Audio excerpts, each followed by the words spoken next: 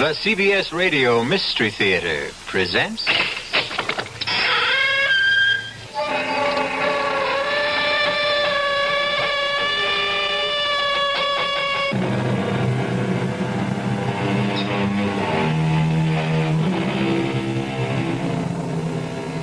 Come in. Welcome. I'm E.G. Marshall. Welcome to the sounds of suspense, to the fear you can hear. Horror that makes the flesh crawl as with maggots, terror that turns the brain to jelly. These mark the work of Edgar Allan Poe. For nearly a century and a half, readers have wondered at the mad creations of his fevered brain, even as their blood ran cold with fear. As shall yours. It comes. What comes? It. Here. It stopped. It stands outside my door. What stands outside that door? See? Oh! Good Lord, help us. Please, God, help us.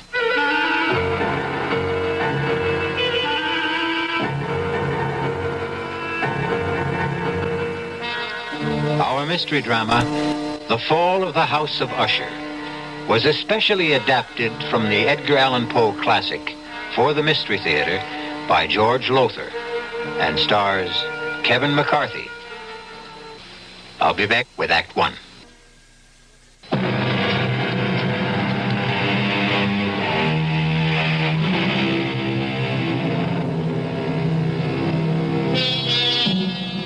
I must warn you that there lies ahead for you a tale so gruesome that when it ends, you will know beyond doubt that never in your life before have you experienced such revulsion.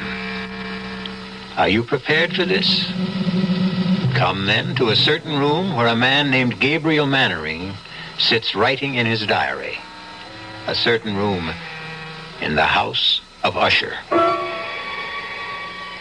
I sit here writing this diary, when in truth, were I not a fool, I should have already departed this frightful place. Already I have sensed such horrors in these first hours of my visit that I tremble at the thought of what may be in store for my friend Roderick Usher, and for me. During the whole of this dull, dark autumn day, I had passed on horseback through a singularly dreary tract of country, and at length found myself, as the shades of evening drew on, within a view of this bleak and melancholy house, the house of Usher. I felt at once an iciness, a sickening of my heart, and wondered what it was that so unnerved me.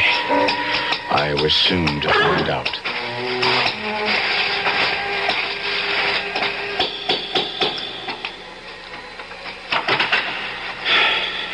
You would be Mr. Mannering, sir? Yes. My master waits you. One moment, my horse. We'll be well cared for, sir. Oh, that carriage standing there. That black carriage? Is there another visitor? Only the doctor. He is attending Miss Madeline. This way, sir. Thank you. Follow me now, sir. We turn here, the passage on our left. Now, this to the right. I had no idea the house of Usher was so vast. Ah, yes, vast. Above and below. Below? There are chambers underground, vaults, dungeons that even I have never seen, and I have lived here as servant to Mr. Usher more than 30 years. Here we are, sir. Come. Mr. Gabriel Mannering, sir. Oh, Gabriel, my dear good friend, you've come at last. Roderick, I came immediately on receipt of your letter.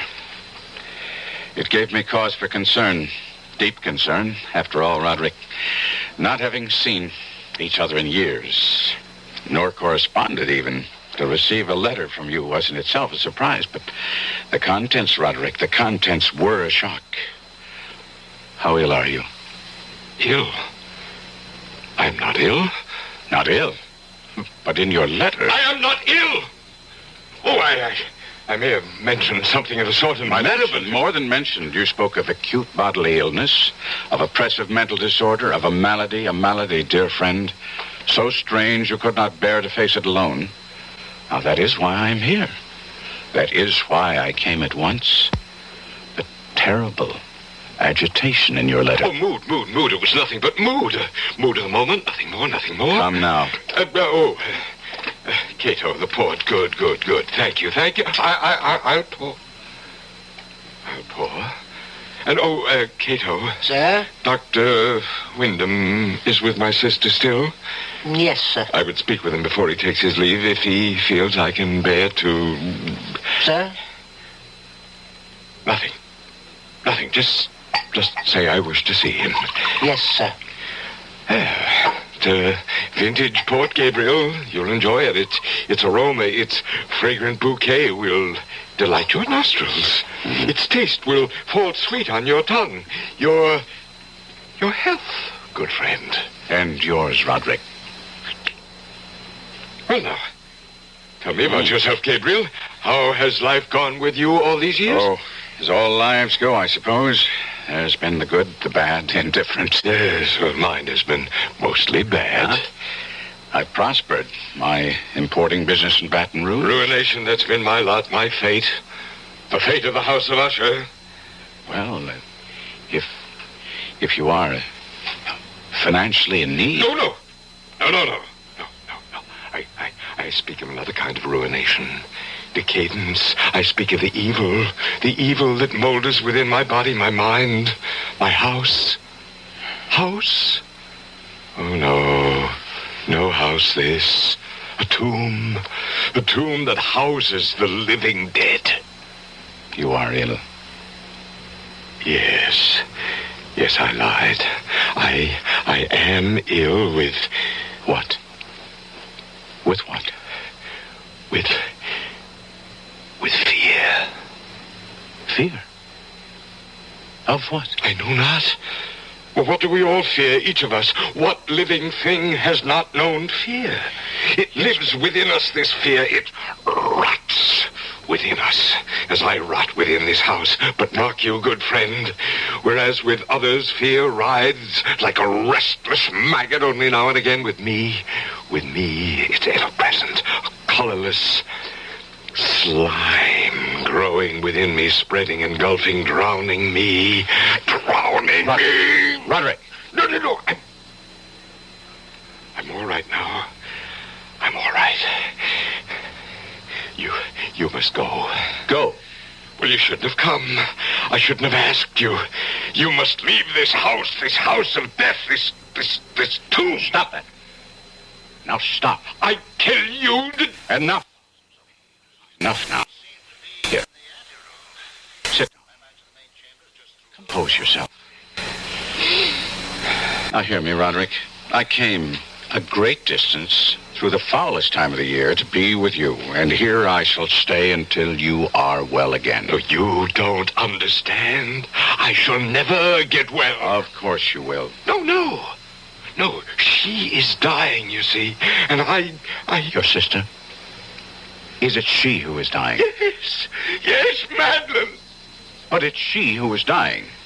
If it is... No, you don't understand. You don't understand. Come in. Dr. Wyndham. Come in, Doctor. Thank you, Cato. May I introduce myself, Doctor? Mr. Usher, as you see, is not himself. I'm a friend of his, Gabriel Manning of Baton Rouge. Oh, how do you do? Louis Wyndham. I entreat your pardon, both of you. Now, Roderick. My nerves sometimes... Yes, I know, and I'm sure Mr. Mannering understands. You've been taking the laudanum I prescribed?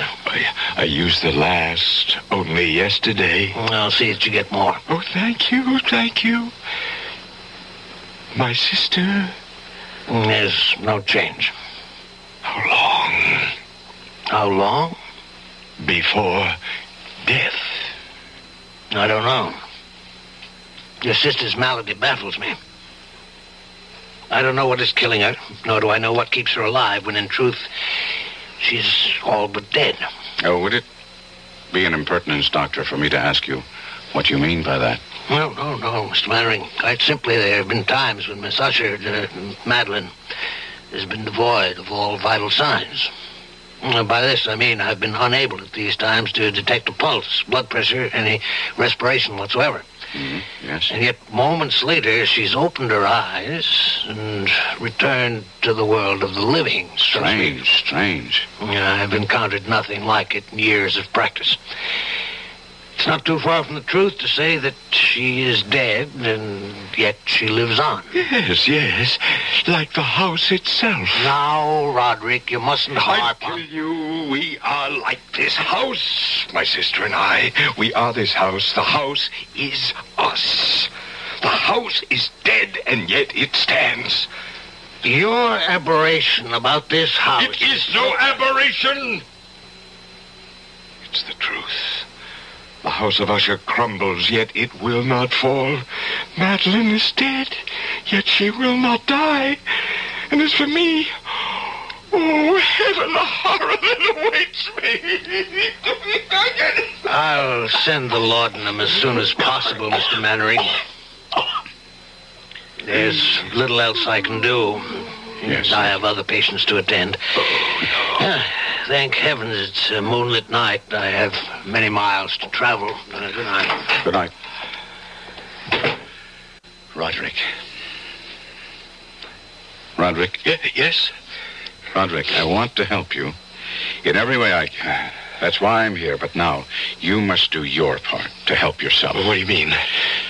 Well, I could be wrong, but it seems to me you let yourself go to pieces all too easily. This wild talk of your sister Madeline being dead and yet alive. Well, now, that's nonsense, you know. No. Yes, well, I'll agree with you with one thing, and one thing only. In a way, you have become this damnable house. No healthy, sane man could live here for long without beginning to lose his sanity, without serious damage to his nervous system. I've never seen such gloom. Inside as well as out. This very room reeks of dejection, despondency, undusted cobweb furnishings, black drapes covering the window.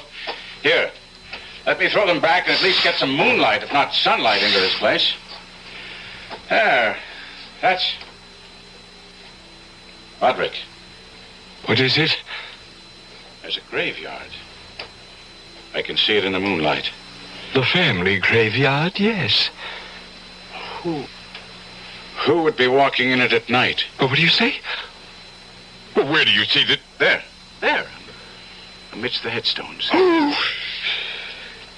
it's Madeline. What is she doing out there? Well, we'd better go and find out. Good Lord. In the doorway. What is it? Madeline! Am I that horrifying to look upon, dear brother?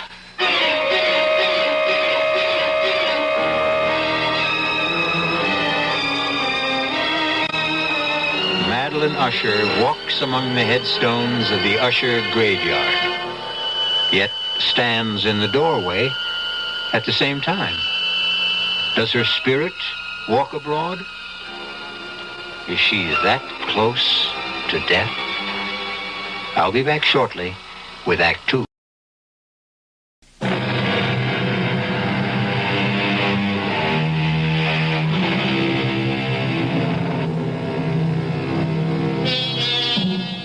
Again, I must ask if you wish to go on, and warn that if you do, you will experience a kind of horror for which I can find no words.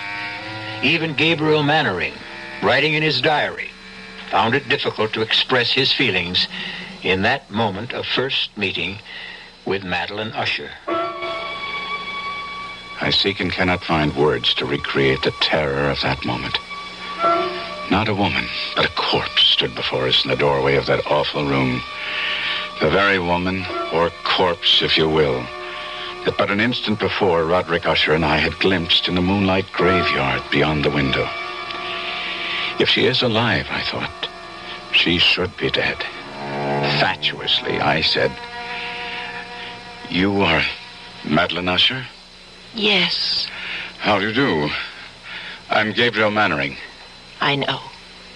Ah, you winced as you took my hand. What? You felt its coldness. No. Yes. You need not dissemble with me. Even now, you find it hard not to stare at the dark patches on my face, the putrescence that lives. Yes, thrives in my dying flesh. Madeline, my dearest sister, you should be lying down, resting. You mustn't waste your energy. I wanted to meet your friend. Someone from the world of life outside this house, this tomb. I wanted to meet it. She's falling. Catch her. Put her on the couch, Gabriel. No. But still, we'll carry her to her room. There's no pulse. No heartbeat. Is she? Well, heaven help me.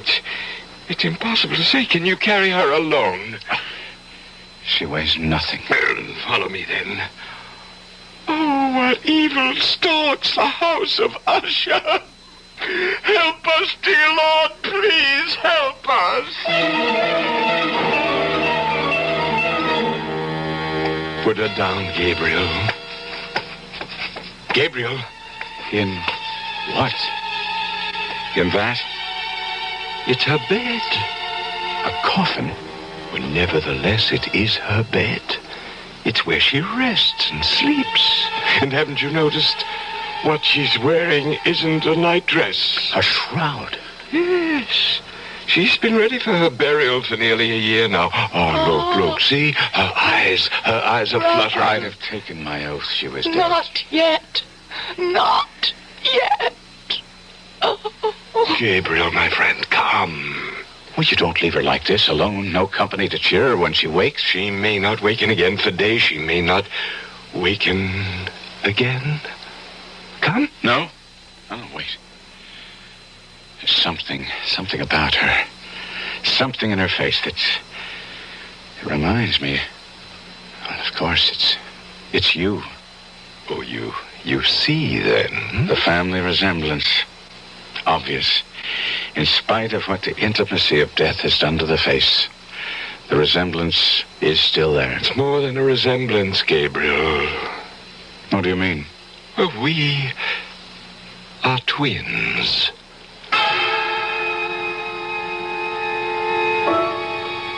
As my friend spoke those words in that chamber of death, a curious change came into his face. It floats before me even now as I write, a complexion gone so suddenly cadaverous, his eyes large, liquid and luminous beyond comparison, thin and pallid lips gone thinner, paler. For a moment, he seemed scarce human. I had tried to calm his fevered nerves by telling him it was his sister, not he, who was dying. And he had cried out, You don't understand! You don't understand! And now, in an instant, I did understand, or at least the shadow of what he meant touched me, and I was filled with a dread, a loathing of what was to come that I cannot fully express. Had I known the full truth of what lay before us, my loathing would have increased 100-fold, and I should have fled the house of Usher then and there. Certainly, I should not have found myself at breakfast with Usher the following morning. Another helping, Mr. Mannering? No more, Cato. Then I can give you the message. A message from whom? Miss Madeline.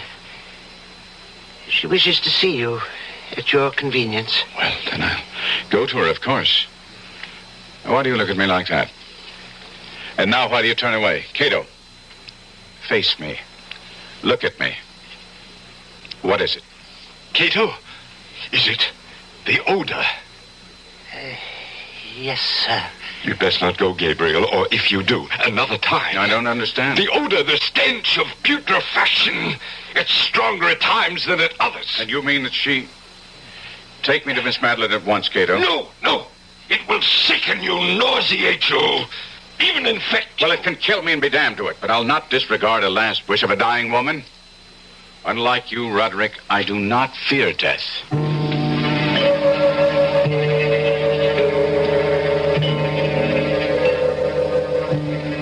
Miss Usher? Madeline?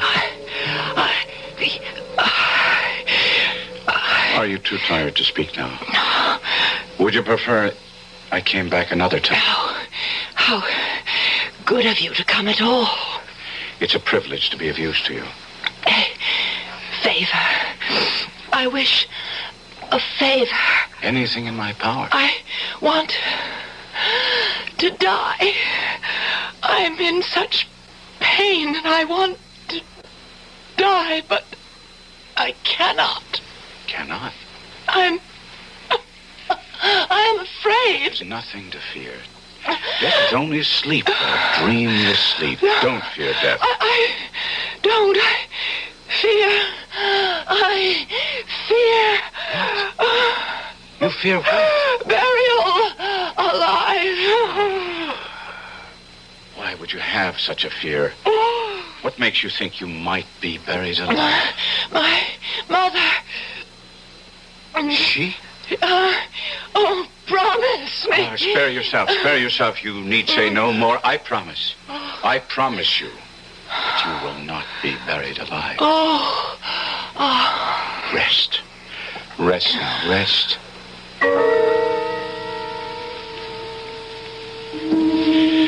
That is what you meant, Roderick, is it not? Like her, like your twin, you don't fear death so much as you fear being buried alive. Well, that's part of my fear. Yes. Only part? Well, I fear... Oh, God, more than I can tell you. I fear what happens in death. Another aberration. As with the house, so with this. You are a man given to aberration. And what of that? You make as little sense as Wyndham. You think because you're going to think an aberration, it'll go away, that it will cure itself if you but name it. Reason, common sense. Reason, common sense. When you speak to me, an usher of reason and common sense, Do you not know of the madness that has tainted this family through its history? From the beginnings of the House of Usher, this house, this family... Until now, until Madeline and me, the last of the Ushers, from beginning to end, from rise to fall. Roderick. Rise to fall. Roderick. From rise to fall. I had not thought on it before, but that is what it will be when she and I are dead. It will be the fall of the House of Usher. Yes, Cato. The laudanum, sir, from Dr. Wyndham. Oh, thank heaven. It has come none too soon.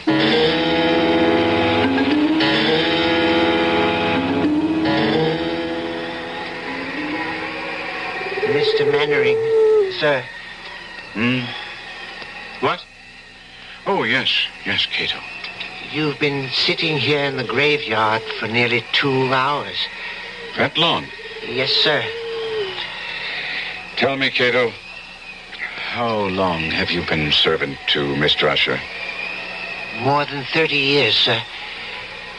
But I thought I'd told you that the night you arrived just a week ago. Did you? Oh, then I forgot. Were you here when the mother died? The mother of Mr. Roderick and Miss Madeline? Why do you ask such a question, Miss Mannering? I don't know, really, except I've been dwelling on what Miss Madeline told me about her mother. Buried alive. Was she indeed? Sir, don't ask such questions. Don't dwell on such thoughts. Why not? It was discovered the mother had been buried alive? Yes. Tell me about it. Sir, I entreat you. Understand. You cannot stay in the House of Usher. No one can without something... I know not what, but something evil. taking possession of his mind, his spirit, his very soul. It will happen to you. It is happening to you. No. You've been drawn here to this spot. You've been sitting here in the damp and chill for hours because you, too, have taken the first step toward madness. How did they discover she'd been buried alive? Sir, I beg you, turn your thoughts away from... How? If you must hear it. A few weeks after she had been buried, the coffin placed in that vault you see under the trees, it was discovered that she had been buried wearing a valuable ring. A ring? It contained a stone worth a fortune. It had been hers. She had always worn it, and when the undertaker encoffined her, he neglected to remove it. He had no idea of its worth, or surely he'd have inquired whether the family wished her to wear it to the grave. And as you will understand, such was Miss Madeline's and Mr. Roderick's grief. They didn't think of the ring until weeks later. And decided to retrieve it? Yes. We went to the vault, the three of us, slid back the slab that covers it, and... sir, let us go in. Finish what you're telling me. There lay the coffin. The lid was in two parts. A lower part that covered her body from the waist down, an upper part from the waist up. This I pried up, and there... Go on. She lay face down. Her hands had torn chunks of hair out by the roots. Such was the agony of terror. Hands, do I say? Claws. They had become rigid in the death throes. Yes. We turned her over. Her face, oh, my God, be with us. Her face, I cannot describe. I cannot. Enough, then. Oh, the chill is getting to me. No! Mannering! Quickly, come. Heaven help us, what is that? There, coming toward us from the house. Roderick! Help me! What? Help me! Roderick! What is it, man? A corpse! A corpse! What? Madeline, dead. She's dead at last. Dead, but... What? What is it? She tried to take me to the grave with her. She tried to drag me into her coffin. No. Roderick, pull yourself together and tell us. I went to her chamber to see how she was. I called her name again and again and again, and no answer. I felt for a pulse, none. I lay my head against her breast, no heartbeat, and then... Oh, God! Her arms were entwined around my neck, her cold arms around my neck, and I tried to break free, but I couldn't. I grabbed her wrists and I tore her arms from around me. Sir? I've got him. Help me carry him inside.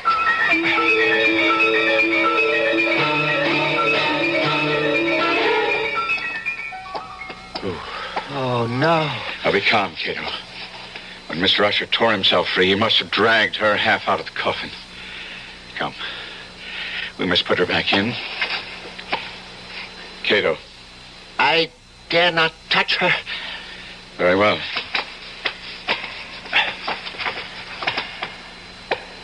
There. Is she at last dead? She seems so. Ride for the doctor. Tell him to come at once. Yes, sir. Sir, you mean to stay here? Yes. But I will be gone at least 2 hours. Should you change your mind, you'll not be able to find your way back to the library in that maze of corridors. Now, don't worry about it. I shall stay here. I made her a promise that she'd not be buried alive, and I mean to keep that promise, Cato. Beginning now.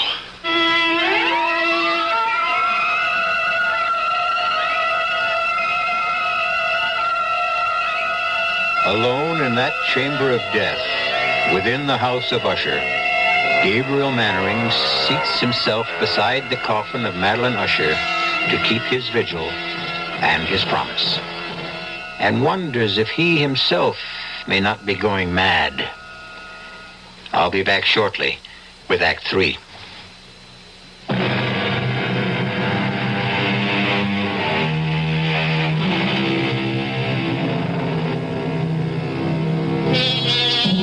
Terror so awful as to shatter the human mind haunts the house of Usher, hangs like a shroud in the air, drips on the spirit like the very slime upon the decaying walls. As Gabriel Mannering sits beside the coffin of Madeline Usher, he feels this terror seeping into him. Seeping into me like a rising tide of pollution. Cato said he would be gone 2 hours in fetching Dr. Wyndham, but to me, it seemed like 20 before I heard his returning footsteps. You don't look well. I'm all right. Sir, you deceive yourself. Never mind now. I'm seeing Miss Usher. My bag, Cato? Thank you. Heart first. Is she? No, there's no heartbeat. None whatever. No pulse. No vital signs at all. She is gone, then? Hey, Mr. Mannering, I've attended her in this strange illness for nearly a year. I've seen her in this state 4 times before. What's to be done? What indeed?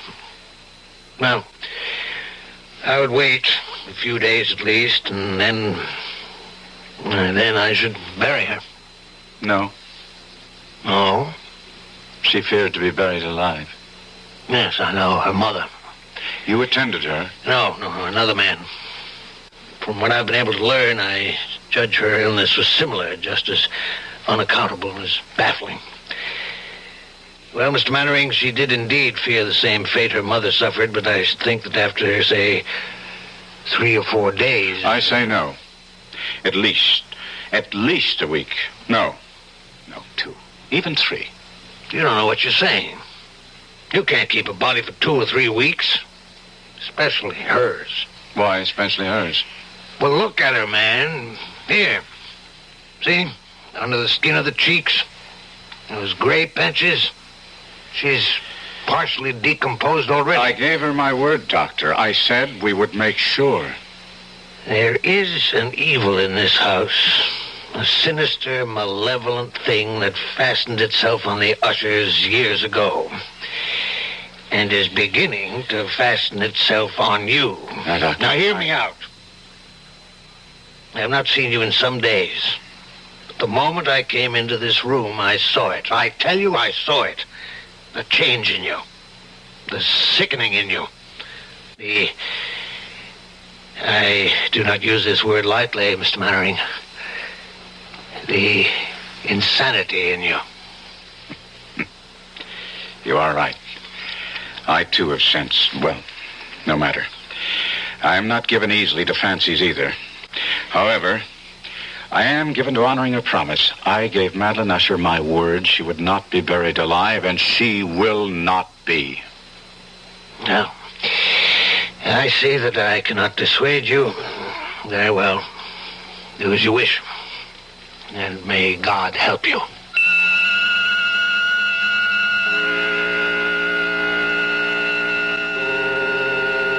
I stayed by her coffin for yet another hour or so, making sure there were no signs of life. Then I returned to the library, led there, of course, by Cato, for I could never have found my own way through that maze of corridors and passages. I found Roderick Usher seated bolt upright in a wing chair, staring at I know not what. Roderick, I must talk to you. Do you hear me? Yes. Now, Roderick, as I told you, I promised your sister to take every precaution against her being buried alive. She is dead. I know it in my heart, my soul. I know it. I believe so, too. But we must be certain. Now, that presents a problem. Roderick, are you listening? Problem? Yes. Decomposition. If she is dead, she will decompose. And after a period of days, well, you can imagine. Days? Days of what? Of visiting her coffin at least every 12 hours, say, to make sure she's dead. Are you mad? We must keep her body. 1 week, 2. And the question is, where? Where? We'll have to leave the coffin open in case she should regain her senses. On the other hand, if she is indeed dead, Well, there are vaults deep down beneath the house. We could put the coffin in one of those. Good. We'll do that then. Yes, we'll do just that.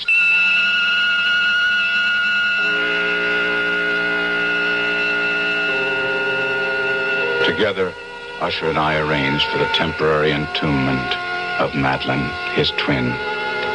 The vault, so long unopened that our torches were half smothered in its oppressive atmosphere, was small, damp, and entirely without means of admission of light, lying at great depth beneath the house. There, Gabriel. It is done. We must come here again. In no more than 12 hours. As you say. As you say. Before he wished only to bury Madeline, why now did Roderick become so compliant, agree so readily with what I said? If only I'd asked myself that question. But I did not, and in consequence faced an unexpected problem. Why do you not believe me? It isn't that I don't believe you, Roderick, but I wish to see for myself. There is no need for you to do it. I have done it. You have? I have visited the coffin at least once every 12 hours, sometimes twice. She does not live. Take my word for it. It is my word that concerns me.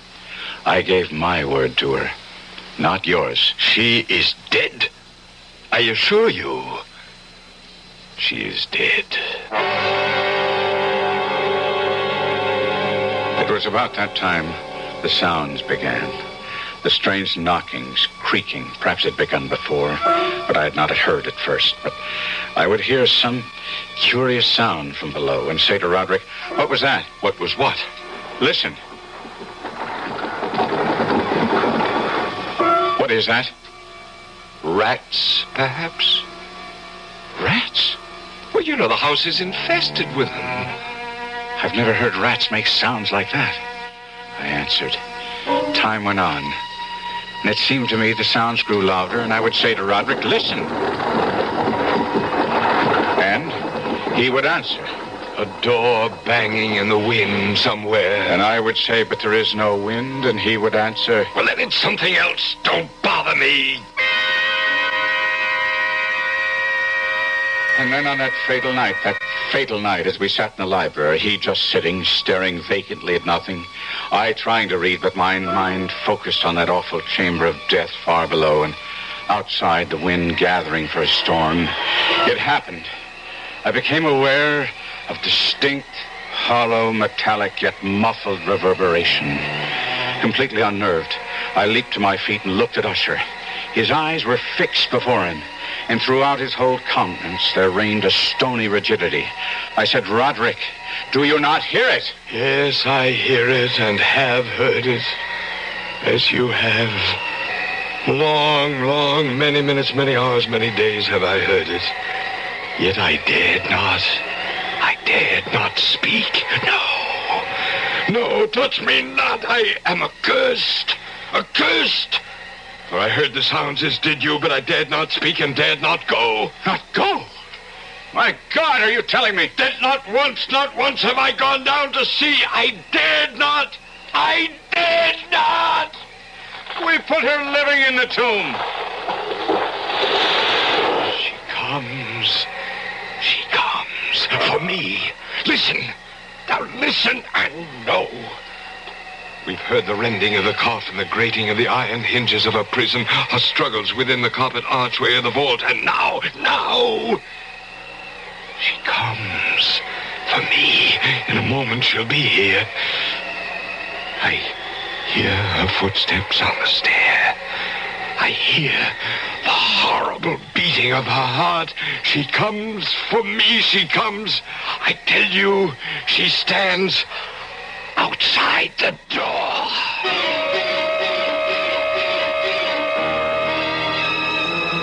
And as if in the superhuman energy of his utterance there had been found the potency of a spell, the huge antique panels to which he pointed drew slowly back, and outside those doors did stand the towering and enshrouded figure of Miss Madeline.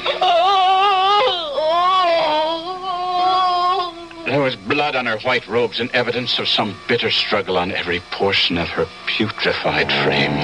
For an instant she remained trembling and reeling to and fro upon the threshold.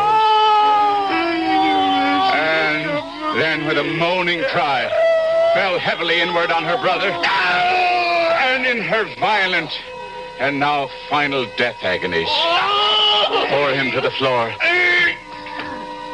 A corpse. A victim to the terrors of all he had anticipated.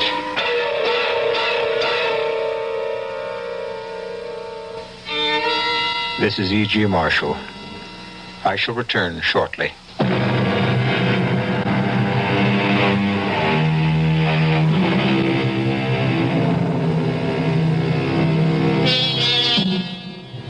The manuscript of The Fall of the House of Usher ends thus. I fled from the house, leaving all behind me. As I ran, I heard a sound so horrendous it made me stop and turn. My brain reeled as, looking back, I saw the mighty walls of the house burst asunder. And in a few moments, the moon, breaking through the scudding clouds, a blood-red moon, revealed the end. The fall of the House of Usher. Our cast included Kevin McCarthy, Arnold Moss, Marion Seldes, and Robert Dryden. The entire production was under the direction of Hyman Brown. This is E.G. Marshall inviting you to return to our Mystery Theater for another adventure in the macabre. Until next time, pleasant dreams.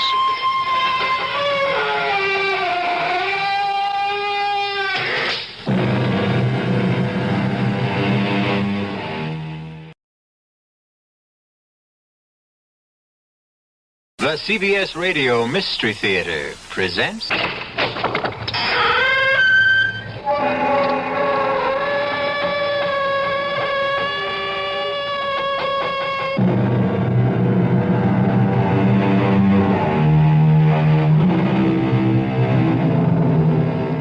Come in. Welcome. I'm E.G. Marshall. I don't know if you've ever stopped to think about it, but of all the creatures in the animal kingdom, only man, and man alone, will murder his mate simply because she no longer pleases him. True, certain of our friends in fur, fin, or feather will indulge in desertion or even divorce, but murder? For that, you must have the highest degree of culture and civilization. For that, you have to be human. I must know what I can do, Doctor, to keep myself from killing my wife. Why do you want to kill her? I don't want to kill her. Well, then, what makes you think you're going to? I've been told I'm going to do it. By whom? I've been told unmistakably and in no uncertain terms. And that's what scares me. But who told you? Pluto. Who's Pluto? A cat. A cat told you? Yes. My wife's cat.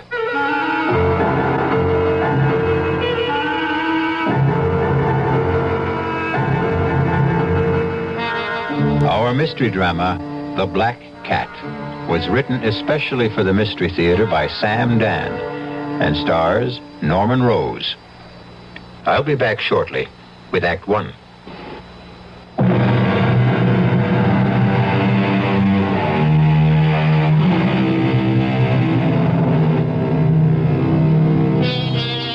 Consider the act of murder.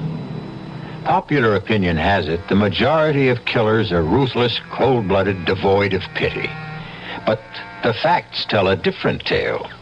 Statistics reveal most murderers are neither brutal nor savage. The record shows you don't have to be a devil or a demon or even a criminal. Experience teaches a killer could be any one of us. Given the time, the place, the provocation, it could be you.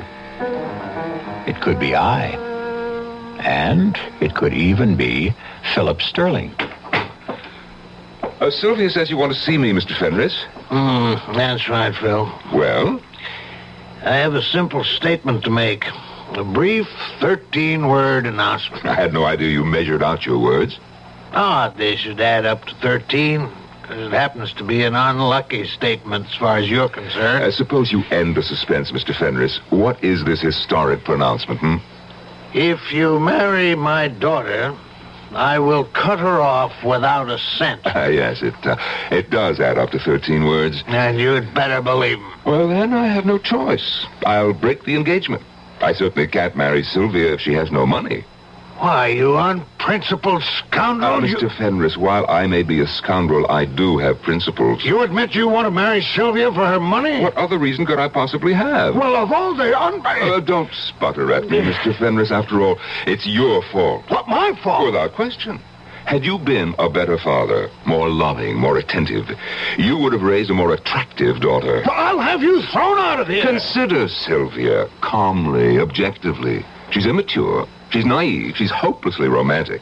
She's careless. That's my word. Others would say sloppy about her weight, about her appearance. It's your fault. Your fault, all of it. I'll have you know I gave my daughter everything. You gave her only what money could buy. And in addition to everything else, she has that damn black cat, that Pluto, and she pretends she can talk with it.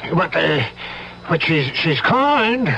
She's gentle. Of course. Otherwise, she'd be unbearable. Why am I even discussing this?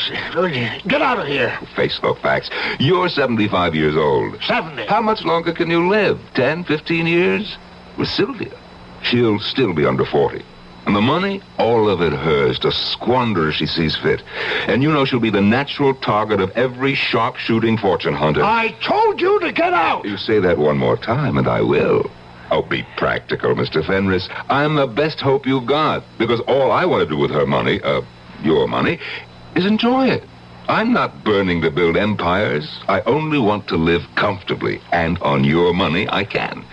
And, well, I even happen to like Sylvia, just enough to put up with her. I think you must be the devil himself. Well, better the devil you know than the devil you might get.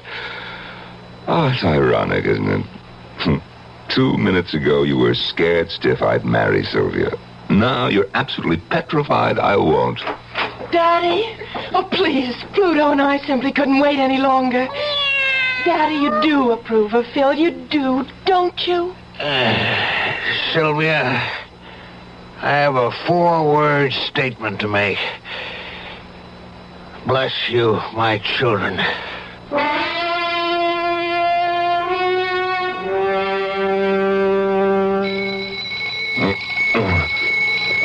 Oh, hey.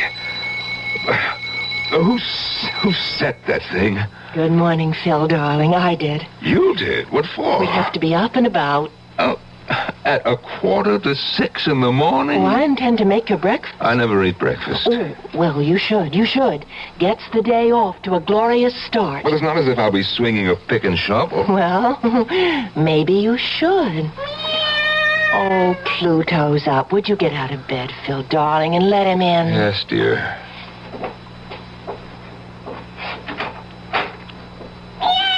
Oh, isn't he just the sweetest thing in the world? Well, he sure is. Now, what were we talking about? Picks and shovels and hearty breakfasts. A combination guaranteed to make me ill. Phil, You don't know a thing about the construction business. I never claimed I did.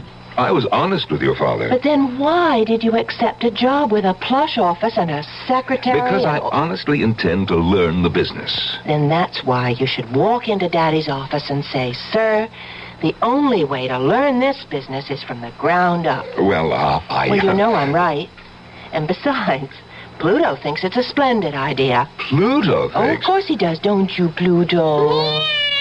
Matter of fact, Pluto and I discussed it last night. Sylvia... Why can't you believe Pluto and I talk together? Because to talk means to exchange words, and Pluto cannot... No, dear. To talk together means to exchange thoughts. And that's what we do, Pluto and I. How?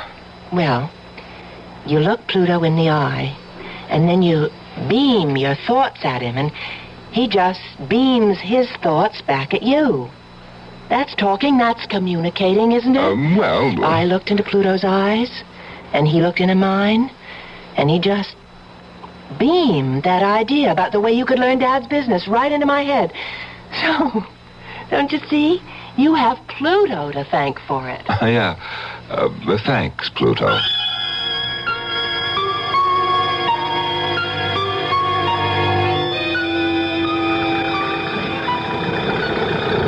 All my life, I hated work.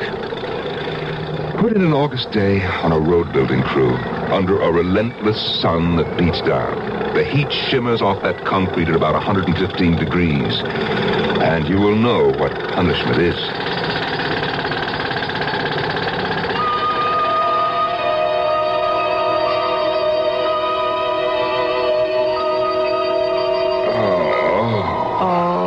Phil, darling, where does it hurt? Everywhere. Well, a little gentle massage will ease those aches. No, nothing. Nothing will ever relieve these pains. Pluto says you'll get used to it. Yeah, well, you just tell Pluto for me that I will never get used to it. You will. Let Pluto tell you himself.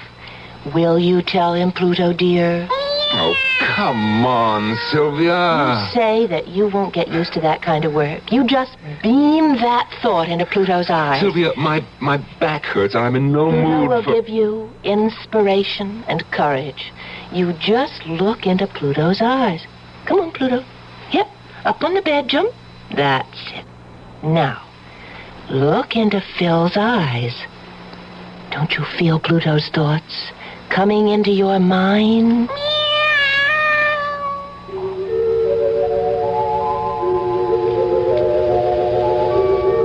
I don't know what color a cat's eye is supposed to be. But suddenly I was staring into a kaleidoscope of brilliant hues. Flaming reds, freezing greens, burning yellows, icy blues, all of them shifting, twisting, trying to form into shapes. And there was this terribly taut feeling of tension, as if the entire kaleidoscope were trying to dissolve into a scene. And finally, the way a bubble bursts, all the colors blended into that one icy blue. That icy blue became two of the coldest, frostiest eyes I'd ever seen in my life. The eyes of a sharp-faced man in a black robe, and he was talking to me. Philip Frederick Sterling, have you anything to say before the sentence of this court is passed upon you? I didn't do it. I swear I didn't. I couldn't kill anyone. I'm not made that way. You must believe me. I'm not a killer. You shall be in prison at the state penitentiary No, you can't do it. I'm innocent. until the 3rd day of April. No, At no, which time no. you shall be...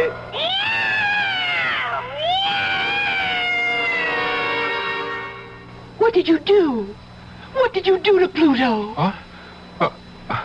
I didn't do anything to Pluto. He saw something in your eyes. Oh, what could he have seen? The future. The future? Yes. He saw the future, and it frightened him. Oh, he's terrified. And so are you. Me? What are you talking about? I'm not... Why are you shaking all over? Who's... You are. Phil. What did you see in Pluto's eyes? Nothing. But Phil... I said I saw nothing.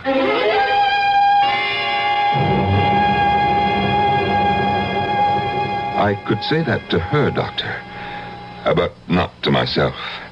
Because I had seen something. A courtroom, a judge, a jury, a defendant. And, of course, that defendant was me. Go on, Miss Sterling. I wasn't imagining this, Doctor. I looked into the eyes of that cat, and I saw... Yes, you saw that you were being convicted of murder and sentenced by a judge. You don't think I'm crazy? Crazy has many connotations. Whether or not you're crazy, as you put it, is irrelevant here. But why should I see such a scene?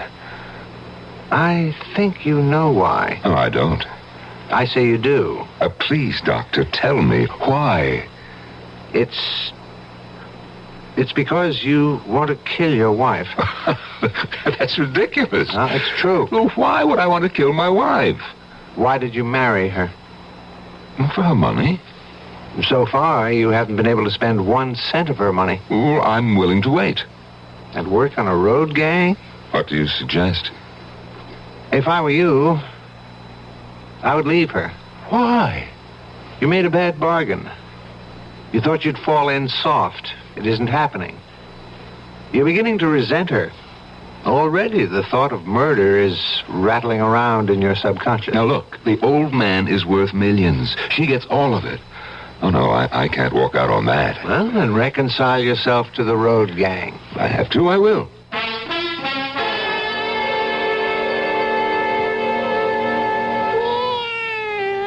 Oh, darling, reach down and pat Pluto's head. He's forgiven you. For what? For scaring him the other day. Oh, poor Pluto. Come here, boy. Now you see how he likes you? Well, I like him, too. We're pals, aren't we, Pluto? Well, do you think you could talk to each other again? Well, sure. How are things, Pluto, baby? No, I mean really talk. Look into his eyes. Oh, that. Look into them, Phil. Maybe Pluto has something to tell you. Well, okay. Talk to Phil, Pluto. Talk to him.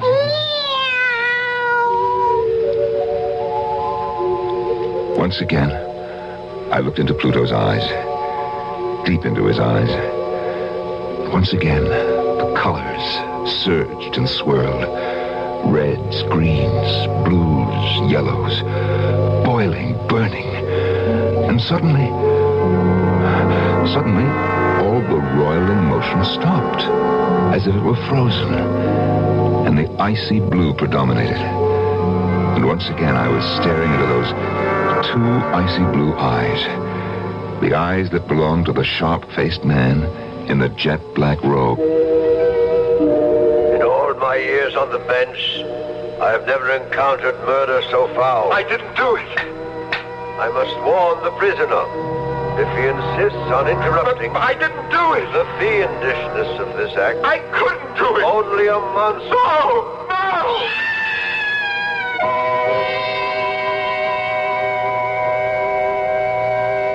As the poet said, I am the master of my fate. I am the captain of my soul. He might have added, I am the ruler of my mind. It's an interesting project Phil Sterling has set up for himself.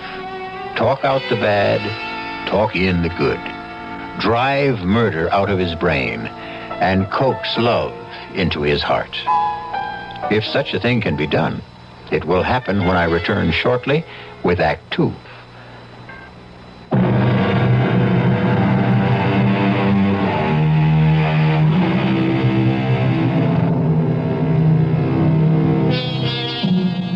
If, as they say, you can see the entire universe in a single drop of water, why is it unreasonable to suppose that Philip Sterling can see the future in the eyes of a cat?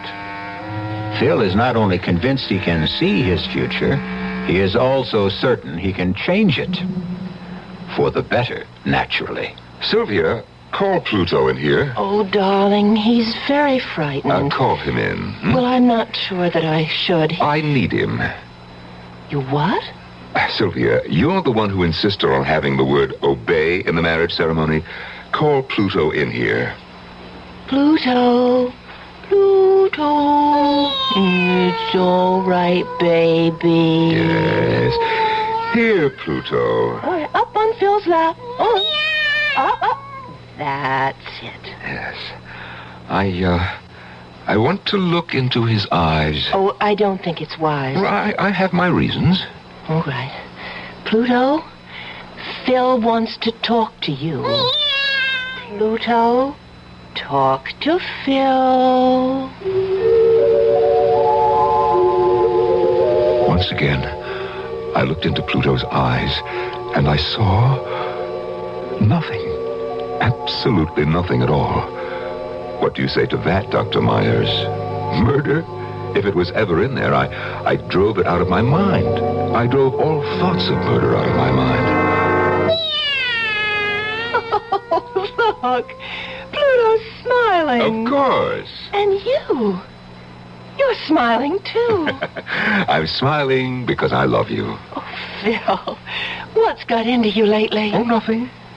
Nothing at all.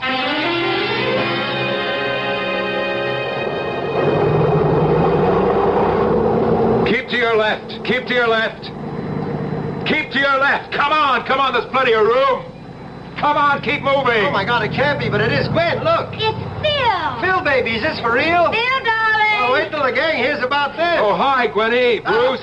Phil, darling, I never knew you had such muscle. What happened, Phil? Does your father-in-law lose all his money? Look, you're holding up traffic. Is this what marriage does to a man? I'll explain it some other time. Get moving. Get moving, or I'll catch it from my foreman.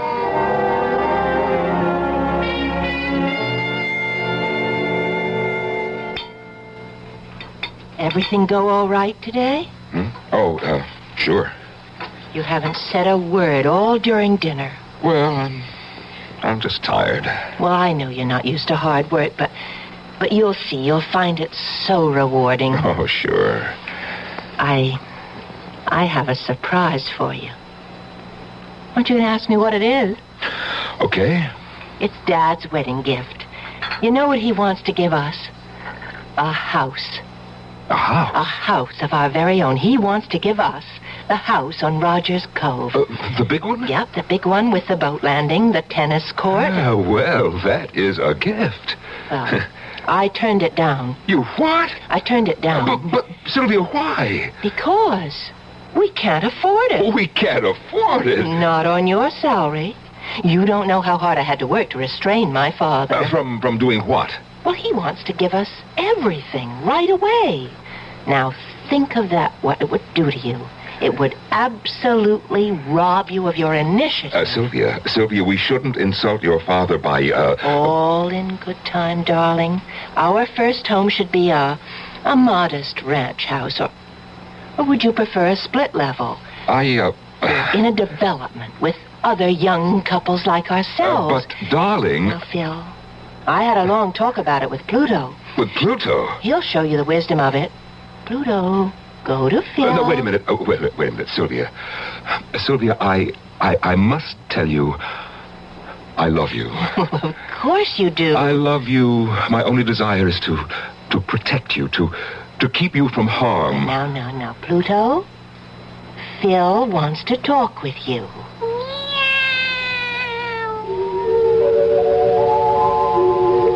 Once again, I looked into those eyes. Once again, the whirl of almost blinding colors. But this time, something was different. In the struggle among the blues, the yellows, the greens, and the reds, the bright crimson reds, they were winning out. Everything was red. Flowing red. Blood red. Red blood on a pale white face. Blood on Sylvia's face. Phil, please, don't hit me. Oh, no, please. I told you. I warned you. Phil, no. You ruined my life. All my friends laugh at me. I love you, Phil. Oh, please don't hit me again. Get up. I'm not through. Oh. Get up. Sylvia.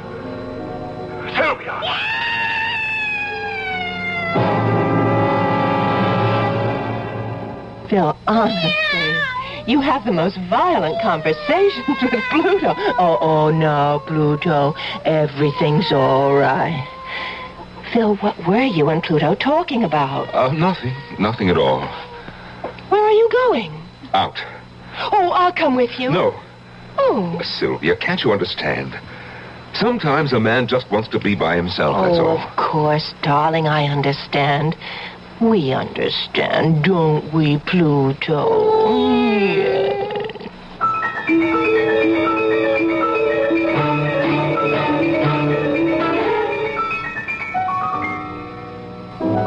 You want to go back to the party? Mm-hmm. Maybe later.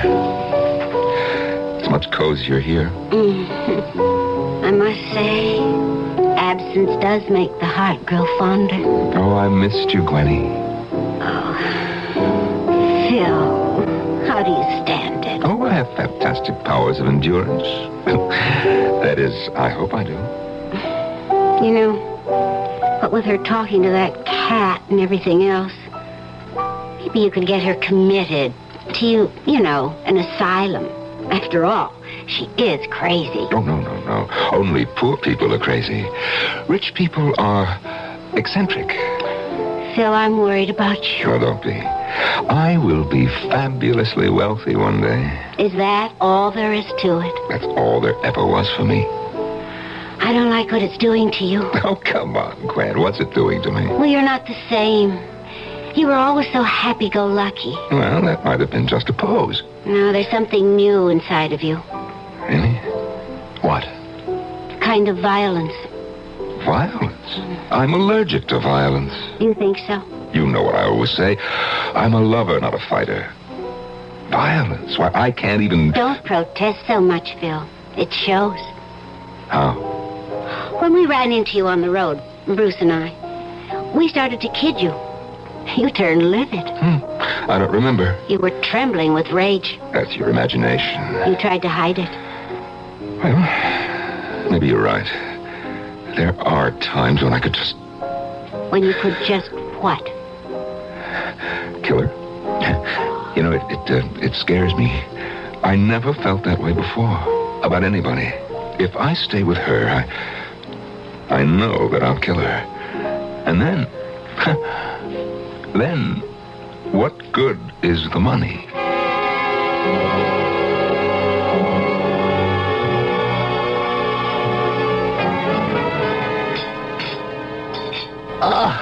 Oh, that's delicious. Have another helping, Dad.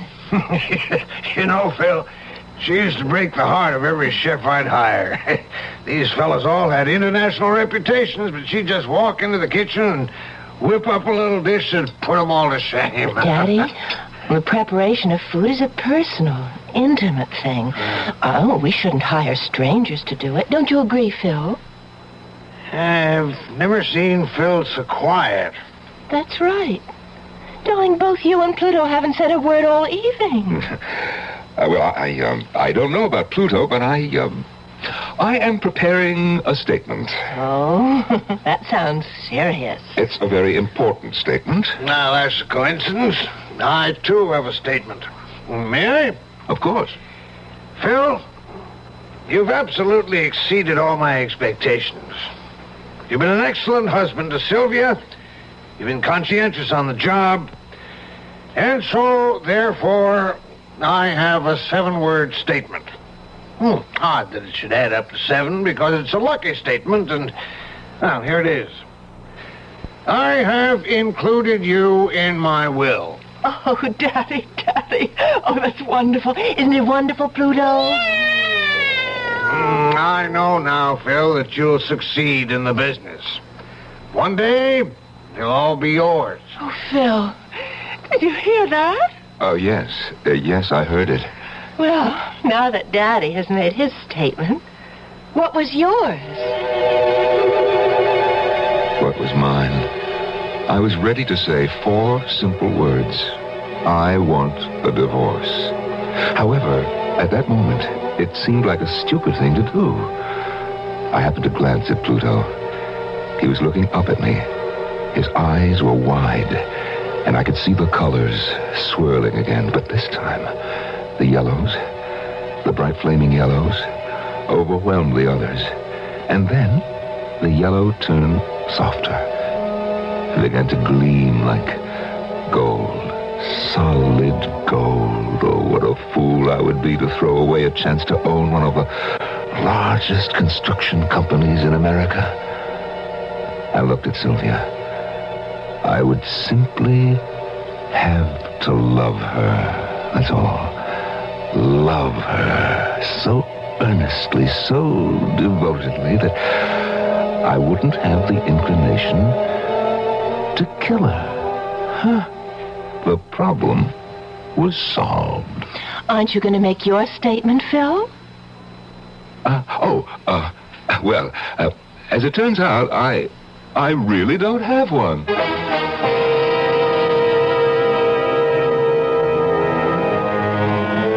You're playing a dangerous game. All your instincts tell you to get out. But suddenly, the stakes are raised to dizzying heights. What do you do? Phil Sterling has decided to stand pat.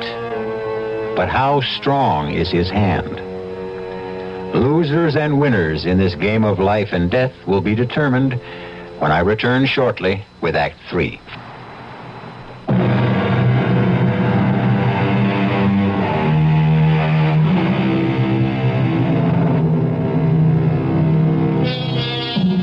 Why should love be a random, subjective thing, completely beyond our conscious control? Why can't we say, she is the logical person for me to love? Phil Sterling is determined to love his wife, because if he can't, he knows he will have to kill her. Oh, darling, let's quit for the night. Or I can mix a batch of cement and start on the wall if you want me to. You work hard all day. Then you come home at night and I make you work in the basement. Oh, well, I don't mind.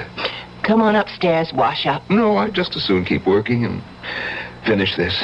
Oh, but not tonight, Phil. I asked the Conways over for coffee. The Conways? Well, they really are such lovely people. Well, he's a bore. Phil? And she's such an idiot. Phil, you have to be friendly with your neighbors. Why? Well, darling, don't lose touch with ordinary people.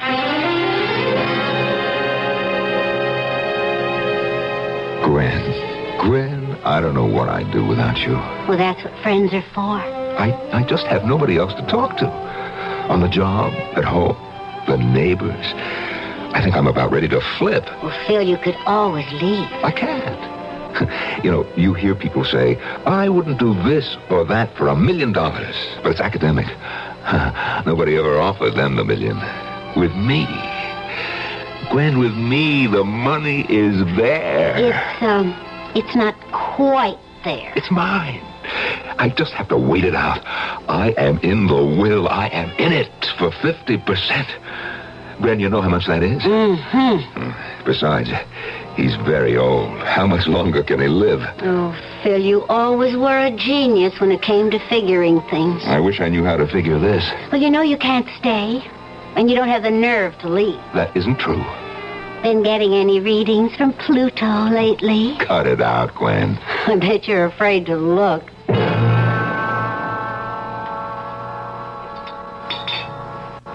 Phil, you haven't eaten a thing. I'm not hungry. Oh, darling, something's troubling you. Talk to Pluto. You'll feel better. I don't want to talk to Pluto. Oh, he's such a comfort. Talk to Phil, Pluto. Yes. Sylvia, I love you. Well, I love you, and Pluto loves you, too. Tell him you love him, Pluto. Well, I know something will cheer you up. Daddy's got the results from his physical today, and he's in the best shape of his life. He is? And you deserve all the credit. Because he doesn't have to worry about me anymore. The doctor said Daddy will probably live forever. Oh, that's great. Phil, I can tell you're not feeling... I'm fine. You're out of sorts.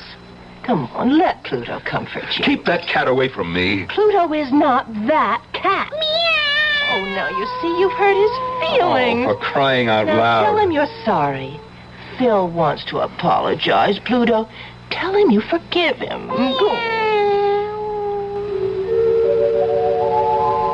Once again, I was staring into Pluto's eyes.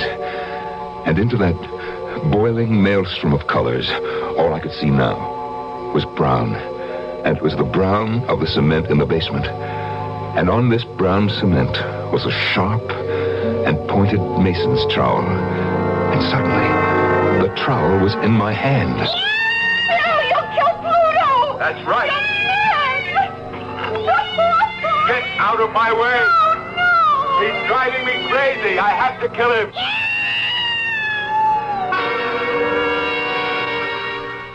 Phil, what's wrong? You're trembling. It's nothing. It can't be nothing. I'm going out. Again? Where? For a walk. Where do you always go on these walks? Nowhere. I just walk. Now stop nagging.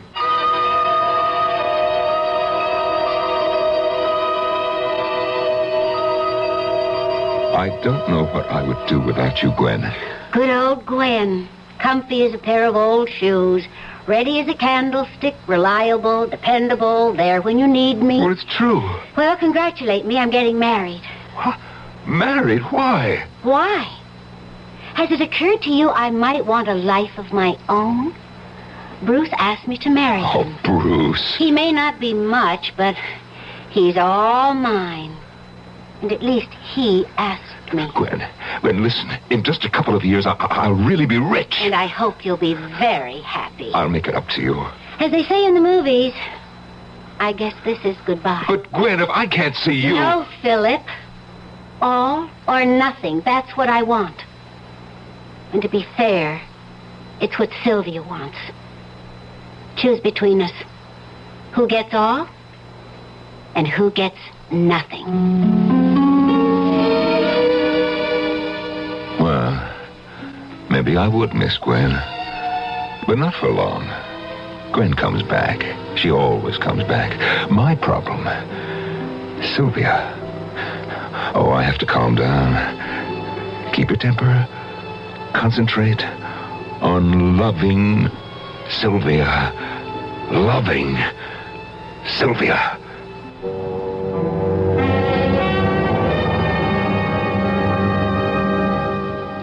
Phil. Yes, dear. Pluto and I have a question to ask you. Oh, what is it? Who is Gwen? What did you say? I think you heard me. He heard me, didn't he, Pluto? Meow.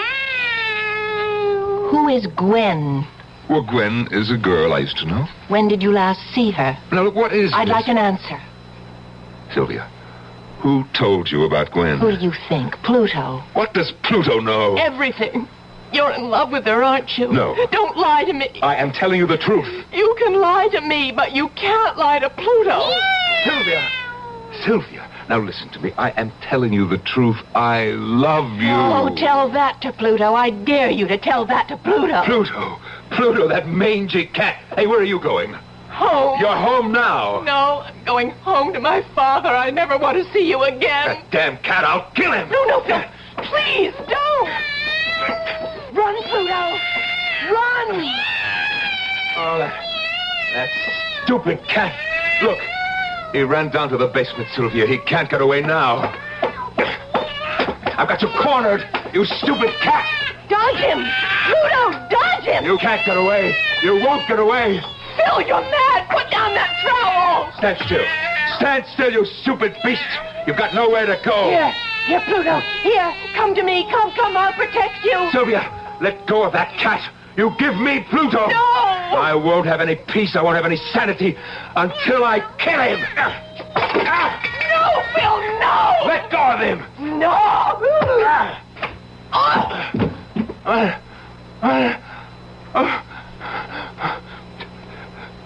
Sylvia. No. Sylvia!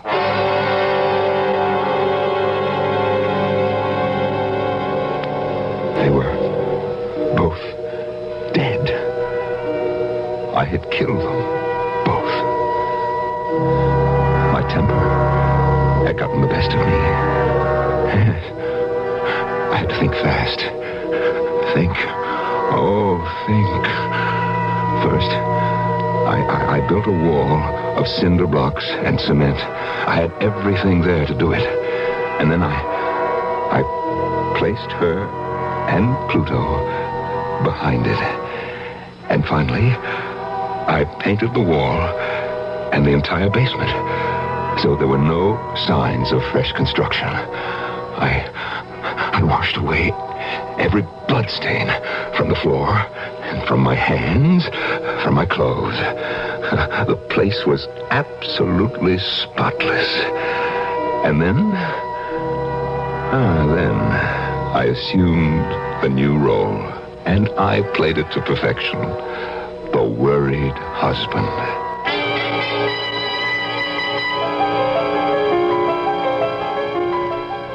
What could have happened to her, Phil? I don't know. Oh, I'm scared. How could she just disappear?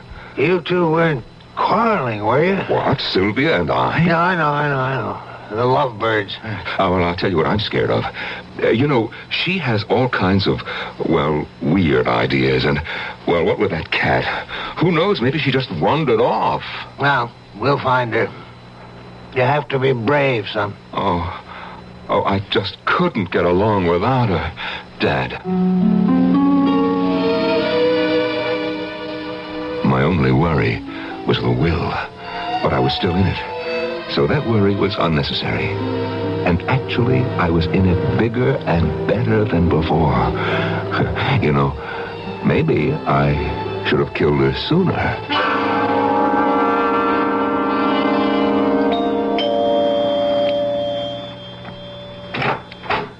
Yes? Mr. Sterling? I'm Mr. Sterling. We're police officers. Oh? May we come in? I'm Lieutenant Haley. Sergeant Miller. Yes. Detective Krause.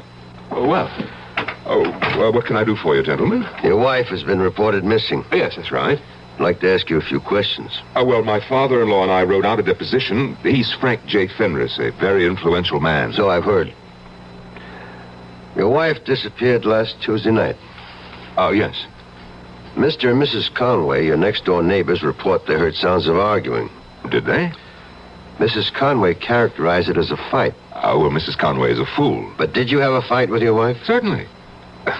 Don't you ever fight with your wife, Lieutenant?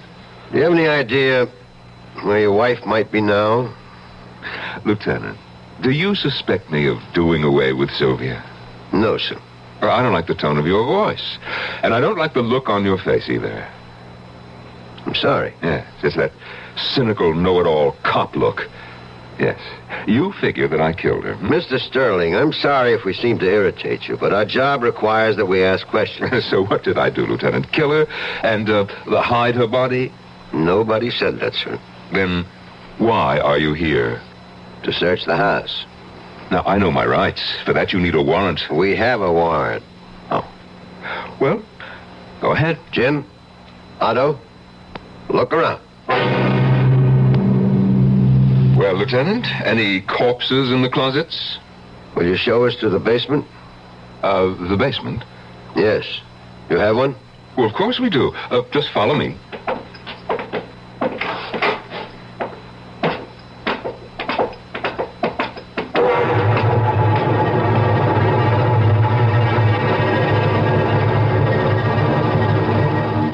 Jim? Anything? Otto? Mr. Sterling, I'm sorry we put you to so much trouble. Something the matter, Mr. Sterling? Mr. Sterling? Huh? No, I'm all right. Are you ill? You look so pale. I know this must be a difficult time for you, Mr. Sterling. Yes, it is. Well, we're through here. Are you sure you're all right? Oh, yes. I'm just fine. Well, goodbye, sir. Goodbye. You know, it's funny. I hear a cat.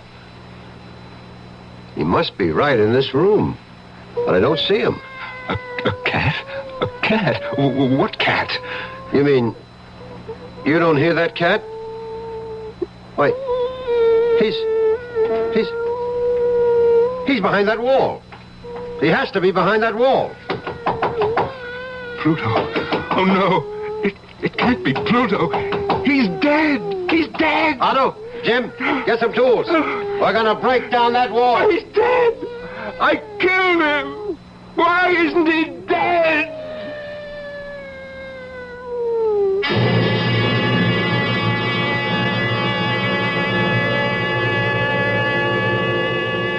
Why?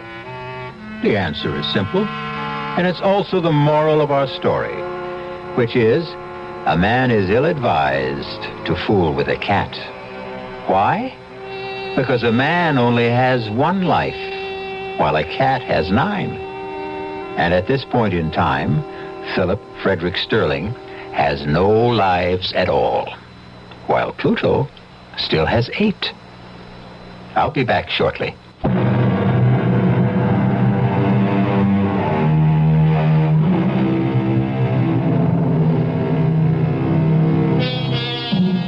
What we're doing on this show is bringing back some of the best of the good old days. And a good old expression used to be, the cat's meow. Mom and Dad used it all the time, even though they didn't exactly know what it meant. Well, after this tale, we know. Our cast included Norman Rose, Marion Seldes, Robert Dryden, Joe DeSantis, and Evie Juster. The entire production was under the direction of Hyman Brown. This is E.G. Marshall inviting you to return to our Mystery Theater for another adventure in the macabre. Until next time, pleasant dreams.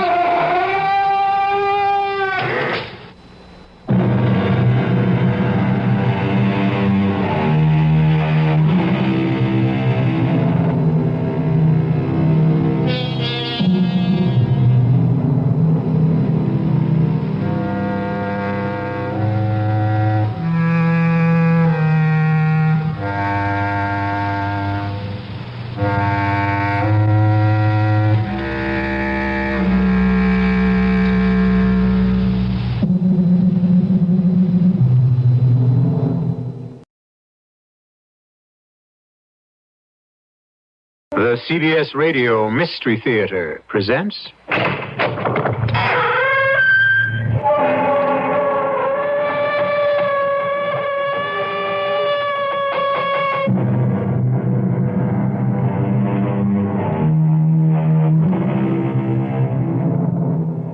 Come in. Welcome. I'm E.G. Marshall. This week starts the second year of Mystery Theater, and it will be a week to remember. A week devoted to the world's master of mystery, horror, and the bizarre, Edgar Allan Poe. Each night this week, it will be my pleasure and honor to bring you one of Poe's masterpieces, our respectful tribute to the creative genius of a truly great author whose stories will live for all time. Help us celebrate the start of our second year of Mystery Theater by joining us every night this week in our salute to the world's acknowledged master of the macabre. Of all the fears that have plagued mankind, probably the most terrible was the possibility of being buried alive. Oh, don't shrink away. You have nothing to fear, modern medical science being what it is. But not so many years ago, the thought of waking up in one's closed coffin beneath 6 feet of earth, that was a horrible thought indeed. And an ever-present danger, which led, in at least one case, to a remarkably strange experiment. Let me go. Oh, please let me go. I'm dead, I tell you. I'm dead. Guy, I must release her. No, Gordon, no. She's alive. Only my spirit lives. My body has been dead for days. Guy, I beg you, let me release her from the spell of mesmerism I cast over her. Yes. Release me. No. Victorine, no. Oh, no, my darling. If I let Gordon break his hold on you, you will be dead, and I can't face the horror of that. Then a worse horror awaits you. Horror. Far worse.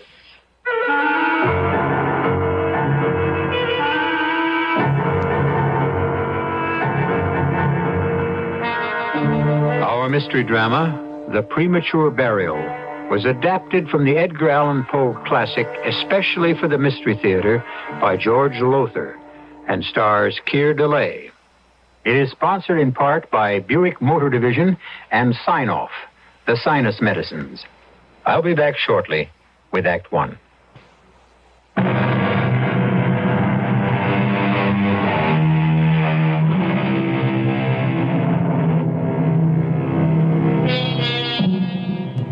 As you know, I'm an inveterate and incurable reader of diaries. The Paston letters, John Evelyn, Pepys, Boswell, young Pastor Kilbert. I've read them all, and many more besides. The daily journals, that is, of lesser-known folk. In so doing, I've happened upon some curious tales, but none, I assure you, that can match in sheer terror the one I bring you now. I happened upon it years ago in a small, out-of-the-way bookshop in London, England. It's the journal of a young doctor, Dr. Gordon Rainey, and it recounts certain events that took place in the year 1810. Now, let me see where to begin. Here. I arrived at the Bull and Bear Inn in Salisbury, the doctor writes, in one of the worst of storms, and having stabled my horse and seen to its proper care, soon found myself in the rooms my friend Guy Peterson had engaged for himself. In all the years I'd known him, since undergraduate days at Cambridge, I'd never known this closest of my friends to be in such a state of overwrought nerves. Thank God you come, Gordon. Thank God you're here at last, my friend. I came as soon as I could after getting your message, but what is it? I've never seen you in such a state of nerves. Thank God, you're actually trembling. She's dead. Dead, you see, and they buried her last week, but I must see her once again. Gaze on her face. Now look at me. What? Look at me. Look full into my eyes. What? Gordon, what are you doing? I'm merely calming you down through the use of mesmerism. Mesmerism? What in heaven's name is that? And why do you stare at me? As if I... That's right, old friend, that's right. Calm down. Quiet yourself. Relax. Just loosen up. Let yourself go. That's it. That's it. There now. Feel better? Why, yes. But how did you do it? What is this? Mesmerism, did you say? Yes. A means of controlling another person by, well, to put it simplistically, dominating him with one's own will, the force of one's own willpower. But that's miraculous, and yet you did it. I feel ever so much calmer now because you made me. Good. And now, Guy, calmly tell me why you sent that urgent message to meet you here in Salisbury. Victorine is dead. Well, I know how you must feel, and of course I sympathize deeply, but her death, isn't it a blessing? A blessing? She's dead. Victorine is dead. And at last free of the hellish life Sir Giles Buckingham led her. Come now, Guy. Is that not something to thank God for? Well, I suppose so. Oh, my dear good friend. I know how much you loved her. Loved her? She was my heart, my soul, my very life. A life that's ended for me when her family forced her to marry Sir Giles. We've talked of it again and again, but now that she is dead, perhaps you can try to take up your life again. I must see her, Gordon. See her? That's why I'm here. Why I asked you here. I must see her, Gordon. Gaze upon her lovely face once more. But she's buried a week ago, you said. In the family vault on the Buckingham estate. I want to go there tonight. Force entry into the vault. Open her coffin. And look at her once more. Just once more. I need you because I fear to go alone. There is more to fear than that, Guy. What do you mean? A body dead and buried for a week in a damp and virtually airless vault. Guy, you'll not see Victorine as she was in life. I shall see her. Guy, this is mad. I beg you to... I must! I don't care what she has become. I must see her once more. Must I do it alone? Will you help me? If it is your wish, you wish it so strongly, then yes, I'll help you. We must be careful not to be discovered, Gordon. This moonlight makes everything as clear as day. There'll be no one about unless the estate is guarded at night against poachers.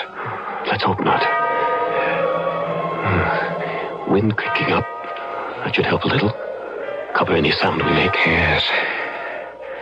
Here's the gate to the estate. Is it locked? Soon find out. No. Come. There. So much for that.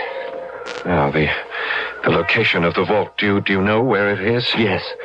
That line of copper beeches on the hill. Do you see them? Yes. The vault lies just beyond. Come. Wait. That barking dog. If the place is guarded by a dog or even dogs. Now, don't let your nerves get the best of you. Bad enough to face trouble when it comes, not before. That dog. It's here on the grounds and closer. Gordon? Steady, man, steady. Yes, it's on the grounds, all right, and coming this way. Come, let's step out into the open. Into the open? If the dog is coming this way, I want to meet it in full moonlight. Why, Gordon? Why? Because my only chance of subduing the beast, if it can be done, will be with my eyes. My voice, too, yes, but the eyes. There, I see it, coming over the hill against the moonlight. Good Lord. A monstrous animal, Gordon. It's a mastiff, and a big one. And he's caught our scent. Come on, step out into the moonlight.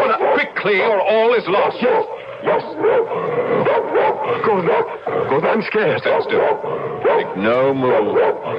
Leave this to me. All right, boy. Quiet down. Quiet down now. That's a good dog. That's it. We're not here to do you any harm, boy. We're friends. Your friends. Yes, that's right, boy. There's a good dog. A fine dog. Unbelievable. You stopped him with your eyes. Held him to the one spot just by looking at him, and with your voice you soothed him. You calmed him. Took all the fight out of him. Yes. And now, let's get on to the vault.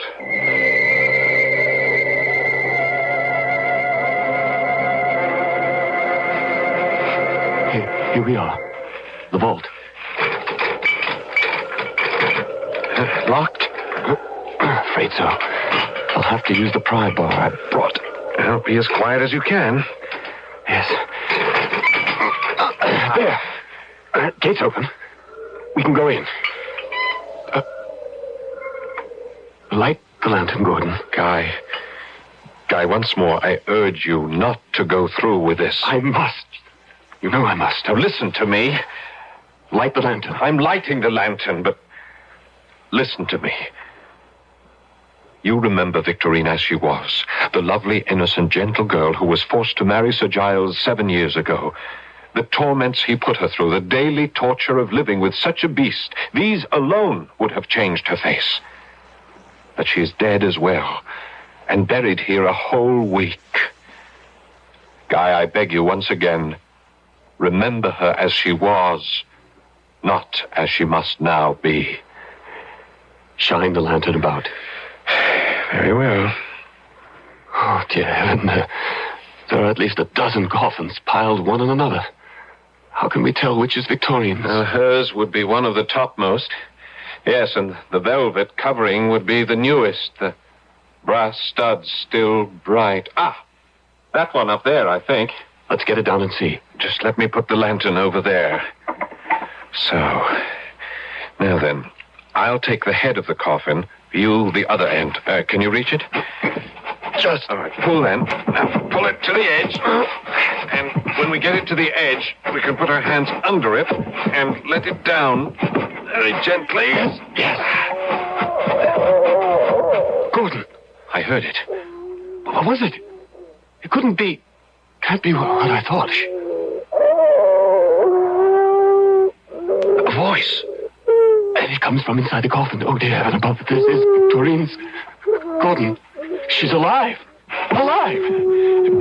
Let's put it on the ground. On the ground. Easy now. Easy. The pry bar now. Pry off the lid. Yes. Well, hurry, man. My nerves. I'm trembling, no strength. Give it to me. Now then. Hurry. Hurry. Well, I'm working as fast as I can. There. The lantern. Quickly, the lantern. Yes, yes. Shine it into the coffin. There. Oh, look. Victorine alive. Alive. Guy, it's you. It's you. Oh, God, thank you. Horrors I've been through. All right, gently now, my dear, gently. Gordon. Yes, my dear. Come on, Guy, lend a hand. Help me lift her out. Oh, I can't believe this. Oh, Mary's alive. Oh, my dearest, it must have been horrible for you. I don't want to think about it. I can't tell you. To wake up, and at first not knowing where you are, and everything black, pitch black, suffocating, scarce enough air to breathe. Best not to think about it. And then you move, and you feel the sides of the coffin narrow, so narrow, and you reach up and you touch the lid, but the lid's only an inch or two from your face, and then suddenly, you know. Oh, heaven help me, you know. You scream with the terror of it. You scream and scream and scream. Stop it at once. At once. Yes, Gordon. You're alive, and that's all that matters. Yes. And thanks to what I called a mad impulse, you're safe. Oh, yes. Oh, my darling girl, my dearest. Sweetheart. Now, listen to me, God. you two. Listen, we face a problem. What problem? Well, how are you going to take her back to Sir Giles? How explain all this? Sir Giles will have us arrested for breaking and entering. She's not going back to Sir Giles. She's coming with me, away from this hellish place. Oh, my darling. You can't do that. She is his wife. I'll die before I let Sir Giles get his hand on her. A promise you may very well keep, my dear sir. What? It's Giles. How did you... The barking of my dog aroused me. I, in turn, roused my keepers, who are out and about scouring the woods. As it happens, I came this way, saw the light of your lantern flickering in the vault, and prepared to surprise what I thought to be grave robbers. Well, as it happens, I am the one surprised. Indeed, I'm shocked. I scarcely expected to find Victorine alive. Yes, she's alive. And from here on, Sir Giles will live, I pray, a far happier life with me than ever she did with you. Move aside, sir. I think not. If you're going anywhere, my friend, you and your accomplice, it's to jail. As for my wife, since she is returned to life, she will also return to me. Oh, no. You don't move, sir, I warn you. For if you do, it will give me extreme pleasure to blow your head off with this gun. Extreme pleasure. I confess that at this point in Dr. Gordon Rainey's journal, I thought the tale over and done with. I was wrong, for really, it was only the beginning. I'll return shortly with Act 2.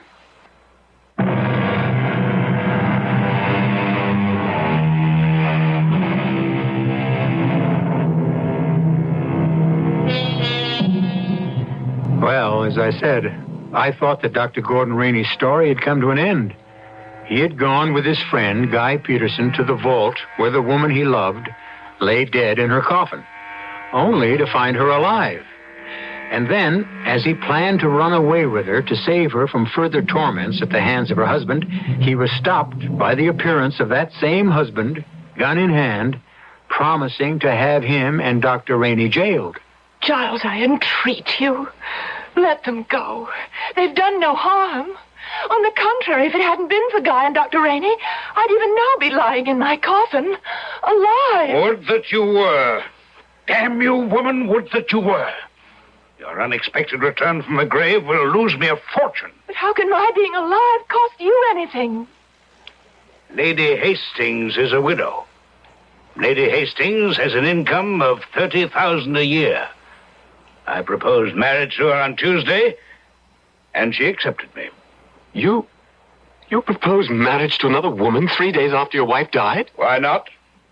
I'm alive, very much alive. And to live, one needs money. Why the look, Dr. Rainey? You have more sense, it seems, than sensitivity, Sir Giles. Insulting me will only worsen matters for you, Doctor, if that's possible. You can't be as unaware as you would like to seem that your career is ruined. A doctor, a physician, arrested for breaking and entering a mortuary, a sacred repository of the dead. Sir Giles, you mustn't do this to Dr. Rainey. He helped me because he's my friend, a good and true friend. He was against it from the very start and would never have agreed to assist me had it not been for his deep and abiding sense of loyalty. Oh, do stop, do, or you shall have me in tears. Tears from a stone. A miracle. So am I. Oh. Very well, then. Stone that will crush you, dear wife. Crush you until the death you've escaped will seem a paradise to you. Put down that gun and I'll... But I've no intention of putting down the gun. Certainly not until the bailiff arrives and takes you into custody, to jail, where I shall see to it you rot, the two of you. What do you mean, rot? I mean, quite simply, that once you're put in jail, you will never leave it. You will rot there, Doctor. You make no sense, Sir Giles. The penalty for breaking and entering... Penalties? Who speaks of penalty? I do. There are laws in this nation. But only one law here, me. I am the law in the village of Buckingham. I am Buckingham. Oh, and he is. No, Sir Giles. You will not imprison this man for the rest of his life, nor will you imprison me. Oh? And may I ask why not? Because I say so. Because I tell you so. No, don't look away. Look at me. Look into my eyes. Have the courage to look into them and tell me then. Will you imprison us? Mesmerism. Why, such is my intention, yes? Is your intention, Sir Giles, or was? Well, it certainly was. I mean to say, the way you put it, most eloquently. Good Lord. It's working.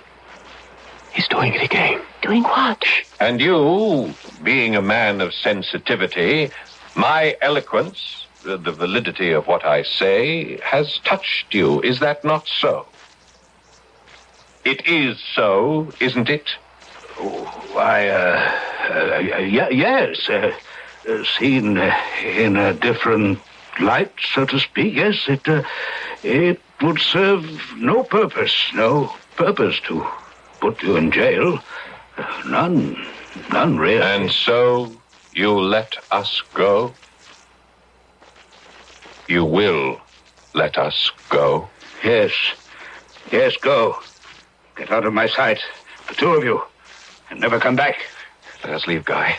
Victorine, under the law, there's nothing we can do. She is his wife. I can't leave her. You must. The bailiff will be here any moment, and I can't dominate Sir Giles' will with mine much longer. Victorine. Go, my darling. What? To leave you with him? No, whatever happens to me will be harder to bear if you are in prison. Go, I entreat you. Go. Second thought. He's coming out of it. Guy, my friend, I've done all I can for you, and I'll not see my career ruined because you... Because you're right. Goodbye, my darling, my dearest. Goodbye.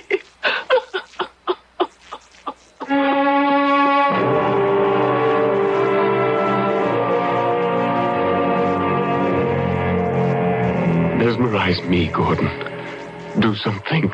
Do anything to relieve me of this torment. You must control yourself. I think of her, dream of her. She is never out of my thought, and always I am stricken with the thought that my very imaginings are as nothing to what he is really doing to her. The beatings, the starving of her, her very loneliness, the vile subjection to his passions. Oh, merciful heaven, I shall go out of my mind. Yes, Guy, you shall. Unless you pull yourself together. Now, if you don't stop thinking of her, if you don't stop letting your fancy invent miseries, she is very likely not suffering. You will go insane. You will. Someone at the door. Who? Were you expecting someone? No one. Whom would I want to see? I'll answer. Victorine! Save me, Gordon, save me. Good heavens. Come in, my dear. Guy, look, it's Victorine. Victorine? Oh. It is. My dearest. I could bear it no more. Oh, yes. Oh, hold me in your arms. Hold me. Oh, Victorine. He may kill me, but I'll never go back. Never. He never loved me. And now he hates me because I keep him from marrying Lady Hastings and her fortune and makes me pay. Oh, save me from him. Never let him take me back. Gordon, she's fainting. Here, Victorine, some brandy. Lie down on the couch. There, my love. Lie back. Relax. Let me take over, Guy. Go and bar the door, and bar it solidly. He must know she has fled, and to where she has fled, and he cannot risk her out of his sight because... Because what? Damn it, what? Say it! No. Let me say it for him. Because once again I am near death. No! Yes. Unless I can find rest. Unless I can feel myself safe from him. I shall die. You will not. I want to die. Now stop talking, man. For once, act. Now bar that door. Yes. Too late. No, I threw the bolt. Not enough. Open up, I say, or I'll have the door broken down. Gordon, what shall I do? Unless you want a smashed door with nothing gained. Open it. Open, you hear? Open! He'll take her back to Buckingham. Yes, he will. She's his wife. There's nothing you can do. Now, damn you all. At it again, are you? Stealing my wife? Taking what belongs to me? You men, take her. No. Over my dead body. Take her. No. Enough. Enough. Stand back or I'll brain you with this candlestick. All right, then. Now, you'll be next, my friend. If you don't... Very well. Move back. You're quite a hand with a candlestick, Dr. Rainey. Yes. You've laid my man out. I trust you know what this means for you. Perhaps you should consider what it means for you, Sir Giles. Me, sir? Yes, you're not in Buckingham now. You're in London. Seeking a wife who's run from her husband to a lover. No, sir. A woman who has come to her doctor. What? What do you say? Your wife is dangerously ill. You have only to use your eyes to see that.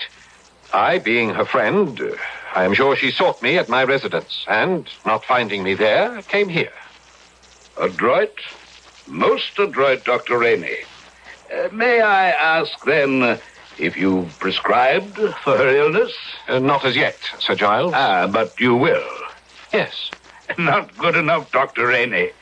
As her husband, or lawful husband, I intend to take her back with me to Buckingham. Victorine, my darling, come with me. No. Oh, really? Now you've no choice. No. Take your hands off her. No. Guy, you have no recourse. In the eyes of the law, she is his wife. He wants her, and you cannot keep her from him. Sensibly said, Doctor. Here, dear wife, good wife, faithful and loyal wife, take my hand and let me help you from off that couch. Take my hand. Vile. You are vile. Filthy. Foul. I shall never touch you again. I'd rather burn off my hands than touch you, you evil man. I'll die rather than go back with you. Die. Damn you, come. No. No. No. Gordon. She is dead. Oh, no. Are you sure, Doctor? She was pronounced dead once before, you know. There is no pulse. I can detect no vital signs. To all intents and purposes, she is dead. You modern-day doctors. always escaping in words and phrases to all intents and purposes, which is to say, you're not sure. Who is sure of anything, Sir Giles? However, considering what has gone before, we will keep her here under observation for a few days. You'll do nothing of the sort. You men, pick her up and bear her to my carriage. No! Wait, what are you doing? Possessing myself of my property, sir. Whether it be alive or dead. But you can't do this. You Take can't her do... to my carriage. Gordon! There is nothing either of us can do. And Guy, she is dead. I'm virtually sure of that. What if she is not? Don't trouble yourself. Your own friend, the man you trust, Dr. Gordon Rainey, has pronounced her dead. All I intend to do is see that she is properly buried. This time, to stay properly buried. Is she dead? You must understand, in those days, more than half a century ago, one was never sure. I'll return shortly for Act 3.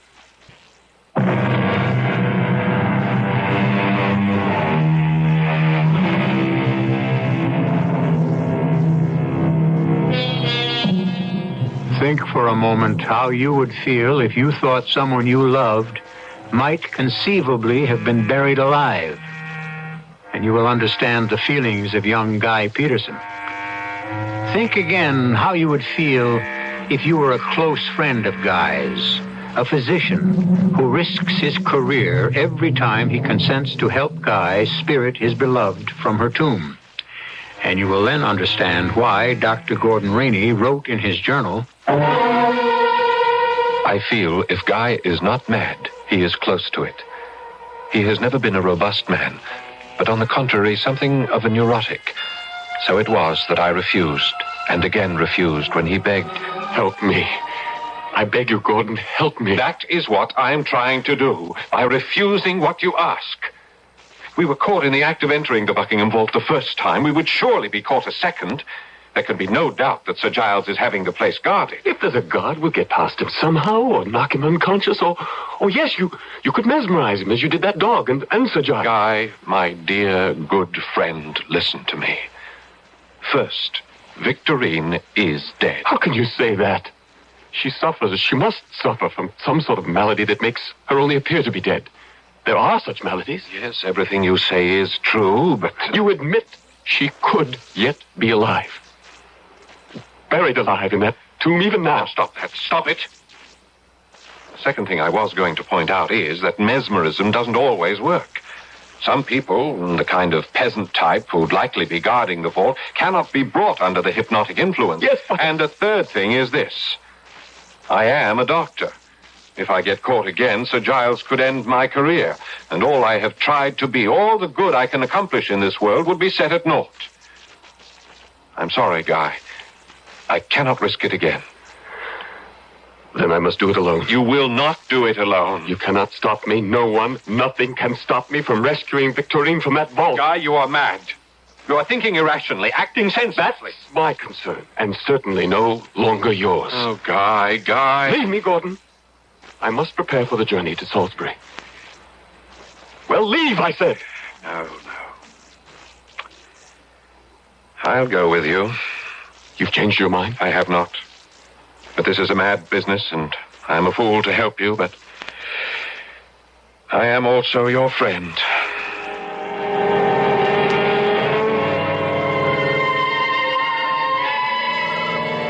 Gordon? Yes. The vault is guarded. Yes. I see the man. A big brute he is. Do you think you can mesmerize him? Bring him under, what did you call it? Hypnotic influence? I doubt it. He's the type I told you about. All muscle and little brain. It's a dark night to make things worse. You wouldn't be able to see my eyes clearly. Do you dare try? Well, I have no choice. But keep this in mind, Guy. Yes? If I fail, as I most certainly shall, run for it. Do you understand?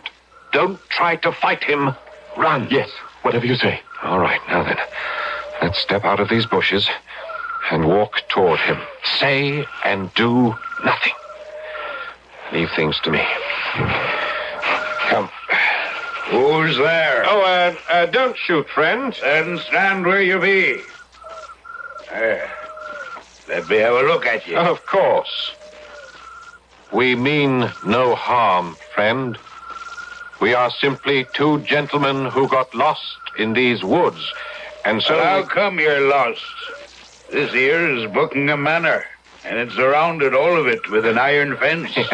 How come you got in? Well, we really don't know. It's a dark night, and our eyes couldn't see much. A likely story. You must believe me. My sight is very poor as it is. Very poor. Look for yourself. Look into my eyes and see for yourself. Yeah, now, what is this? Look into your eyes? It's up to the manor house with you two. With your answer to Sir Giles for trespassing on his... Guy, that takes care of him. You stabbed him. Couldn't control him. I said to run if I couldn't, but... Oh, Guy, I think you've killed him. Quickly, into the vault. Wait. What's happened to you? Don't you realize that you've just murdered a man and it's... Oh, you've gone mad. You have gone mad. I am as sane as you. But mad or sane, I must get Victorine out of that vault. Now, come. All right, but... Heaven help me, what have I got myself into now? The pry bar. Where is it? Where? Well, you had it. Oh, yes. I must hurry. Hurry, she's alive in there. Her coffin alive. I must... There. Come along, Gordon. Come along. All right. There. There's a coffin. Yes. Look fast. Get the lid off. Insane. It's gone insane. Victorine? Can you hear me? Are you alive, my dearest? Perhaps fainted. Huh, Gordon? That's possible, isn't it? Alive, but in a faint? Oh, Guy, my poor dear friend. There. The lid's off, and she... Dead. As I told you, dead. Oh, we can't be sure. You know we can't be sure. Guy, in the name of reason... Help me!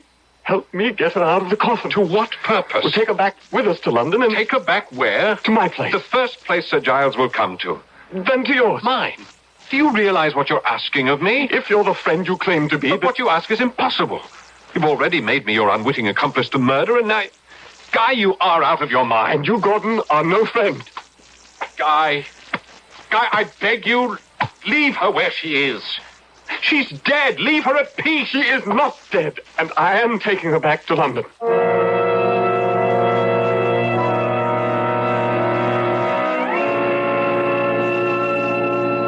If whoever may read these pages of my journal thinks me a fool, I could not agree more. But Guy was my closest friend, and what's more, was clearly deranged by the love he bore Victorine, and his horror of letting her be buried alive. So we took her body to my rooms in London. 3 days she lay on the couch in my sitting room, Guy never leaving her side night or day. But on the 3rd day I knew something must be done to end this madness of his. Look at her. There's no sign, not one, of decomposition. Yes, because it is the middle of winter and we've kept the windows open and no fire in the fireplace. The sitting room of mine is a virtual ice house. I know. Now listen to me. What you persist in doing is not only lunacy, it is sacrilege. The dead deserve decent burial. If you love Victorine, as you say you do, let us bury her, Guy. Bury her tonight. Where? Then you will. Yes. Where can we take her? Well, I thought of that and prepared for it. A grave awaits her body in St. Pancras Cemetery. All is arranged. We can take her now under cover of night. Then let us do it. Good. Now, I've kept my carriage waiting below. Do you want to carry her, or shall I? Let me. It will be the last time I hold it in my arms. All right. Pick her up, Guy. Yes. Gordon? Gordon, what was that? It's nothing. Come on, let's go downstairs. But she gave a sigh when I picked her up. Guy. You heard? Gordon, you heard? Good Lord, I did. Here, move aside. She's alive. I knew it. Alive. Quiet, man. In heaven's name, be quiet. Victorine, do you hear me? I have taken your hand in mine. Do you feel it? No. Can you open your eyes? If you can, open them. She has. Gordon, she's gazing at me. Victorine, do you see Guy? Farewell, my darling. Farewell. Farewell? I am near death. No. Only a spark of life remains. No! No, she must not die! Gordon, stop her! What are you saying? Mesmerism. The hypnotic influence. Use it! Are you mad? Use it? How? Command her not to die. Command her to live. Command her to live? Command what to live when there was scarce a breath of life in her? Her mind, her spirit, what? But I did it. May God, in his infinite mercy, forgive me. I did it. Using the powers of mesmerism, I held her eyes with mine and commanded her, forced her to live.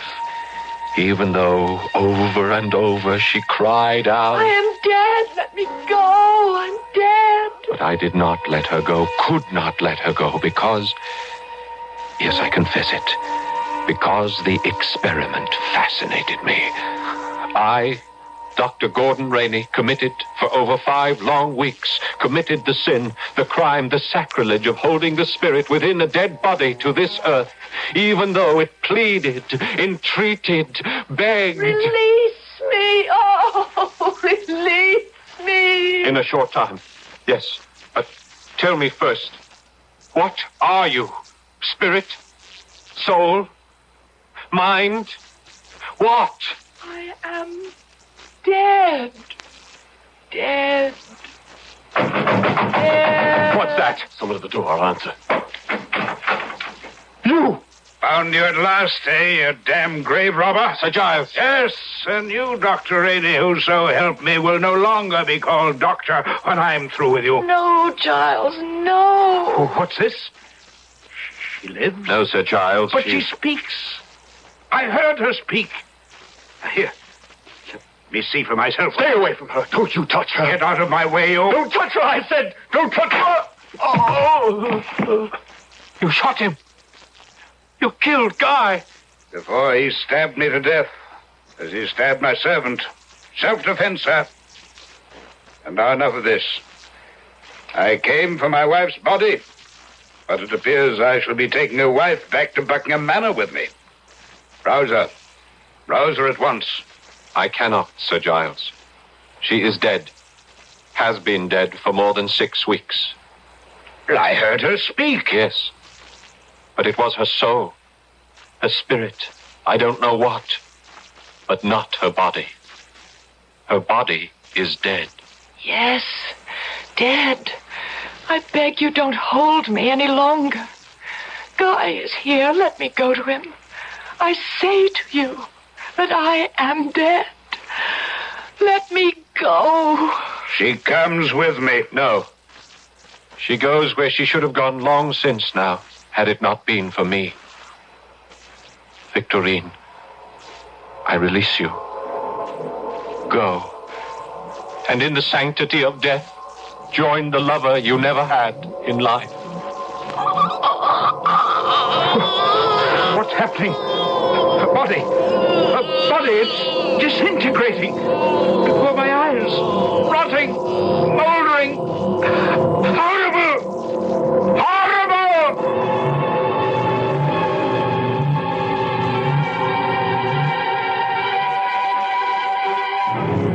Horrible indeed it was. For using Edgar Allan Poe's own words, upon the couch there now lay not the body of Victorine, but a nearly liquid mass of loathsome, detestable putrescence. Mr. Poe's words, mind. When he set out to horrify you, he horrified you. I'll be back shortly.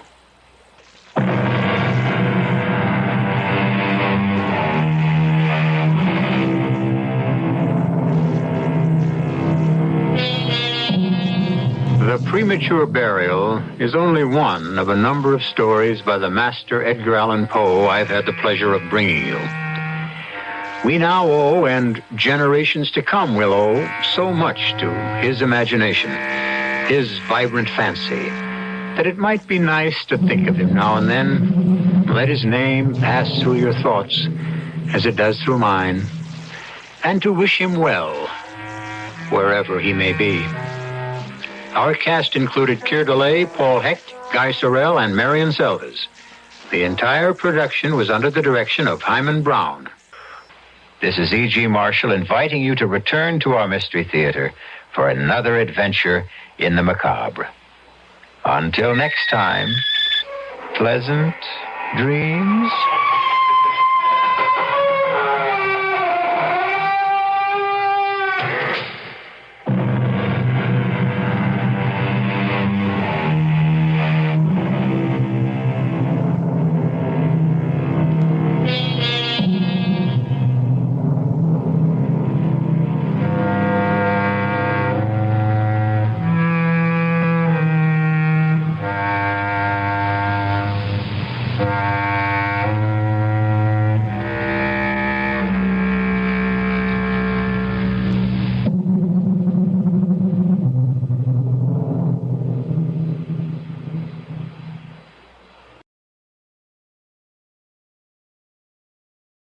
The CBS Radio Mystery Theater presents...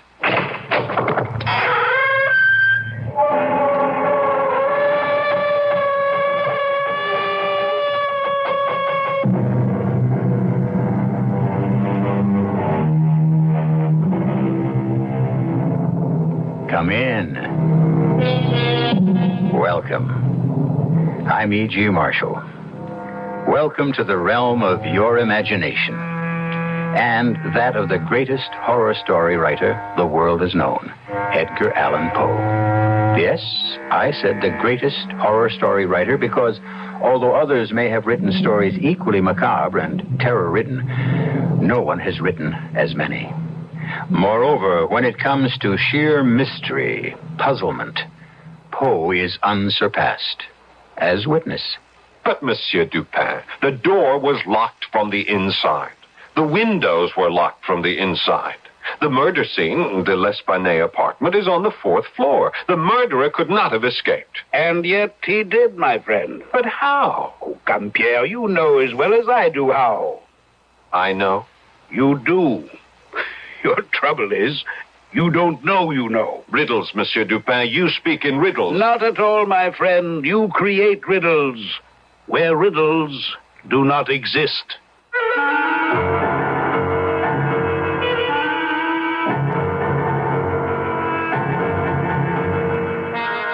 Our mystery drama, The Murders in the Rue Morgue, was adapted especially for the Mystery Theater from the Edgar Allan Poe classic by George Lothar, and stars Paul Hecht. I'll be back shortly with Act One.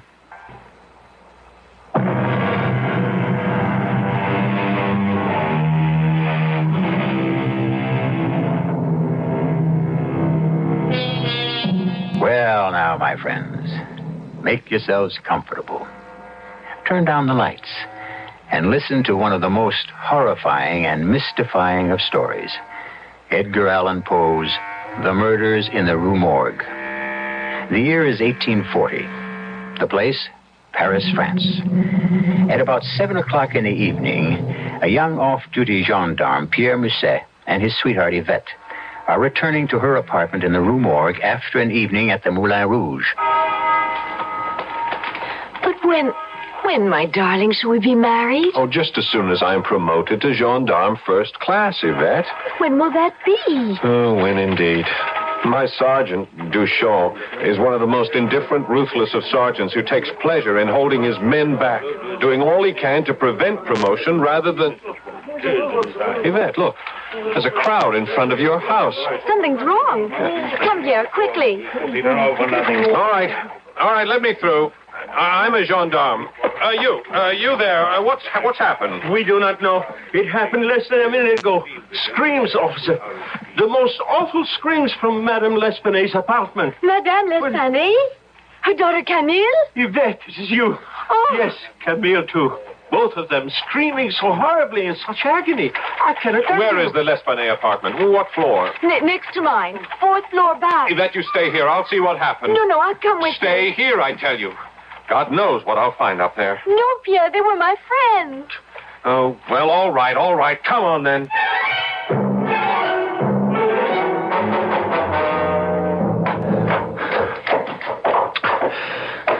Is this the apartment? Yes. Oh, all is quiet. Too quiet. The door is locked. Break it in. All right. So, now let's have a look. Pierre. Oh, my God. Yvette. No. I won't faint. I'll be all right. But, oh, heaven help us.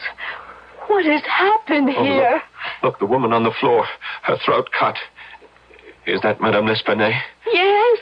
But her daughter, Camille, where is she? The bathroom door. It's closed.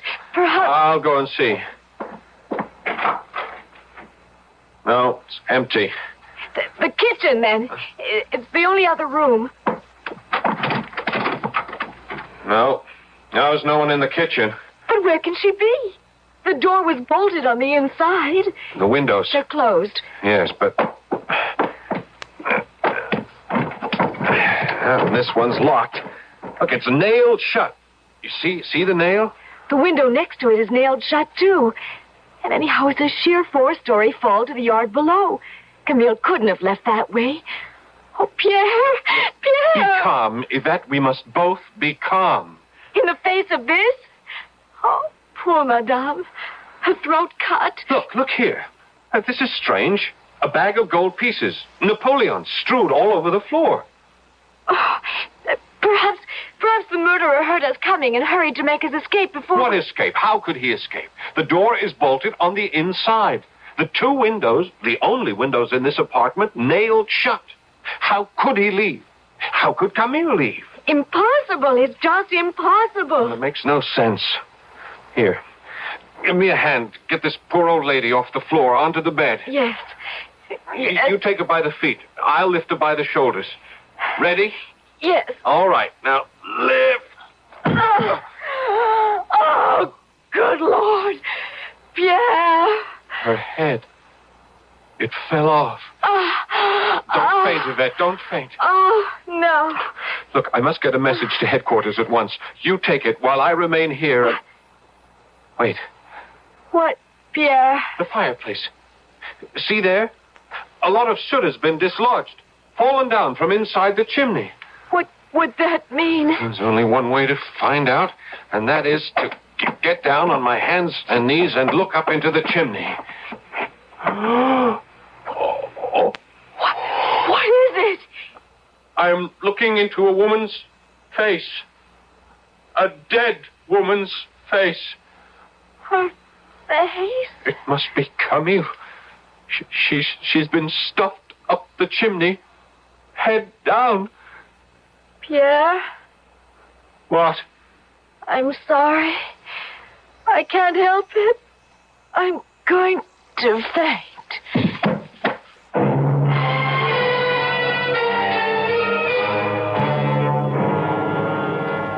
Jules? Another glass of wine? I'll tell you, Yvette, after what happened next door to you last night, I could use another bottle of wine. You sailors, all alike. You can never get enough of wine. Oh, love, come here to me. Jules, not now. I'm engaged. Yeah, to a gendarme. And 2nd class yet. He'll be a gendarme 1st class someday. Yes, and a sergeant someday, too. Sure, let me go. I must answer the door. Pierre, darling, I wasn't expecting you. Yes, so I see. Oh, don't get any ideas, Pierre. This is Jules Dubourg.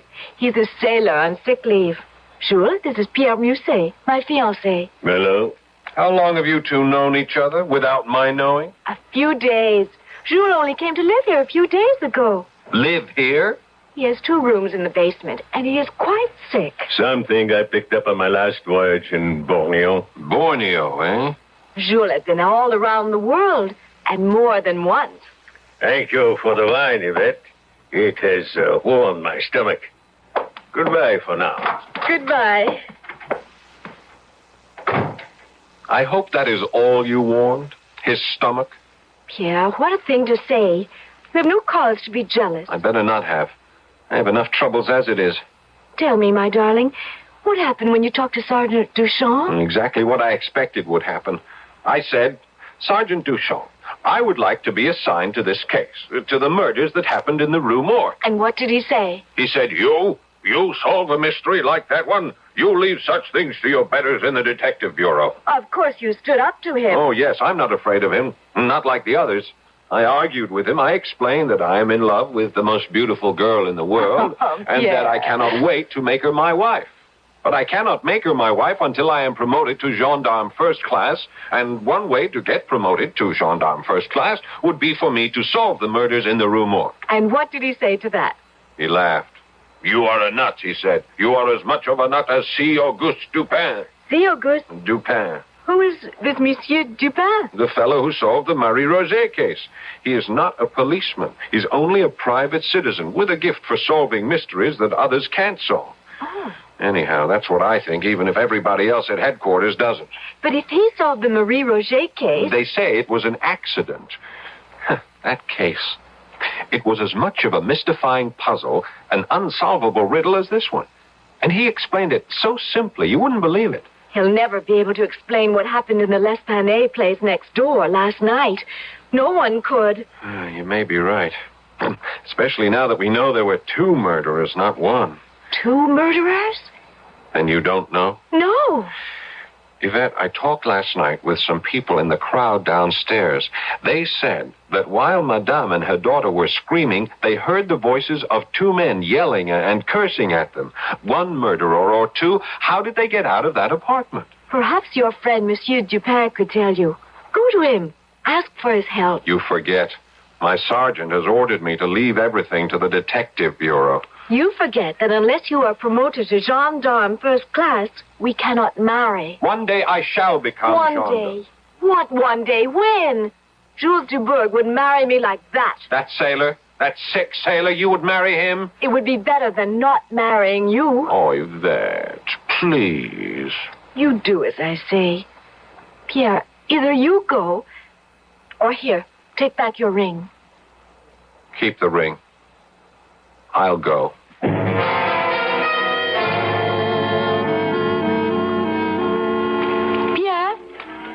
Pierre? Yvette!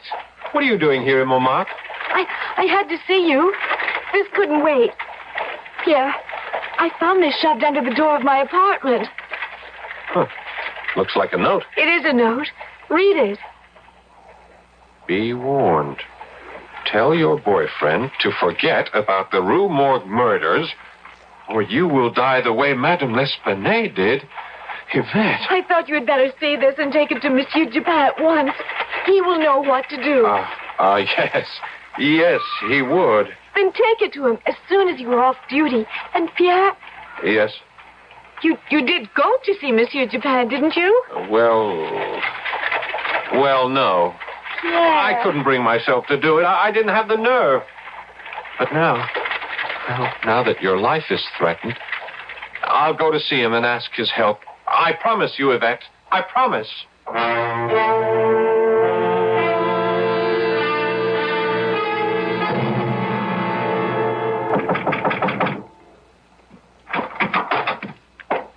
Yes?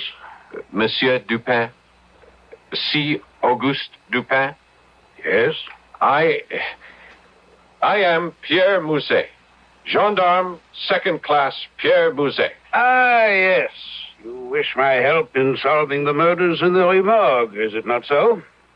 You know why I'm here? Of course. But how? Oh, you were the first policeman to reach the scene of the crime. You are a 2nd-class gendarme, and helping to solve the murders would result in a promotion. And inasmuch as you yearn to marry a very beautiful young woman named Yvette... That's amazing. That you should know all this without our ever having met? Amazing. It's anything but amazing, my friend. It's simplicity itself. Everything I've just told you was fully reported in the newspapers. Oh. Now then, won't you come in? And so what was to Pierre an amazing deduction turns out to be no deduction at all. Nor does C. Auguste Dupin turn out to be the formidable man Pierre thought he would be. As to whether Dupin can bring our two lovers happily together in marriage by solving the apparently insoluble mystery of the murders in the Rue Morgue, we shall see when I return shortly for Act Two.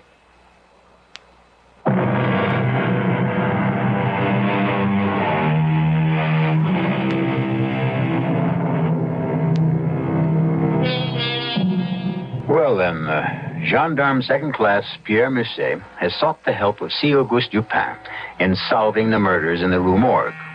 Murders so baffling that any chance of solving the mystery seems impossible.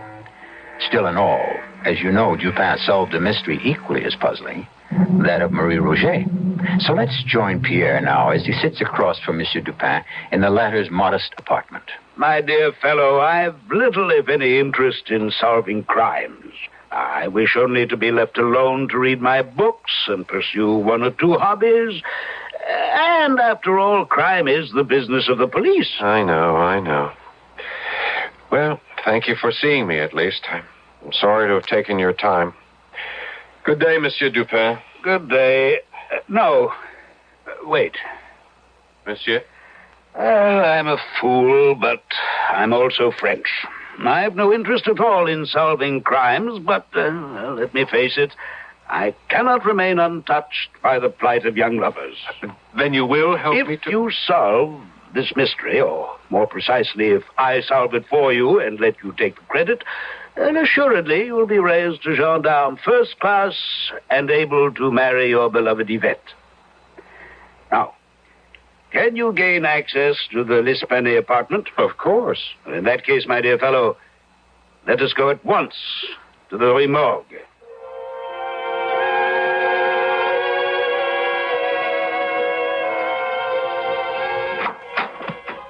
The door is unlocked, yeah? Yes. As you can see, Monsieur Dupin, it was bolted on the inside when I broke the door in. The bolt was torn out of the wood. Small wonder. You're a big fellow. Ah, there. That large blood stain on the rug. That's where she lay. Madame L'Espanaye, with her head cut off. Now, the bag of gold pieces... It lay right here, on the rug. The gold pieces were strewn all over the floor. You know, I keep asking myself, why didn't the two murderers take the gold? But there is no answer. Because you're asking yourself the wrong question. The wrong question? Well, the answer to why they didn't take the gold is simple. They didn't want it. The question you should be asking is, why didn't they want it? Oh, yes. Yes, I see. Now, this is the fireplace where you found the body of the daughter, Camille? Yes. Stuffed up the chimney, feet first, the head down. Again, I keep asking, how powerful must these men have been to be able to do it? To stuff a body up a chimney with such force that... I don't know how many bones were broken. My friend, you have a positive genius for asking the wrong questions. Again, it's not how they do it, but why did they do it? What reason would they have for doing it? Oh, I can't answer that. Maybe there was no reason. There's always a reason, Pierre. Now, what else was there? Ah, yes, the windows. You say these are the only two windows in the apartment? The only two. None in the bathroom, No. in the kitchen? None. And these appear to be kept locked with a nail in each. And let's see. I pull the nail out of this one and open the window. Well, the murderers couldn't have escaped this way. Even if the windows had been open, it's a sheer drop, 4 stories to the ground. So I see. I also see a drain pipe. But if the windows were locked... They could not have been locked. But they were. Oh, my friend, God also gave you a brain. As with your eyes, use it. You know the murderers did not escape by way of the door. It was bolted on the inside, and you broke it in. True enough. They could not have escaped by way of the chimney. It follows that they had to escape via the windows, using the drain pipe to reach the ground. But I tell you, the windows were locked, just as they are locked now, each with a long nail. All the windows in this house are the same. A hole is bored through the window and into the sill. To lock the window, you push a nail through it into the sill. Well, you just pull that nail out of this one. But not the other. You do that, my friend. You pull the nail out of the second window. What for? To answer the question of how the murderers escaped. Now do as I say. Pull it out. What in the world You is... see? A broken nail. Huh. As simple as that. A broken nail. Ah, but it's not simple. The window only appeared to be locked. Well, I've seen enough. Let's go. You have the answer then, Monsieur Dupin? Part of the answer. Only part. But give me time to think and... Look who's coming up the stairs. Hello, Pierre. What are you doing up here? Why don't you stay in your cellar, Jules? That is not your business. Yvette is my business, and you are up here to see her. What if I am? I want you to stay away from her. Yvette is my fiancée. Take a reef in your sail, Pierre. You don't own her. Now, you listen to me. You take your hands off me. Take them off. Gentlemen. What is all this? What's going on here? I want Jules Dubourg to stay away from you, and you from him. Oh, you do? Yes, I do, Yvette. You are my fiancée. But not your wife. And even if I were, I have a right to see anyone I please. Not while you are engaged to me. Oh, is that so? Well, let me tell you something. I will see anyone I wish, whenever I wish. Now, mademoiselle, you don't mean that. You're speaking out of anger. Who are you? And what right have you to interfere? My name is Dupin. Auguste Dupin. Monsieur Dupin. Pierre, you went to him. He did indeed, mademoiselle, and believe me, your fiancé is not only a man of determination, but brilliance, mademoiselle. Brilliance? Well, my dear fellow, the way you solved the puzzle of that locked window, brilliant, positively brilliant. You'll be in the detective bureau before you know it. Oh, Pierre, that's wonderful. Wonderful. Jules, I think it would be better if you do not come to see me anymore. But Yvette... Please, Jules, no more. Have it your way. There are other ports of call. Oh, so there, Monsieur. Monsieur Dupin, can I offer you a glass of wine? Thank you, but another time. You could tell me what perfume that is you're wearing? Nuit de Passion. Passionate night. It's well named, mademoiselle. A pleasure meeting you, mademoiselle. Pierre, if you would see me down to the street. Oh, of course. But come back, Pierre. If you are off duty, that is. I am off duty, Yvette, and I shall be back. This fellow, Pierre, this Jules Dubourg, he's a sailor, isn't he? Yes. What's he doing here? Why isn't he at sea? I don't know. He's ill. Some sort of rare tropical disease he picked up in Borneo. In Borneo? Interesting. What's so interesting about it? You know, my friend, I told your fiancé you were brilliant enough to be a detective. Oh, I appreciate that, Monsieur Dupin. You did me such a favor, building me up in her eyes. Oh, but it's true, you know. You could be a detective. You've only to learn how to use your head and all your senses. My senses? All 5 of them. You see, everyone's senses, taste, smell, sight, sound, touch, all these tell things, but few people listen. For example, I noticed the scent of your fiancé's perfume. Have you? Well, I've always known she smelled exciting. But beyond that, you did not go. Now, you asked me why the fact that our sailor man, Jules Dubourg, contracted the disease in Borneo is interesting to me. Yes, I do. But you've no need to ask. It's as I said before. You know, but you don't know you know. Very well, then. I'll give you a lesson. your first lesson in how to be a detective. Now, first, look. Then, see what you look at. Then, put 2 and 2 together and make sure they add up to 4. Now, for instance, put Jules Dubourg together with drain pipes and see where it leads you. Jules and drain pipes? I don't understand. You will. You will if only you think, my friend. Think.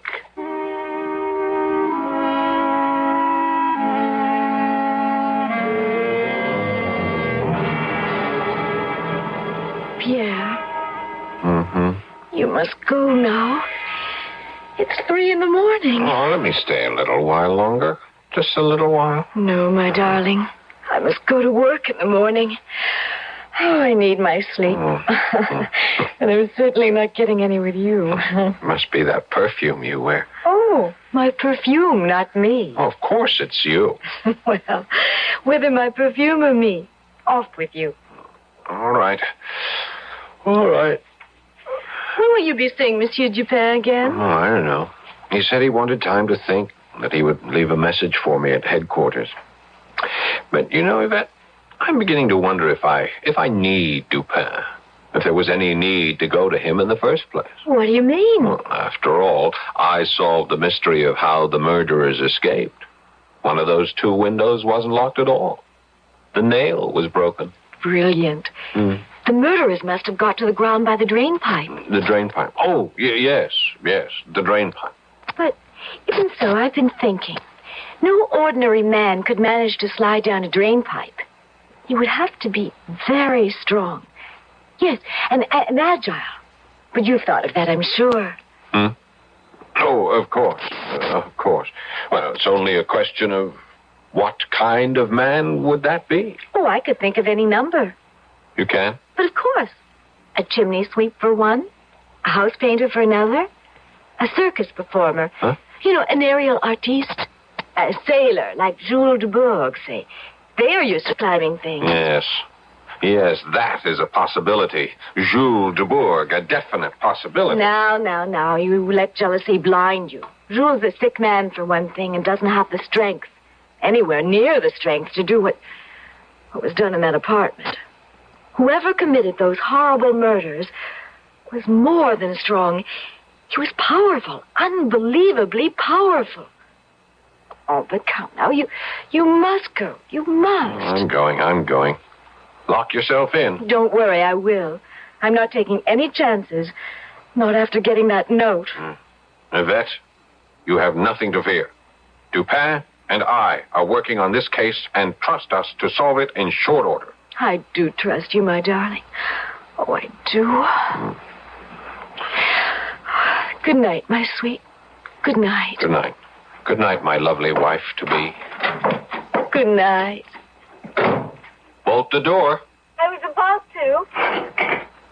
There. It's bolted. Good night, Pierre. Yvette! Oh, my God! Yvette! That was bolted on the inside. Oh, Pierre! Help me! Oh! Yvette! Help me! Yvette!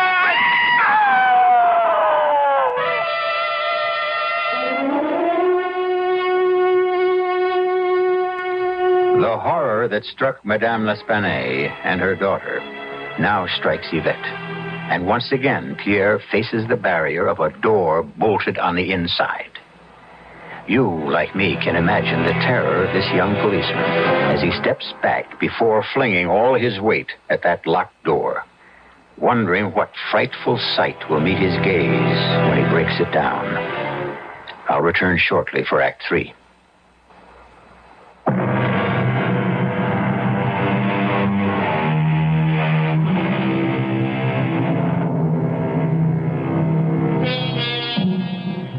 What frightful monster haunts the Rue Morgue? What kind of fiend committed the butcheries on Madame L'Espanaye and her daughter Camille? These are the questions young gendarme Pierre Musset has been seeking to answer. Now it seems he's about to find those answers in the most horrible way imaginable. For behind the bolted door of her apartment in the Rue Morgue, his fiancée Yvette is herself in the grip of the fiend. Oh, Lord, Lord, help me. It's dark. Dark. The lamp. Where's the lamp? What? Here. Wait, you. What happened? Oh, my stomach. Yvette. Yvette. Where's that lamp? Light the lamp. There. Yvette. Heaven help us all. Yvette!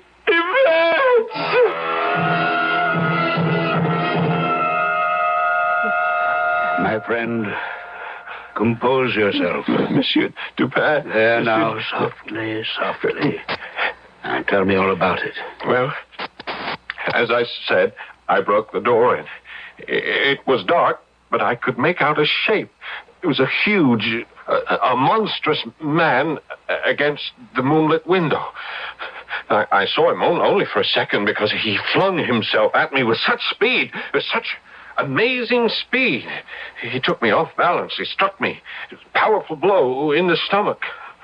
Oh, heaven, I'm not yet recovered from it. Some wine, perhaps? No, thanks. Let me go on.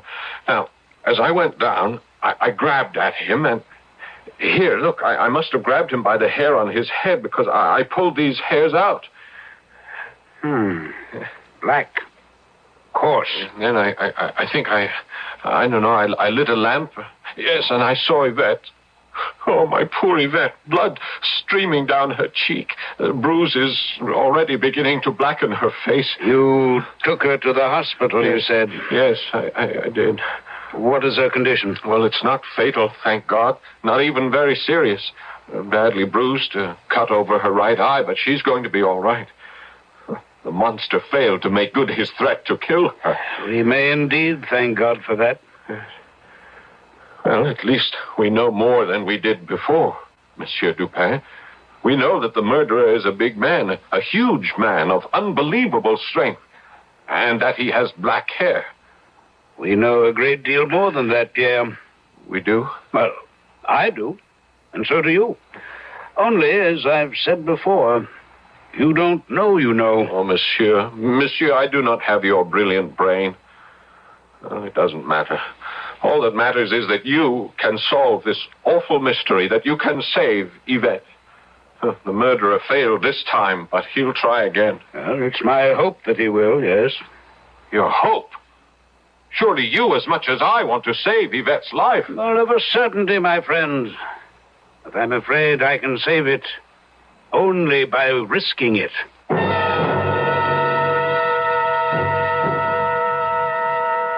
Yvette, you're sure you're comfortable on the couch?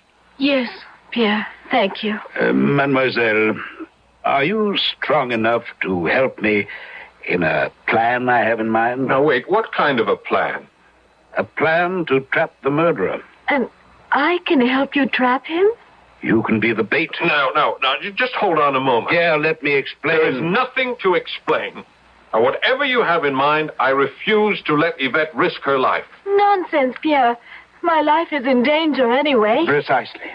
The killer will strike again, but not for the reason you think. What do you mean? In that note he sent Yvette, he swore he would kill her if I did not stop trying to unmask him. But that is not the reason Yvette was attacked. In fact, if I'm not mistaken, she was not deliberately attacked at all. How can you say such a thing?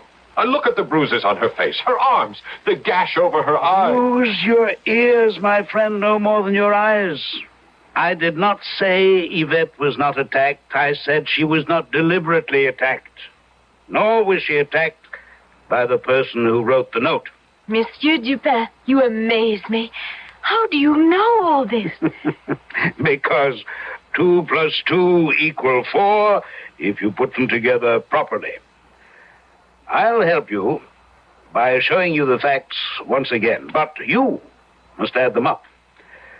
First, we know that the killer entered the L'Esplanade apartment by the window and left by the window because it was not locked, though it appeared to be. The nail was broken, yes. As you discovered, Pierre. Yes. Quite so, quite so. Now, this apartment is next door to the L'Espanaye apartment.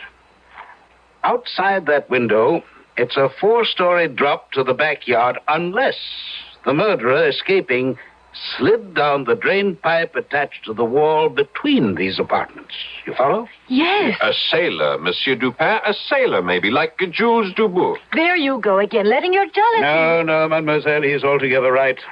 A sailor could climb the drain pipe. So much for that fact.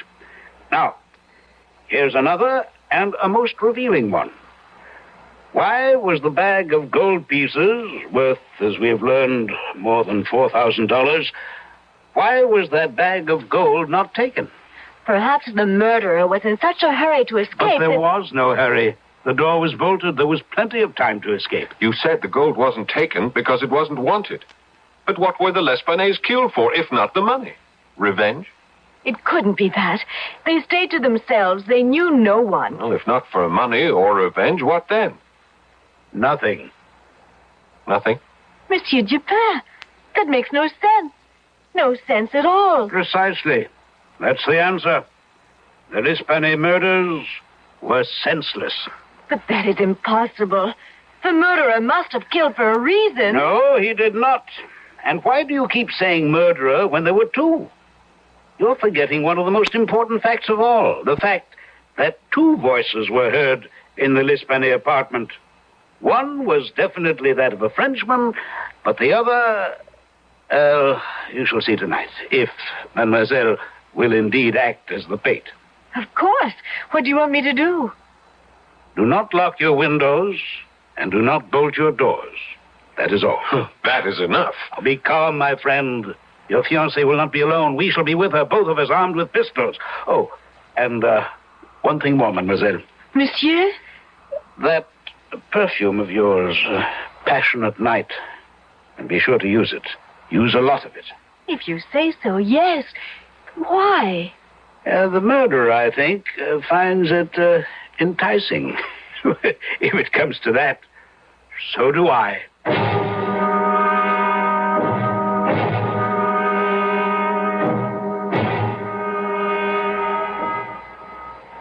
2 o'clock. No sign yet of the murderer. He'll come, of that I'm sure. Especially since mademoiselle did indeed use a sufficiency of Passionate Night perfume. It makes waiting a pleasure, mademoiselle. Thank you, Monsieur Dupin. It won't make Yvette's death a pleasure. She will not be harmed, I promise you. I have a pistol, and so have you. I'll be sure to use it when I give the word. And, Pierre. Yes? Shoot to kill. Depend on it. I shall certainly... Listen. Come back. Come back, I tell you. Let me get to the window. Yes, it's coming. It's climbing the drain pipe.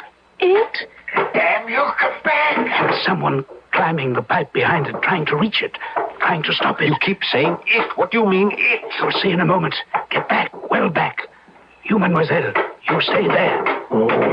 Pierre? Yes? The instant it appears in the window, I'll give the order to shoot. Remember, shoot to kill. Don't worry about that. Now, shoot!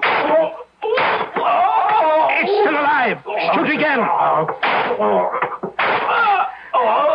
Light the lamps while I get to the window and... Dubourg!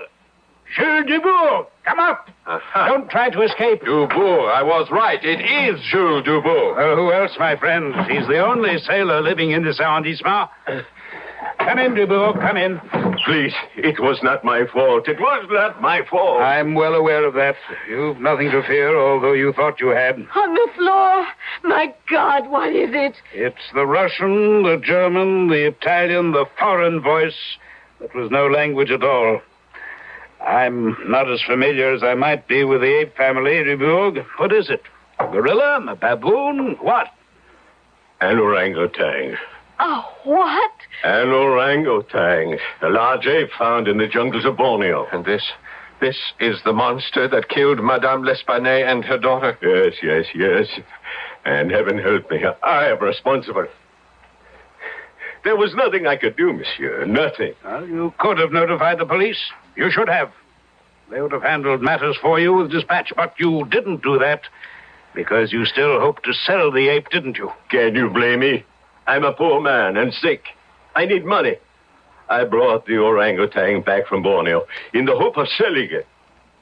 I paid to have the ship's carpenter build a special box with air holes to hold it. Paid money I could ill afford. And God help me, when I engaged those rooms in the cellar, I should have kept it in the box. But I felt sorry for it. It looked so human. It was so human that I let it out and kept it in one of the rooms. How did this beast come to kill Madame L'Espanaye and her daughter? It escaped from the room I kept it in.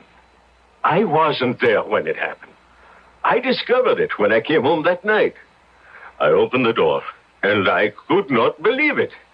The ape was seated in front of a mirror, shaving himself with my straight razor. Shaving himself? Well, trying to. They are great imitators, you know. I went to take the razor from him. I was not afraid of him. He was really harmless. But he ran from me out through the door and into the backyard. You chased him? Of course. I was afraid he might cut himself with the razor. Well, his eye caught the window of the Espanaye apartment because the light was on. Up the drain pipe he went, and I after him. He tore the window open and went in, and the screaming began. You wrote that note to Yvette, didn't you? That note that threatened her life? Yes, but only to frighten you of the case. I was afraid if you found out what had happened, I would be sent to the guillotine. I believe you. But why did you let the ape attack Yvette? I didn't. I couldn't control it. And it was drawn to her by that perfume she wears. My perfume? That time when we were kissing and holding each other close, the ape smelled her perfume on me. What? I brought the scent of your perfume back to my cellar rooms. It was on my clothes. The ape couldn't get enough of smelling my jacket. He liked the perfume, enjoyed it. And so, when he escaped last night and tonight, he followed the scent here. But he didn't mean to harm you any more than he meant to harm the Espanays. It was your screams and theirs that frightened him and made him do the horrible things he did. Jules Dubourg, I hereby place you under arrest as the party responsible for the murders in the Rue Morgue. We will go at once to headquarters. Come along. Oh, and, Yvette. Yes, chérie? After Dubourg has been booked, I shall return, and we will discuss the kissing and the holding each other close that left such a strong smell of passionate night on his jacket. All right, you Dubourg. Get along. He is very angry with you, your fiancé. He will cool off. You will have, no doubt, a satisfactory explanation for him? No. But there are other ways, Monsieur Dupin. There are other ways. There are indeed, mademoiselle. There are indeed.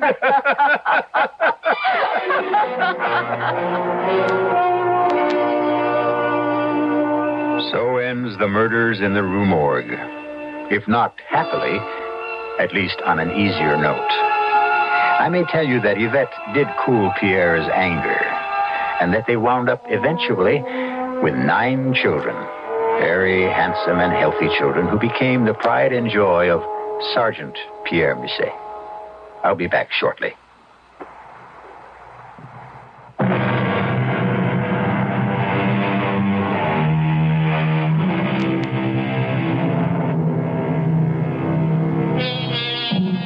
I cannot close without an expression of gratitude to Edgar Allan Poe, a sensitive man whose life was an almost incessant and unrelenting torment.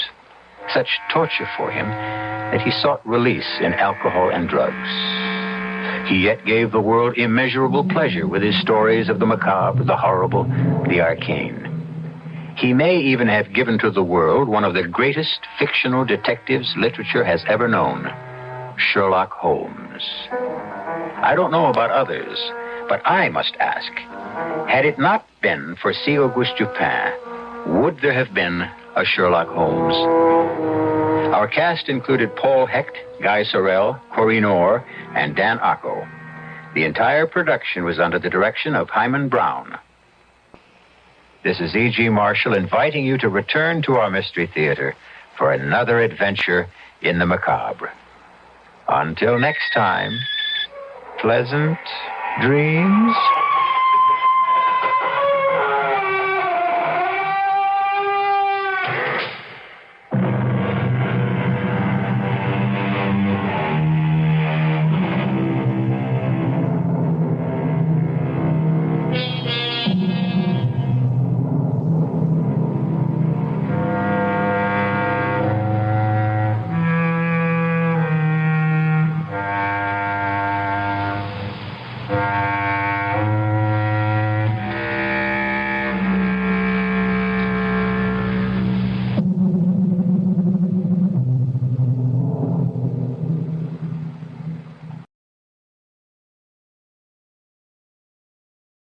The CBS Radio Mystery Theater presents...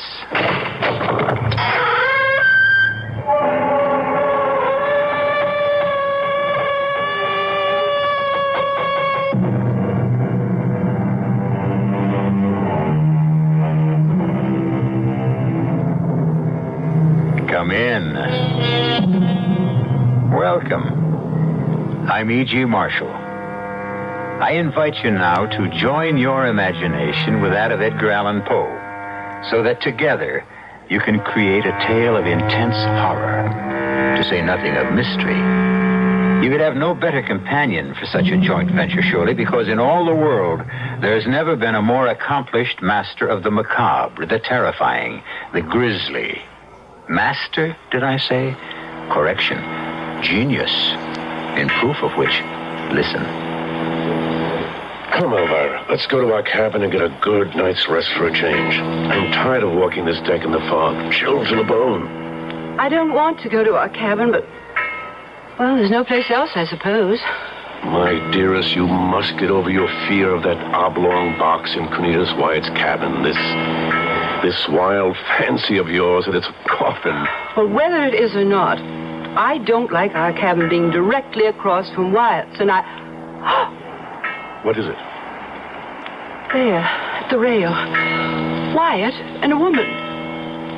And the woman is not his bride, Rachel. No, I can see that. But who is she then? Unless I'm mistaken, Will. Unless I'm very mistaken, she's the woman in the oblong box.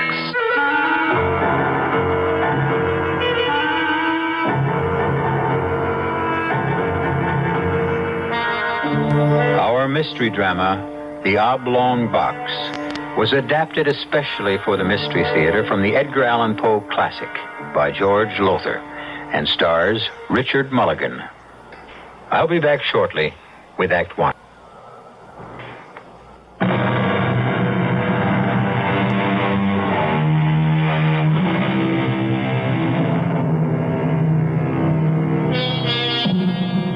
I've brought you in the course of our association many a strange and terror-ridden tale, but believe me, none that can surpass that which you're about to hear. It begins aboard the sailing ship Independence in the harbor of Charleston, South Carolina, in June of 1897.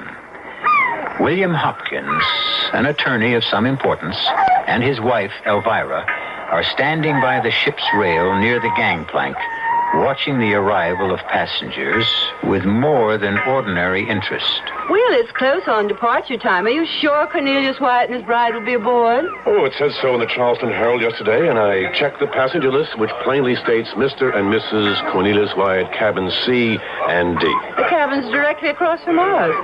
But why two? One for Cornelius and his wife, and the other for, well, very likely they'll have a servant with them. Oh, Cornelius has gone far since our college days together 20 years ago. He's a world-famous artist now. Do you think he'll remember you? Oh, my dear Elvira, we were the closest of friends. I must admit, of course, that we didn't keep the friendship up through the years, but Oh, yes, he'll remember me and well. And there, by heaven, there he comes. Where? Where? The carriage that just came onto the dock. The man in it is Wyatt, and the woman at his side must be his lovely new bride, Rachel. But what in the world is in that wagon behind him? Will, it's a coffin. No, Elvira, no. That oblong box doesn't contain a corpse. It contains a priceless painting, a copy of Leonardo da Vinci's Last Supper. Done by his student Rubini. It's priceless. How do you know all this? The newspapers. There were several stories about Wyatt buying the painting and having a carefully boxed for the voyage to New York. Well, it certainly looks for all the world like a coffin to me. You must remember, dearest, the painting is 6 feet long and 2 feet wide and requires a box of that size. Wyatt and his bride are coming up the gangplank. I can't wait to see his face when he discovers his old friend Will Hopkins aboard. All right, mind handle that box with care, will you? You hear me? With care. Oh, I'm anxious to see the face of his bride. That's a pretty heavy veil she's carrying. She's beautiful, absolutely ravishing. Why, Will, you met her? You know her? No, but I know Cornelius Wyatt. He could never stand an ugly woman, not even a plain one. Oh, no, nothing but the most beautiful of the female sex for good old Wyatt. You fools, careful, I said. Incompetent idiots. I'll speak to Captain Hardy about this. And you, sir, where can I find Captain Hardy? I'm afraid I don't know, Cornelius. Cornelius? You address me with a familiarity, sir, that I don't... Well, hold a moment. You're... Will Hopkins. Your old college friend, Will Hopkins. Oh, yes, so you are. Well, you certainly don't seem very happy to see me again after all these years. No, most happy. Great pleasure, but I'm a bit upset at the moment. Good Lord, sir, what are you brainless sailors doing with that box? Damn it! I said keep it on an even keel and right side up. Oh, come now, Wyatt. There's no damage done, and certainly a few bumps won't harm the painting if you packed it securely, that is. The painting? The copy of Da Vinci's Last Supper. You bought your bride as a wedding gift. It is what's in the box, isn't it? It's certainly not a corpse, Wyatt. No, of course not. And speaking of your bride, aren't you going to introduce me? Oh, good heavens, I forgot my manners. My wife, Elvira. Dear, this is my old friend, Cornelius Wyatt. How do you do? How do you do? My wife, Rachel. Oh, how do you do? Now, you'll excuse us, I'm sure. We've got to go at once to our cabin. You mean your cabins, don't you, Mr. Wyatt? You have engaged two. We'd expected you to have a servant, Lord. No servant. Luggage. Our luggage will go into the second cabin. But you don't have enough luggage for... Oh, the oblong box, of course. You'll need the extra cabin for that. Come along, Rachel. No, but wait now, Wyatt. Wait a moment. Surely we're going to have the pleasure of seeing your bride. I mean, won't she raise her veil so we can look at this beauty you've married? Why, yes, I dare say. Rachel, my dear, will your veil... Not the beauty you expected, Hopkins? Well, no, that is, yes, most attractive. You are indeed most attractive, Mrs. Wyatt, or Rachel, if I may. Oh, of course you may. And now you must excuse us. You men with the box, follow me, will you? And please be careful. Take care of it, will you? Take care! Take care of that. Well, it's right. She's ugly. Certainly not beautiful. Will? Yes? Don't you sense something peculiar about all this?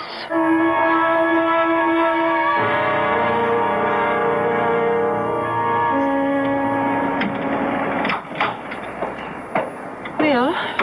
Something wrong, Elvira? The oblong box, it's in their cabin. In the same cabin the Wyatts occupy? Yes. How do you know? Seems to me Wyatt's gone out of his way to keep their door closed at all times. Well, just as I was coming down from my stroll on deck, their door opened, and I saw Rachel go into the other cabin to get something from their luggage, I suppose. And before Mr. Wyatt could close the door, I saw it. The box.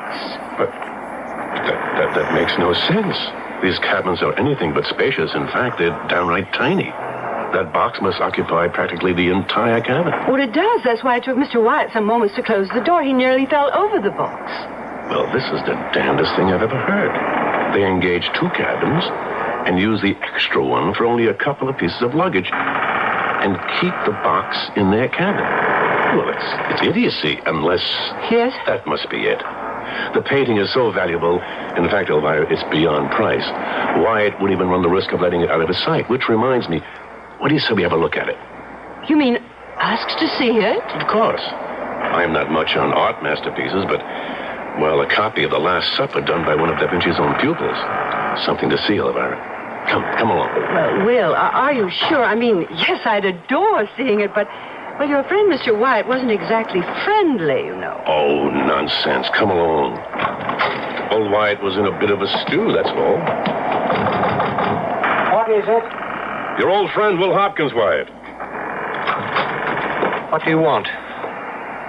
Well, nothing, Wyatt. Nothing at all, if you're going to continue to be so standoffish. No, I didn't mean to. I'm sorry, Hopkins. Really, I am. It's just that... Well, I've had a good many problems these past few weeks, and my nerves are a bit raw, I'm afraid. I'm truly sorry. No, I am. Sorry I said what I did. After all, I ought to know you better. I would ask you and your wife in, but as you can see, there's scarcely room to move about because of the box. Oh, that's what we came about, Mr. Wyatt. Meaning what, Mrs. Hopkins? Why, Will thought you wouldn't mind if we had a look at the painting. Oh, I see. And can we? No, I'm sorry. It's out of the question. You see, I had to adopt extreme precautions in crating it, especially to guard against the dampness of a 6-day voyage to New York. The box is sealed. If I remove the lid, the seal will be broken. Sealed? You don't say. With melted wax. Believe me, I'd be more than glad to show you the painting, old friend, but it simply can't be done. Oh, I understand. I'm sorry. It must be that way, Hopkins, but that's the size of it. Would you excuse me now? I have matters to attend to. Certainly, Mr. Wyatt. Of course. I'm sorry, Elvira, that we couldn't, What's wrong? Strange. Very strange. Oh, now, will you stop? There's nothing strange about not wanting to open a box he's going to infinite pains to seal with melted wax. But it isn't sealed with melted wax or anything else. What do you mean? You didn't smell it? Well, now you mention it, there was an odor of some sort. Yes, an odor of some sort.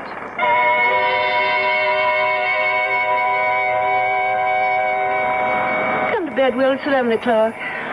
No, Elvira. I thought I might take a stroll on deck before turning in. Oh, no. Do you think that's wise? There's a gale blowing. Elvira, when it comes to exaggeration, no one can match you. I'd hardly call that a gale out there. A stiff wind, perhaps, but not a gale. When it comes to splitting hairs, what's the difference between a gale and a stiff wind? I wouldn't know. Did you hear anything more about that leak in the hold? Oh, yes. I talked to Captain Hardy. No problem. They caulked it without much trouble. Strange, though, that... All right, I'm sorry. But it is strange that this ship was in dry dock for 3 weeks being recaulked before we sailed. Oh, it's the kind of world we live in, Elvira. Nobody cares about doing a good workmanlike job anymore. I'm going on deck for around 10, 15 minutes. Oh, do be careful, Will. Don't get blown overboard by that stiff wind. Oh, don't worry. What? Will? But what is it? Well, this is the damnedest thing. The damnedest thing. What? Wait a minute, wait. Well, I'll be... Will Hopkins, if you don't tell me what you... Rachel Wyatt. She just came out of their cabin, looked up and down the passage to be sure she wasn't seen, and then, Elvira, she went into the cabin where they keep the luggage. Well, maybe she needs something out of it. Then why did she lock the door? Locked it? Locked it. And why did she look up and down the passage as if she were doing something secretive? Well, since I'm no longer permitted to say I think something is strange. Shh, listen. What is that? It's coming from the Wyatt cabin, and it sounds to me as if Wyatt's prying off the lid of that oblong box. Right. That's exactly what it sounds like. Exactly what it was. Then it couldn't have been sealed. I told you that. But why would he lie? Especially to an old friend. Well, Will, I may be given to exaggeration, but you are naive. Cornelius Wyatt no longer considers you an old friend or even a friend. He doesn't want anything to do with you. As for why he lied because he doesn't want you or me or anyone else to know what's in that box. What's really in that box. Shh, listen. What's that? What's he saying? He's crying as if his heart would break. This is terrible. Poor Wyatt. He's in agony, Elvira. Yes, I can hear him. Poor man. Will, what is he crying over? It can't be the painting, even if it had been damaged when those sailors bumped the box. Elvira, it can't be that. It isn't. Isn't? I told you I've had this feeling all along. This sense of something. You know. And now I'm sure. It isn't a painting that's in that box, Will. It's a corpse. A corpse? And the question that I've been asking myself all along is, whose corpse?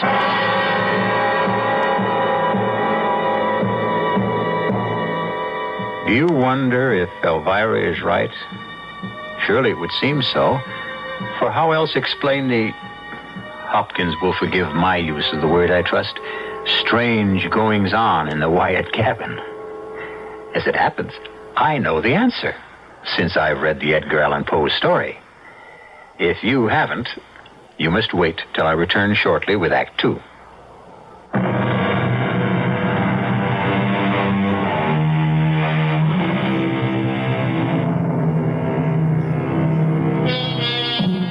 Well, now, where were we? Oh, yes. The Hopkins, Elvira and Will are totally baffled and just a bit uneasy about the curious actions of Cornelius Wyatt and his bride, Rachel. As the sailing ship Independence makes its way from Charleston, South Carolina to New York, Will and Elvira burn with curiosity to know the contents of the coffin-like oblong box Wyatt brought aboard. Rachel has spent the entire night in the other cabin. Now, what kind of way is that for a newly married couple to act? Her in one cabin, him in another, sobbing and crying his heart out all night long. Maybe they had an argument, a lover's quarrel. Oh, Will, you don't believe that, and neither do I. She didn't act as if they'd quarreled when she came out of the cabin, did she? No, acted secretive, as if she didn't want anyone to see her going from one cabin to the other. And then we heard him prying the lid off the box. The box he claimed was sealed. And we've heard him sobbing all through the night. I've said it before, Will, and I say it again. He's not carrying any valuable painting in that box. He's carrying a corpse. But that's impossible. The captain would never allow it. A corpse on board a ship is thought to be a jinx.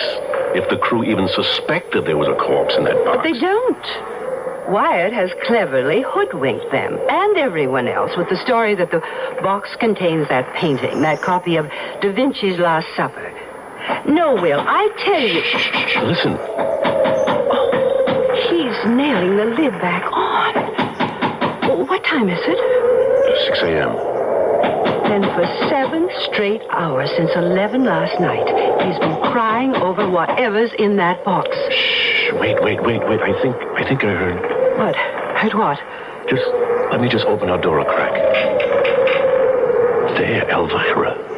Just as I thought, Rachel has just come out of the adjoining cabin. Yes, looking up and down the passage to make sure she isn't discovered. And there she goes, back into Wyatt's cabin. Well, I'll be damned. I'm frightened. Right down to my toes. Frightened to death.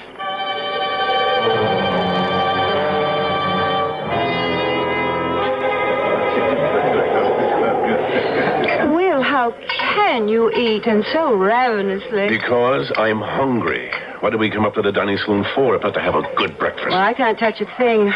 After the goings-on last night, and now hearing that foremast split and we're, what do they call it, hove to? Only for a few hours, probably. Shouldn't take longer than that to repair it.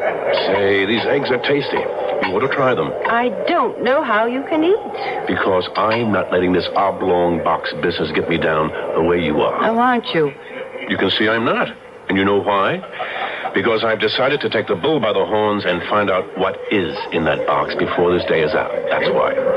And how exactly do you propose to do that? Don't know yet. Got to figure it out. In fact, I think I just have. What do you mean? Wyatt and his bride have just come into the saloon, see? Yes, and they've seen us. They've changed direction and headed for that table way over in the corner instead. Listen, I'm going down to their cabin while they're having breakfast, and I'm going to find out what's in the box. Oh, no, you can't do that, Will. What if they discover you? That's where you come in. You're going to see to it that they stay right here in the dining saloon till I get back. Well, how can I possibly Just go over to their table and start a conversation and keep it going till I return. Oh, Will, I can't. You can. They're just ordering breakfast, all right? All right. All right, back in 20 minutes or so.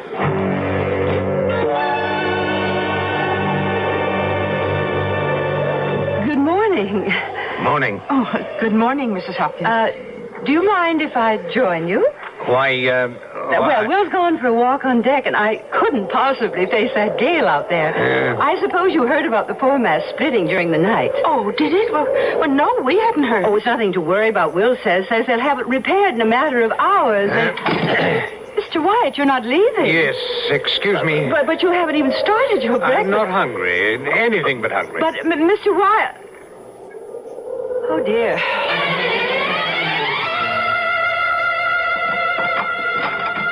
What in the... Hopkins, what the devil are you doing in my cabin? Wyatt, What are you doing with that knife in your hand? You see... You were going to pry the lid off this box, weren't you? Off my box, my personal property. Ever since you set eyes on this box when I brought it aboard yesterday, you've been ravening to find out what's in it. Nonsense. That's nonsense. I know what's in it. You yourself told me. A priceless copy of Leonardo da Vinci's Last Supper. But you don't believe it. No, of course I do. Why shouldn't I? I don't know why you shouldn't. I only know you don't. Why else would you sneak into my cabin and try to pry open the box in my absence? I didn't try to... Oh, all right, White, I did. Yes. I'm sorry. I apologize. It was the wrong thing to do, but, well, damn it, man, I would like to have a look at that painting. Get out of my cabin. Get out this instant. And while you're about it, get out of my life. Why, you don't mean that. Surely you wouldn't dissolve a friendship such as ours because of... What friendship? I haven't seen you in 20 years. But we were such good friends in college. Whatever we may have been, we no longer are. Now get out, Hopkins. Get out!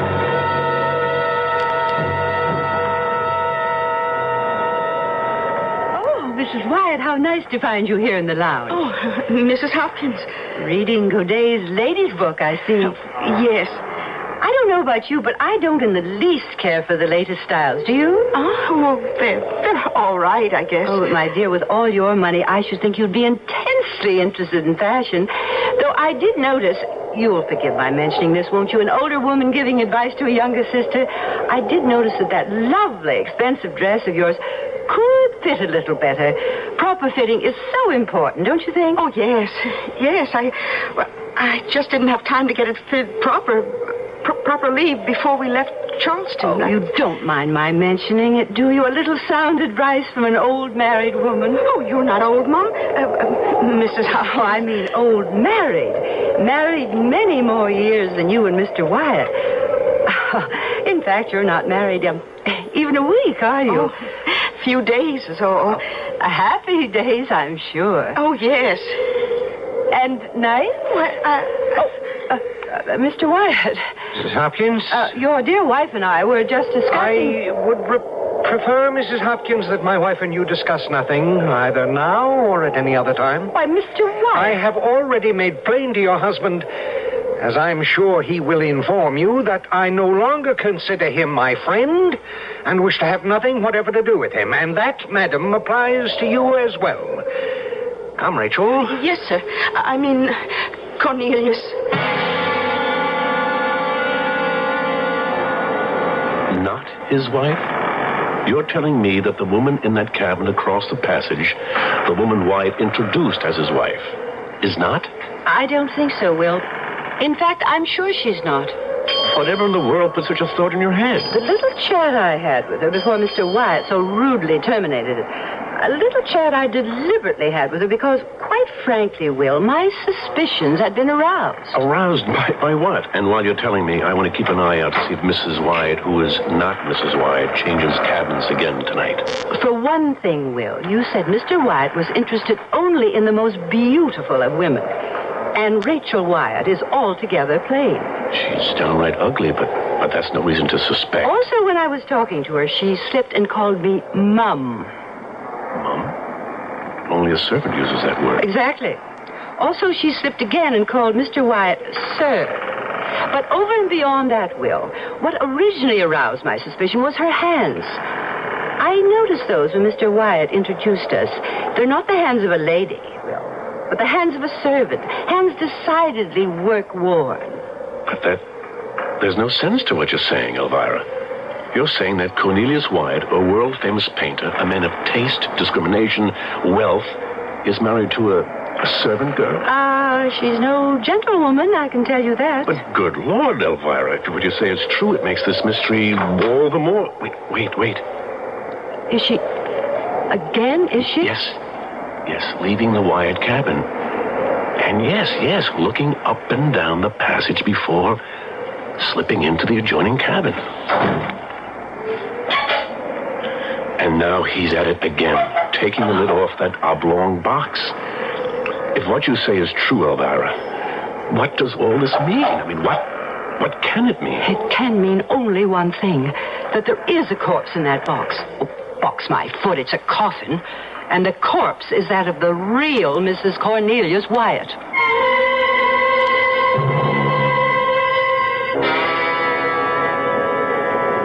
We'll come to bed. It's no affair of ours. Maybe not of yours, but it is of mine.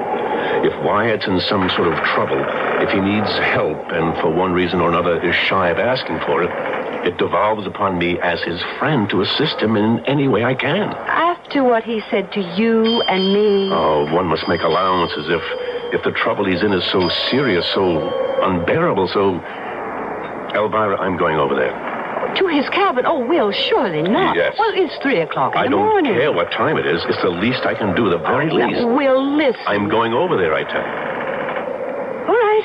I know you better than to try and stop you. Just let me get my robe. You stay here. Oh, no. I'm not letting you go over there at 3 in the morning alone. You ask me, that man is dangerous. Dangerous? Wyatt, don't be silly. Don't you? There. I've got my robe on. If you still mean to go, then let's go. All right. Come along. I'll knock.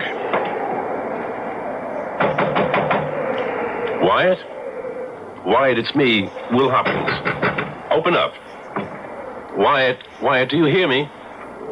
It's very quiet in there, not like last night when he spent the whole night crying and sobbing and carrying on like I don't know what. Wyatt, let's go in, Elvira. Will, the cabin's empty. And so is the box. What? Look, the box is open and there's nothing in it. Neither a painting nor a corpse.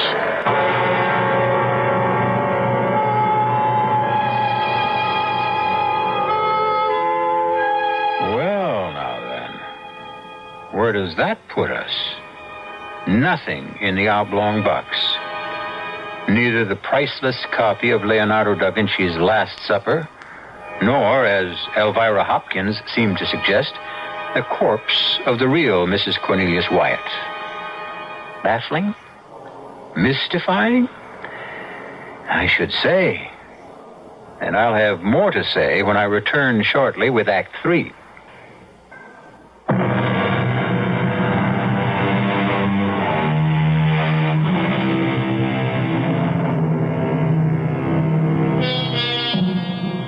Surprise. Shock is the word to describe the feelings of Elvira and Will Hopkins when they discover that the coffin-like oblong box contains neither that priceless painting nor a corpse. My bump of curiosity is as fully developed as anyone's, I'd say, and frankly, at that point, I'd have dropped the whole business. But not Elvira and Will Hopkins. Not only had their curiosity been sharpened to a keen edge, but, as Will said, Wyatt's in trouble, Elvira. Serious trouble. But there's nothing in the box, so why do you think he's in trouble? Because there was something in it, and whatever it was, he acted, well, damn strange.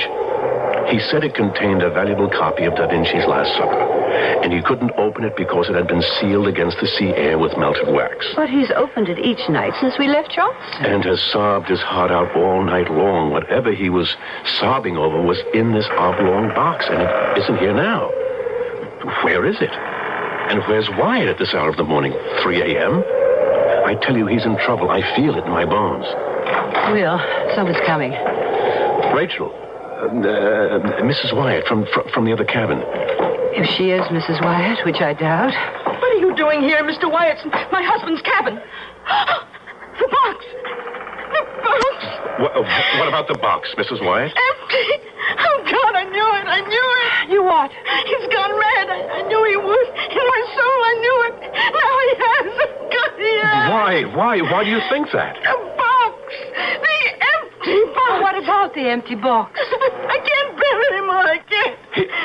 Here. Now, Mrs. Wyatt, try to control yourself. He's mad. Gone mad. He's gone mad. I'm sorry, but you must pull yourself together if you want us to help you. Help me. You can't help me. You can't help him. It's too late. It's too late.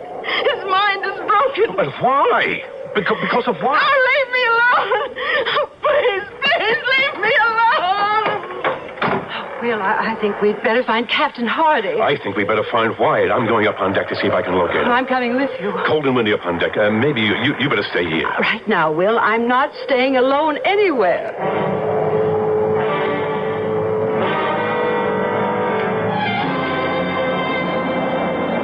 Oh, you were right. It's colder and windier than I thought it would be. Here, put my jacket around. No, Will, I'll be all right. Do as I right. tell you for once. Oh, yes, Will, yes. Oh, thank you, dear. That is better. Now, come on. Let's see if we can find him. Will, there he is, standing at the rail, gazing off across the water. There's someone with him. A woman standing beside him. One of the passengers. Maybe, only if it is, I've never seen her before. Well, I didn't get a good look. Well, you will as soon as that light from the portside lamp falls across her face again. There. Yes. Oh, I see her clearly now. Will, I've never seen anyone so beautiful. She's ravishing. She's that, all right. Absolutely lovely face. That long blonde hair blowing in the breeze. No wonder he was holding her close to him. Arm around her waist and... Oh, hey, look. Kissing her now. Well, that's one for the books. If the woman he came aboard with, the woman he claims is his wife, if she is his wife, then what is he doing up here on deck with her? You've got me. And she isn't one of the passengers, or if she is, this is the first time I've seen her. Then who the devil can she be? Oh, good Lord. Elvira. I think I'm going to faint. Take me below to our cabin. Yes, but what is it? A terrible thought, a horrible thought, horrible. What horrible thought? The thought that whoever she is, whatever she is, Will, she must have been in that box. Madness. Absolute madness, Elvira, to even think such a thing. Wait, you sound as insane as Rachel Wyatt says he is. The woman in that cabin is not Rachel Wyatt. Oh, come now, Elvira. The truth, the plain, simple truth, staring us in the face is that the woman on the deck with him is the real Mrs. Wyatt. Or was. Oh, don't tell me again. Just please don't tell me again what you think. Elvira, it's too horrible. Someone at the door at 3:30 in the morning. Oh, thank you. What is it? One of the crew handed me this. It's a note from Captain Hardy. He wants to see me in his cabin at once. Urgent, he says. Well, at this hour of the morning it must be. What in the world would he want to see you about? Only one way to find out. Sit down, Mr. Hopkins, sit down. Thank you, Captain. Mr. Hopkins, as you know, we've had nothing but bad weather. and bad luck since leaving Charleston Harbor 3 days ago. I guess all your passengers are aware of that, Captain. Yes. We sprung a seam, the foremast developed a bad crack, and there have been other problems which, frankly, I've concealed from the passengers so as not to alarm them. It's understandable, but... I will tell you in all confidence, Mr. Hopkins, in confidence, man, that we couldn't manage to caulk that seam properly in these heavy seas. It's getting worse. Even worse, the repair to the foremast isn't holding. And if the foremast goes, we'll be in serious trouble. There's a force 6 gale out there right now, Mr. Hopkins, and it's whipping up. But, Captain, why are you telling me all this? What can I do? Well, you can tell me something that I need to know, that the crew needs to know. It's got them worried. I still don't... Mr. Hopkins, I'm given to understand that you are a very close friend of Mr. Cornelius Wyatt's. Mr. Hopkins, what is Mr. Wyatt carrying in that oblong box? Why, a copy, a priceless copy of The Last Supper by Leonardo da Vinci. Have you seen it? No. Well, the crew are beginning to think that it contains a body, a corpse, and that because of it, this ship is jinxed. Yes, I'm aware of the superstition. I find myself in a position where I must assure the crew that their suspicions are unfounded. Accordingly, I ask you to go to your friend at once now and get from him the truth of what is in that oblong box. If it's the painting, well and good. And if it's a corpse? Well, then I shall be well within my rights as captain of this vessel to take proper action. And that would be? To consign the body to the sea. For God's sakes, Elvira, what sense is there in asking Wyatt to show me what's in the box when he's damn well going to refuse? And when we've got a pretty good idea of what is in the box? Then you agree with me finally. You think it's a corpse. I don't. I think it's the woman we saw on deck with Wyatt. And you know the thought that crossed my mind about that. A thought too horrible, just too revolting, gruesome even to contemplate. Who would take a corpse on deck? Who would make love to a corpse? A madman would. A man who'd gone out of his mind. Well, what was that? If you ask me, Captain Hardy's worst fears have been realized. The foremast is broken. Will, that bell. Will, isn't that the signal for the boat station? God help us, it is. Oh, Will, what's going to happen to us? What are we going to do? Head for our boat station, that's what. Come on, come on. Oh, wait, with my jewelry. The hell with the jewelry, woman. Come on. Now, who can that be? Oh, Mr. Hopkins, help me. Help me. Mrs. Wyatt. I'm not Mrs. Wyatt. I'm not his wife. I'm only a servant. Mary, a servant. Oh, help me. He's gone bad. Not his wife, his servant. Hers. Rachel Carruthers. Her servant until she died within 2 days of her marriage. Died within 2 days? He went out of his mind with grief. He didn't know what he was saying or doing. All he knew, all he could think of was they'd planned this voyage for their honeymoon, and there was no stopping him. He would take her on the honeymoon, he promised. Take her dead or alive. Take her dead. God in heaven, how right I was. How horribly right. Never mind that now. We're wasting precious time. Come on. We must get to the lifeboat. But what about him? Him? Wyatt? Yes, he's in there now, sitting beside her coffin. I tried to tell him we were in danger, but he wouldn't listen. All right. I'll see what I can do. Elvira, you and Rachel and Mary, whatever, get to the boat. Oh, but you. I'll join you. Will. I promise I'll join you, but I must try to save Wyatt if I can. Go now, the two of you. Go. No, not without you. Remember, I'll not go without you, Will. Wyatt. Yes? Wyatt, the ship's in danger. It may be foundering. That bell you hear, it's a call to all boat stations. Oh. Wyatt, stop sitting there staring at a corpse. Corpse? The corpse, the body of your wife, your dead wife. She's not dead, Hopkins. That's what they said, the doctors, but they were wrong.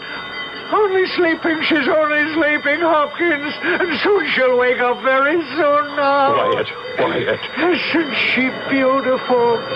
Isn't she the loveliest creature you ever seen on this earth, Hopkins? Will you listen to me?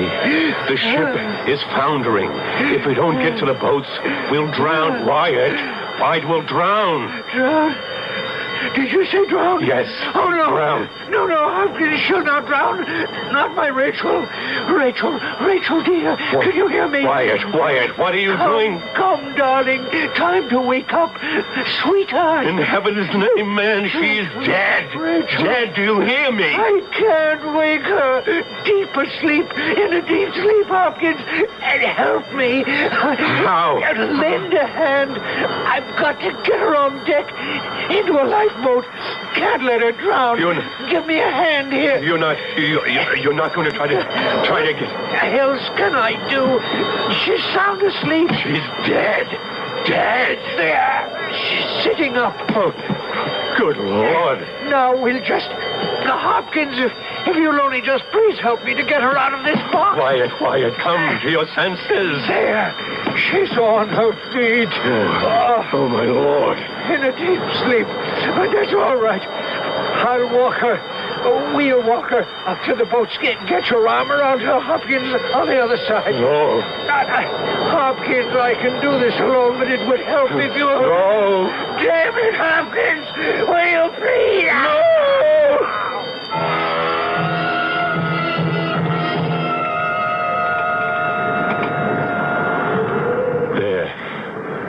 That better, Elvira? More comfortable? I'll be all right, Will. A lifeboat isn't expected to be the most comfortable place in the world. Mary. Oh, thank you, sir. I'm all right. She's going down, I think. The ship getting lower in the water.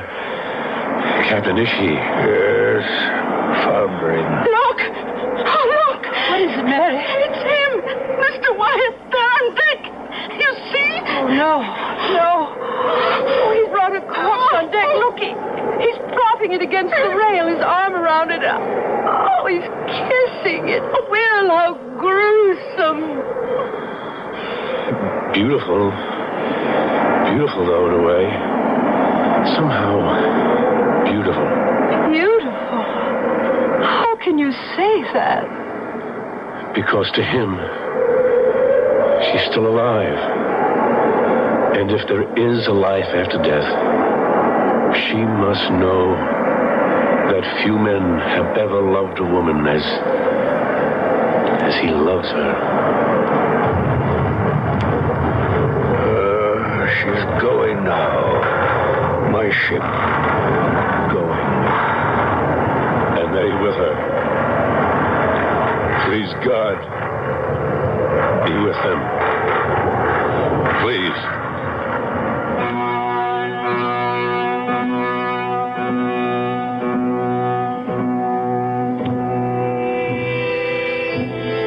I hope you enjoyed the Oblong Box. And if you did, we'll think for a moment on the memory of Edgar Allan Poe, to whom we owe the macabre pleasure of the last hour. Like Oscar Wilde's, his was a life of torment that came to a tragic end. Yet, out of the crucible of his torment and tragedy came infinite pleasure for others. Something to ponder on, I think. Don't you? I'll be back shortly.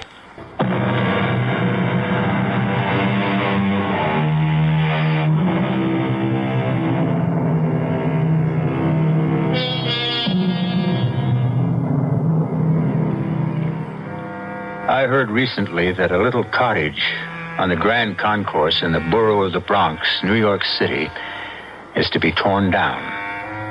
Why?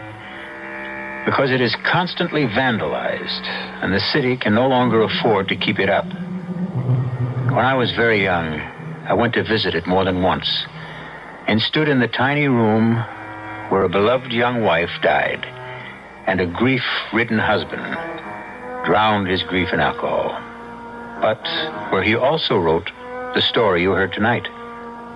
I say no more. What more is there to say?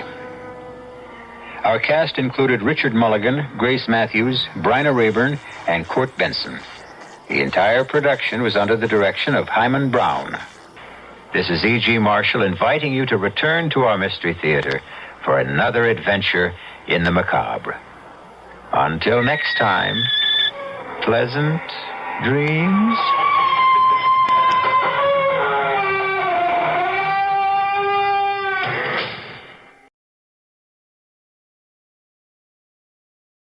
CBS Radio Mystery Theater presents...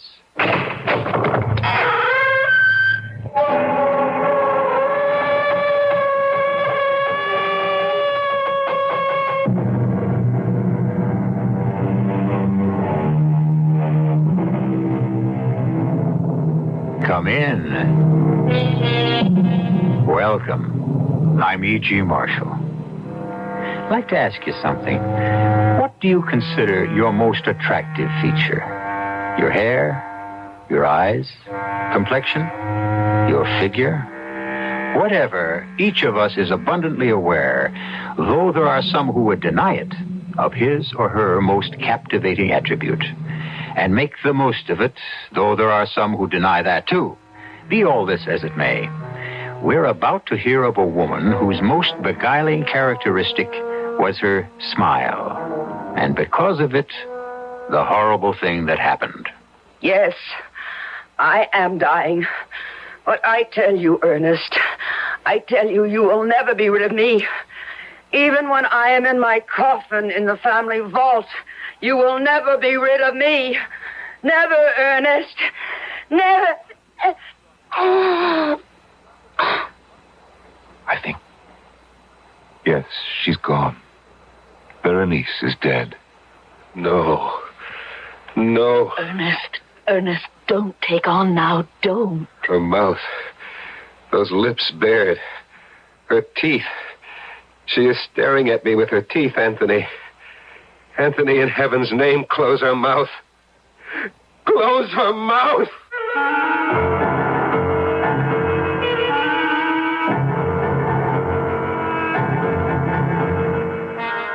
Our mystery drama, Berenice, was adapted from the Edgar Allan Poe classic, especially for the Mystery Theater by George Lothar, and stars Michael Tolan and Norman Rose. I'll be back shortly with Act One.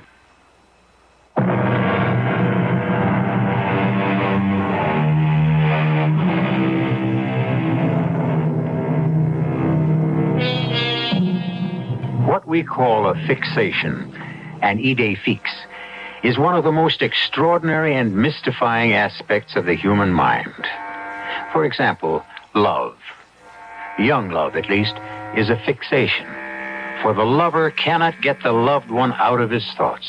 He thinks of her night and day, or she of him. And there is, I need scarcely say, no more wondrous person in all the world. What cure can be found for a fixation? Well, when it comes to love, and I don't mean to sound cynical, I suppose marriage. But when it came to Ernest Montresor and his wife Berenice, well, that's our story. Do not tell me, Anthony, what I must do or must not do. Ernest, please. You are my friend. You are my attorney. You have come here to Mangrove Manor to straighten out whatever legal matters attend Berenice's death, and that is all. Ernest, I didn't mean to offend you. I am not offended. I am irritated. You can sit there and say, Ernest, your wife is dying. Try not to hate her as you do. Let me tell you something, my good friend. Had you lived 1 month, 1 week, 1 day in this house with Berenice, that shrew, that spitfire, you too would know what hate is. But I don't understand. I was at your wedding a little over a year ago, here at Mangrove, and you were deliriously in love with her. Not her. Her smile. What? I know you'll find it hard to believe, but that is the truth. Oh, there were other qualities that attracted me. Her charm, her gentle manner, her warmth. But these vanished quickly once we were married. I soon learned that her charm was a veneer, her gentle manner a mask that concealed a vicious temper. I am sorry. I didn't want to hate her. For months I put all feelings of hate from me, the while asking myself how and why I still went on loving her. That's when I realized was her smile. I still fail to understand. Look at Berenice closely, and you will see that she's really very plain. Almost ugly. But one doesn't look closely at first. I didn't, surely. Because of her smile. Of what her smile was then. She had teeth so even, so white, so perfect, they are as matched pearls. As for her lips, nowhere will you find lips so beautifully modeled, so sensuously inviting, so absolutely enthralling. I remember, yes.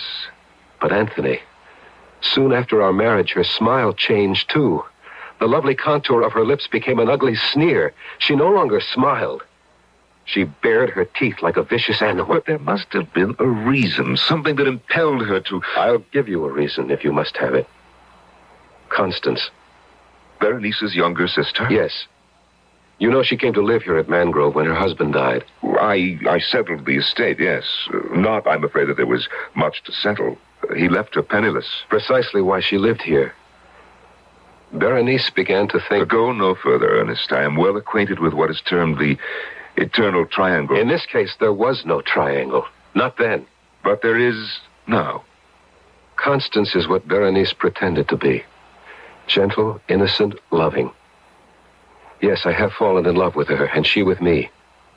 But you may believe me, as Berenice never has, when I tell you that our love is and has ever been platonic. Neither of us has betrayed Berenice in any way.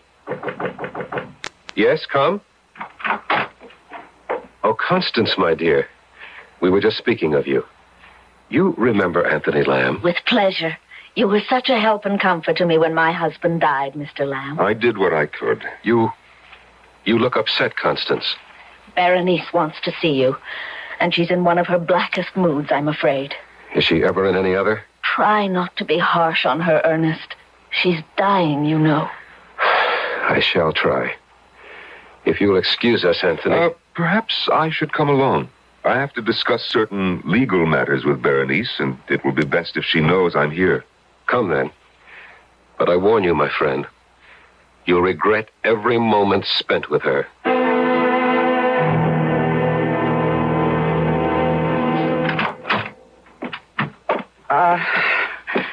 It's you. You wanted to see me, Berenice. You. Not this army you've brought with you. Get out of here, Constance. Of course. And who are you? I've seen you somewhere. I remember you. I'm Anthony Lamb, Berenice. I don't blame you for not recognizing me. It's been over a year. Oh, yes. Yes, I remember you now. Ernest's friend, the pettifogging lawyer, the shyster. Why are you here? Well, now Yes? Well, Ernest asked me to come because... Well, Berenice, I'm told you're quite ill, and at such times it's best to... To make sure that all will be legally neat and tidy when I'm cold in my coffin. Well, you put it much... The only way it can be put. I'm dying, and I know I'm dying, and so do you. If you don't, you must be blind. And if you want proof of it, look. Once my smile was the most ravishing smile on earth. Look at it now. Yes. Yes, the color leaves your face, Mr. Lawyer. You all but shrink away because it's no longer the beautiful smile of the living Berenice, but the ghastly grin of the Berenice who'll soon be cold in death. Stop it. Stop smiling. Dear husband, what is it? You used to tell me my smile captivated you, enslaved you. Can it be that it now repels you? Oh, don't turn away. I won't look at you, not when you smile. Don't look then for all the good it'll do you. You'll remember. Soon I shall be dead. But my smile will never die. It will live on in your brain, Ernest. Wherever you go, whatever you do, it will be with you. No. This smile, this ghoulish grimace, because it was what you married, what you loved, and then came to hate And you will hate it till the day you die, Ernest. For till that day, awake or asleep, it will haunt you.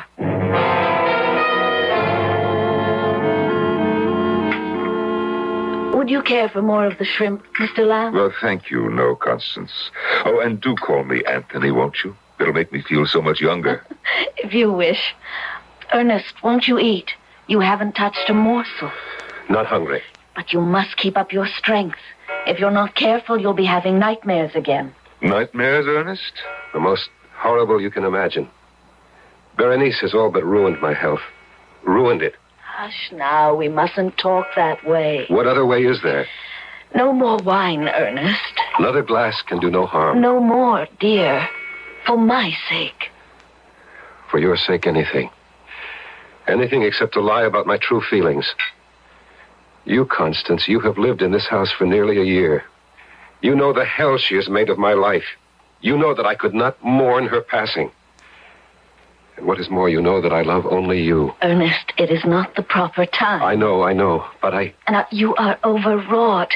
It is not you speaking, but your nerves. Listen to me. Constance. My sister lies upstairs dying. Whatever you think of her, in these last days of her life, though we cannot in truth love her, we can, in all dignity and honor, try at least not to hate her. You must try, Ernest. You must. Yes. And with your help, I shall. But you will not succeed. Berenice. How did you get here, out of bed? I rang my bell, but no one came. I called, but you did not answer. We didn't hear. And so I found the strength, what strength remains, to come down and tell you I am about to die. No. When death is near, you know it. Full well you know it. I have little time left now. Perhaps only minutes. A glass of wine. Of course. He hurries to assist me, to comfort me, when in his heart he would kill me. No, Berenice, I would not. Liar. Berenice, you hate me. Say it, you hate me. Say it. Here, the glass of wine you asked for. That, your glass of wine. Sniveling, nightmare-ridden fool. I had hoped I'd at last found a man when I married you. You were like all the others. Berenice, let me help you back to your And bed. as for you, did you think I wasn't on to you and your little tricks? Did you think me blind, that I couldn't see what went on between you and my husband? Nothing. Before heaven, I swear that... Liar! I saw, I know. Little Constance. Innocent, saintly little sister, sinking her claws deeper and deeper into the man who was mine. Madam. You address me? Madam, you are ill. Yet there is in you a kind of strength I have recognized before. In, I say to you, the worst kind of criminal. Go on. I don't know that I can. I have never understood what made these people what they were, but this I know. There are angels on this earth and there are devils. And you, madam, I say it to you, even in your dying moments, you are a devil. I don't blame you for looking at me like that. I spoke on impulse. I'm ashamed. Ashamed? You are the first man who has ever dared to... Berenice. Stay away. Stand back. Don't touch me. Only listen. You will be haunted by the magnet that drew you to me. The weapon with which I ruined your life and will destroy you. My smile, Ernest. My smile. No. Look at me. Sensuous lips bearing milk white, perfectly matched teeth. Look. Here, let me... She's falling across the table. I think... Yes. She's gone. Berenice is dead. No. Ernest, don't. Her mouth. She is staring at me with her teeth. Anthony, in heaven's name, close her mouth. Close her mouth!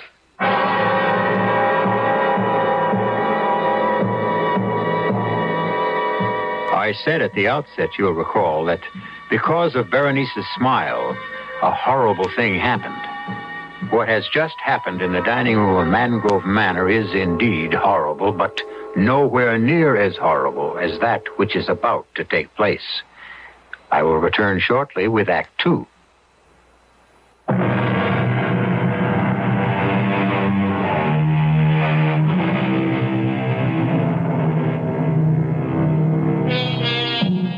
I think it was Sir Winston Churchill who said that when the human brain grabs hold of a thing, a worry, a concern of some sort, an anxiety, it grips that thing as in an iron fist and will not let it go.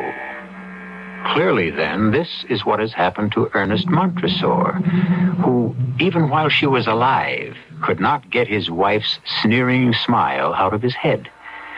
And now that she has been placed in the family vault on the estate near Baton Rouge, Louisiana, well, listen. Ernest. Ernest. Yes, Anthony, what? It's more than half an hour since everyone left. Constance and I are getting chilled to the bone here in the vault. Let's go back to the house. Not till I'm sure the lid of Berenice's casket is nailed tight. But you are sure. It's madness, I know, Anthony. But I have the fear that somehow, in some way, she'll get out of her coffin and haunt me. You're letting your imagination run away with you, Ernest. You're tired, overwrought. My sister is dead. She'll not get out of her coffin. Come now. Ernest. Yes. Let us return to the house.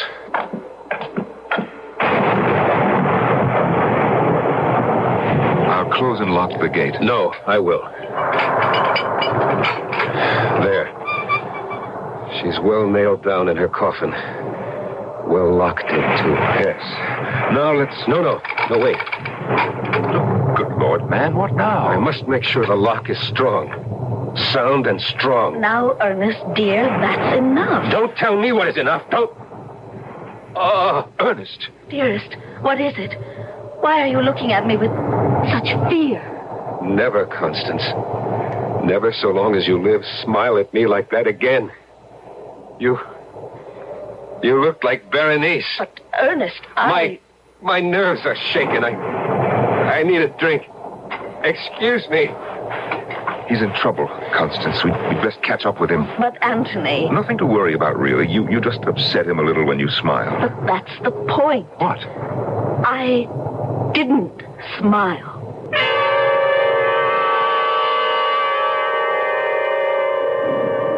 Will you take another brandy, Anthony? Thank you, no, Constance. As they say, one is as good as more. I wish Ernest thought so. Yes, he is drinking a bit too much, though he doesn't show it. His nerves burn up the spirits quickly. I have never seen him in such a nervous condition, never so exhausted. Let's hope he's having a good, deep, restful sleep. Speaking of what is good for Ernest, I hope you'll be able to stay with us a while, Anthony. I should like to, but I have pressing business in Baton Rouge. A few days? It would be such a comfort to Ernest. I'm sure, but the comfort he really needs is what you can give him. Constance, may I speak frankly? Of course. In ordinary circumstances, by which I mean had Ernest and Berenice still loved each other, I'd not suggest anything of this sort, but for all things considered, Constance, I should like to see you marry Ernest as soon as possible. Berenice not yet cold in her grave, and you? I do, yes. Constance, you alone can give him the love and the warmth he so desperately needs. I know, but... Oh, Anthony, whatever she was, Berenice was my sister. How can I, in all conscience, marry her husband within so short a time? It would be an act of indecency. Oh, no, an act of charity and of love. My dear, no immediate decision is needed. Think about it and should... No! What? In the name of heaven? It's Ernest! No! Come, quick!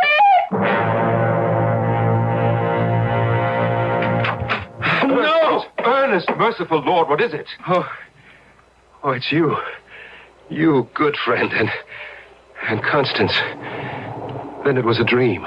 What was, my dearest? I dreamed that I was awake, that I'd awakened from a sound sleep. It was also real. I heard the storm outside and saw lightning brighten the room and thought, oh, good, I did manage to sleep and get some rest, and now I've awakened, and... Yes, and? And then I saw it, hanging in the darkness of the room, burning bright in the black pitch of night. Saw it. Gently, my darling, gently now. Saw what? Her smile. Berenice's smile, her disembodied smile, nothing else.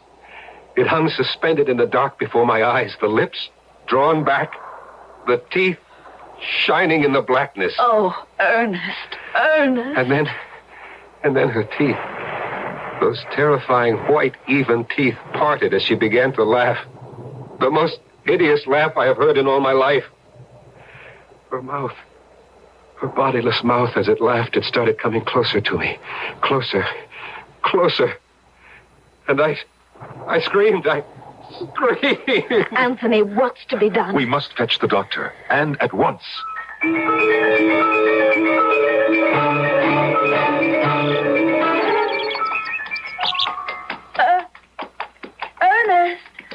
Ernest, stop for a bit. Oh, let's rest. Of course, my dear, of course. Here, let me help you down. Thank you, Ernest. There's a log over there. Shall we sit? I would rather stand and hold you. Oh, you are feeling better. Come, let's sit down. No, wait. Ernest? Please, listen, Constance. Anthony returns to Baton Rouge tomorrow. I had a talk with him this morning. He knows I'm devoted to you and you to me. He urged, not that I needed urging, that I ask you to marry me. Ernest, Do say yes, Constance. I beg you. Say you'll marry me. That's exactly what I was going to say once you gave me the chance. You will? You'll marry me? Oh, I will. Oh, I will. Constance. Oh, Constance. Let's hurry back and tell Anthony. Yes, that dear good friend of yours will be relieved to know, I'm sure. Here, I'll give you a hand up. There. Oh, Ernest, my horse. Oh! Oh! Ernest, he's running away with me.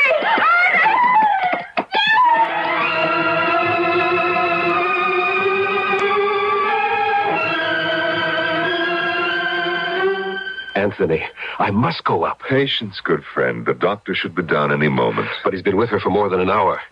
I knew she was seriously injured. I knew it the instant I picked her up. The way you described it, it was a bad fall. The horse, running away, for what reason God alone knows, tried to leap a high fence, failed to make it, and came down rolling on Constance as she lay beneath him. Oh, terrible, terrible. But no sense anticipating the worst. Constance may not be seriously hurt at all. Constance is dying. What? She is dying. Oh, come now, Ernest. You carry even your nerves too far. There's something I didn't tell you. When I got to Constance, she was unconscious. I knelt beside her, got my arms under her, raised her, and stood up. I began to carry her to the house. A long distance. I'm not very strong. I tire easily. And so after a short time, I stopped for breath and looked at her. Looked into her face, Anthony. Yes? Her eyes were open, and she was smiling. The lips pulled back, the teeth showing. For an instant, she looked like Berenice. For that instant, she was Berenice.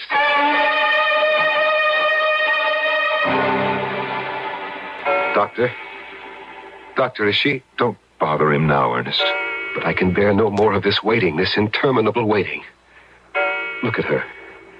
So deathly white, scarcely breathing, if at all. Ernest? She called my name. Oh, Constance. Oh, my own dear Constance. Hush now. When I am gone. No, you must not go. You cannot leave me. You cannot. When I am gone, I say, no longer with you. Remember that it will be only on this earth I am not with you. In spirit, I shall be beside you always. You are not going to die. You will be at my side, alive and beautiful, and my own dear adored wife. No, that is not to be. Berenice has seen to that. Berenice? She was there. Just before my horse leaped the fence, I did not fancy it. She was there. She stood on the other side of the fence, smiling. Oh, God in heaven. And I knew, in the second that I saw her, the second before the horse crashed, I knew that she is a tormented soul, a soul that cannot rest until she is forgiven the sins she committed on earth, the sins she committed against you. There is no forgiveness for what she did. There is. It is in your heart, my darling, if you will only search for it and find it.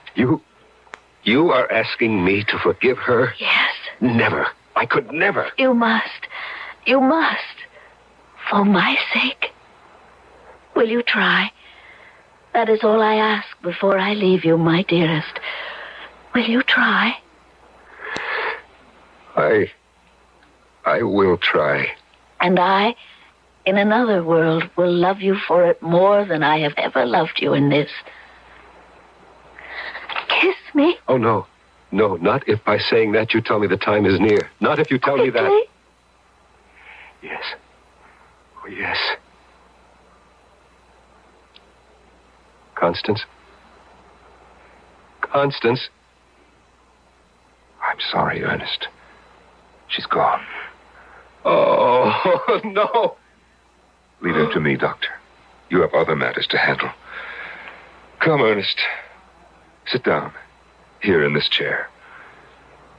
Sit, and I'll pour you a brandy. Dead. Dead. Dead. I know how you feel, but you mustn't go to pieces. Think of what she said, that she will be with you, at your side always. What good is that if I cannot see her, touch her? What is he doing, the doctor? What must be done? Closing her eyes, straightening her limbs, placing her hands in repose. When he is finished, I shall sit with her, Anthony. Of course. And not leave her side till we take her to the vault. What's that? What? Listen. Someone laughing. No one is laughing, Ernest. Berenice. It is Berenice. Ernest. She is laughing from the vault. From the vault. You doubt me? Here. I throw wide the window. You hear?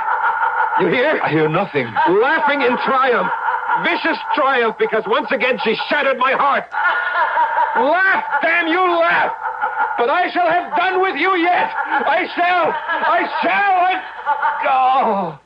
Doctor, quickly. He's fainted dead away.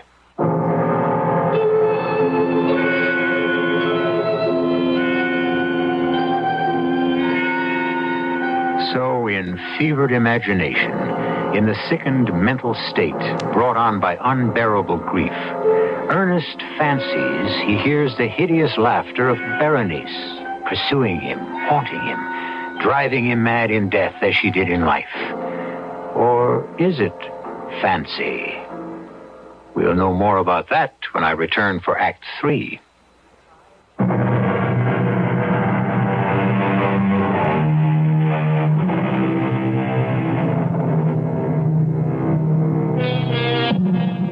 Scarcely has the breath of life fled the body of his beloved Constance than Ernest Montresor hears, or thinks he hears, the triumphant laughter of his dead wife, Berenice. Even though Ernest's friend and attorney Anthony Lamb did not hear the laughter, can we say the laughter echoed only in Ernest's imagination? If it comes to that, who can say that imagination is not reality? Be that as it may, let us now join Ernest and Anthony in that family vault. It would seem that you're right, Anthony. Berenice must still be in her coffin. The lid is tightly nailed. Of course. But her laughter... So horribly clear. Ernest, there was no laughter. You imagined it. No, I heard it. She murdered Constance. She made the horse run away, fall, and kill her.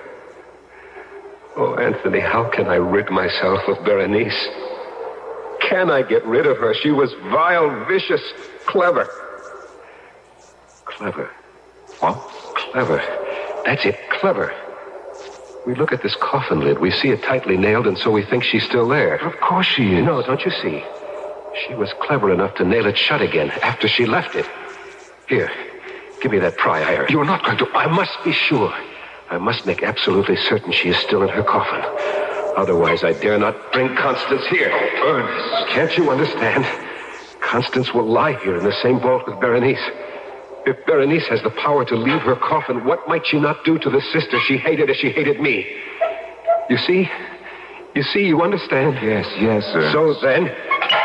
There. Well, are you satisfied? The body seems not to have moved. She is dead. No doubt about it. Berenice is dead. No question, my friend. You can set your mind at rest. Anthony, would you nail the lid back on? I want to go to Constance. Be with her until we bring her body here.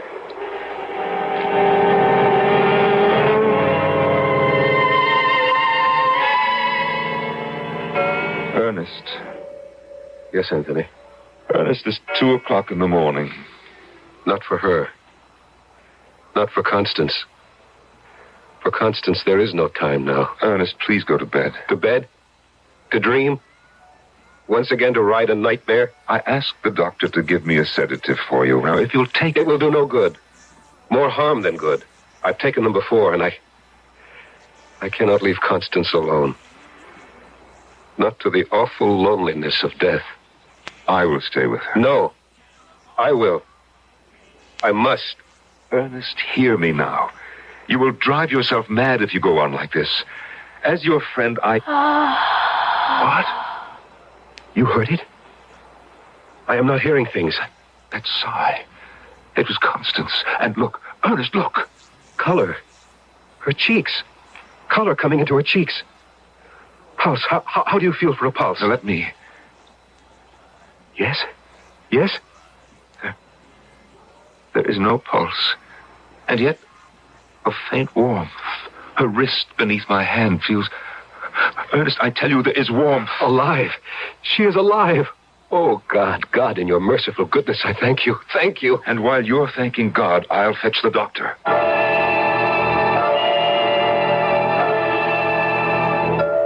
Thank you, Doctor. I'm sorry to have put you through all this trouble. Thank you, and good night. I'm sorry, Ernest. Strange. Very. There was color in her cheeks, warmth in her body. Yet by the time the doctor arrived, the warmth had fled, the color vanished. She was once again a corpse. Anthony, what do you make of it? I cannot say. I don't know. It's one of the most baffling things I've ever seen. But then Mangrove Manor seems alive with strange things. Not so strange if you had lived a year with Berenice. If you had come to know her as the devil she was. I begin to believe you. It's 4 in the morning, and I've been up. We both have been since early yesterday. There'll be much to do tomorrow, and both of us must get some rest. No, not I. I will stay with Constance. All right, Ernest, but be sensible. But take that large armchair in the corner and see if you can at least doze for a time. Very well. I'll go to my room for an hour or two of sleep. All right. And Anthony, thank you for all you've done. That's nothing. Nothing.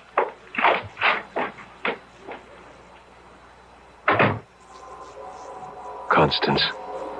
My lovely Constance. I'll not leave you. I shall be there in that chair across the room. In this chair, Constance, still very near you.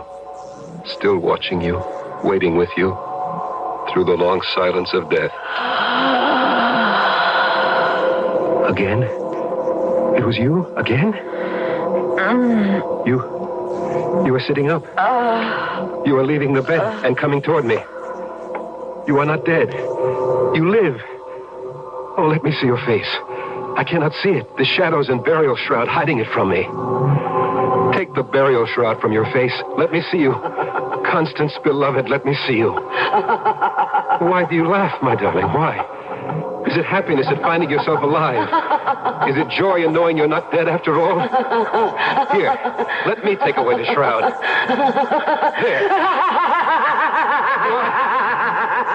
What? The lips. What? The teeth.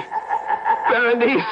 You are Berenice and Constance's body.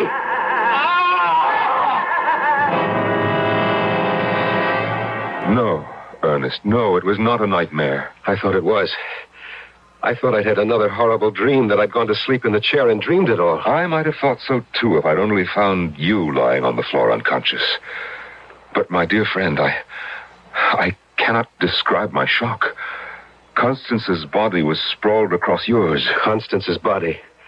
But Berenice's spirit. Don't think about it. Put it out of your head. Impossible. It is etched in acid in my memory. I shall see it in every moment of my life, waking or sleeping. The lips curled back in that fearful sneer. The teeth. The terrifying teeth. If only I could blot them from my mind, but I can't. Perhaps you can. Perhaps there is a way. What? If, as you think, Berenice is using Constance's body to haunt you, torment you. She is. Then all we need do is what we must do in any case. Bury Constance in the vault. But of course, I sicken at the thought of placing my own dear, lovely Constance in that cold, moldy chamber. And yet it must be done. And with her body locked within the vault, Berenice will be unable to haunt me.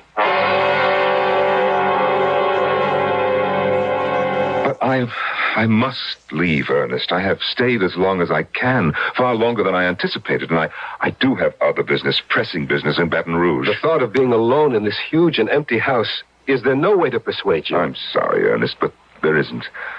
I've done all I can for you. You know I have. Of course I know it. There is no better friend in all the world than you, and I have no right to urge you to stay, none at all. But I am afraid. Afraid to be alone. Afraid. Of all things, it is a madness. Afraid of Berenice's teeth. I suppose it is a form of madness. Berenice is dead and buried. Constance is dead and buried, and so Berenice cannot inhabit her corpse to torture you. She'll find a way. She will not. She will. She lies in that vault out there, and in time her body will rot. But teeth do not. And so long as a tooth remains in her skull... Ernest, it's 10 o'clock. I have a long, hard ride ahead of me tomorrow. I must get to bed, and so must you. We are both very much in need of rest. Rest. So long as I live, there will never again be any rest for me.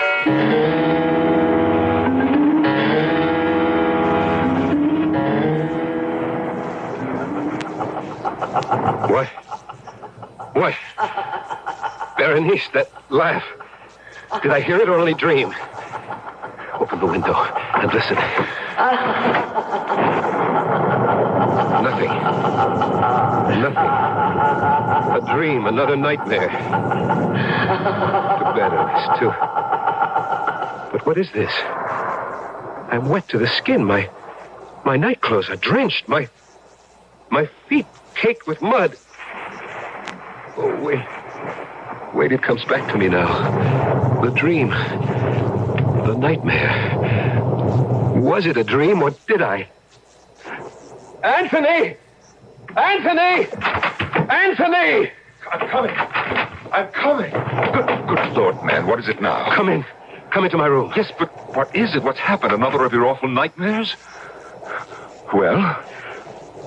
I don't know. You don't know if you had a nightmare or you didn't? If it was a dream, then that's what it was. But if it wasn't, if I really did the thing I thought I dreamed, then Anthony, I am mad. What do you mean? I mean that if I really did it, I've done something so horrible it could only be the work of a madman. Ernest, what did you do? I dreamed. Oh, make it a dream. But look at me. My clothes soaked through, my feet muddied. I must have done it. Done what? What?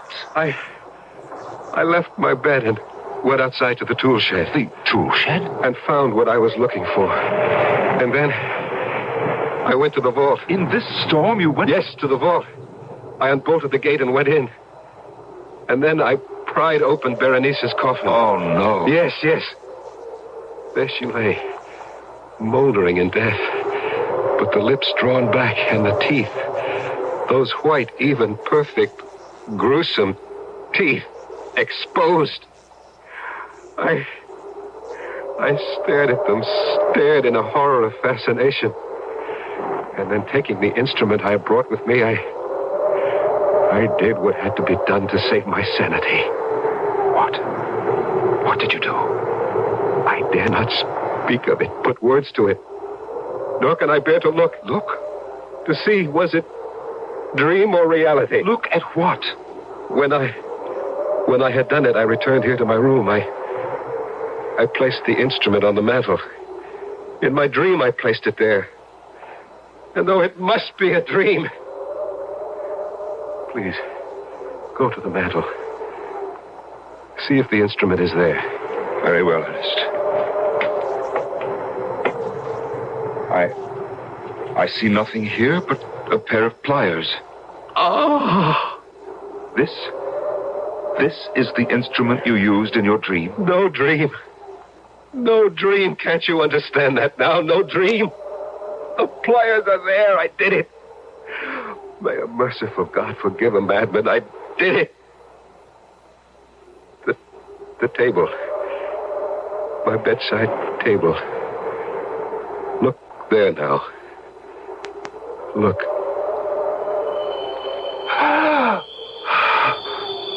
They are there.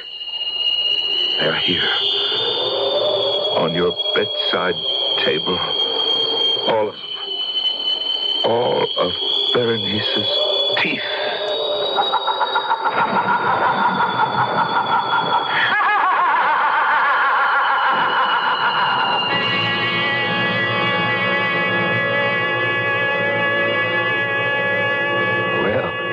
A toothsome tale, was it not? Something to let your imagination chew on? Sorry, couldn't resist that.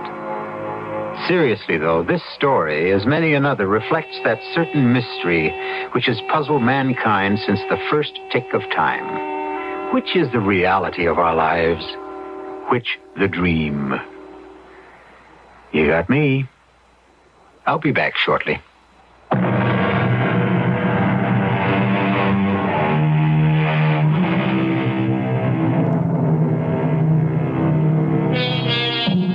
So, once again, we have, you and I, as Will Shakespeare put it, let our imaginary forces work, coupling them with the febrile genius of Edgar Allan Poe, bringing to this strange tale our own vivid and viable fancy.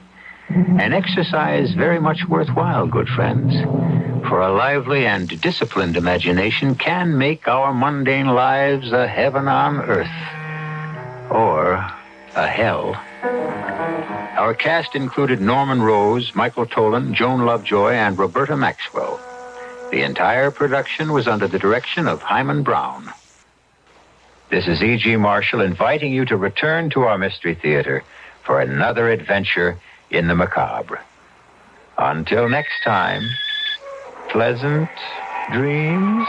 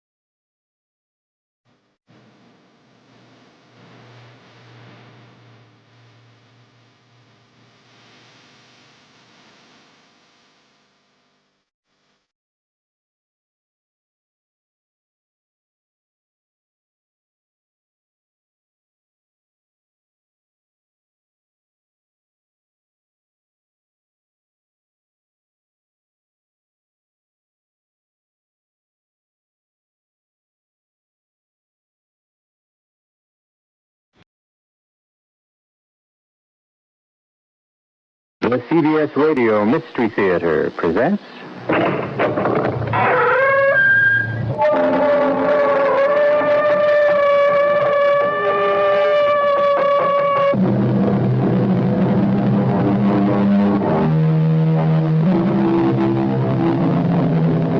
Come in. Welcome.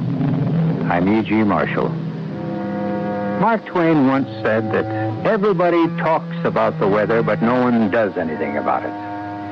An ever-increasing army of people feel that way about pollution, but happily are doing something about it.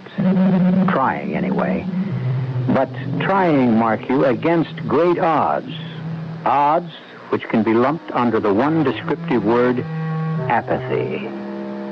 Apathy, perhaps the most destructive negative force mankind has ever known. A force which could easily have led to the strange tale I bring you now. Nils, I order you, put Magda out of the house instantly. She's my wife, Mr. Manderson. You can't ask me You fool! She's caught the Red Death. Brought it into my house, my sanctuary. Look at her. Beads of sweat on her face. Blood red sweat. She's caught the plague. Plague or not, I am not putting her out to die. Then I am. And one move from you to stop me and you'll go out with her. I mean what I say, Nils. Every word of it.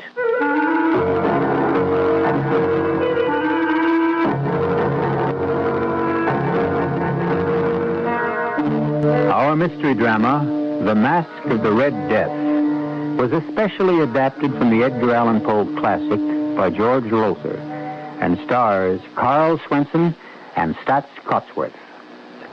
I'll be back shortly with Act One.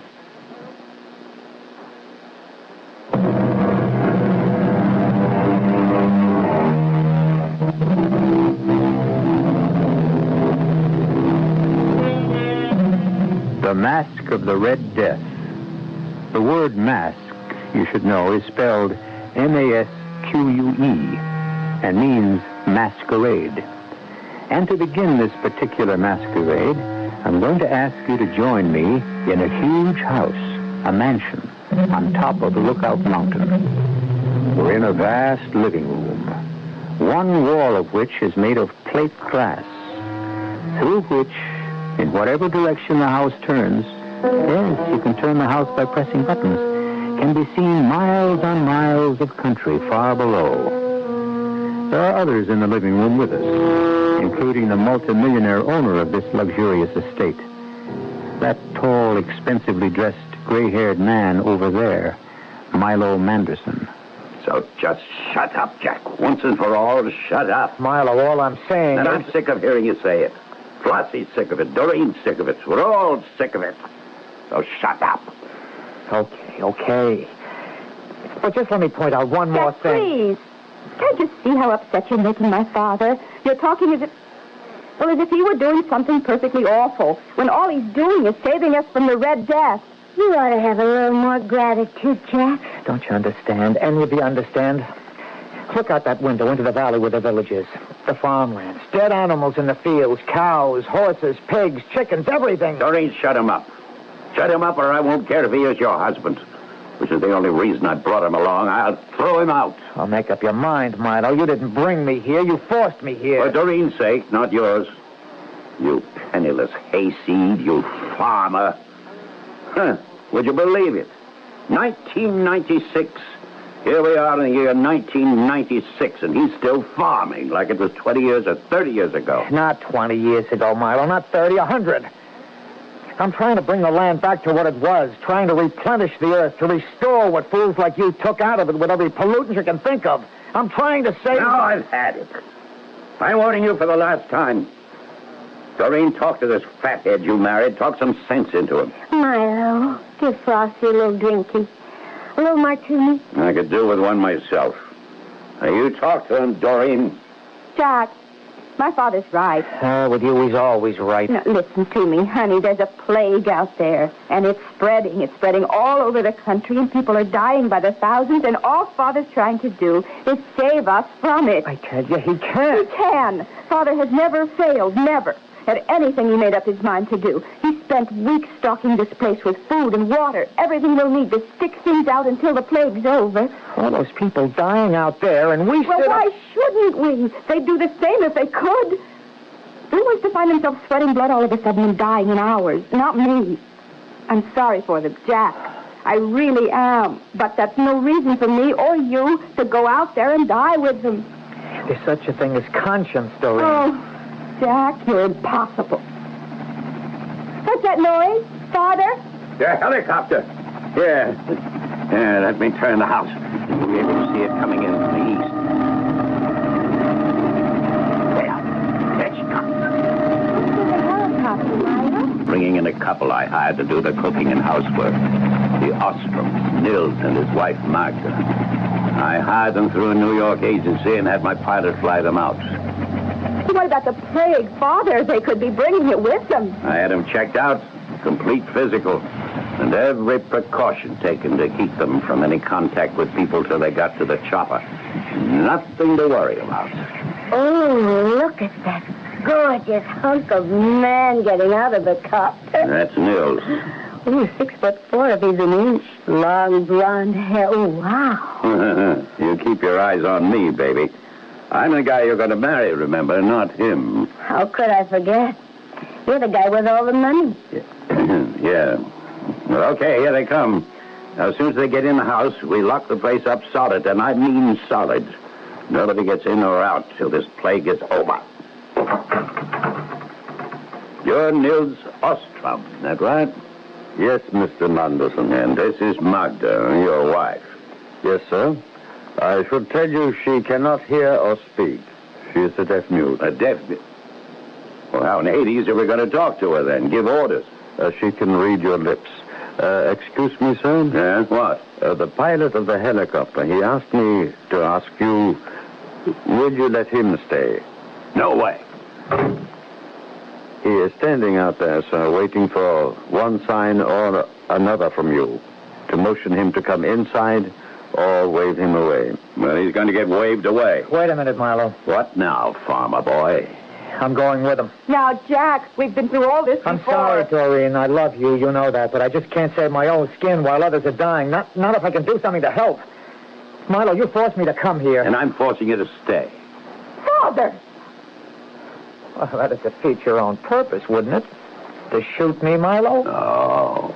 No intention of killing you, Jack. Just a bullet through the leg to stop you, and I'll do it. I'm going to protect you from the plague whether you want it or not. Not for your sake, but for Doreen's. She loves you. You don't ask me why, but she does. And that's the only reason I'm keeping you here. Nils, you and your wife start locking the place up. Yes, sir. Come, Magda. I'll wave that pilot off. You could have let him stay, Milo. You may be sending him to his death. And if it weren't for Doreen, you'd be going along with him. Now shut up and help get this place locked up.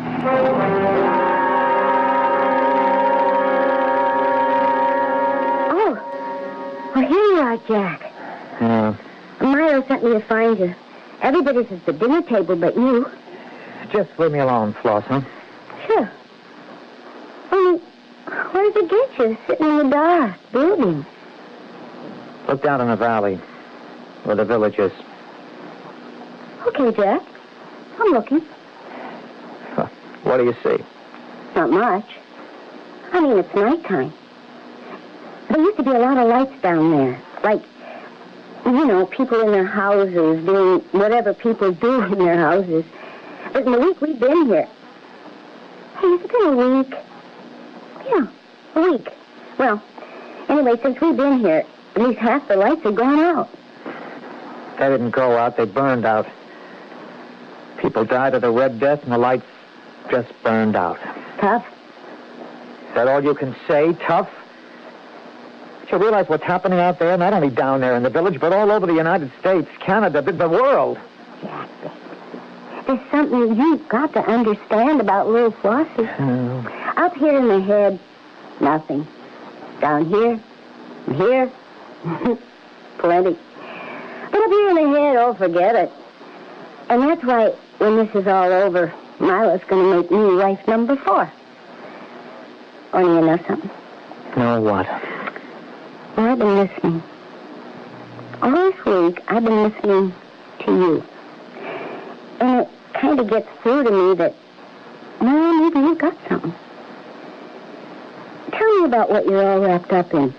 This orgasmic farming thing. Organic. You wouldn't be interested. So why am I asking? Well, it's simple. It's like a bank account. Well, that I know about. All right.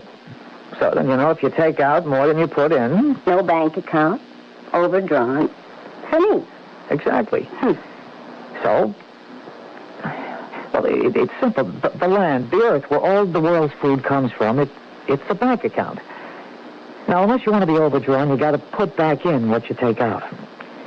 Well, the world has been taking out and never putting back in. The land is bankrupt. It's overdrawn. It's poor, not rich anymore. So what comes out of it is poor, not rich. So no matter how much people eat, what they eat is practically worthless. Oh, no. You follow me, then? Like a tiger. If what we eat is worthless, and then we get sick. We get sick. The air gets sick. The waters get sick. And then we get what we've got now, the plague or the Red Death. Oh. So him, Milo, what he's doing, he's trying to save us from the Red Death. Well, what good is it? I mean, if the plague stops like he says it will. It will, but there'll be others, worse. They're God's way of saying, man, you're overdrawn. Lost. Uh-oh. Lost. Milo's looking for me. I'm supposed to find you and... right here, lover, right here. Now, what is this? You and the farmer boy in the dark. Talking, doll, just talking. I sent you to look for him, get him to the dinner table, and you sit here in the dark just talking. Well, I gotta talk to somebody. You're never in the mood. Not for that. Well, what's so interesting in him? Well, you were telling me about organic farming and how it could save the earth from going bankrupt. No, not that again. Come on, dinner's getting cold. You heard me, Jack. No, I'll stay here, Milo. Oh, come on, Jack. You ought to eat. Keep up your strength. On that food? It's practically worthless. Well, just to keep me company, then. We can talk some more, and I like talking to you. Yeah, that's about all Farmer Boy can do, talk. Anybody can talk. I act. You just remember one thing, Flossie girl. I'm the one that's saving you from the Red Death. Yeah. Only, answer me a question, Milo. Sure. Saving me. For what?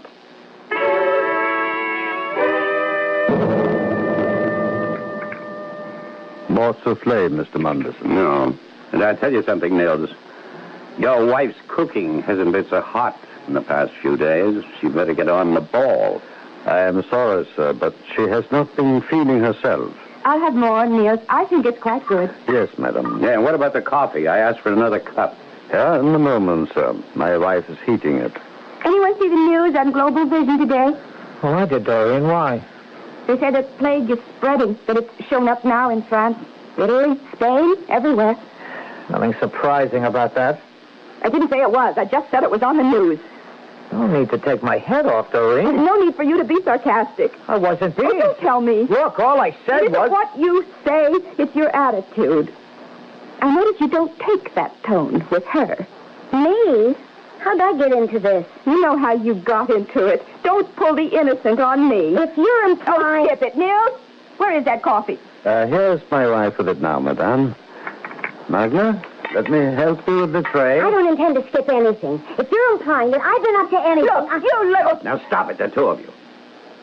The last 2 or 3 days you've been at each other like a couple of alley cats, and I'm sick of it. Well, you just tell your girlfriend... You watch your tongue.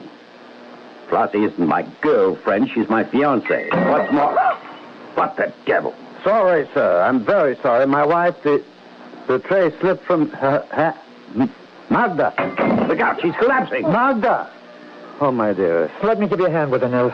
No, sir, stand back. But, Nils... No, get back, sir, get back. Don't come near her. Can't you see? See what? Her face. She's sweating blood. Yes, I'm Afraid she has the red plague. It's worse than that. She's brought it here.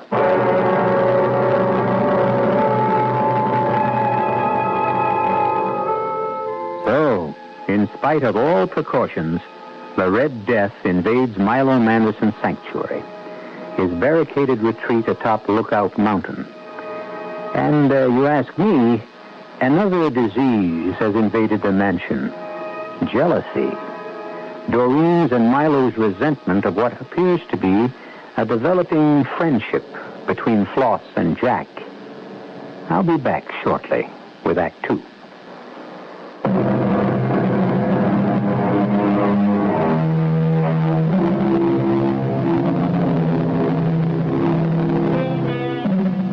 As ye sow, we are told in the Bible, so shall ye reap. It would appear that multimillionaire Milo Manderson is on the threshold of doing some reaping. He thought himself and his few chosen companions safe from the plague of the Red Death, secure in his isolated retreat atop Lookout Mountain, the world and the spreading death in it barred from his door. Not so. Magda Ostrom, wife of Mills, the couple Manderson brought to do the menial work of the household, has just collapsed. Get her out. What? Get her out. Out of this room, out of this house. Oh, now cool it, Milo. The woman's dying. And we're not dying with her. Father! Well, don't start breaking The things. money I spent to protect us, the precautions I took, weeks of thought and preparation. To doctors. How many doctors did I send them to examine them and check them out, make sure that they were free of the Oh, Father, get hold of your... Now she comes down with it. In my own house. This sanctuary, I nearly killed myself to make ready so we'd all be safe. Get her out of here. You can't ask me. Get her out! I will not. No, Mr. Manderson, I will not. Magda is going to die, but she is not going to die alone. Then die with her. Milo, no. Get out of my way. Give me that gun. Father! Here. Stop it. All of you, stop it. Oh, now you're giving orders. You. Shut up and listen. My wife is trying to say something in sign language. Yeah, Magda.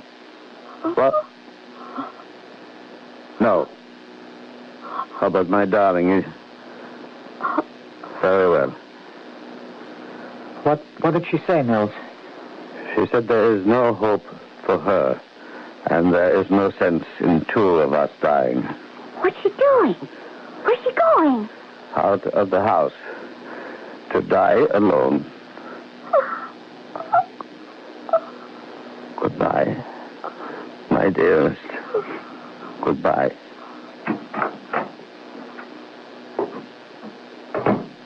I'll see you dead for this, Manderson.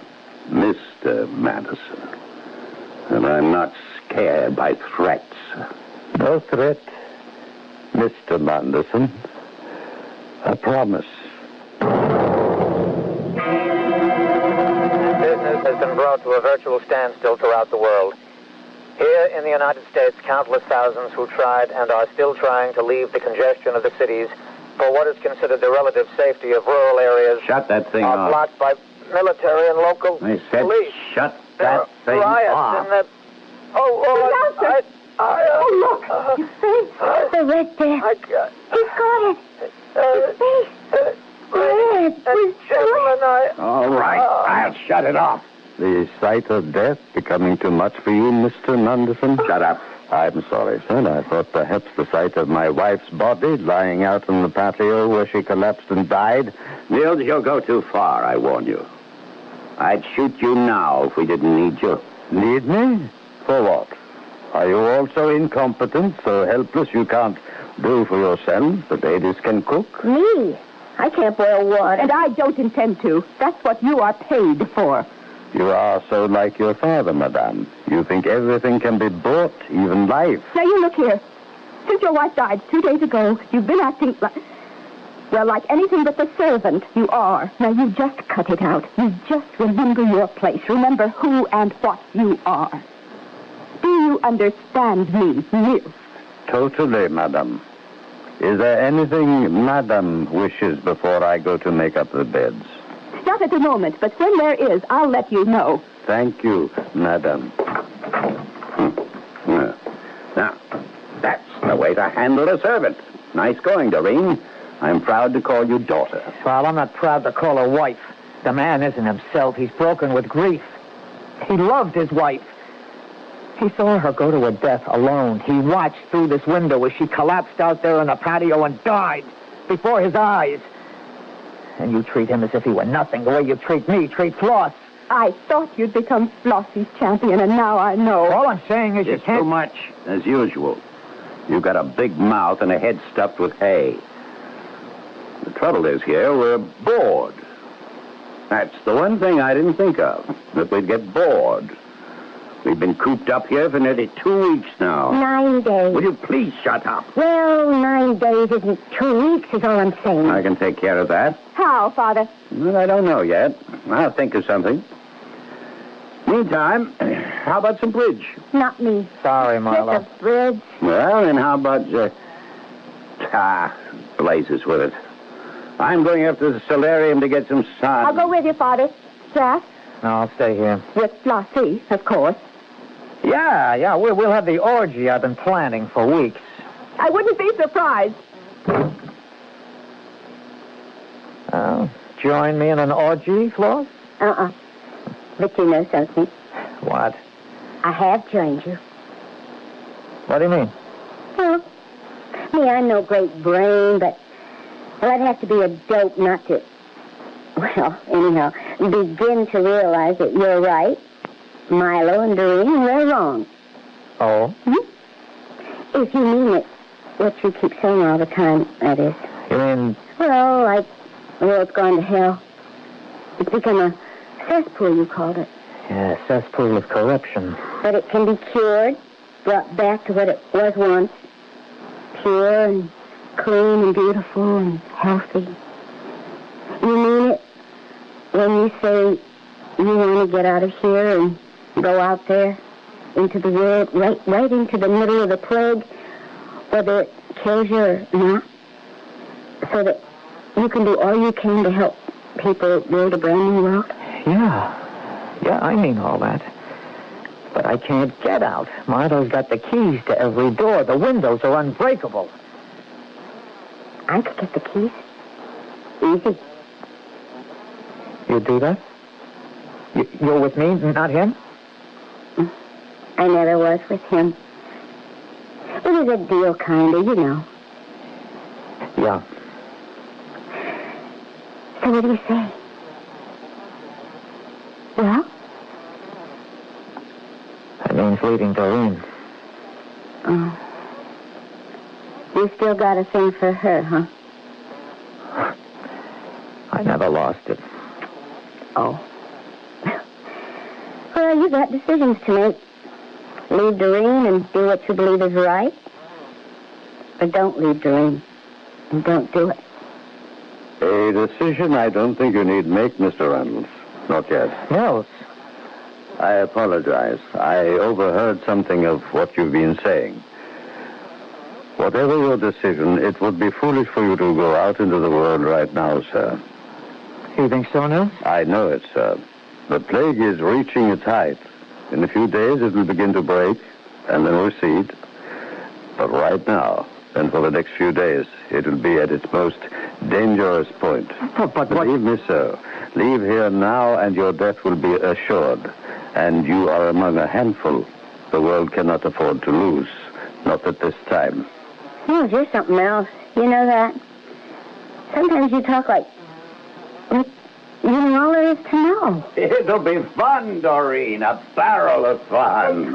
Costume. What about costume? That's all taken care of. Hey, now, Floss, Jack, yeah, you, Nils. I got a great idea. You say you're bored. You say life in the Milo Madison hideaway holds no variety for you, no spice at all for you.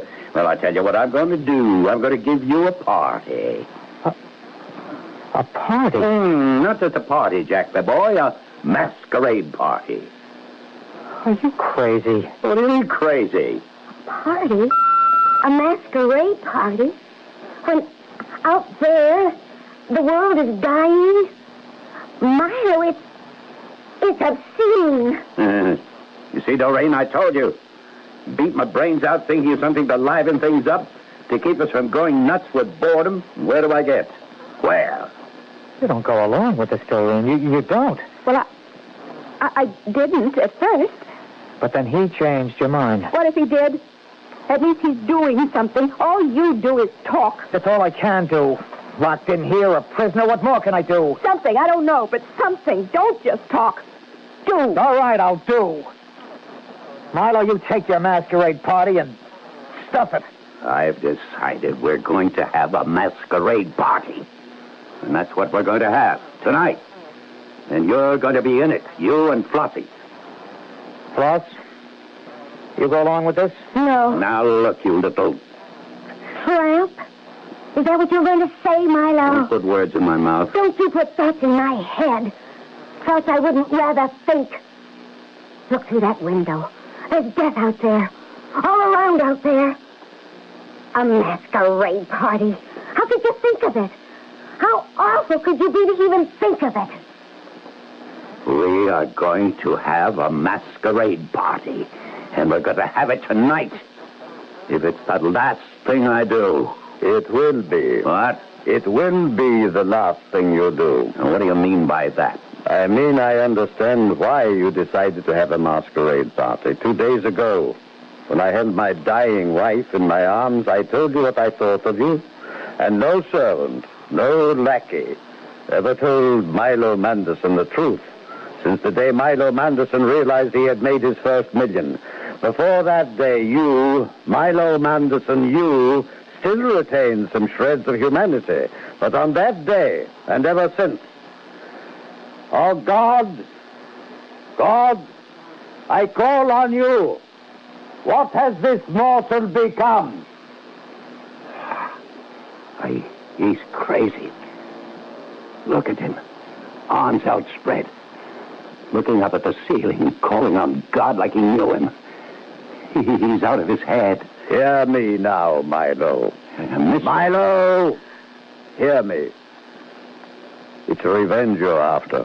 I told you the truth. The truth of not what you are, but what you have become.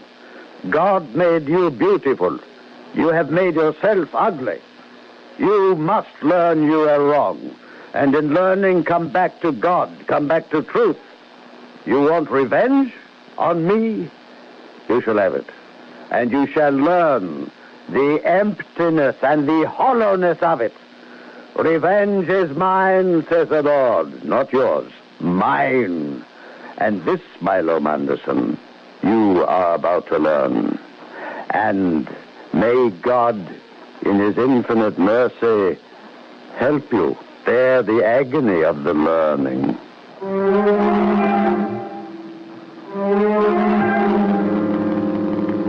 A strange speech, surely. Mills calls on God as if, as if he knew him as intimately as I know you. And we do know each other, you and I, very well indeed by this time, don't we? Ought to. Been together a long time. Pleasant time for me, anyhow. Hope for you, too. Back shortly with Act 3.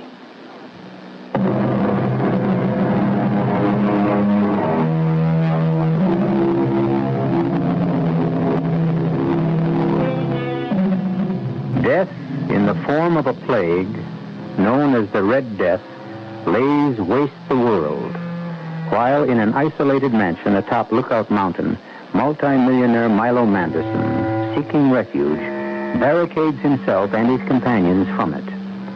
Now, vengeful or callous, or both, he proposes to hold a masquerade party to relieve the boredom of their voluntary imprisonment. We rejoin the small, beleaguered group in the vast living room of the mansion as... He's gone crazy. You have, Mills. You know that. You've gone crazy. No, not I, you. A long time ago. You don't see me acting like I was God. Don't I? I think Mills is right. In a way, Milo, you come to think you're more than God, really. Well, now you are going too far, Jack. No. Wait a minute, Doreen. Wait just 1 minute. Let this hayseed husband of yours go on. So, God sent the Red Plague to wipe us all out. That is, eh? Maybe he didn't. Maybe he didn't have to. From where I sit, you created it yourselves. You're as crazy as Nils. Wait and see, Milo. Just wait and see. Yeah. And while I'm waiting, we'll have our party. Yes, there's a big closet in the game room, and it's loaded with costumes.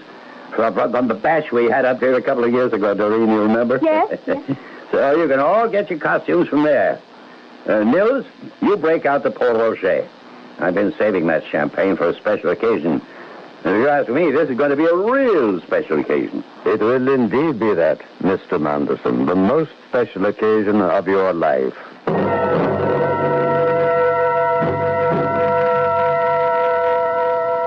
Jack. Yes, Doreen. Hook me up and back. This Marie Antoinette costume is hard to manage. Oh, okay. You look handsome. That black and white domino. What kind of mask? Black or white? Black. Oh, romantic as well as handsome. And sulky. Sullen. Worried is the word, Doreen.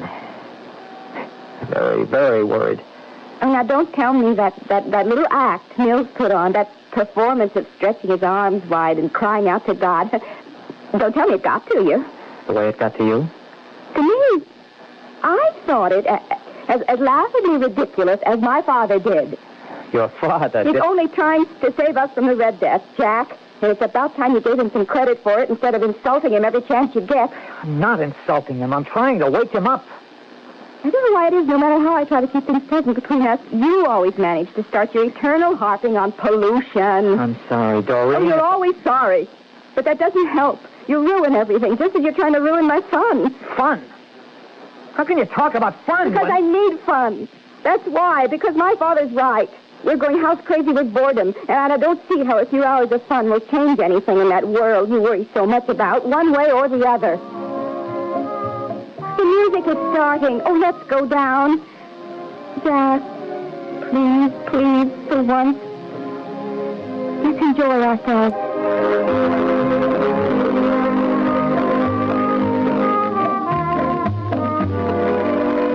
Ah, come on, Floss. Come on. The way you're dancing. Put some life into it, baby. I don't feel like dancing. Well, you will.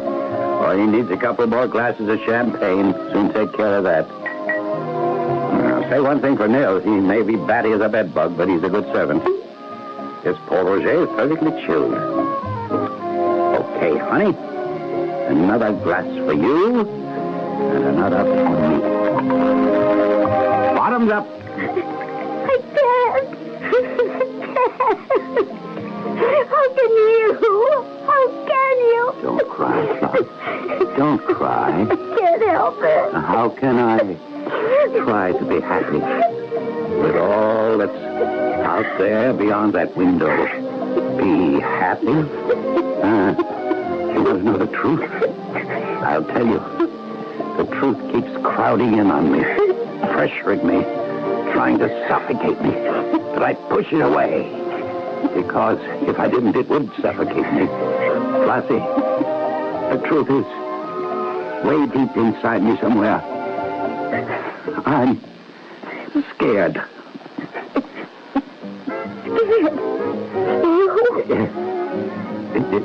Doreen. Jack. Well, welcome to the party. Oh, look at you, sweetheart. Dolled up like Marie Antoinette. Well, you don't lose your head tonight. And Jack, hey, you look terrific in that black and white, or what's it called? Domino. Yeah, that's it. That's what it looks like. Oh, and say, you want to see something really terrific? Take a gander at Flossie, a fairy queen. You look lovely, Floss. But white? My dear, you in white. No, hey, come now. None of that. Not tonight. Tonight, even if it is just for tonight, we're going to stop sniping at each other. Hold it. Wait a minute. We need Nils. He's a guest, too. He's a kind of a serving guest, but still a guest. Nils? Hey, Nils. Well, the party's starting. Come on, join in. Coming. And hurry up. We all want to see what costume you're wearing. This one, Mr. Manderson. Yes. Oh, who do you think you are? Who the devil do you think you are? I beg pardon, sir? Costume.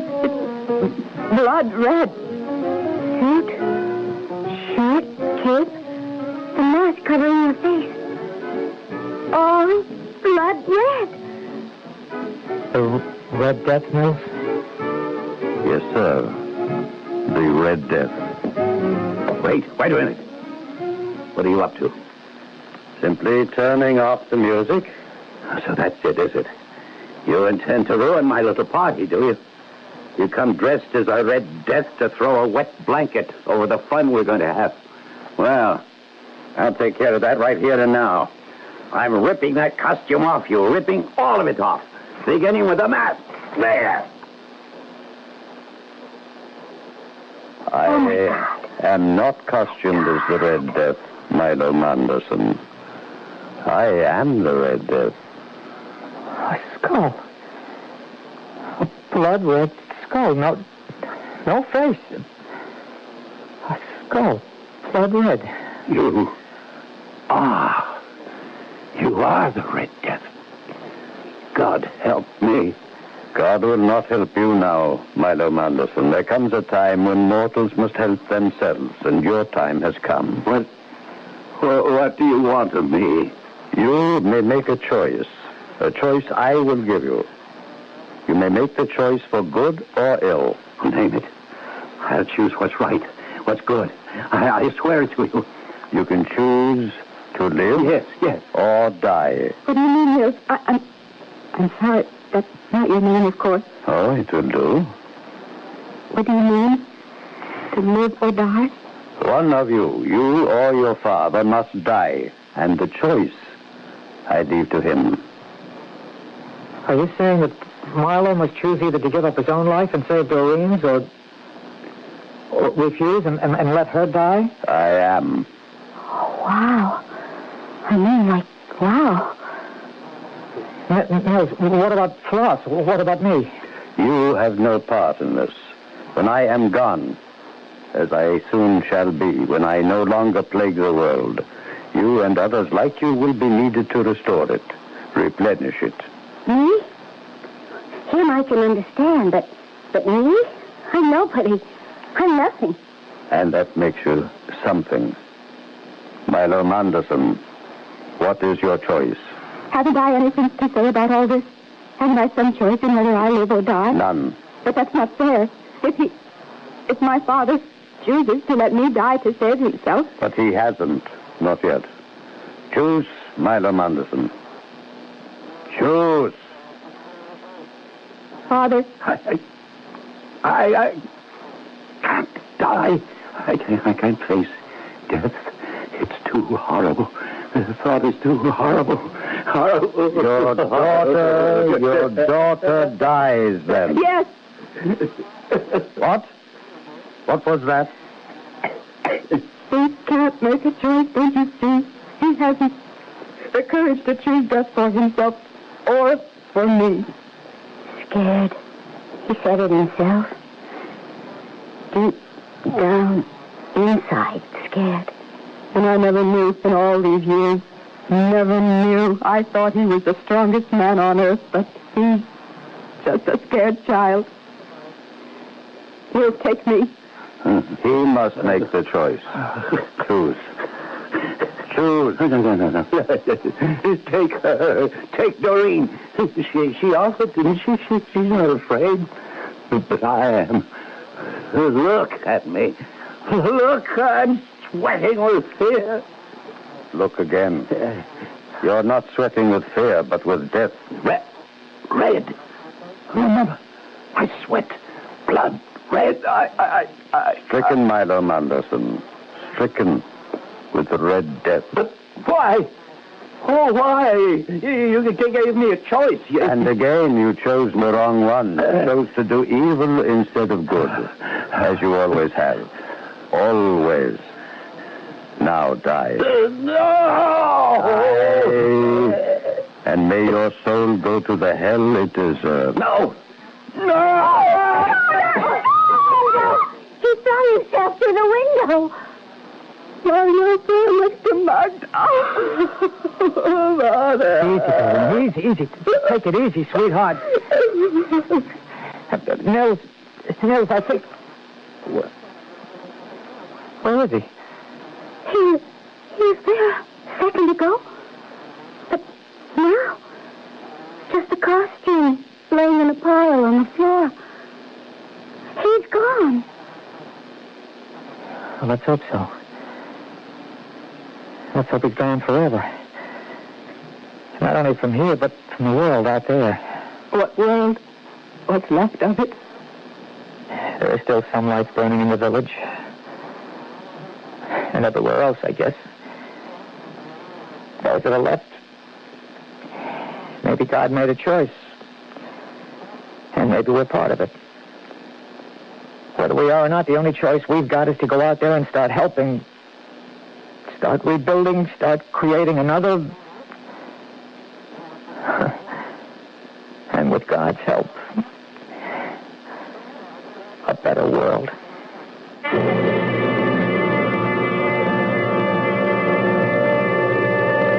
So ended the mask, the masquerade, if you will, of the Red Death. The year 1996 isn't too far off as years go, and as we know, there are men and women in the world today with the foresight to see what lies ahead if the pollution of our air and our water and the very earth itself isn't brought to an end. I'll be back shortly.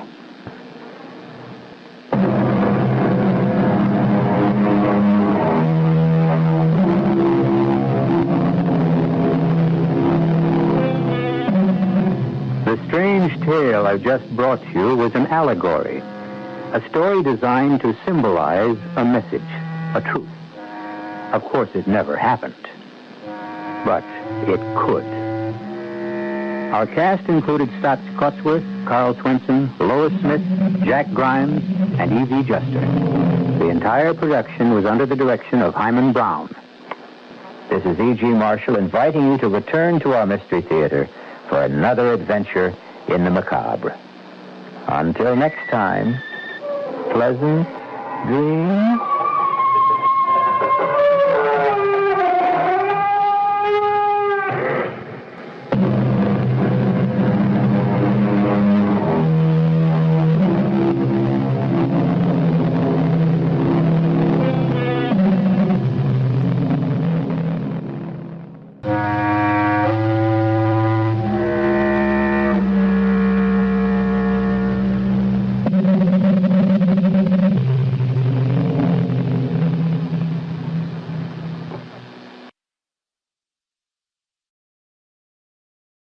The CBS Radio Mystery Theater presents...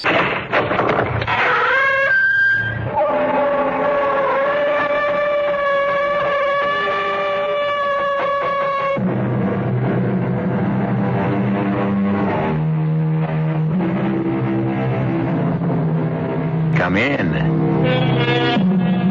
Welcome. I'm E.G. Marshall. Someone said to me the other day, you know, E.G., you talk a lot about imagination. At first I thought he might be right, but the more I thought about it, the more it seemed to me he was wrong. As far as I can see, there isn't a more powerful force in the world than imagination. After all, I made a career with mine, in films, TV, on the stage, imagining myself to be all sorts of characters. And you, well, you derive much pleasure from yours when you become the hero or heroine of the stories I bring you. As tonight, each woman will become Dora, and each man Charles Daring, caught up in circumstances which, well, listen. That clock. What, Dora? What? That clock, Charlie. It's going to drive me up the wall. Oh, come on now. It's only a clock. Grandfather clock. It never stops, day and night. It goes on and on like his heart. He said, your Uncle Jonas said that Its beat was like his own heart. Steady, solid, never stopping. Charlie, we've got to get out of here. We've got to leave this awful place. I know, but where can we go, Dora? Where? We're trapped.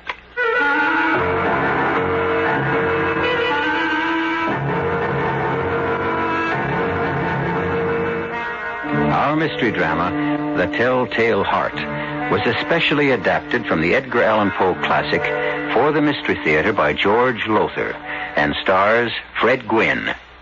I'll be back shortly with Act One.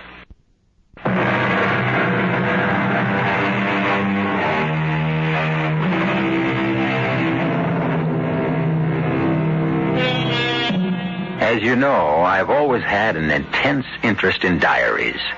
The day-to-day journals of those who, for one reason or another, recorded the events of their daily lives. This strange tale I bring you now is remarkable not only for the horror it records, but also because it was written by a patient in a state asylum for the criminal insane. A man named Charles Daring, who on a day not long ago wrote... True. I am nervous.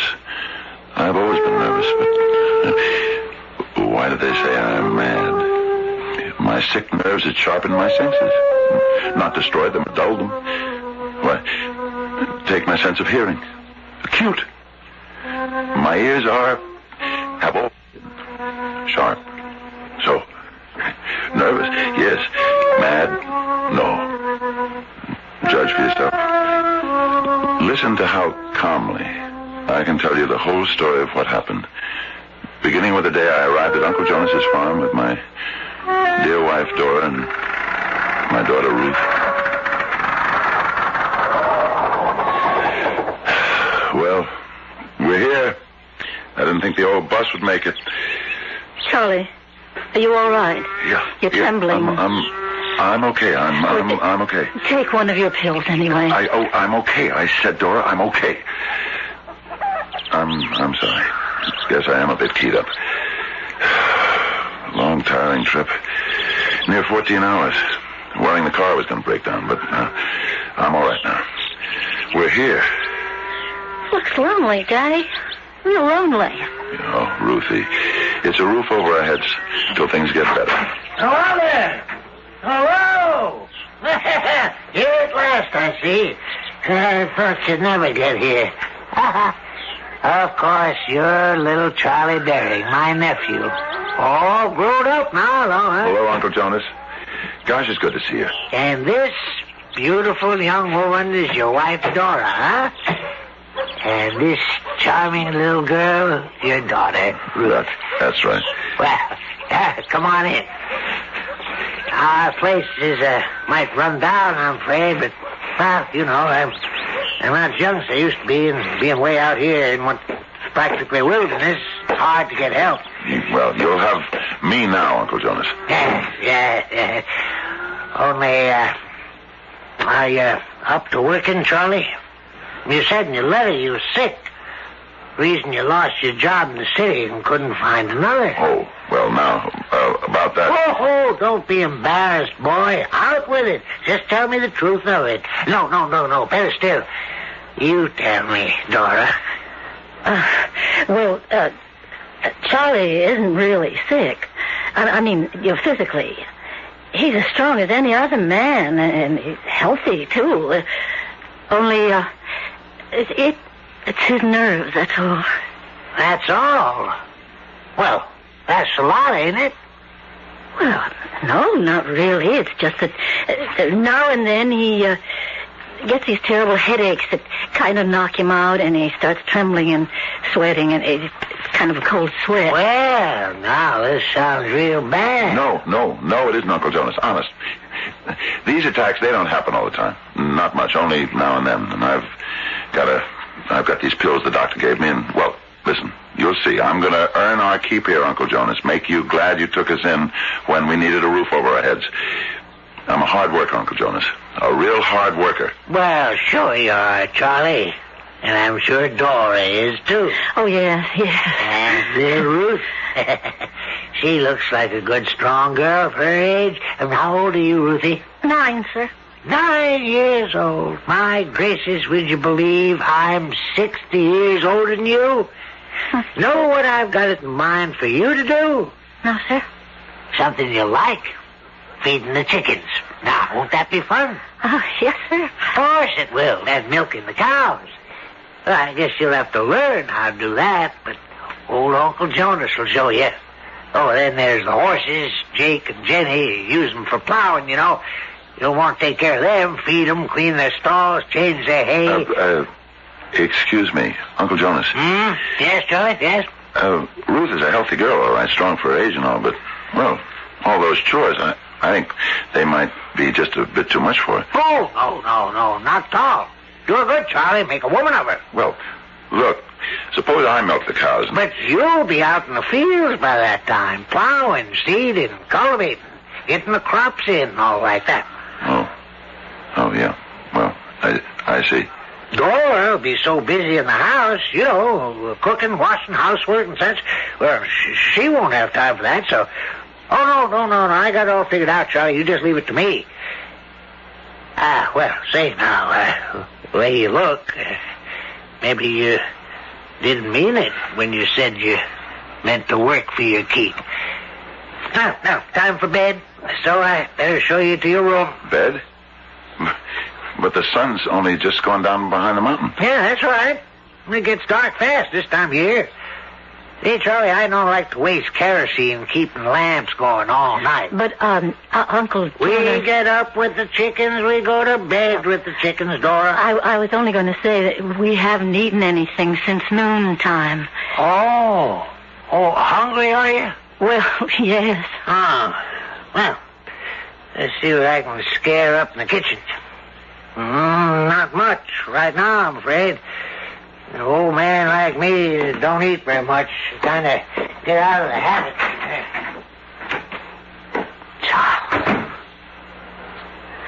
Charles, what have we got ourselves into? Sounds like he means to work us hard. To death, more like it. Charlie, I don't like your uncle. He scares me. Dora was right. As always, Uncle Jonas did mean to work us to death, or at least until we dropped. And always laughing jovially, joking that city life had weakened us, and farm work would soon make us strong. Well, as day went into week, we grew more and more exhausted from overwork and hungrier from lack of enough food. One morning in the kitchen... Charlie, you're back from the fields early. Early? It's nearly 12, and I've been plowing and seeding since before dawn. I'm pushed. Got a cup of coffee? I'll see if there's any left in the pot. He only lets me make one pot for the day, you know. I know. Where's Ruth? She was lying down. She came in from cleaning the horse stall, said she felt faint. She went to lie down, but... But what? He sent her out again. Said there was nothing wrong with her. Said she was faking. I've got to do something about all this. It can't go on. What can you do? We're broke. We're penniless. Miles from nowhere with a broken-down car. We're trapped. If I could only fix that carburetor. But I need a new part, a butterfly valve. Oh, forget it. We haven't got a chance. Maybe we have. The game warden. Game warden? Here. That's what's left of the coffee. A fellow named Harrington. Something like that. He came by the other day. All the way from Pomfret. Stopped to talk for just a minute. Said he makes it out this way about once a month or so, and if he could get that part for me in Pomfret... Well, now, what's this in the kitchen instead of in the fields, drinking coffee at this hour, Charlie? Oh, I'm sorry, Uncle Jonas, but I just have to have something to keep me going. Sorry? Oh, nothing to be sorry about, Charlie. If you're tired out, you're tired out. Nerves, huh? No. Nerves, okay. Can't be. Got to be your nerves. Can't be the work. You're not doing that much. Jonas. Jonas, this past week I've plowed nearly 20 acres and seeded more than 5. My Lord, Charlie, in my prime, I used to do that in 3 days. Now, I'll tell you, Charlie, I wanted you to get started on the lower field this afternoon, but if you're all tuckered out, you can't pull your weight around here. No, Jonas, I can do it. I can do it. I don't want to force you to something, Charlie. I can do it, Jonas. Well, that's good. Good. Now, you go on out and work that field till 1 o'clock, and then we'll all sit down and have a good midday feed. Yeah, sure, Jonas. Sure. A good midday feed? Is that what you said, Uncle Jonas? When are you gonna stop calling me Uncle? Makes me feel old for a pretty young heifer like you to call me Uncle. Much too old. Oh, please. If you don't mind. Now, what have I done? I just put my hands on your shoulders where I'd really like to put them. Don't you ever do that again. Well, now, if I'd known you were going to take it like that, I wouldn't have. And I won't, Dora. Never again. Never again, that is, until you ask me.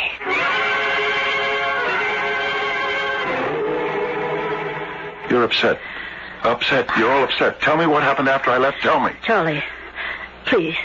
I've got to get supper on the table. What there is of it. Something happened between you and Jonas. What was it? Charlie, it was nothing. What was it? He tried to get fresh. What do you mean, get fresh? Charlie. I want to know. It isn't anything much. He just put his hands on my shoulder. And? Well, he sort of let his hand slip. Charlie, that was all. Believe me, that was all. I told him never to do anything like that again, and he won't. Charlie, believe me, he won't. Oh, he won't. I'll see to that. Where is he? Charlie. Where is he? Charlie, I think he's in that room he keeps closed, the one he uses for an office. Where are you going? To have a talk with Uncle Jonas. Charlie, wait. He's ordered us never to set foot in that room. I want a word with you, Jonas. Having another attack of nerves, Charlie? Must be. Can't imagine you busting in here otherwise. You know why I'm here, and it isn't my nerves. Well, then what is it? What is it, Charlie? That clock. Charlie. That clock, the way it ticks. Oh, yeah. Everybody notices that. Everybody's ever been in this room, that is. It's more like a heartbeat, they say, huh? Strong, solid, full of life. Like my heartbeat. But that isn't what you come to talk about. You insulted my wife today. Insulted? You made advances, put your hands on her. And that was an insult? What do you call it? Well, compliment. To her beauty. Her female attraction. You dirty-minded, hypocritical... Charlie! Dora, what? Ruthie. And for a reason I didn't understand then, as I looked at Dora holding Ruth, my dead daughter, in her arms, I was aware only of the ticking of the clock.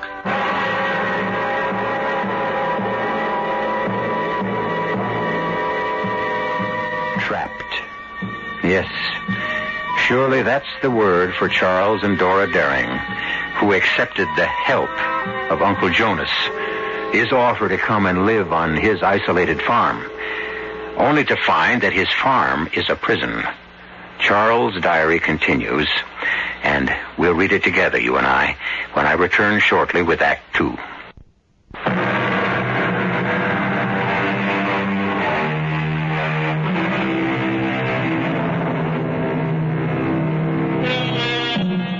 dead. Only a word with little significance, really, unless spoken for the first time about someone you love.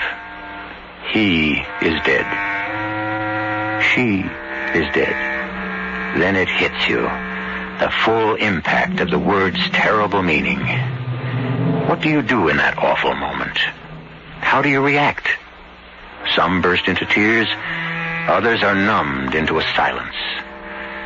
Whatever the emotion, it is deep and very personal, as was Charles Daring's. Perhaps even a curious reaction, born of his nervous condition, for he writes in the diary, and for a reason I didn't understand then, as I looked at Dora holding Ruth, my dead daughter, in her arms, I was aware only of the ticking of the clock. That huge grandfather clock in the room my uncle called his office. It grew louder and louder, filling, saturating the room with its beat. The beat that my uncle said was like the beat of his heart. Slow, steady, solid. And then, through the beating, as if from far off, I heard Dora's voice. Dead. She's dead, Charlie. Our little girl. No, Dora, you're mistaken. Here, let me take her in my arms. Ruthie. This is Daddy. Can you hear me, dear? Ruthie. Kid's dead. Anybody can see that. No, can't be. Charlie, dear. Give her to me. Let me take her. Yes. Put her on the bed in our room. Let her rest. Let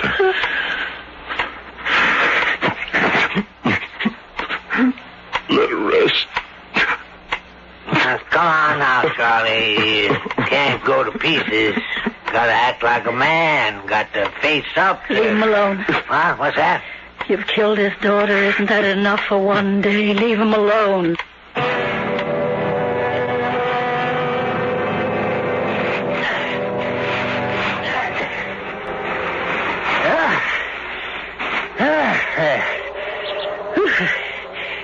Her grave's filled in at last. We better get back to the house. This wind cuts to the bone. Oh, the cow's due for milking, too. I guess you or Dora have to do that from now on. So, I might as well get started. Not before I say a few words. Over Ruthie. What? Oh, go ahead. Then you can get to the milking. The Lord is my shepherd. I shall not want. He maketh me to lie down in green pastures. He leadeth me beside the still waters. He restoreth my soul. He leadeth me in the paths of righteousness.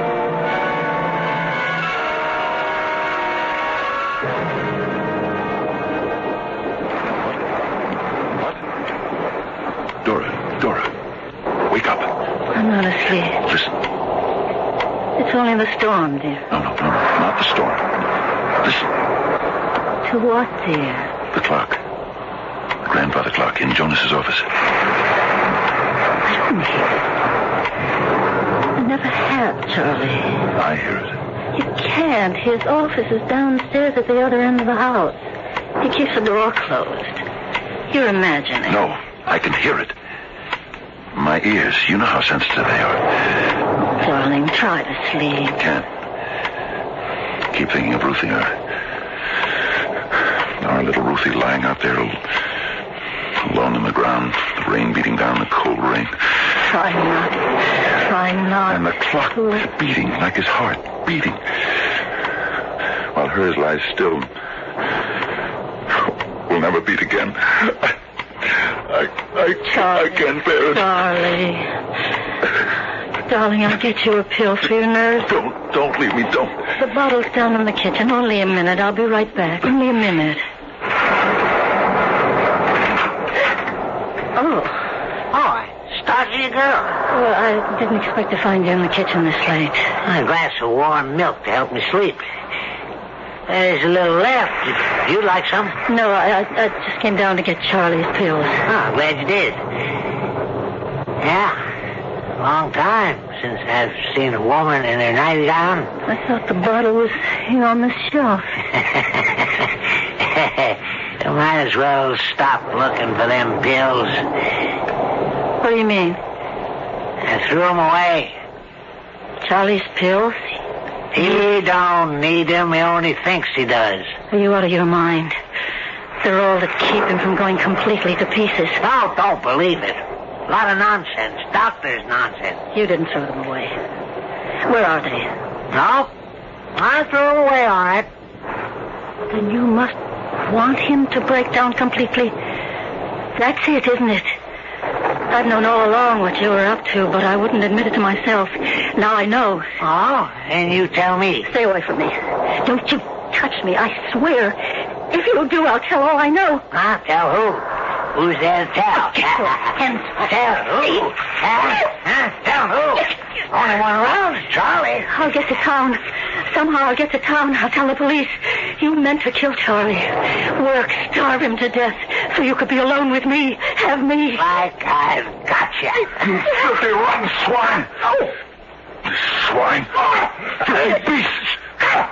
Stop him. He's killing me. Charlie. Charlie, no. I'll kill him. Charlie, no.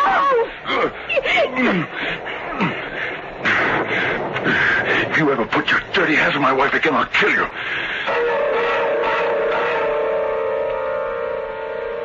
There was no sleep for us that night, Dora and me. And by the time dawn showed beyond the mountains, we'd come to a decision. Too late to save our beloved daughter, but in time to save ourselves. If I could somehow manage to fix the car. So, after the usual skimpy breakfast, a piece of unbuttered bread and a cup of weak coffee. What's all this? Charlie, what you up to? Getting Dora and me out of here. That's what I'm up to. Oh, now, come on. Hold on, Charlie. Hold on. Let's talk this over. There's nothing to talk over. I don't think I knew what I was doing, Charlie. I really don't think so. Well, you did it, and it wasn't the first time. I know. Starving us to death, working us to death. You killed Ruthie, you did. No. Charlie, you got to forgive me for what I've done without meaning to. You work us and starve us. I thought it was best for you. But I was wrong. And I admit it. And I ask you to forgive me. Well, Don't, Charlie. Don't do it. Oh, now, Dora. Don't you see what he's up to? If we leave, and we're leaving, he loses whatever work he can get out of you before you drop in your tracks. And he loses me. Now, girl, daughter. Don't you daughter me. Any woman could see through the likes of you. You'll kill him. That's why you threw away the pills he needs. And then you'll have me all to yourself. All alone. Out here in this forsaken wilderness. To do whatever you want with. Charlie, get that car running. If it's at all possible, get that car running.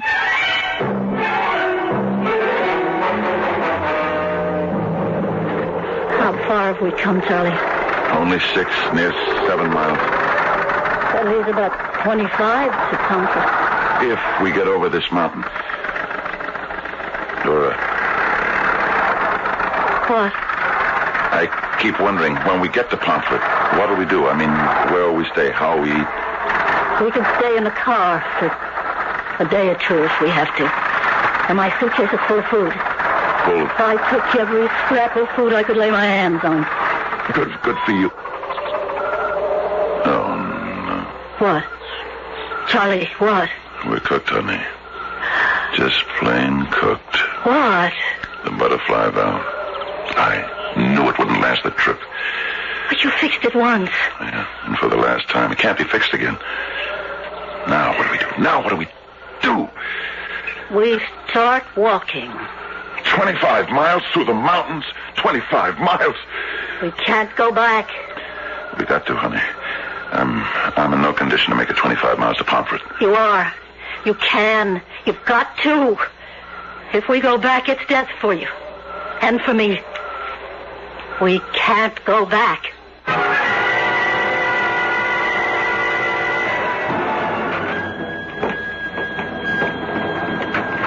Who's there? Who's there? We come back. I figured you would. In fact, I knew you would. How did you know? How could you be so sure? What else could you do once you run out of gas? It wasn't that. I filled the tank from those cans in the barn. And I emptied it, Charlie. You? Left just enough for you to get maybe 10 miles. I noticed you had a busted gas gauge, so you'd never know. You were the most... Now. I did it for your own good. You What lying... would you have done when you got the pomfret? Charlie, why do you always stare at that clock? The ticking, it hurts my ears, my hearing, awful sensitive. Painful. Listen, I'm sorry about what happened before you left. We're going to change all that. We're going to be friends. Try to be, anyhow. Here, let's have a drink on it. A toast to the future. Our future together. After you, my dear. And Charlie, a glass for you. Although, maybe before you drink it, but now, only if you won't mind, Charlie. You won't, will you? Mind what, Uncle Jonas? Milking the cows, feeding the chickens before night comes on. No, I don't mind. And now, daughter, a toast to us and our future together.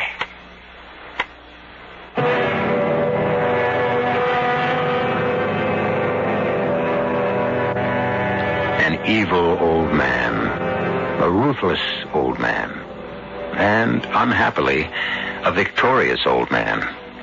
What lies ahead now for Dora and Charles Daring? I know because I read Charles' diary. You will know shortly when I return for Act 3.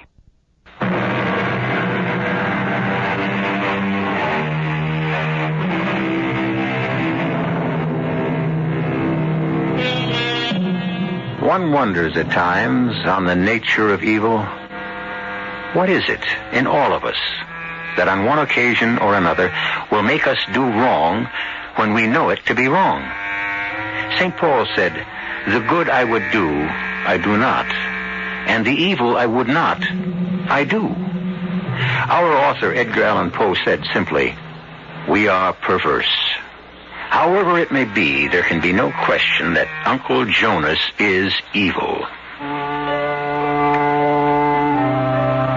I know he means to kill me through overwork and little food, and then do with Dora what he desires. But what can I do?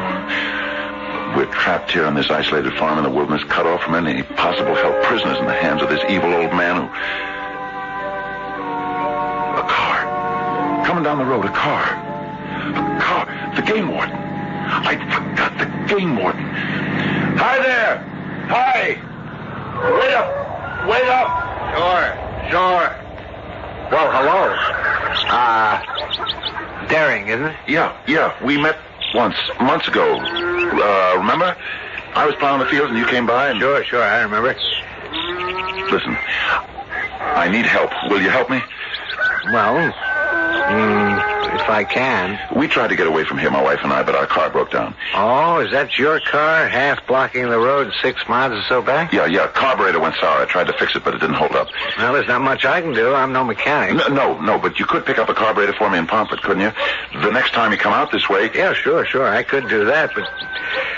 Well, you'll have a long wait. I don't come out this way more than once every other month, thereabouts. Oh, that's okay. I can wait, but will you do it? Sure, glad to. Charlie? Charlie, Yeah? he wants to see you. Your uncle. All right. Coming. That your wife? Yeah. Oh, no wonder you want to get away from here. If I had a wife as pretty as yours, I wouldn't want her around that dirty old man here.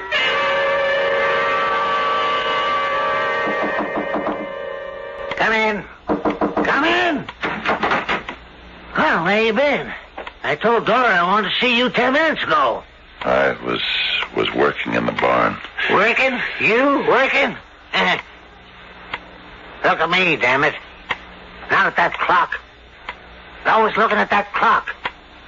Look at me when I talk to you. Yeah. I got to thinking. It's a waste of time, you trepsing back and forth from the fields to the house, from the barn to the house. So, from here on, I've decided you'll live in the barn. What? You can't do this. Dora and me can't live in the... I didn't say Dora. I said you. Me in the barn. And Dora here? That's right. Dora alone in this house with you? Never. Now you listen to me. Never. You think I don't know what you're up to? Dora's told me everything. How you've been after her, forcing yourself on her. And if you think if you're alone in the house with her alone at night, you can get what you're after, never. Oh, yes. You fool. Don't you think I planned this from the beginning? From the day I got your sniveling letter begging me to take you in. And the day I laid eyes on her for the first time, I knew then that it was a good plan, and I'd go through with it. You... A simple plan, too. So simple it couldn't go wrong. Starve you, weaken you, work you into your grave. The way you worked Ruthie into hers. No, the child didn't matter one way or the other. It was you. It didn't matter. What? My little girl, my Ruthie, didn't matter. Here now. Wait a minute, child. You're choking me. You can't.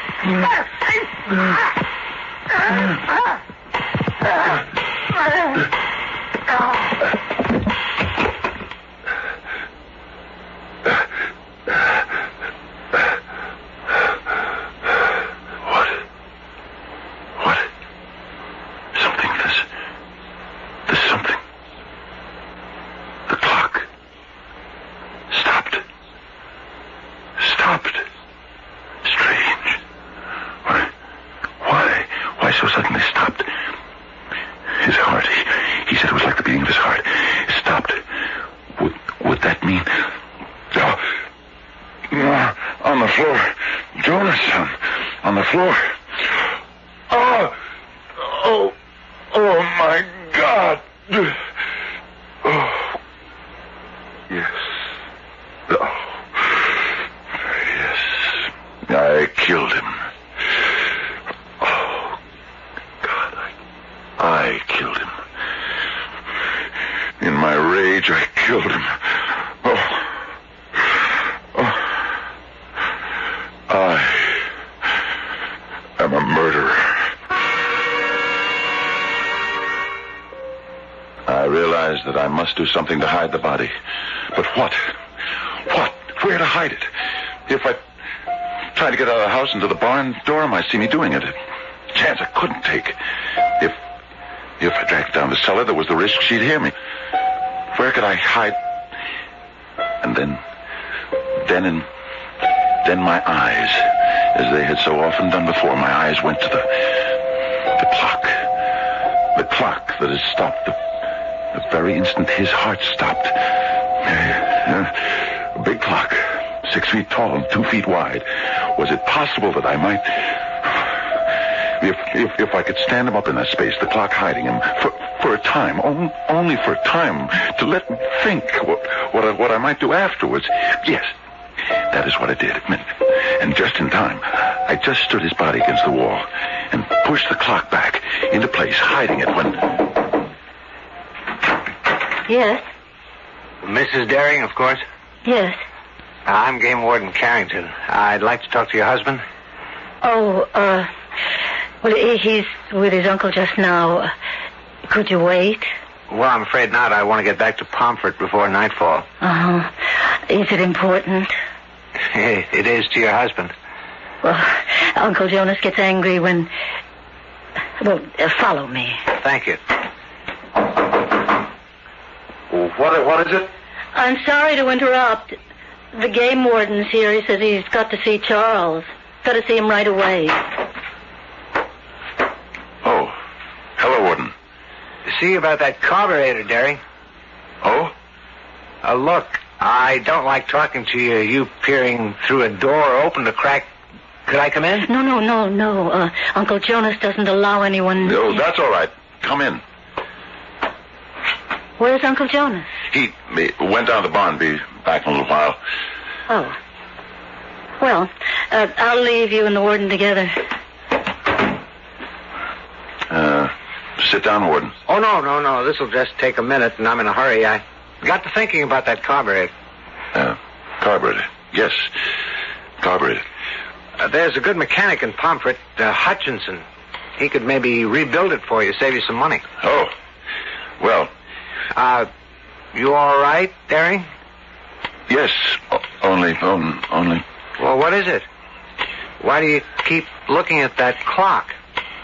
It isn't going. Of course it isn't. Well, you can see that. The pendulum has stopped. Yes. And yet... about the carburetor. Well, I was going to suggest, but I want your permission first, suggest I take the carburetor out of the car on my way back to Pomfret, you know? Yes, do that. Well, the trouble is, I haven't got the tools. Tools? Yes. Are you listening to me? Yes, I'm listening. I've got a couple of screwdrivers, but no wrench and no pliers, so I wondered if you might have what I need. Yes, Well, if you could let me have them, I'll stop by the car, get the carburetor out, and take it to Hutchinson and Pomfret. He'll have plenty of time to work on it, because I won't be coming back this way for another... Daring, what is it? You think you're clever, don't you, Warden? Well, that's a funny thing to say. Nothing clever about taking a carburetor out of the car. I don't mean that. You know I don't mean that. Well, what do you mean? The sound. You hear it as well as I do. You hear it. What are you talking about? The heartbeat. His heartbeat. It has to be that. The clock has stopped. Look. The clock has stopped, but the beat, the beat. You hear it.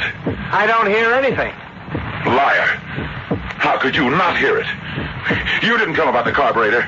You knew I was going to do it. You saw it on my face when we talked out there today. You must have seen it. In my face. Even though I didn't know it. Well, now what? Daring, have you gone mad? Saw what in your face? You were going to do what? Kill him. Kill him! Hey! Well, what are you doing? Why are you pulling the clock away from that? Hey, look out! It's falling! See? Oh, good Lord. Good Lord.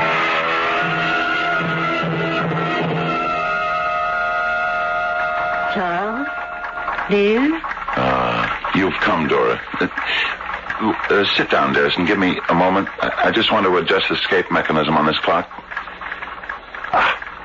There. All fixed? All fixed. Yeah, and they said it couldn't be done. If it can be done, you're the man to do it. Dr. Leonardo says you're a genius when it comes to fixing clocks. Goodness, you fixed just about every one in this whole... In the asylum. I know what it is, Dora, dear. I just don't know why I'm here. No matter, sweetheart. So long as you're happy. Oh, very, very. And you? I'm fine. And Ruthie? Little Ruthie. How's she? She couldn't be better, Charles. She sends her love. Give mine to her. Oh, dear. What, Chuck? This escape mechanism, still not working the way it should. If you'll excuse me, Dora.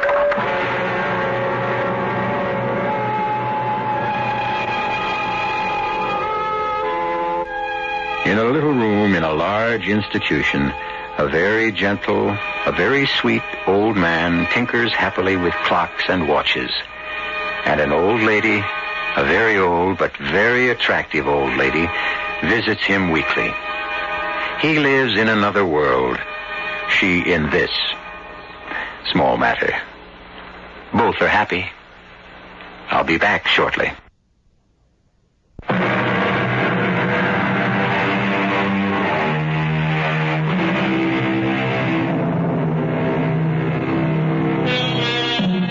Well, to come full circle, you, sir, became Charles Daring.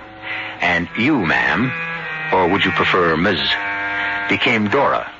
And as I pointed out earlier, you couldn't have done it without that miracle imagination.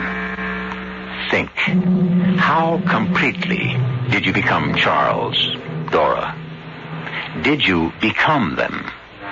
Or did you only listen? With your ears, listen. If that is so, try again. Ears are not enough. Try using your soul. Our cast included Fred Gwynne, Ann Shepard, and Robert Dryden. The entire production was under the direction of Hyman Brown. This is E.G. Marshall inviting you to return to our Mystery Theater for another adventure in the macabre. Until next time, pleasant dreams.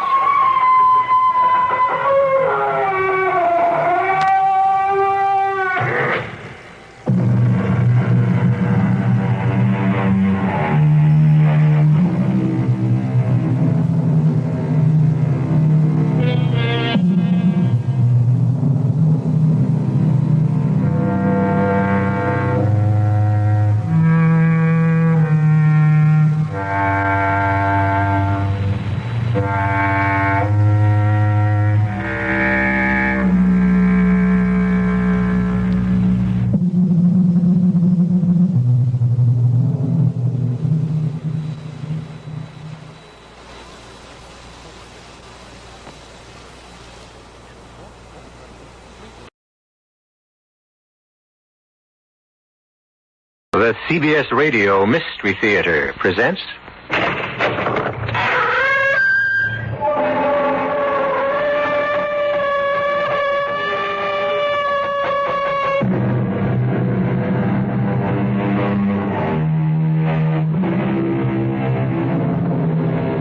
Come in. Welcome. I'm E.G. Marshall. Lord Byron, if I recall correctly, first said, "Sweet is revenge. But revenge is mine, saith the Lord," according to the Bible. The truth would seem to be that sweet indeed is revenge, while the moment lasts. But the victim of revenge will himself be avenged, one way or another, by a power not of this world, surely the power of God. In any case, had Arno Montresor not revenged himself on Fortunato Bellini and enjoyed to the full that moment of sweetness, he would never have experienced the shock and terror that surged through him when Inspector Murdaro said, "Arno, I arrest you for the murder of Fortunato Bellini." Me? You arrest me? For murder? Playing the innocent will do you no good, Arno. I've got you dead to rights. I have found the body. Impossible. You couldn't. I mean, say you... You just slipped.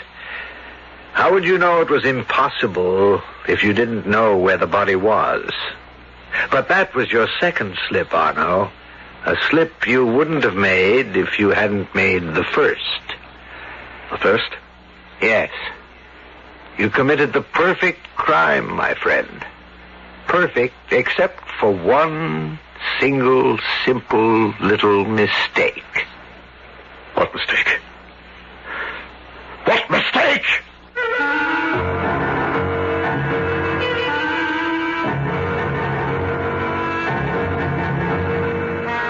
Our mystery drama, The Cask of Amontillado, was especially adapted from the Edgar Allan Poe classic For the Mystery Theater by George Lothar and stars Richard Kiley. I'll be back shortly with Act One.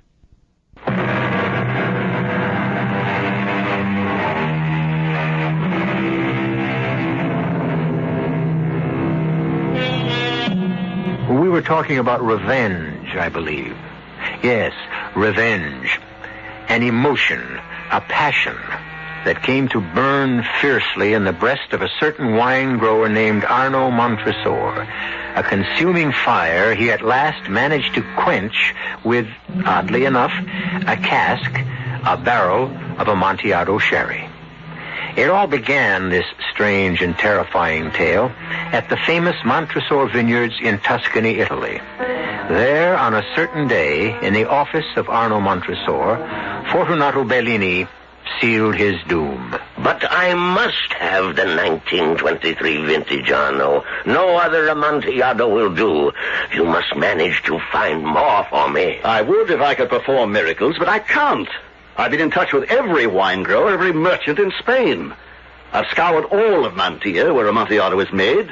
I can't find even a bottle of the 23 vintage, and you ask for barrels, casks. Well, a bottle is only a drop to me, you know that. You wouldn't be trying to raise the price on me. What? Considering the money you owe me, the loans I've made you, I wouldn't be surprised if you... Are you out of your mind, Fortunato? How could I possibly make enough money to pay you back by raising the price of the Amontillado you drink? You don't drink that much. Which is why I have my suspicions about you, Arnaud. What are you... The catacombs beneath your vineyard. You took me down to the 3rd level not so long ago and showed me. Why, there must have been at least a half-dozen casks of Amontillado. More than a year ago. There weren't a half-dozen, there were only 4. And you've drunk them all. If there is one bottle, one drop of 1923 Amontillado left in Spain, in the world, I can't find it for you. Now, this discussion is at an end. Not altogether. I have another matter to take up with you. Money you owe me. Well, what about it? I've been paying the interest regularly. I need the principal. Business has been bad, and I'm in need of money. I'm afraid, Arnaud, I must ask you to repay me. Repay? Fortunato, I don't think you realize what you're asking. I'm in no position at this time to... Come in. Margarita, my dearest. I'm sorry to interrupt you, darling. And you, Signor Bellini. You do disturb me, Signora Montresor. Always. But not in the way you mean. Well, what is it, Margarita? Tonio is waiting to see you. It's urgent, he says. What's the trouble? Something about the dampness in the 3rd level of the catacombs. He says it's getting worse and changing the temperature. Yes, the dampness is increasing down there. I'll talk to him in a few minutes. Very well, darling. Good to see you, Signor Bellini. It's more than good to see you, Signora. It is a feast to my eyes. I can't help noticing. Good day. She seemed offended with me, your wife. You never took your eyes off her. Oh, can you blame me? So young, so... About the money I owe you, Fortunato. 1 week, Arnaud.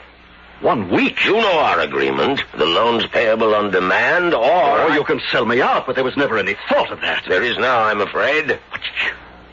You wouldn't. You can't. I must. I need the money. You've got to give me more time. I'll do anything you ask. Anything within reason. Within reason, you say, eh? Yes. What is it? Well, you know how I feel about your lovely wife. Just looking at her makes me feel young again. What are you saying? The thought has crossed my mind more than once, Arnaud, that... what a pleasure it would be if she would come to dinner with me one night. Yes, we'd be delighted to. And not we. Not you. Her. Alone. If you mean what I think you mean, get out. Very well. No. Get out, I said. I'm going. But remember, you have 1 week from today. All the filthy obscene. Yes, come in. I just saw Signor Bellini leave. If you can see Tonio now. Arno, what is it? Oh, nothing. Something's happened to upset you. I can see it in your face. What is it? Oh, Bellini, he's given me a week to repay the money I owe him or he'll sell me out. Oh, no. But that's not all. What got me angered was... Yes? He said he'd be willing to give me an extension if you'd have dinner with him. What you mean is if I... Yes. Of all the thought of it. That fat, repulsive... But, Arno, darling, what are you going to do? Can he take the vineyard if you don't pay him in a week? The vineyard, the wine stocks in the catacombs below, the house, everything. But we'll be ruined. Yes, ruined. Oh, my dearest, there must be something we can do. Something. If you think of something, Margarita, let me know.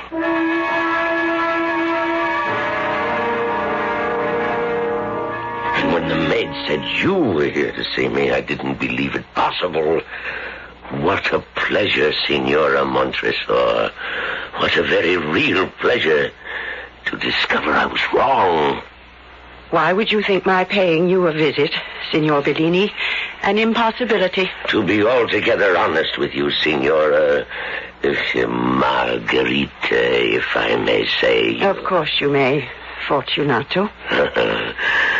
I'd always thought you didn't exactly care too much for me. To be altogether honest with you, I don't. Then why are you here? If you force Arno to repay what he owes you in 1 week, he'll be ruined. Yes? You offered to give him an extension of time if I would have dinner with you. Yes? I've thought about it. Suppose I came to lunch, say. Arno and I don't see much of each other during the day, and I'm often out shopping, so there'd be no need to explain where I'd been. Wonderful. If you cancel Arno's debt altogether. Cancel it? Totally. Oh, my dear, you are as clever as you are desirable. But I'm afraid you take me for a fool. Why? Forgive the debt altogether and enjoy your company only once? When by giving extensions of time, I can enjoy it many times over. What do you take me for? An extension wouldn't help very much. But it would help when he needs help. It's either that, Margarita, or ruin for you as well as him. Lunch, then. Say tomorrow at 1? Tomorrow at 1.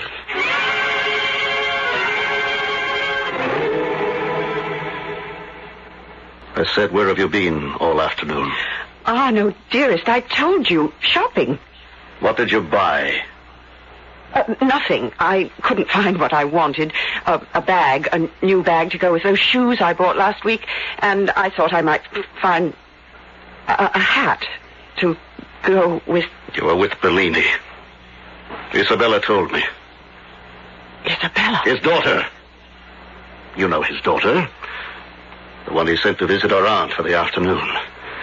Only the aunt wasn't at home, and she came back to find you with her father. In her father's bed. I did it for you. Did what for me? Shame me? No one need ever know. I know. Me, I know. I want to die. I have died. Arno, darling. Darling. Listen to me, please listen. I love you. Only you. I don't want to hear. Please, oh, please. Since the day of our marriage, I have watched you work yourself to the bone to keep the Montresor vineyards going, to hold on to the heritage, your heritage of more than a century. I have so admired you for what you do, so loved you for the man, the husband you are. I couldn't bear to see you ruined, and so I helped you in the only way I knew, the only way I could. Bellini is going to extend the loans another... The devil with the loans! And Bellini and his extensions.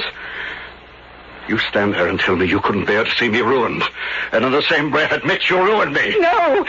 Ruin me as a man. Ruin me as a respected member of the community. You think everyone will know about this? With Isabella and her tongue? I can hear them laughing behind my back.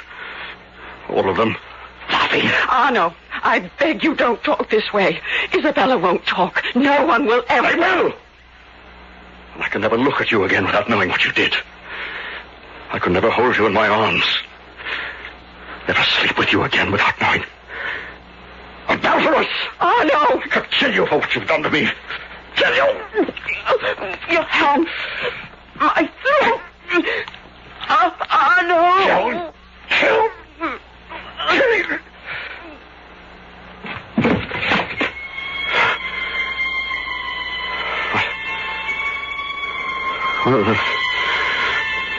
Margarita.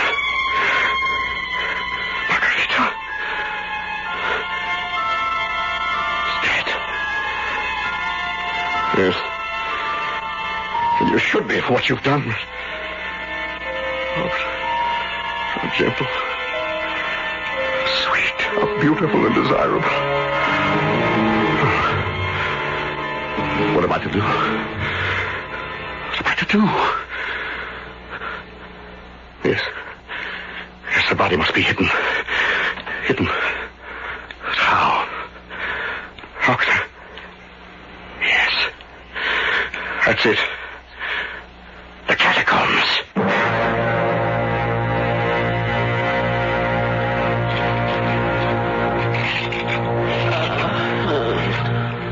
Alive.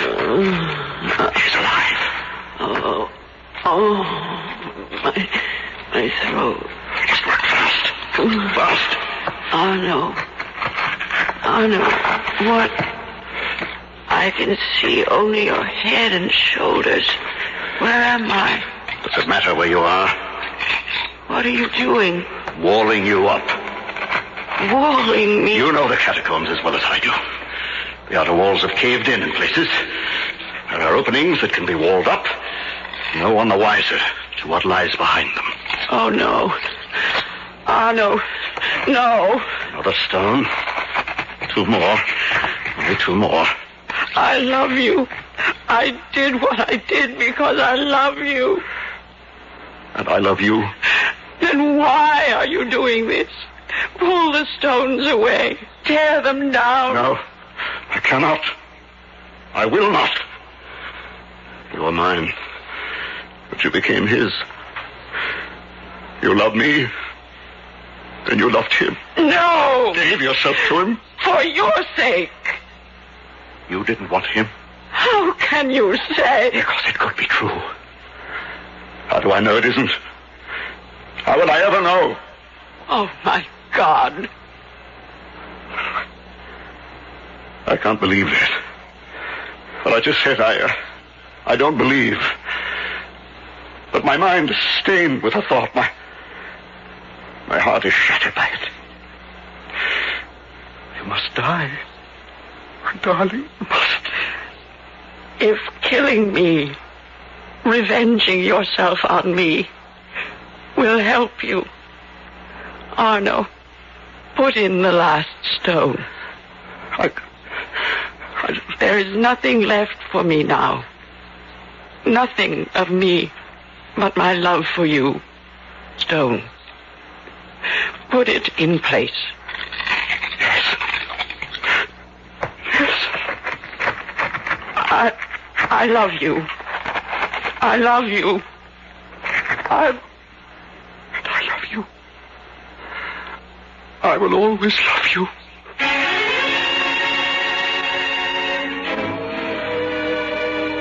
His heart his soul smashed to bits, Arnaud Montresor sends his wife to her death, walling her up on the first and uppermost level of the catacombs.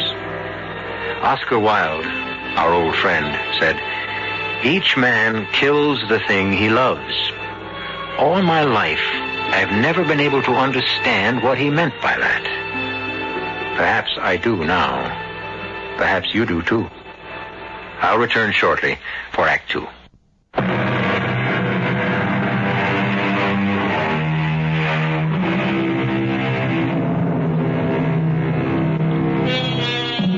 Murder will out, it has been said.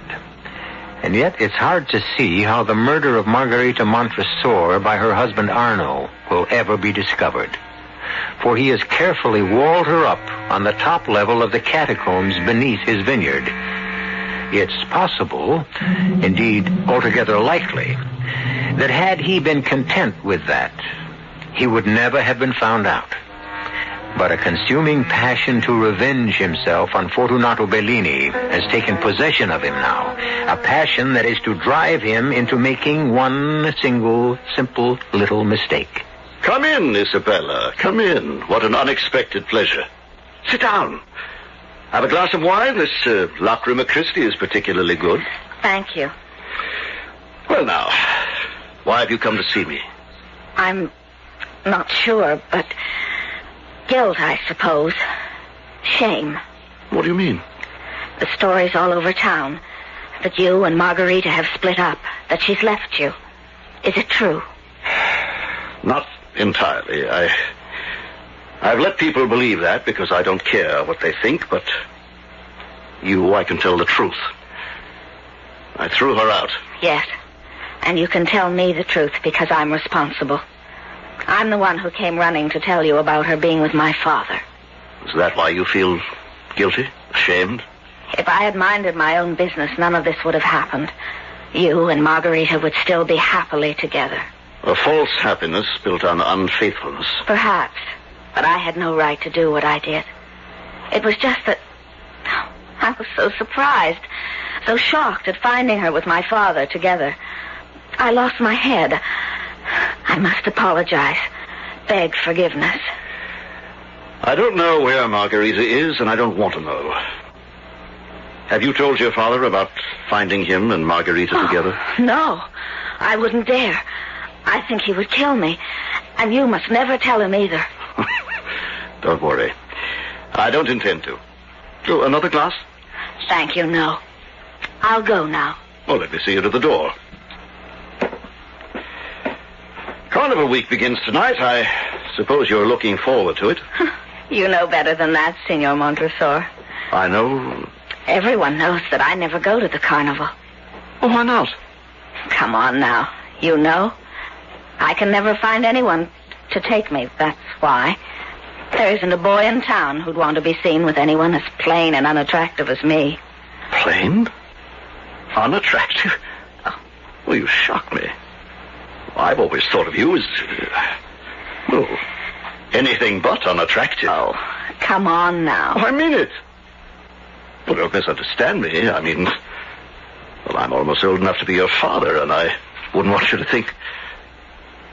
Well, what I'm saying is, if you'd be willing to go to the carnival tonight with me... You? Yes, well, why not? I'm alone, you're alone. We could at least be alone together. Yes, and you'd have the fun of going to the carnival at last. Oh, I don't know. I do. I'll call for you at 10. I won't take no for an answer. Oh, Signor Montres. And another thing. Call me Arno. See you at 10? Yes. I'll be looking forward to it. Oh, and so will I. So will I. Arno.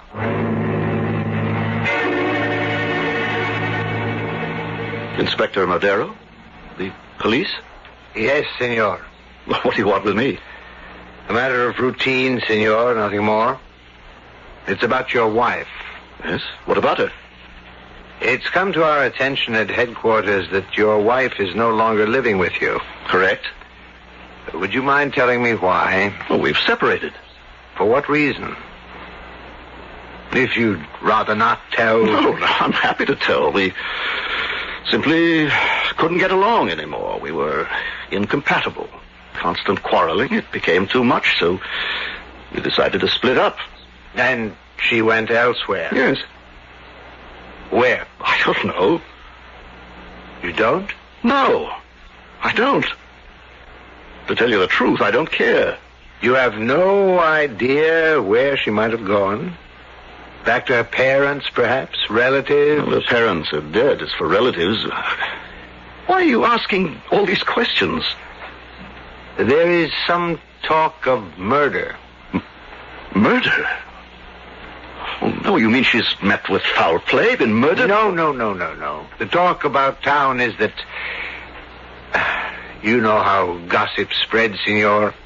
And of course, there's nothing to this. Still and all, the police must check it out. The talk is that you murdered her. I? It is silly, of course. That's ridiculous. Utterly and completely ridiculous. Well, now, if you'll excuse me, Inspector, I have much to do. The relatives... The what? Your wife, you said she has relatives. Oh, yes. A sister in Rome and another in Florence. I'd appreciate it if you'd give me their names and addresses. Well, certainly. Only... Well, if you ask me, Inspector Madero, the police are making a mountain out of a molehill. A matter of routine, senor. Routine. Nothing more.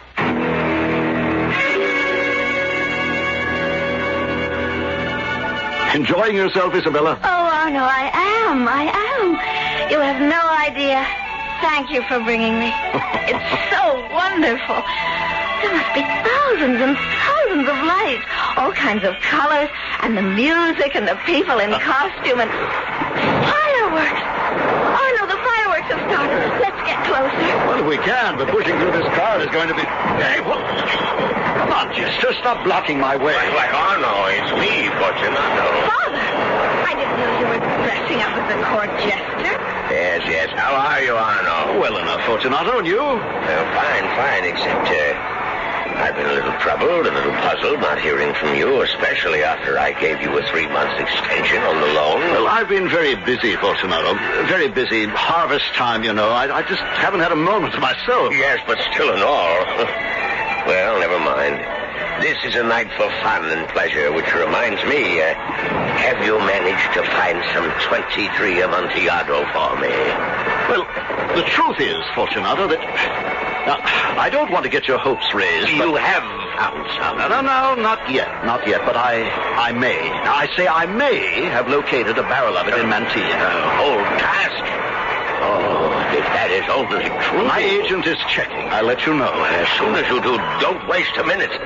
Get it over from Spain as fast as you can. I'll do my best. Well, see you later. Look! Oh, Arno, look! The skyrocket all exploding at the same time. It's subside, isn't it? It certainly is, Senor Montresor. Oh, Inspector Madero. Well met, senor. And isn't this Signorina Bellini with you? Yes, Isabella, this is Inspector Madero of the police. How do you do? Enjoying the carnival, I hope? Oh, yes. Oh, Arno, by the way, she didn't go to her relatives. What? Your wife. She didn't go to her sister in Rome or Florence. We checked. They haven't seen her. Oh, well, she must have gone elsewhere, then. Of course. The question is, where? You have no idea, as you said, senor. No. Yes. Well, I'll just have to keep looking till I find her.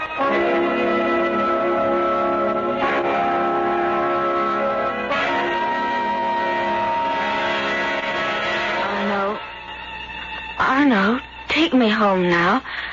I shouldn't have come to your house in the first place. Oh, just another glass of wine, Isabella? No.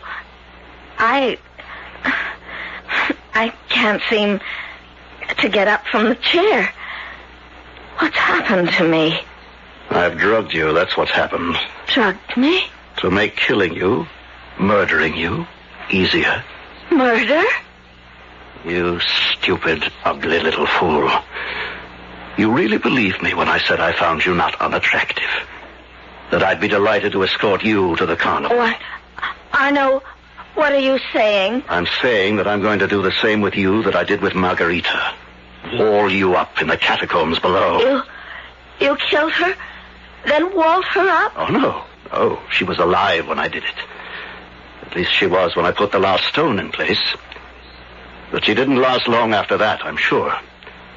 It couldn't have been more than an hour or so before she suffocated to death.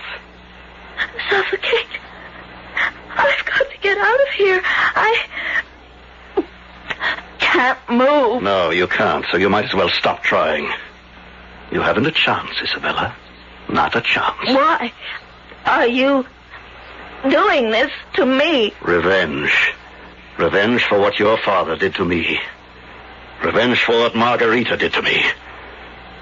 Revenge for what you did to me. I? You were right, you see. If you hadn't come running to me, falling over yourself to tell me what you'd seen, I'd never have known Margarita. My beloved Margarita. I'd never have known she'd been unfaithful. But you had to tell me. You and your wagging, gossiping tongue. I didn't think. I'll pick you up in my arms. No. And carry you down to the catacombs. To the second level below. No. And wall you up as I walled up Margarita. Please. Think what it would be like. As slowly one stone after another goes into place. A growing coffin lid for a stone coffin. Think of the agony that lies ahead when the last stone is placed and mortared in tight. Tight. And the air is cut off. And slowly, in agony and horror, you suffocate. Smother to death.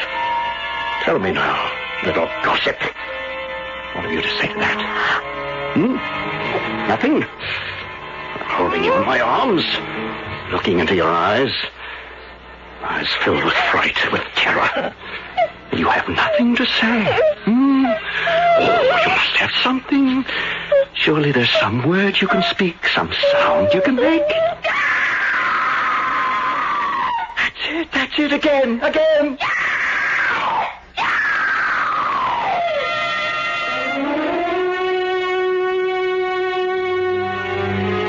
Consumed by revenge, Arno Montresor bears the numbed body of Isabella away to the catacombs below, as the terror in her heart pours from her throat. And if I'm not mistaken, Fortunato Bellini will be next in line for Arno's vengeance. We'll see when I return shortly for Act 3.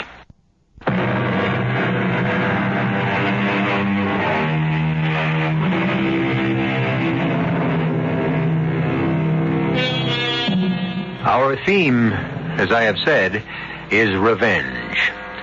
But in the Cask of Amontillado, we are also dealing with the perfect crime. What more perfect place for concealing a body, concealing it for even centuries, than in the wall of a catacomb, an ancient burial ground beneath the earth, itself a house of bones and skulls and skeletons. Arno Montresor has done this with his unfaithful wife Margarita, and now with Isabella, daughter of Fortunato, who seduced Margarita. But, as with all perfect crimes, the criminal inevitably goes one step too far. Worried sick, Arno. What could have happened to Isabella after she left you? Fortunato, my good friend, I wish I could tell you, though. Really, I do think you're worrying unnecessarily. Now, what do you mean, unnecessarily? You say you brought her home last night at 12:30. But when I returned from the carnival at 3 this morning, she was not in the house. And here it is 2 in the afternoon the next day. Where is she? You ask me, she may have met with some friends and stayed with them. No, I don't think so. It isn't like her, not like her at all. I must go to the police. I should have gone to them before this. Oh, wait a little while yet. She'll show up. And by the way, I think I may have a surprise for you tonight. A pleasant surprise. What do you mean? You'll see. The Amontillado. You have found me some Amontillado. I didn't say that. But that's what you mean. Where did you find it? How much of it? No. You're running ahead of yourself and me. I said nothing about finding any Amontillado. If you knew how much it means to me, the craving I have for that 1923 vintage. I know. And believe me, when I tell you I've moved heaven and earth to find some for you. And you have. I didn't say that. And I'm not going to say another word until I'm sure I have the surprise for you. And when will that be? Perhaps tonight. Perhaps tomorrow. Perhaps never. I'll send a message to you.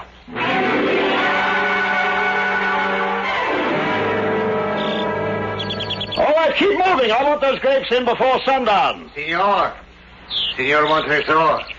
A word with you? Oh, Inspector, I'm very busy, as you can see. Only a few minutes, no more. Well, what? Signor Bellini, you know him, I think? Yes, we're very old friends.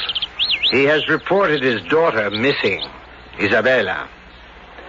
You took her to the carnival last night, is that right? Yes, that's right. Why? Why? Well, I felt sorry for her. I've begun to learn what it's like to be lonely, and I've just felt sorry for her. A girl her age should have some fun out of life. Lord knows there's little enough. True. About your wife, would you have any news for me? News? Have you heard from her? A letter, a message of some kind? Why, no, Well, if you do, be sure to let me know. I will. Now, I must get back to my work. All right, you there, bring up the next cart. One thing more, senor. Yes, what? I understand that the vineyard is built on catacombs, early Christian catacombs beneath us here. Well, yes, where my house stands over there used to be a monastery. Of course, that was centuries ago. Interesting, very interesting. You know, I have never been inside a catacomb. Oh, is that so? No, not those baskets. Load those baskets. Even when I was in Rome. I was wondering if you'd mind if I went down into yours. Why, no, not at all. I'll take you down myself sometime.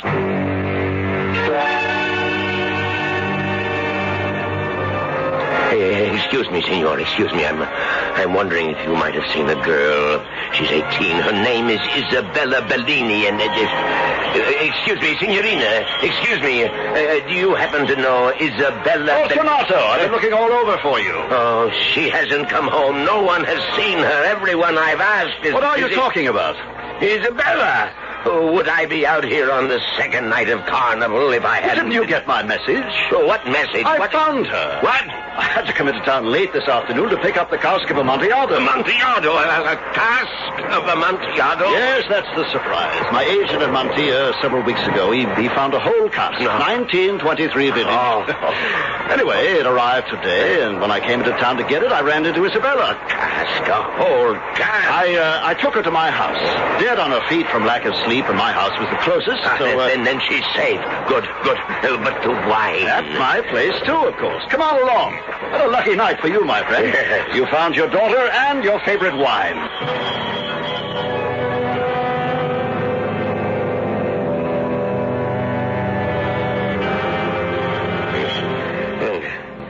Good Lord, Arnold. How far down into your infernal catacombs must we go? To the third level. The lowest. This is the second. One more. Why did you have to... Careful. Parts of the walls have broken down. Take care not to trip on broken stones. And now that I've turned my ankle, you tell me. Now, why did you have to bring the cask, a whole cask, down to the lowest level? The dampness. Very damp. Dampest part of the catacombs.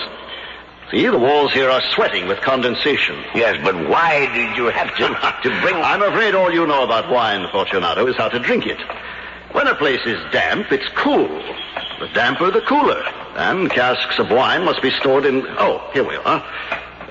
Precede me. Yeah. Hold the torch high to give light ahead. Of all places to store wine, bones, skulls, skeletons. More a grave than a wine cellar. A grave? Yes. The grave of people buried here centuries ago. And now... Yours! Your grave, fool.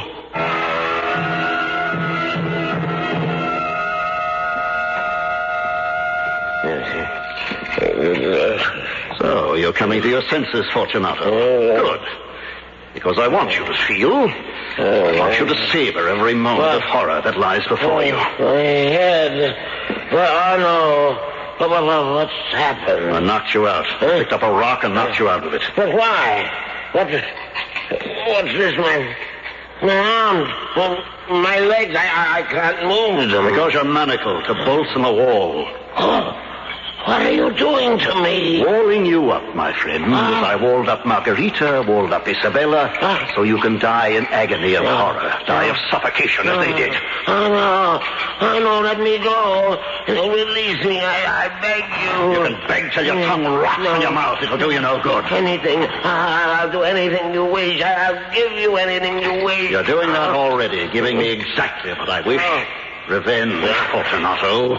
Revenge. That's it, fool.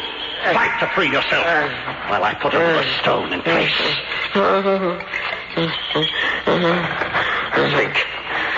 Think of what's to come. When the last stone, this one, goes in place. Darkness, blackness, the blackness of the grave. A grave made of walls covered with wet slime. A grave for the living. For you. You die slowly. Slowly die of suffocation. The last stone. See, fool? See? Watch now as I put it in place. Watch. Your eyes can't tear themselves from it, eh? Let me look into them. Your eyes. And enjoy, relish, taste the hideous fear, the ghastly horror of your soul. In the place it goes. Into place the last stone. Now.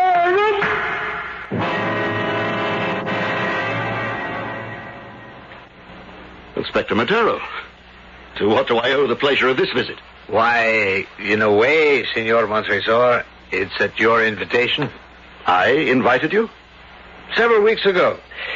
You recall I mentioned that I'd never been down in the catacombs, and you said you would take me on a tour sometime. Oh, that, yes. Well, I'm delighted to do so, but not today. I haven't the time. I'm afraid the tour of the catacombs must be made today. It's impossible, Inspector. I assure you, if I had the time to take you on a tour, I'm sorry, I should have made myself clear. I'm talking about me taking you on a tour. You taking me? Why, yes.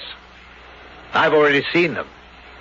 Your overseer showed me around this morning, after I showed him the search warrant. What are you trying to tell me? That you're under arrest for the murder of Signor Fortunato Bellini, his daughter Isabella, and your wife Margarita. You're out of your mind. No, but I think you were out of yours. I must congratulate you, Signor. You came close, very close, to committing the perfect crime. But you overlooked one single factor, one very small thing. What? We'll go down, and I'll show you.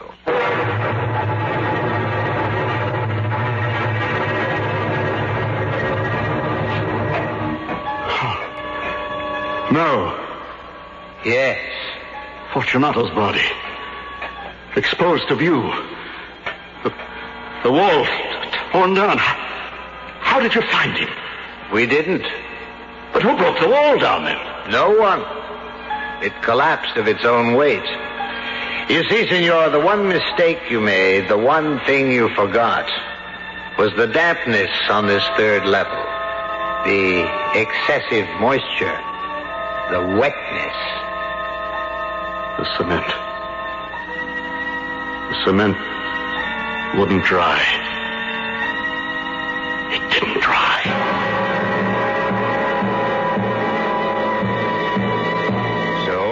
As always with a perfect crime, there is some slight imperfection. Indeed, so very slight as not to be noticed by the murderer, to his deep regret. I'll be back shortly.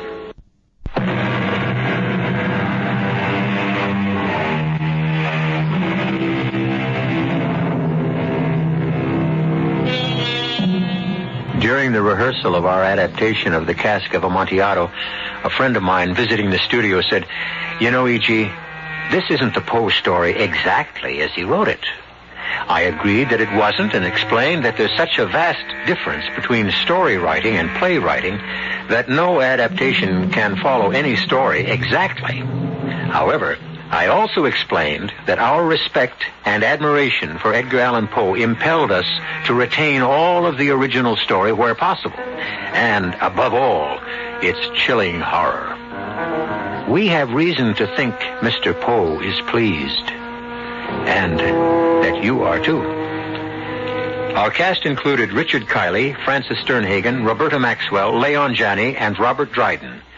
The entire production was under the direction of Hyman Brown. This is E.G. Marshall inviting you to return to our Mystery Theater for another adventure in the macabre. Until next time, pleasant dreams.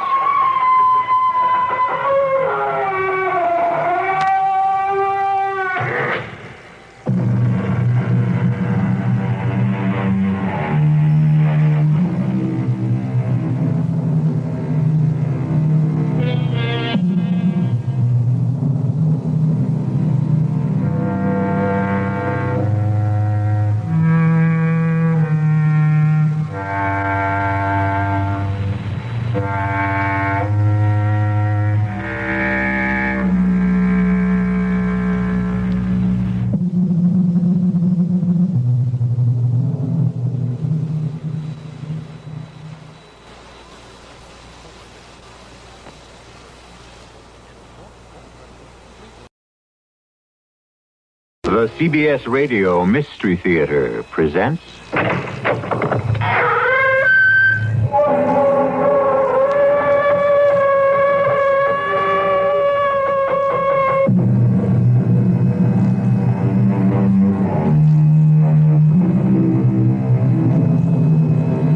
Come in. Welcome. I'm E.G. Marshall. Torture is my subject this time around. Oh, don't be alarmed. I have no intention of shocking you with unmentionable horrors. For you see, there are all sorts of torments invented by man to bedevil his fellow man, and perhaps the most subtle of these is man's fear of the unknown. We are so constructed, it seems to me, that we can almost always cope with the known, whatever it may be. But when we don't know what lies ahead, what nameless nightmare may await, well, let's illustrate with Todd Stearns and his wife, Tammy. Todd, what if you told them what they want to know? It could mean the end of this country, Tammy. It could mean the end of the world. The world? The world. Mr. X mentioned torture, didn't he? Yes. Will you be able to stand it? I think so. Once I know what it is. But Mr. X is clever. He won't tell me. He knows that not knowing, that's the worst torture of all.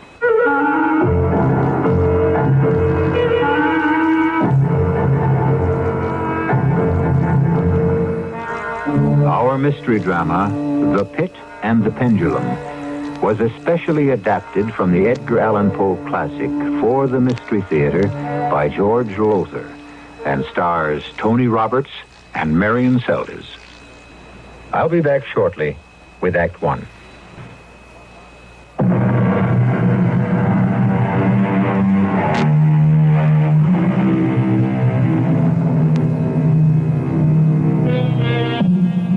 It's nothing new to say that men, and women too, have successfully endured the worst of physical pain one can imagine. But mental pain, I'm told, is something else again. Those skilled in the art of extracting information well know that physical force will often succeed, but that mental force will always succeed. Why not employ it at once, then?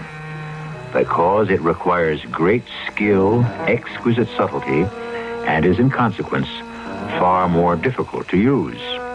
Be all this as it may, such thoughts held little, if any, interest for Todd and Tammy Stearns as they drove in an official government limousine toward the airport of a large city. You really shouldn't have come to see me off this time, Tammy. Break my record? I've gone to the airport with you every time you've made one of your mysterious, deep, dark, secret trips. Ever since we were married 4 years ago. Yeah, but with Jill down with a cold... Well, Anna could certainly take care of her for an hour or two. Todd? Yes? You're going to be all right, aren't you? What makes you ask a silly question like that? It isn't silly, and you know it. These trips you make abroad every now and then. Well, I don't know what they're all about. I've never known. Because I've never told you, and I never will. The less you know, the better off you'll be. Well, I'm not asking you to tell me. I know you won't. But it's not knowing that makes me bite my nails till you come safely back home. I'm sorry, sweetheart, but that's funny. What? I don't think we're not. Driver? Driver, why did you take the left turn? You're heading away from the airport, not toward it. Good heavens, Todd, we are at that. Driver, answer me. Why? Todd, look. The glass panel's sliding up. What the devil is this?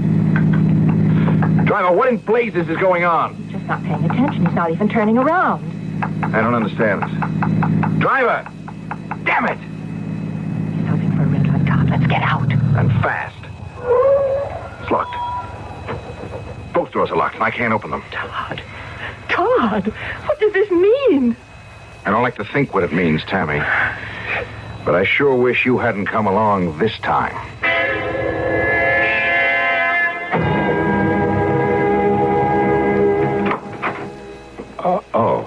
Oh, come in, Mr. Stearns, come in. Sit down, Mr. Stearns. Make yourself comfortable. What have you done with my wife? Oh, she's safe and comfortable. There's nothing for you to worry about, I assure you. Would you care for a drink? As a matter of fact, I could use one. If it isn't drugged. Drugged? That's a fanciful idea. It's no more fanciful than kidnapping me. Who are you? What's this all about? As to who I am, you can call me Mr. X. Oh, Mr. X? Come on, you can't be for real. How corny can you get? It's corny, I admit, but it's also safer. Infinitely safer than any name I might use. You see, X is an unknown quantity. As for what this is all about, well, your drink. Thanks. What is this all about? Oh, come now, Mr. Stearns. Todd, if I may. You know what it's about. I'm afraid not. You're lying, of course, but... Well, no sense wasting valuable time fencing with each other, so I'll tell you. I represent a group that's in the business of selling top-secret information of one country to another. You're in the business of conveying top-secret information from this country to another. The reason you were kidnapped and brought here was because we want the top secret you were presently on your way to deliver to... well, you know where. I haven't the slightest idea what you're talking about. Now, let's not fence, please. I know that you were on your way abroad with the formula for a new bacterial gas, which would easily tip the balance of power in favor of the country possessing it. Oh, and my government is willing to hand over a weapon as vital and deadly as this to another government? It is, and you know why. The pact between the two governments to keep each other informed and thus hopefully to maintain the balance of power. You know, you've been seeing too many James Bond movies. Now, stop it, Todd. I want the formula, and I mean to have it. Well, you won't get it from me because I haven't got it. As I guess you know, your musclemen searched me thoroughly and found nothing. I didn't expect they would. I'd have been very surprised, indeed shocked, if you'd been carrying such a formula worth untold millions on your person instead of in your head. In my head? Precisely. Todd, I'm authorized to offer you $50,000 for the formula. For a formula you've just told me can be sold for untold millions? Oh, all right. How much do you want? It's an academic question, Mr. X, since I don't have the formula. Would you consider $100,000? I haven't got the formula you're talking about. This is a tape recorder. I'm going to leave you here alone for 15 minutes. When I return, I hope you will have been sensible enough to record the formula for me. Look, I assure you... Help yourself to the liquor. And, of course, you won't try to escape. Because, you see, there are no windows and only one door. And please, no more nonsense about your not having the formula. You have it, Todd. You have it as surely as we have your wife.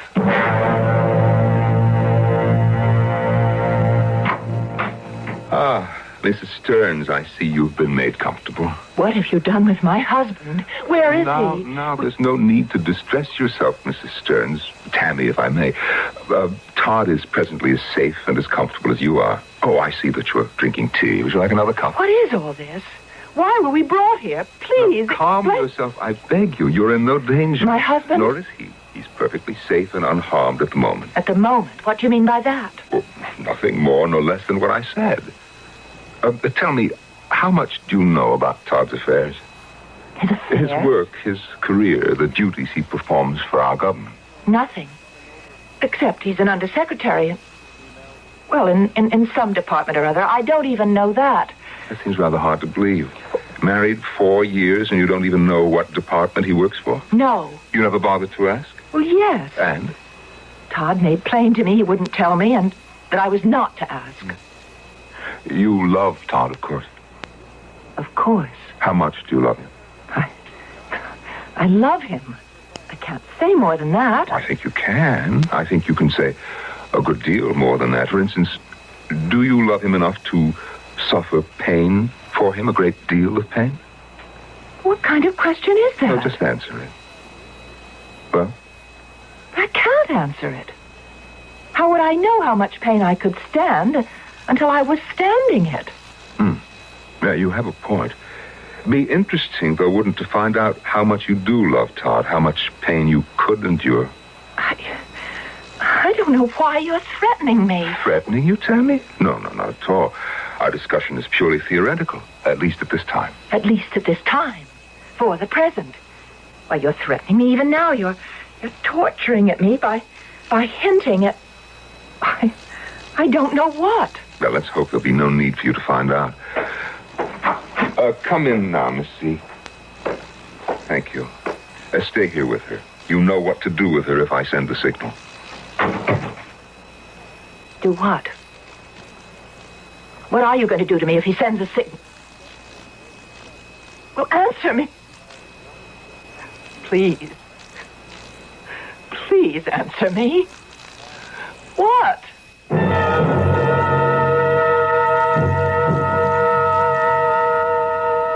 The tape is blank, Todd. You recorded nothing. There's nothing to record. Nothing.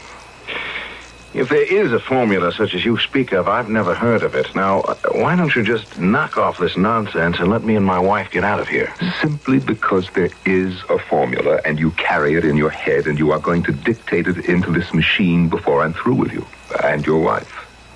Tammy has nothing to do with this. Hasn't she? She has only the vaguest idea of what I do at the department, if she has any idea at all. Even if I had memorized a formula, which I haven't, I'd never have told her about it. And why not? Why not? Because your work is precisely what I say it is. Top secret, high security. No. Then why wouldn't you tell her? You love her, don't you? Of course. Then surely you trust her. Certainly I trust her. But not enough to let her know what you do? Oh, you underrate her, Todd. You really do. That woman would do anything for you. Suffer untold pain for you.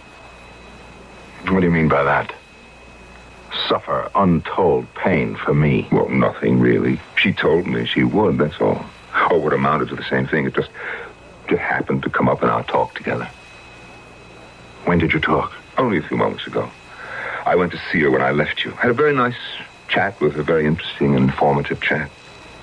About how much pain she could stand? Well, that was only a small part of what we talked about. Now, listen to me. She knows nothing. Of course she doesn't. How could she? There's nothing to know, you say. You harm her. And I warn you, Mr. X, or whatever you are. I warn you. Todd, stop acting like a fool. Now, you know that you're helpless, and so is she. You also know that in one way or another you're going to give me that formula, so why not give it to me and save us all a lot of trouble, all three of us? Three of us. You, me, and Tammy. Now, here's the tape recorder. Begin. Very well. Come along with me, Todd. Where to? The cellar. There's something there I want to show you. Something I'm sure will change your mind.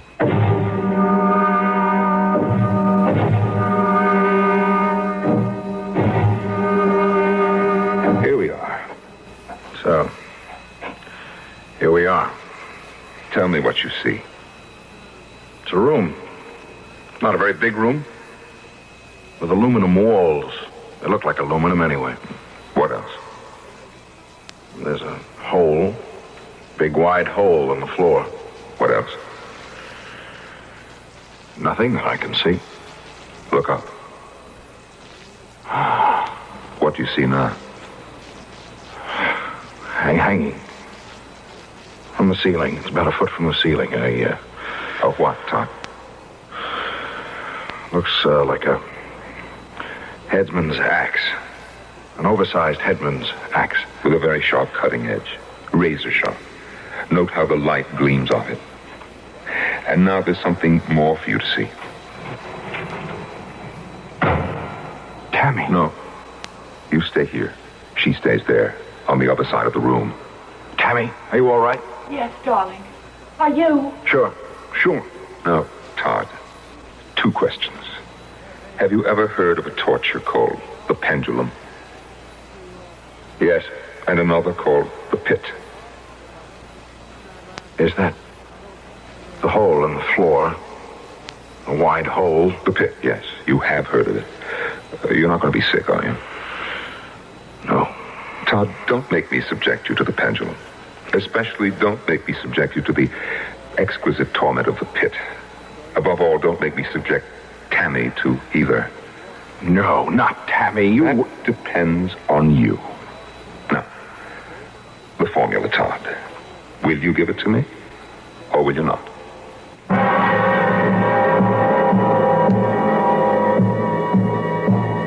If you were Todd Stearns, what would you do?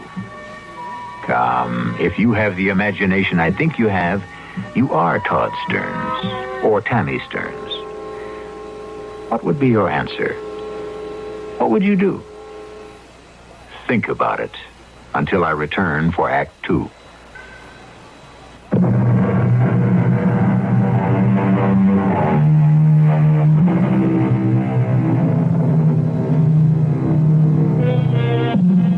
In a room, a rather curious room, in the basement of an isolated country house, Todd and Tammy Stearns face a torture known as the pit and the pendulum. Face it, but need not undergo it if Todd will tell Mr. X what he wants to know. Reveal the formula he carries in his head for a new weapon of destruction, a bacterial gas. As Todd gazes across the yawning pit at his lovely wife on the other side, Mr. X repeats. Once again, Todd, I know it's a difficult decision, but it is one that you must make. Will you give me the formula or not? I told you I don't have it. That's enough. You have the formula. You memorized it. I know that. So no more time-wasting nonsense. Which is it to be? Will you give me the formula without forcing me to torture it out of you, or must I use force? I have nothing to tell you. Perhaps if I explain how the pendulum works. No need for that. I know. But does Tammy know? Do you, Tammy? No. Tammy, look up toward the ceiling. That is a blade, you see, a blade shaped like a big headsman's axe, and it's razor sharp. Don't listen to him, Tammy. He's trying to frighten you. Exactly what I'm trying to do, Tammy, for reasons that are quite obvious, I should think. Wouldn't you? Yes. Now, that large razor-sharp blade, Tammy, is attached to a pendulum that swings back and forth and gets an inch lower on each swing. An inch lower on each swing? Yes. And so anyone strapped to that slab on the floor, look down now, Tammy, to the floor. You see the slab with the straps? Yes. Anyone strapped to that slab will, in time, be cut in half. Tammy, don't listen. Slowly. Cut in half slowly, Tammy. You wouldn't. But you wouldn't, you please. You can't, you won't kill him. Todd? Oh, gracious, no. He has what I want. I can't kill him unless we reach that perfectly wasteful moment when I have no option but to end this whole scene in death. No thought of killing him. You. Oh, my God. Tammy, did you hear me? I heard you. Then, my dear, would you try to do what I have failed to do? Convince your husband to give me the formula. Tammy. How can I convince him if you couldn't? Todd, have you no imagination whatever? Do you really think that you'll be able to watch Tammy killed before your eyes without breaking? No answer. Your silence could signify several possibilities. One, you're too shocked at the prospect to answer. Two, you could watch while your wife is slowly cut in half in agony, Todd. Three, you couldn't. Now, which, Todd? Possibly even you don't know at this moment. Well, all right, I'll give you time to think it over, to talk it over, both of you. Miss Z, you know where to take Mrs. Stearns. Mr. Stearns and I will join you there shortly. Todd, I love you. And I love you, Tammy. I love you. You love her. We'll see how much very soon now. Very soon.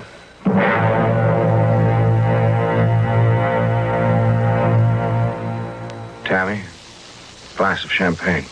No, it would sicken me. Me too. Just isn't a dinner they've spread before us. It's a gourmet's dream. Or the condemned's last meal. Yeah. Darling, we've got to talk this out. What is there to talk out?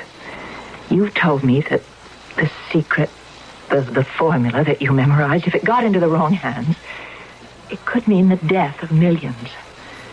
And if you give it to Mr. X, it will certainly be in the wrong hands. I don't know. Oh, what do you mean? The group he represents, they'd sell the formula to the highest bidder. They wouldn't care who, just so that they got their millions. Well, maybe for once, just for once, I got to think of us, not the world. But we are the world. I know that, too. You're involved now. This character X could torture me to death, and... well, I don't think I'd break. I don't think I would, but... you can't tell till you're going through it.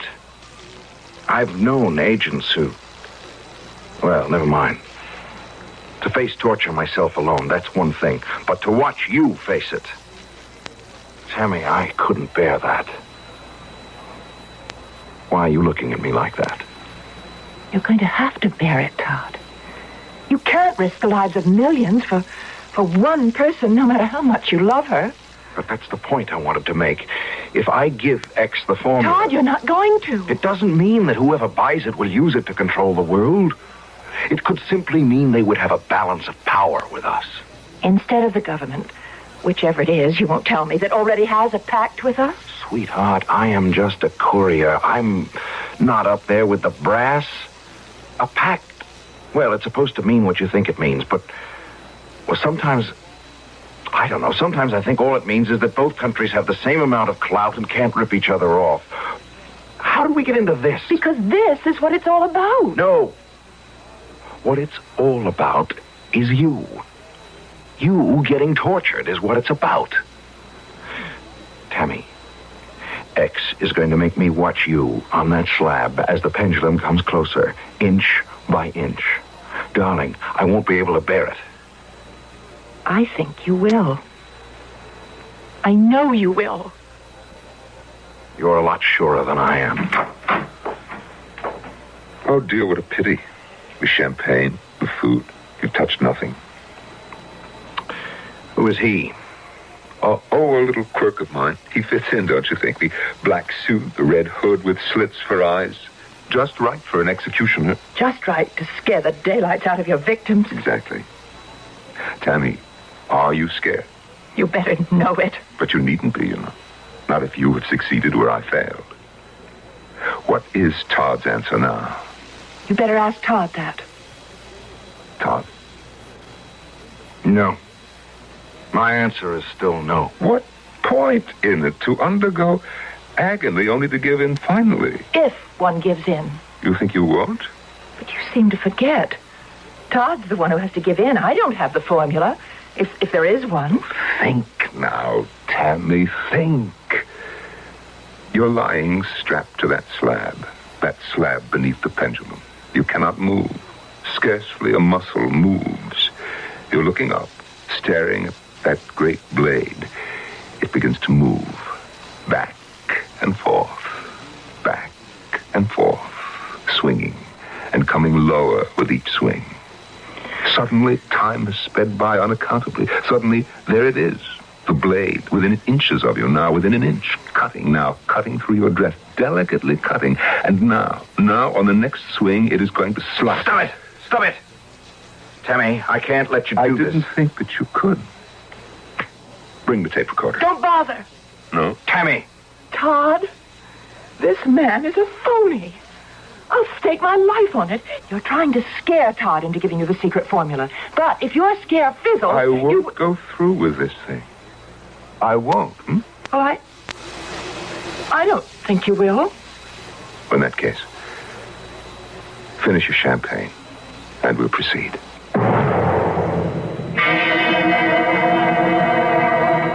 Todd, one final chance. Mr. X, it's senseless. Makes plenty of sense to me. It would if I were in your shoes. That woman, that lovely, exceptional woman you were lucky enough to marry, lies strapped to the slab. When I give the nod to our red-hooded executioner, he'll press the button that starts the pendulum. Once started, it can't be stopped. Can't? No. It goes right on, down, and through. Should you change your mind, it had better not be at the last moment. It had better be in time for the executioner to pull her out from under the blade. Tammy! Don't give in, Todd. Don't. You leave me no choice. I must... Do it. Damn it. Damn you. Go on and do it. Very well. I give the nod.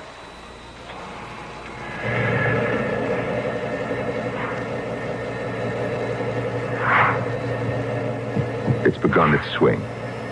You see it, Tom? Back and forth. Back and forth. An inch lower with each swing. Here. That's the microphone to the tape recorder. Take it. Use it. Tell the formula. What is he saying to you? What is that he handed you? A microphone? Yes. The mic of the tape recorder. Oh, Todd, don't. You'll die if I don't. Then I'll die. I'd rather die. Me than a whole world. I can't let you. I can't let you. If you can't let her speak, you got the mic in your hand, start talking. No. What's left if I do? What's left? What? She loves me. If I let her down, if I save her life and lose a million others, she'll hate me. What'll be left to me then? There are other women. You filthy. There are no other women. There's only Tammy. For me. Oh, my dearest, you are right. We've got to go through with this. For them. I've met fools in my time, but you... It's within inches, 3 at most from her body. Now 2. 1. Cutting the dress now. You see? And the next cut. Talk, you fool. Talk fast. The bacterial equation. No! What is it? The equation before it's too late. What?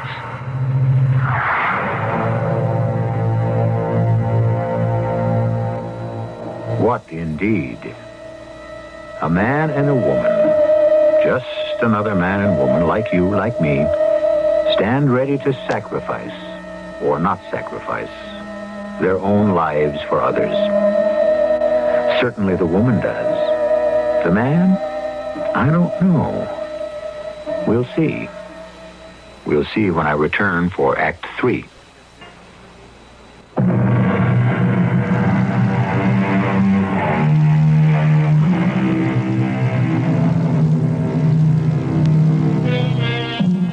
I have said that there are all sorts of torture, limitless degrees of mental and physical torment.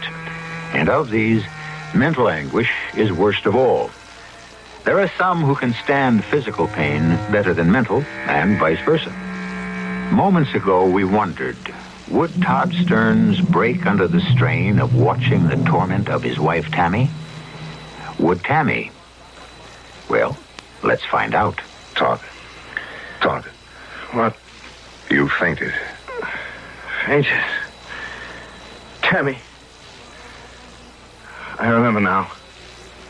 Pendulum. Blade descending closer and closer, cutting through a dress. Is she what?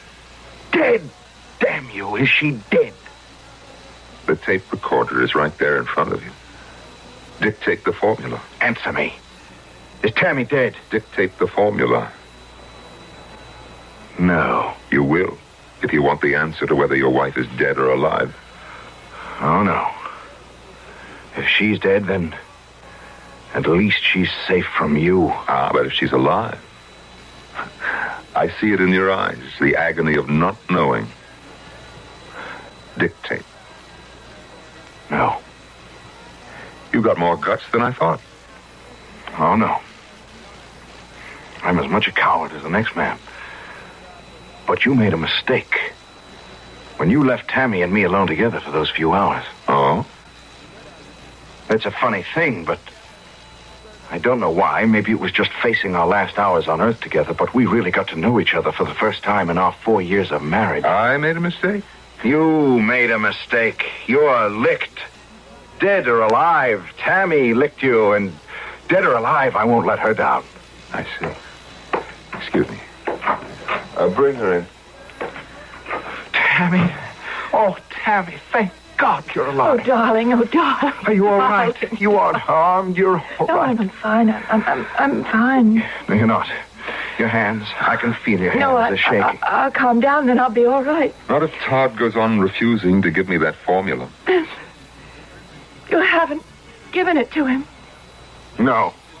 Oh, I'm so glad, darling. I'm so glad. Your happiness is doomed to a short life, because I assure you Todd is going to do what I ask. No, not Todd. Oh, yes. Let me say that I admire you, both of you. And you have every reason to be proud of this man you married. Well, I am very. But he is not a Superman. He has his breaking point, as all men do. I haven't succeeded in reaching that point, that's all. But unless he dictates the formula he carries in his head, I shall take final steps to reach his breaking point, and yours, quickly. Oh, by the way, your little girl, Jill. What about her? I thought you'd want to know. Your housekeeper, Anna, sent for the doctor a little while ago. Why? Is she worse? I don't know. All I have is the report that the doctor was sent for. You dirty rat. Now, slowly, Todd. Physical violence will get you nowhere. This is part of your next torture, isn't it? Making us worry about Jill's condition. And what will become of her should the two of you meet what you possibly may meet? Death. You leave me no choice but to subject you now to the kind of torment I tried to avoid. Well, there can't be anything worse than the pendulum. There's the pit. I see that you know something about it. I don't know anything about it. Precisely. You've heard of the pit, but it remains an unknown quantity. And it will be that, the simple fact that you don't know what awaits you in the pit, that will break you.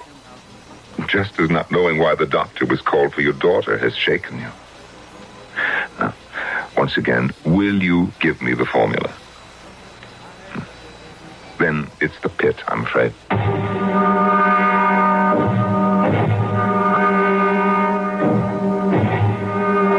Back where we started? Oh, no. The pendulum, you see, is again in place in the ceiling. I will leave you alone now with just the pit. Oh, and, Todd, when you decide that you can't take any more and agree to give me the formula, just say so. You'll be heard. Oh, I hope Jill's all right. Don't worry, she is. There's no better doctor than Dr. Lynch. Yes, but if the cold's gone into her chest, you know, her chest is weak. Don't worry. It's just what that louse wants. For all we know, he could be lying. Anna never sent for the doctor. Oh, you're right. I'm doing just what X wants me to do. I'm worrying myself sick. What are you looking for? Something to drop down the pit. Why, what for? Find out how deep it is. Whether the bottom is solid or filled with water. The room's as bare as a bone, though. Here. Oh, your shoe? You can buy me another pair when we get out of here. I'll buy you a dozen pair. Okay. Here it goes. Funny. I didn't hear a sound. Not a sound. No splash? No thud of the shoe hitting anything? Nothing?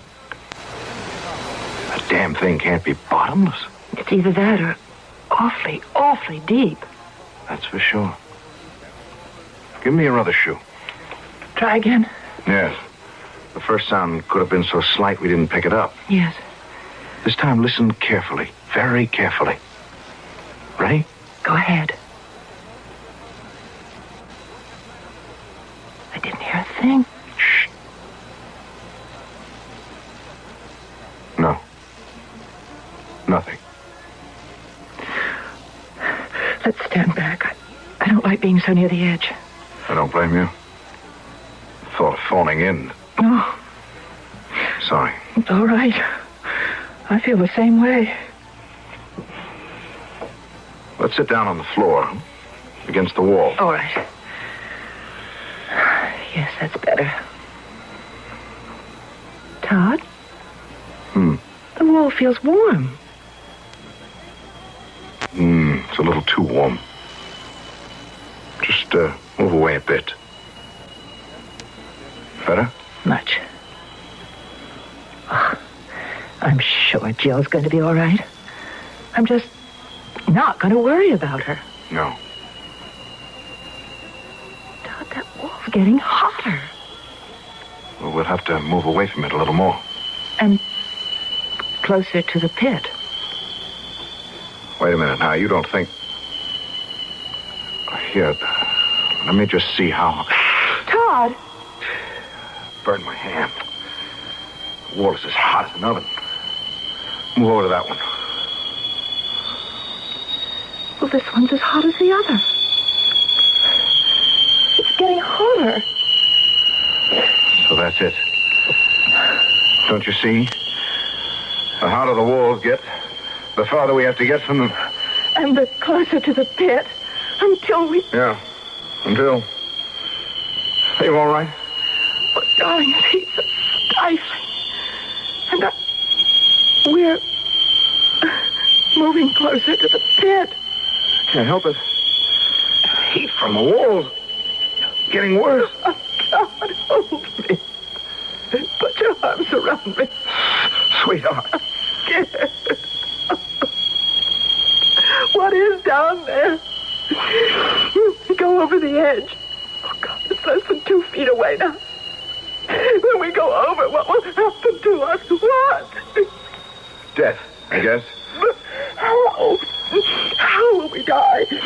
Wait, try not to move any closer. Try. Help myself. The heat unbearable. You're moving closer to the edge, too. I can't help it either. Hold me, darling. Sweetheart. This is it. I guess we... Wait a minute. What? The heat. It doesn't seem so hot. Not so. I think you're right. It's cooler. Oh, the room seems cooler. Oh, let's move back. It won't last long. That creep has got something else in store for us. But you see, he didn't go through with it. Just as he didn't go through with the pendulum. No, you fainted. I don't think he would have gone through with it anyway. Why not, Todd? What? Mr. X, Todd. I can see you and hear you. What's given you the sudden idea that I won't go through with things? You want the formula? True. Kill me and the formula dies with me. True. Well? Todd Stern's dead is worth considerable, too. Oh, not as much as the formula, but considerable. I don't see why. Very simple. It's worth a great deal for a certain government to prevent another from getting the formula. Keeps the balance of power unbalanced, you see. And now that we've settled that, do you still refuse to change your mind? Yes. Todd, I'm sorry to say that this time, I believe you. Wait a minute. Tammy has no part in this now. You used her to break me down. You failed. But your use for her is over. Let her go. He hasn't heard you. Or if he did, he said his final word. And I wouldn't want out anyhow. If you die, I want to be dead too. But it's senseless. Pointless. I'm the one who has the formula, not you. There's no point in killing you if I... What's that? What is it? Machinery of some kind. But I don't know what it's for. Yes, I do. Todd, what? The walls. Look at the walls. They're moving. All four of them. Moving inward. Making the room narrower. And narrower until... There'll be no space, no floor space left. Nothing but the pit. Oh, Lord. X! X, listen to me. Let Tammy go. I beg you, let her go. The pit. The walls pushing us to it. Oh, let me out. Let me out. Let me out. Tammy. I can't bear anymore. I can't bear it. You won't have to bear any more now, sweetheart. No more. Now.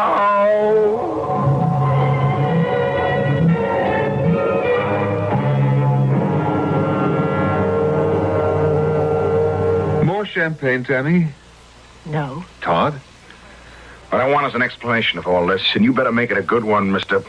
What is your name? X will do. Yeah, but now we know it was all a test or a game or whatever it was. I must still keep my cover. Look, I don't blame you for being angry.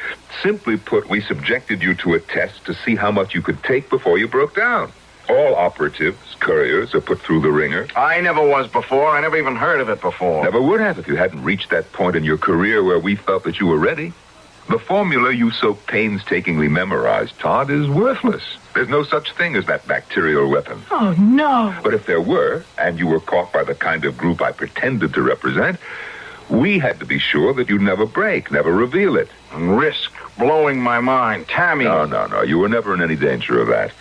From start to finish, you were carefully monitored by staff psychiatrists. We'd have known instantly if you were in any serious difficulty. Well, I guess you'll have to do it. Yes, we do. Tell me something. What did we fall on? I mean, when I went over, holding Tammy in my arms. Special foam rubber. Dozens of layers of the stuff. You could have dropped an iron safe down that hole, much less Tammy's shoes, and you'd have heard nothing. Now then it's over. You can relax and unwind. And what's more, Todd, you have gained something that you didn't have before. You've learned how much you can take. And, mister, you can take it. I learned something a lot more important than that, if you ask me. What would that be, Todd? I learned... Tammy, I always thought you were pretty wonderful, but you're more than that. You're the most wonderful woman and wife in the world.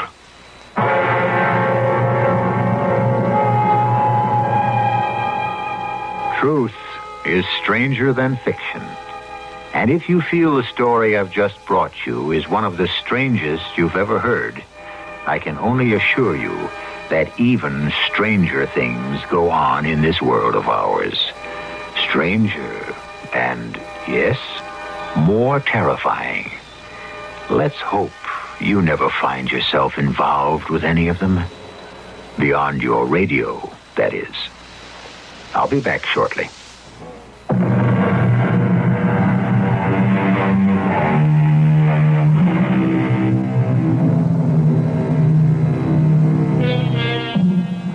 Although our version of The Pit and the Pendulum was only based on Edgar Allan Poe's story, it's to this great master of the bizarre, this connoisseur of the horrifying, that we owe the story's, shall we say, electrifying moments. I hope you were properly shocked. Our cast included Tony Roberts, Marion Seldes, and Norman Rose. The entire production was under the direction of Hyman Brown. This is E.G. Marshall inviting you to return to our Mystery Theater for another adventure in the macabre. Until next time, pleasant dreams.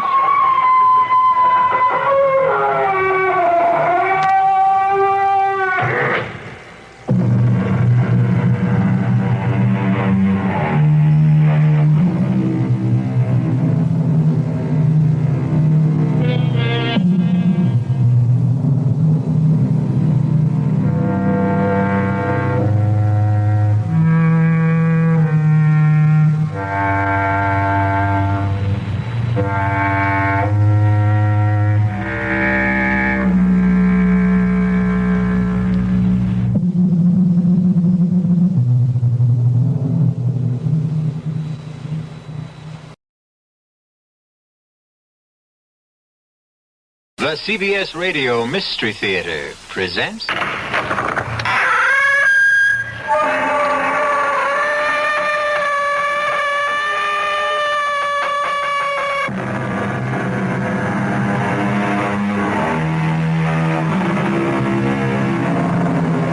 Come in. Welcome. I'm E.G. Marshall.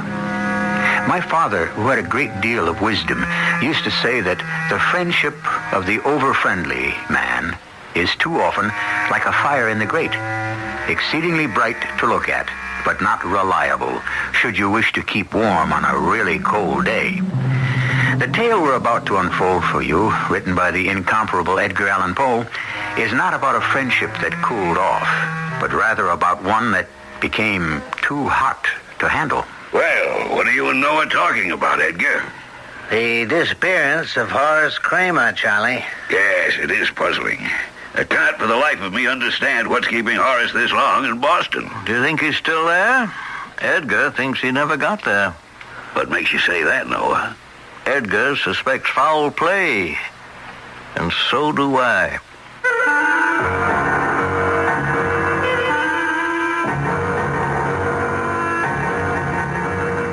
Our mystery drama, The Case of the Chateau-Margaux, was adapted from a story by Edgar Allan Poe, especially for Mystery Theater by James Agate Jr., and stars Jackson Beck and Robert Dryden. I'll be back shortly with Act One.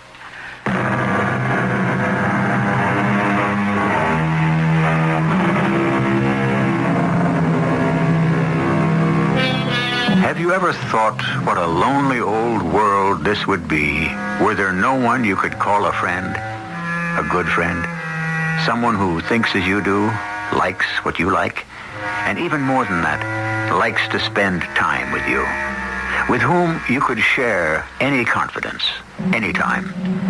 So I suppose it's no wonder that in the small, isolated New England town of Mystic Falls, rich old Horace Kramer was delighted when a man his own age moved next door and became Horace's friend. The time is 1910. But let someone who actually lived through those curious and perplexing days tell us what happened. My name is Edgar. My full name is... Edgar. I grew up with that awful handicap, but finally, after years of kidding here in my hometown, Mystic Falls, Massachusetts, now everyone is settled for Edgar, Ed, or Mr. Edgar. I write, print, and publish the Mystic Gazette, our local town newspaper. And we've never missed a weekly appearance since my father started the Gazette 75 years ago. One day, I had a visit from Noah Greeley, the town magistrate. Have you heard the latest, Edgar? About what, Noah? Horace Kramer has disappeared.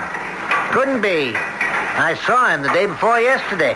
Well, so did everyone else in Mystic Falls, but I haven't seen hide nor hair of him all day, yesterday or today. Noah, if you think it news that the richest man in town has gone off somewhere by himself and told nobody where he was going, I can't print that. Oh, hold your horses, Ed. It looks like foul play. Oh, please now. You know old Horace doesn't have an enemy in the world. He doesn't have a friend in the world, which is far worse. Well, you're forgetting Charlie Nash. I can't talk to you while that press is operating. I'll come back later. No. Stay. I'll stop this run. Tell me what you know. All right. Day before yesterday, very early in the morning, Horace saddled up. Told his servants he was going to Boston for the day and that he'd be back that night. That's 15 miles. 30, there and back. No one I've talked to since has laid eyes on him. Have you just been sitting on this and doing nothing? What could I do? I only just got the news myself. Noah Greeley, you're the magistrate. I checked Horace's servants, of course, just this morning. I asked, why didn't you tell somebody your master disappeared? What did they say? They told Charlie, they said. He told them, oh, it'll be all right. Let's wait and see who wants to alarm everybody. Maybe you're right. Something could have happened to him. I wonder why Charlie said... speak of the devil. Good morning. How fortunate to find two of Mystic Falls' most prominent citizens together. Morning, Charlie. What are you two gentlemen cooking up? The disappearance of Horace Kramer. Yes, it is puzzling. I cannot for the life of me understand what is keeping Horace this long in Boston. Oh, you think he's still there? Edgar and I think he never got there. Whatever makes you say that? It's possible he met with foul play. I think you're both alarmists. Horace can take care of himself. He wouldn't put up with any nonsense from any highwayman. For one thing, he's too good a shot. Unless he was ambushed. Not only that, gentlemen. I happen to know he was well armed when he set out for Boston. Was carrying quite a bit of money with him to deposit. Oh, if you ask me, I'd say Horace is probably staying on in Boston. And any one of these days, he'll be waltzing back into town, wondering what all the fuss was about. I first met Charlie Nash 6 months ago. He pulled into town not knowing a soul. In 2 weeks, he was on buddy-buddy terms with rich, retired Horace Kramer. Charlie never let a day pass but that he wasn't over at Horace's house. Sometimes for breakfast, always for dinner. No question Charlie was good company, and the last time I had knocked on Horace's door, the two old codgers were carrying on like kids. I hope I'm not intruding, Mr. Kramer. Charlie, you fellas celebrating something? Shall we tell him? Why not? Maybe news for the Gazette. Oh, come on now, Charlie. Do you think our little jollification is worth a headline? I'd rather be a headline than a footnote any day, wouldn't you? Edgar, we're just having a good time. Now, what is it, Edgar? What brings you here? Well, I understand your nephew, Philip, will be arriving soon, and... It was 6 months since this man, Charlie, and I met, and it's a 6-month anniversary we're celebrating with some good wine. I'd say some excellent wine. Hey, have a glass, Edgar. CHATEAU-MARGAUX. No, thanks, Horace. I never drink while I'm working. Well, that's the difference between us. I never work while I'm drinking. Well, even if you didn't, my boy, you can never be able to catch up with Charlie here. He downs this CHATEAU-MARGAUX like water. Does my heart good. Yeah, Mr. Kramer. No. Call me Horace, Eddie Edgar. You always have. No, I won't stay but a moment. I just want to verify. You're more of a party pooper than your father was, Eddie, my boy. Come on now, have some wine. No, thanks, really. You know, Charlie, I knew this boy's father very well. Wilbur Edgar. He was a great parlor magician. Ventriloquist. Oh, yes. Wilbur Edgar was quite a practical joker. I mean, who else with the last name of Edgar would have given his son the identical first name? Edgar. Well, the boy's father used imagination, and I approve of imagination. Shall we remove the offending cork from another bottle? Edgar, let me tell you, when a man gets to be my age, all his old friends have either taken to their beds or died off. That pretty well leaves an older man friendless. Yeah, but I was fortunate. Along comes Charlie Nash here, drifting into town. Correction, I never drift. Yeah, moves in right next door. And I'll say his friendship has given me a brand new lease on life. Horace, I can say in all sincerity, you have done the same for me. Congratulations to the both of you. Charlie, you are by odds the hardiest old fella I've come across in all my born days. And since you love to savor the wine in that fashion, I'll be darned if I don't have to make you a present of a great big box of that very same CHATEAU-MARGAUX. Now, don't say a word. It'll be coming your way one of these days when you least expect it. Horace, what can I say? But thank you. What I did come to ask you, Horace, was about your nephew. I just got word over at Sam's General Store that your nephew is arriving from Boston, and he's going to be staying with you. It'd make a nice piece in our social column. You mean Philip? I don't want to talk about him. He's a no-good, high-living son of my dear departed sister. And he's staying with me because he has no place else to go. Horace, can you tell me a little about him? What he does, how old, and so on? I said I don't wish to talk about him. I don't approve of him or his way of life, and I don't particularly want him here. And that was the last time I saw Horace Kramer. His nephew Philip arrived in Mystic Falls the following day. He seemed quiet enough. By talking with him or playing an occasional game of checkers over at Sam's General Store, I couldn't determine whether he was of bad character or dissipated habits. One day, Charlie Nash came in while Philip and I were playing. Edgar, I'd move the red in the back row one square over to block his double jumper. Charlie, will you please go away? Philip and I are having a dandy game without your help. Well, I just don't want to see you taken advantage of. Advantage? What are you talking about? We're playing on a board with everything in sight. Now, just go and sit down, Mr. Nash, and leave us be. Now, Master Philip, is that a way to talk to your elders? Well, you may be somebody's elder, but not mine. Mr. Nash, I've seen your type before, and frankly, the way you're sponging off my uncle is disgusting. Well, coming from a young man of your reputation, I consider that a compliment. Let's forget the game, Philip, huh? I've had enough of this. Oh, Edgar, I've been looking for you everywhere. Have you heard the latest? Not yet, Noah, but I will. Go on. Horace's horse just wandered into town with no saddle and no saddlebags. Without Horace? His horse? You sure? Well, come on, see for yourself. Poor animal showed up behind Horace's house in terrible shape. Bleeding. It's been shot in the chest, it looks like. It's a wonder it can still walk. No sign of my uncle? No, and as I said, everything's been taken from the animal's back. I know Uncle Horace was carrying 2 saddlebags when he left for Boston. I know that. Excuse me. I don't think... No, I just can't stand here like this. I have to see that horse. Now, maybe there's a hopeful explanation to it all. Hopeful explanation, you stupid tub of lard? Hopeful? Obviously, my uncle has been robbed and probably killed, and you talk about hopeful? Now, young man, I can understand your distress. It's no greater than my own, I assure you. And we can do without the funny names, too. Now, gentlemen, first things first. Let's go see this horse. My point is the wound on the horse could have been an accident. A hunter somewhere out there could have missed his target, hit Horace's horse, and it bolted. But that hardly explains Horace's disappearance. I haven't finished. The horse bolts, runs through the underbrush, saddlebags are torn off. My dearest old friend is thrown off. So, where is he now, 3 days later? You all know how stubborn he is. If he got thrown from his horse, probably made him so darned mad he took his saddlebag. I thought you said they were torn off. If they weren't torn off, took them, picked up some other means of transportation, and went on to Boston.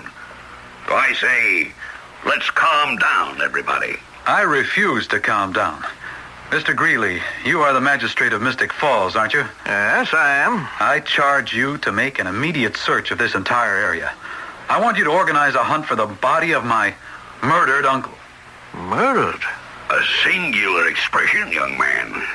Noah, Edgar, Sam, you're all witnesses to this extraordinary remark of Philip Kramer. What private knowledge does he have to assert that his uncle has been murdered? Could it be because he had something to gain from the death of a rich uncle? You take that back. I am merely offering a You theory. lying, fat, conniving... Now, here, Philip, stop it. Stop that. No, Sam. You'll kill old Charlie. Let go of me.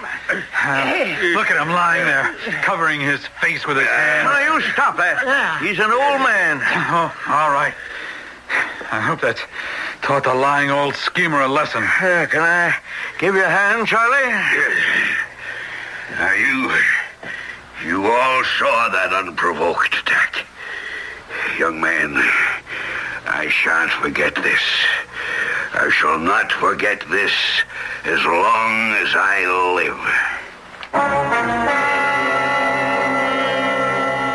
What have we here? A young man not liked by his wealthy uncle suddenly appears in town. Shortly thereafter, the uncle disappears. What else do we know? That the uncle may have been robbed or murdered? Certainly Charlie, who claims to be the uncle's best friend, is suspicious of the young nephew. Does he know more than he is saying? Well, we shall know either more or less of this Edgar Allan Poe story when I return shortly with Act 2. Pick up a copy of True Value Hardware Store's Fall Shopper Circular, and you'll have hundreds of values right at your fingertips. Hi, Pat Summerall to tell you you'll find values like a Master Mechanic 25-foot tape measure with power return for just $5.75. And with your purchase, you'll get the Master Mechanic 6-foot mini tape measure for just 1 penny during their 1-cent sale. The Fall Shopper Circular from your True Value Hardware Store offers savings on items you'll be needing now, including home improvement ideas and fall and winter do-it-yourself needs, like a Master Mechanic flat-top toolbox for just $6.99. It comes with a tote tray and a handy socket divider, or get a 26-inch hand saw for just $5.95. The hard chromium steel blade will give you years of service. You'll find these values and much more in the Fall Shopper Circular from participating True Value Hardware stores and home centers. And remember, True Value, always much more than just a name, their way of doing business. Tell them Pat Summerall sent you. IBM. A small computer can make a big difference.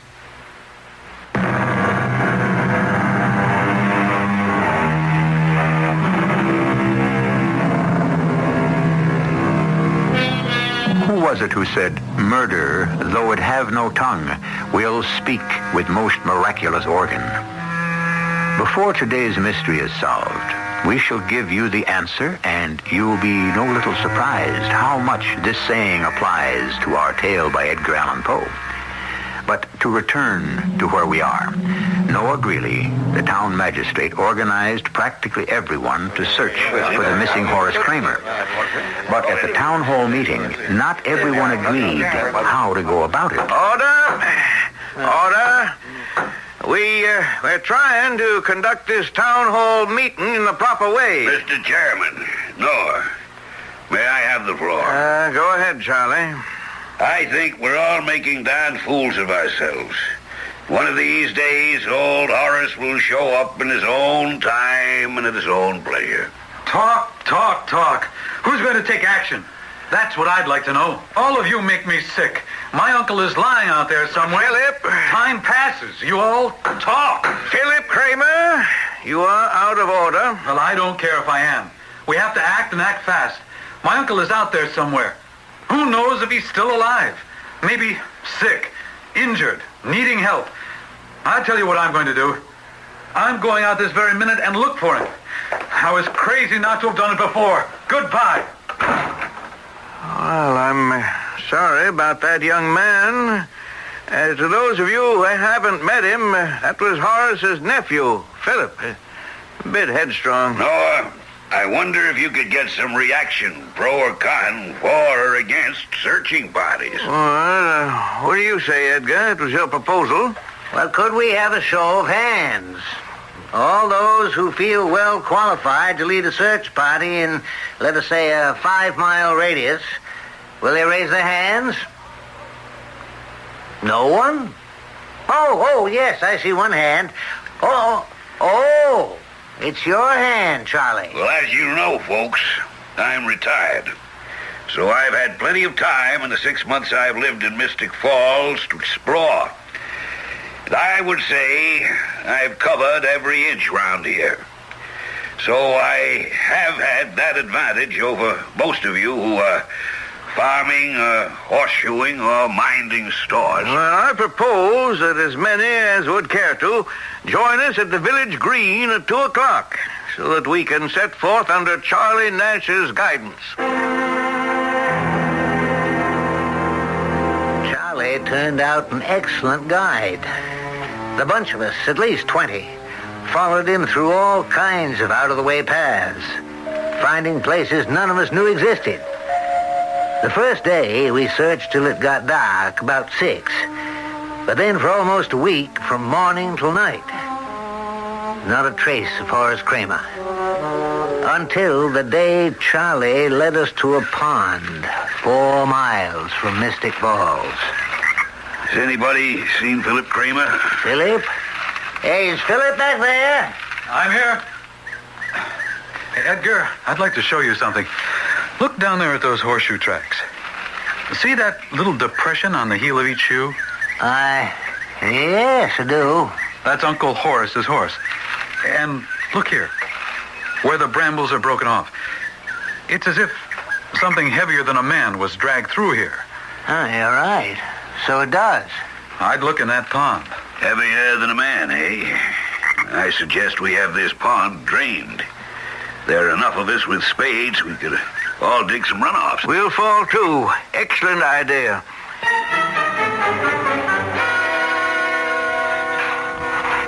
How's the digging going, Edgar?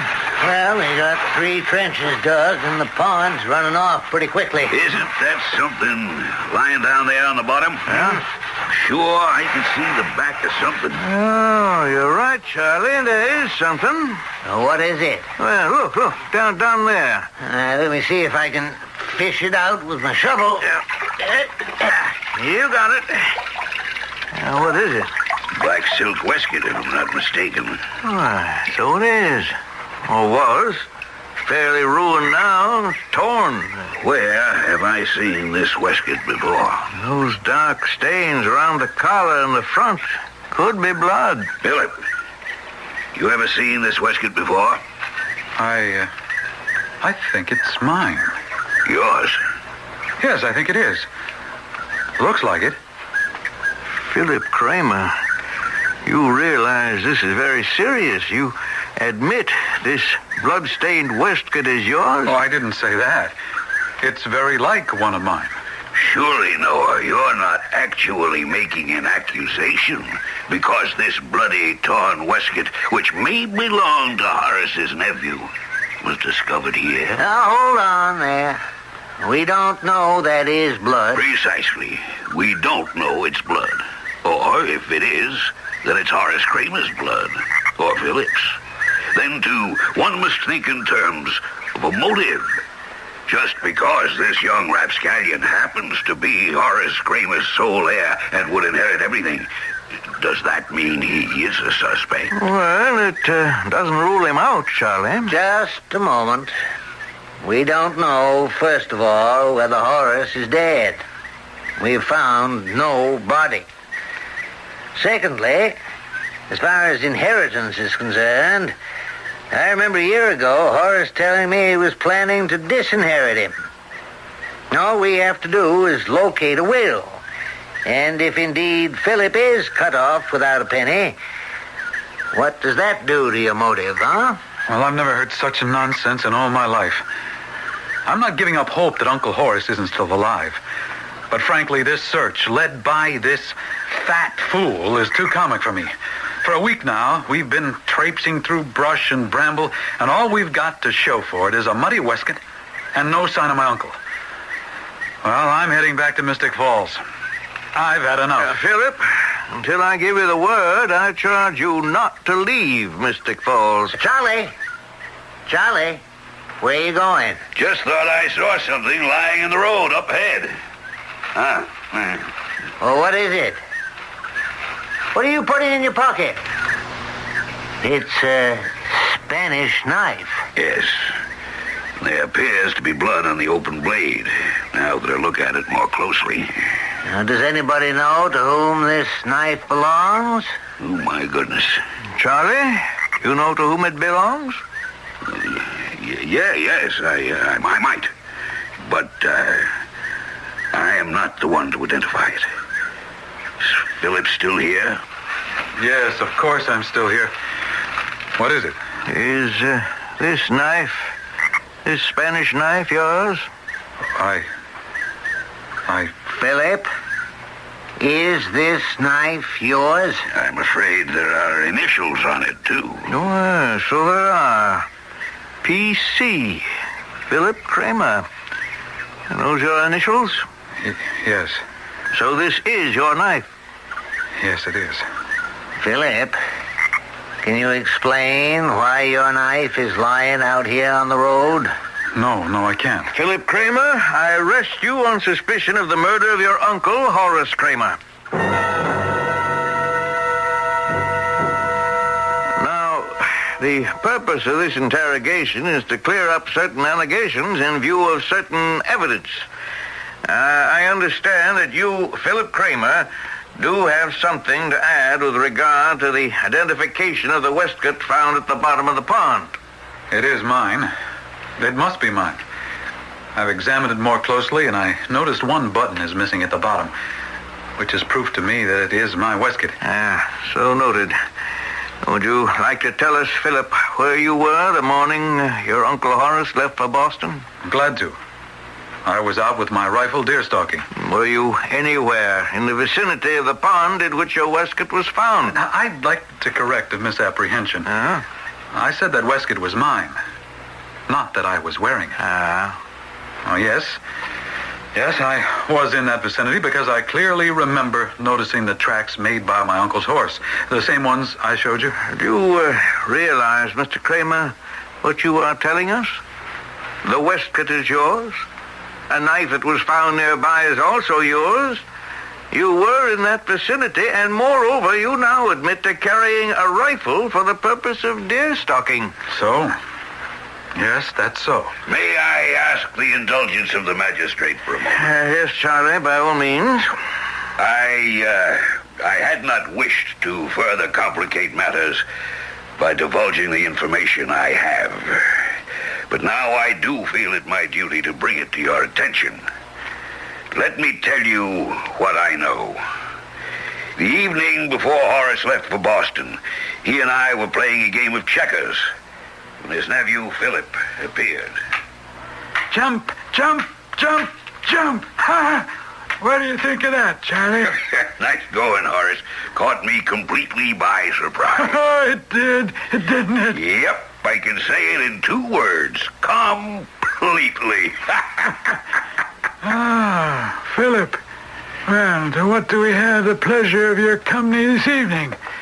It's the shank, the very shank of the evening. I'd expect you to be out dancing, carousing, gambling, or whatever it is you're so noted for. What are you doing home? You don't think much of me, Uncle, do you? You know, I never asked more of you than a place to sleep. Believe me, I don't enjoy being dependent on your favors.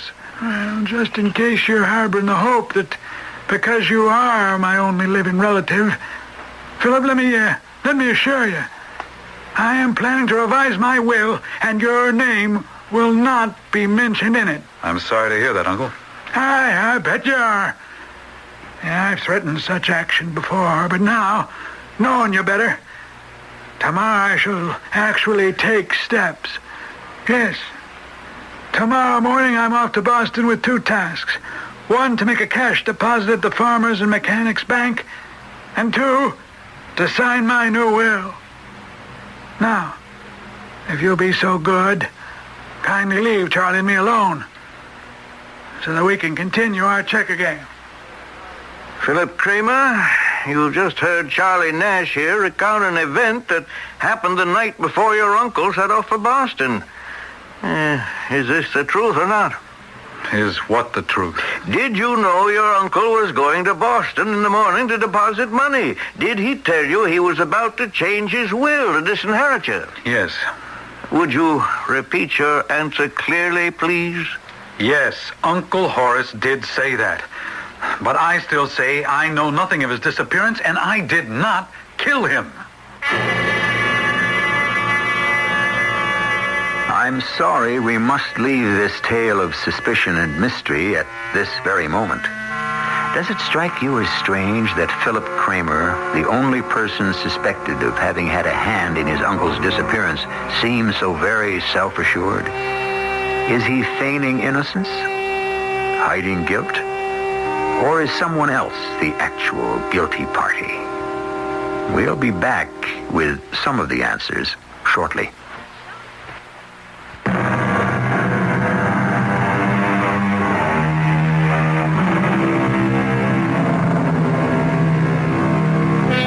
Where has Edgar Allan Poe taken us thus far? A rich man has disappeared. Evidence has been uncovered pointing in only one direction to a wastrel nephew now suspected of murder. But knowing Edgar Allan Poe, I would caution you not to believe there is an easy, straightforward answer to the question of what happened to Horace Kramer. There will be many a twist and turn before our tale is completed. When Philip Kramer admitted he knew the purpose of his uncle's trip to Boston, Noah Greeley deputized me and the owner of the general store, Sam, to make a thorough search of Philip's room. When we returned to the town jail, Noah and Charlie were still there, as was the suspect. Well, it didn't take you two very long. It's not a large room. The broom closet is bigger. We found this pocketbook empty in Philip's room. It's Horace's. I recognized it right away. And these bedclothes, the shirt, the neck handkerchief? Stuffed under Philip's bed. Yeah. Look carefully. That may be blood on them. Goodness. Blood. That poor man. To die like that. I cannot believe it. Blood. Well, I think we have a fairly open and shut case here, don't you? Well, I'm not defending Philip, but I do say a man is innocent till proved guilty. All this dreadful, dreadful evidence. I mean, Noah, you have no corpus delicti, no body. Well, I may not have Horace's body yet, but I do have his horses. What do you mean? Well, while you and Sam were out, I got word Horace's horse died in the stable from the wound he'd got. I think a post-mortem of that horse should be made immediately. You know, if it weren't for the fact that my uncle is missing, but there is some mystery there, I would say the lot of you are behaving like a comic opera. Like a stupid bunch of incompetent bumpkins. Such a statement does not endear yourself to those who live here. Look at the facts. My waistcoat is found. Supposedly blood on it. Anyone could have put it there. Smeared it with anything. Ketchup. Then my knife turns up, also supposedly covered with my uncle's blood. Then sheets and shirts under my bed. You don't know if it's blood or red paint. Where do you suppose all this mysterious evidence came from, dear boy? I haven't the faintest idea. And if it were true that I did away with Uncle Horace, why would I leave evidence lying around or under my own bed? Perhaps you thought the bumpkins in Mystic Falls would never find it. Oh, a very poor joke and very poor taste, if you ask me. I'd say it's a good thing we don't ask you. Mr. Nash, I've had a feeling about you all along. I've been wondering if you really are all that concerned about Uncle Horace, or if your so-called helpfulness is an act. Are you gentlemen going to stand here and see me maligned by a man accused of murder, Sam, Noah? Hold on, Charlie. Philip is being held in custody on suspicion of murder. Nothing more. There's a lot of evidence, admittedly, still unproven. Oh, go do your post-mortem on a dead horse. It might interest you to know, my young city-bred friend, that should I discover the actual bullet that killed Horace's horse, it could inevitably lead us to the gun. First the bullet, and then, sure, la weapon. Oh, I see now. This renowned checker player wine drinker is also a horse doctor. Oh, no. We'll have Dr. Corwin, the town veterinarian, actually perform the autopsy. Events moved swiftly. Charlie Nash found a bullet in the horse's chest cavity, which had somehow escaped Dr. Corwin's eye. Philip identified the bullet, recognizing it as one of a special set he had made for his hunting rifle. At the very next criminal session, Philip was brought to trial. He still treated the matter lightly, not even seeking legal advice. The town appointed a lawyer to defend him. But confronted with this unbreakable chain of circumstantial evidence, the jury returned an immediate verdict of guilty of murder in the first degree. Edgar,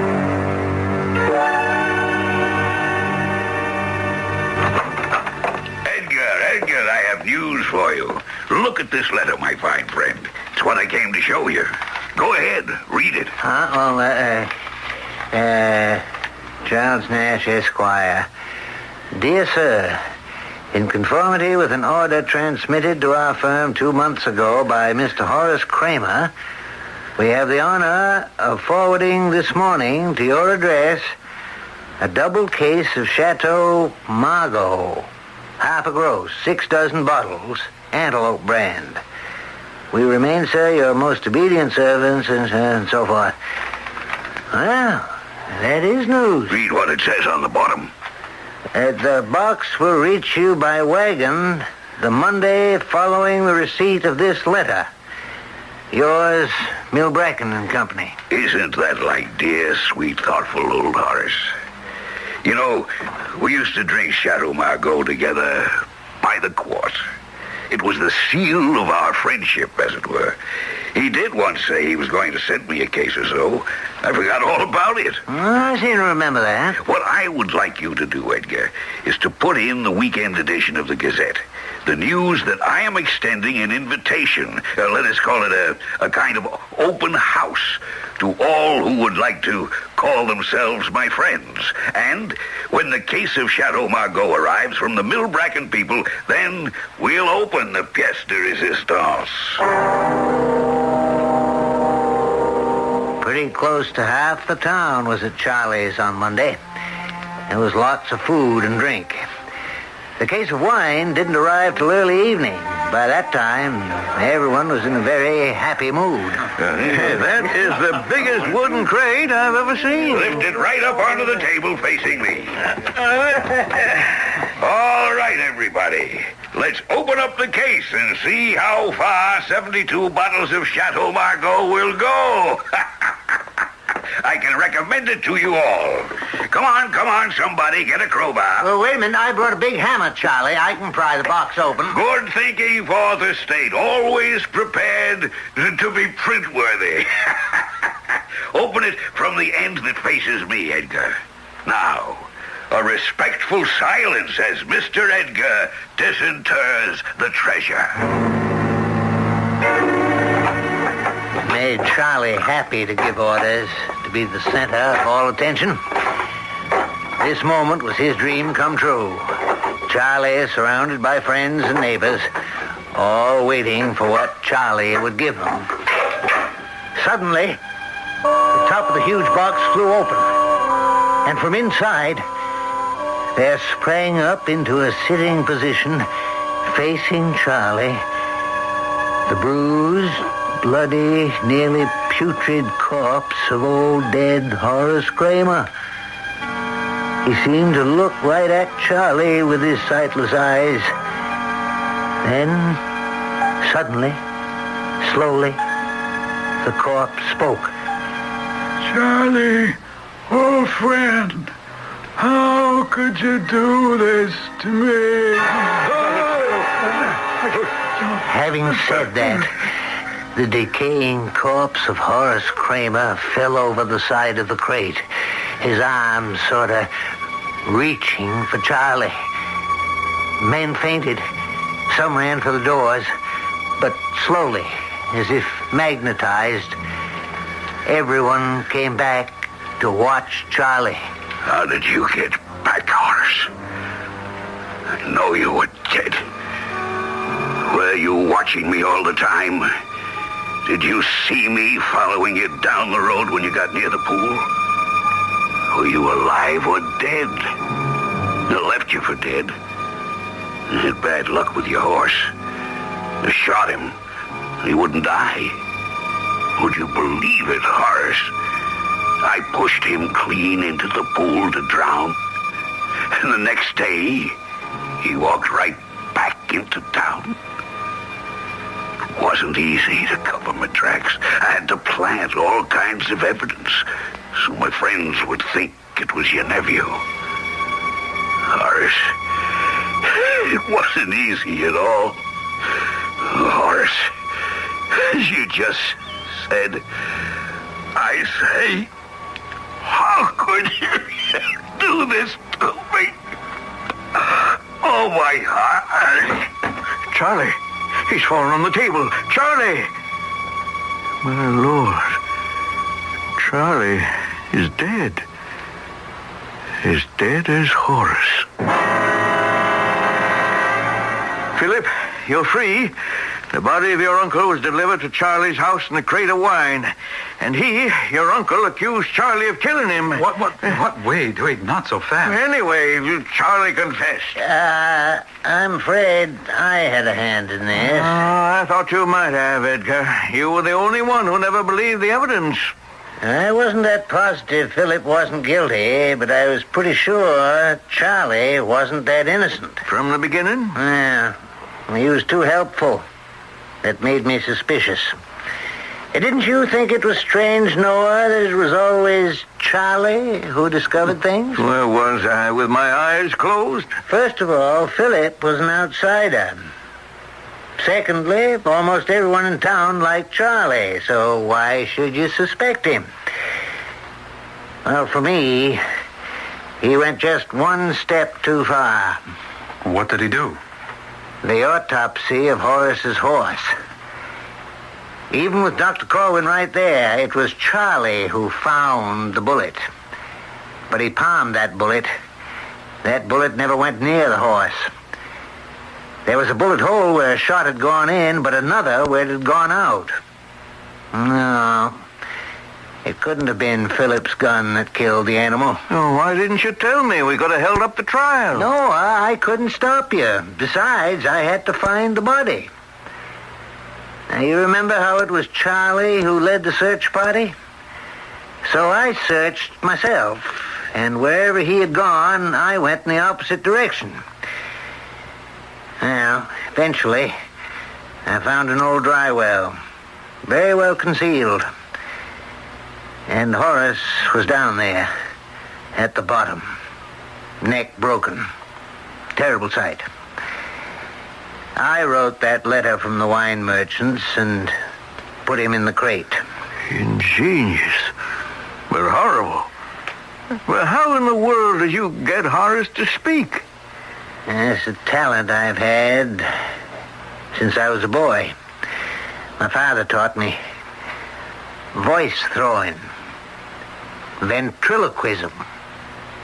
Charlie, old friend, how could you do this to me?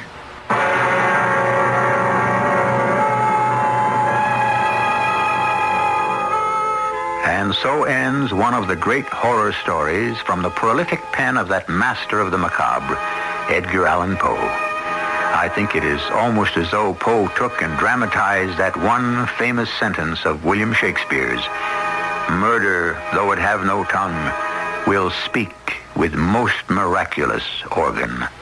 I'll be back shortly.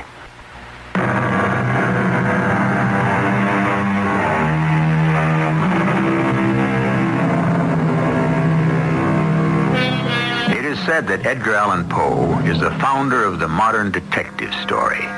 But I think he goes far beyond that, bringing together the strangely imaginative and the grotesque. A torn waistcoat, a bloody knife, a bullet. On these few objects, Poe hangs an entire plot of villainy and bizarre retribution. Man has always been fascinated by objects. Writing about their criminal use is called detective work. Studying and analyzing objects is called science. But one doesn't have to be a scientist or a PhD to enjoy a good mystery. Our cast included Robert Dryden, Jackson Beck, William Griffiths, and Lloyd Battista. The entire production was under the direction of Hyman Brown. This is E.G. Marshall inviting you to return to our Mystery Theater for another adventure in the macabre. Until next time, pleasant dreams.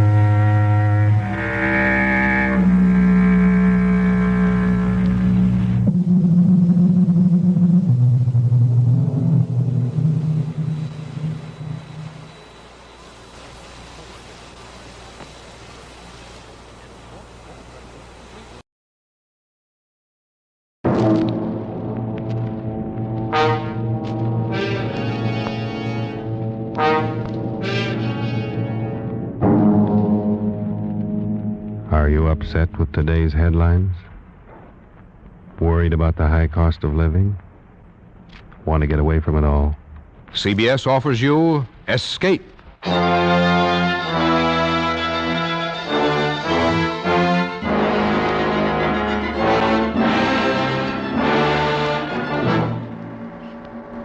You are the friend of a man living in death, confidant of a ghoul, witness to a nameless terror. You are a guest in the House of Usher. The Columbia Broadcasting System and its affiliated stations present Escape, produced and directed by William N. Robeson, and carefully plotted to free you from the four walls of today for a half hour of high adventure.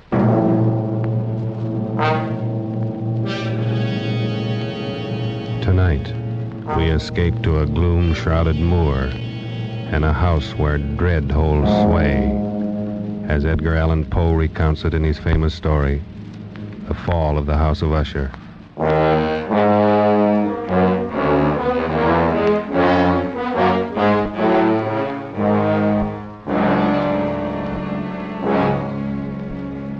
It is with some regret, but I believe advisable that I identify myself only as a friend of Roderick Usher.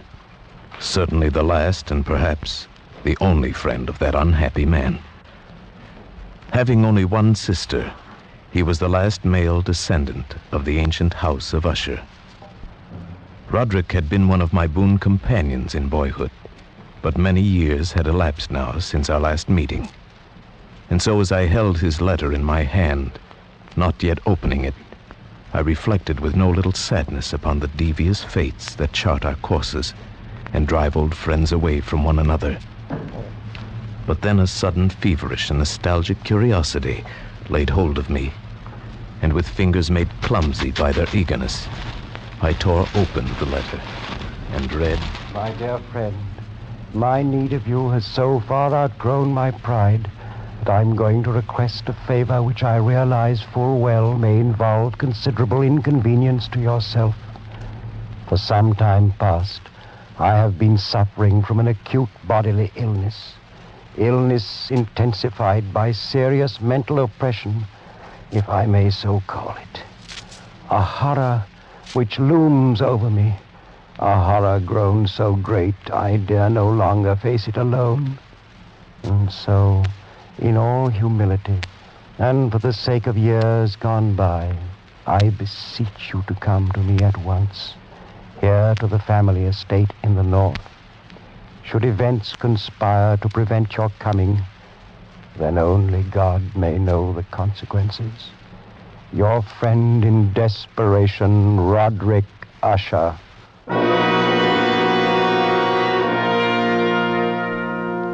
And so it happened that at the end of a dull, dark, and soundless day in the middle of October, I found myself as the shades of evening drew on, within view of the grim and melancholy House of Usher.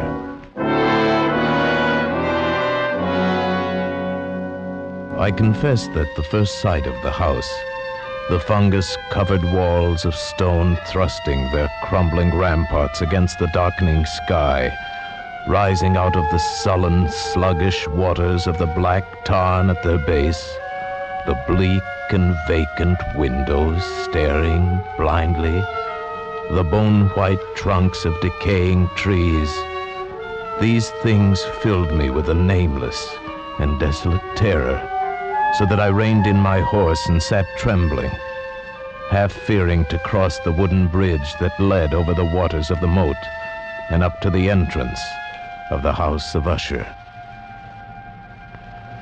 Then impatiently I shook off this strange feeling of dread, and was an instant later clattering over the wooden bridge and onto the courtyard.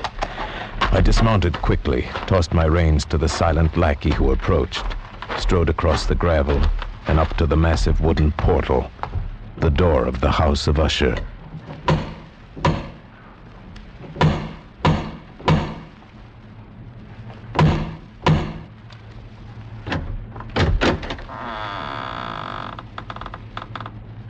Good afternoon. My name is... I know. You're the friend of Master Roderick. Please come inside, sir. Thank you. But may I inquire how it happens you know me? You have been expected for some time, sir. Yes, true. But also I'm a stranger to you and could be some other visitor. That you could be anyone other than the friend whom Master Roderick expects, sir, would be impossible.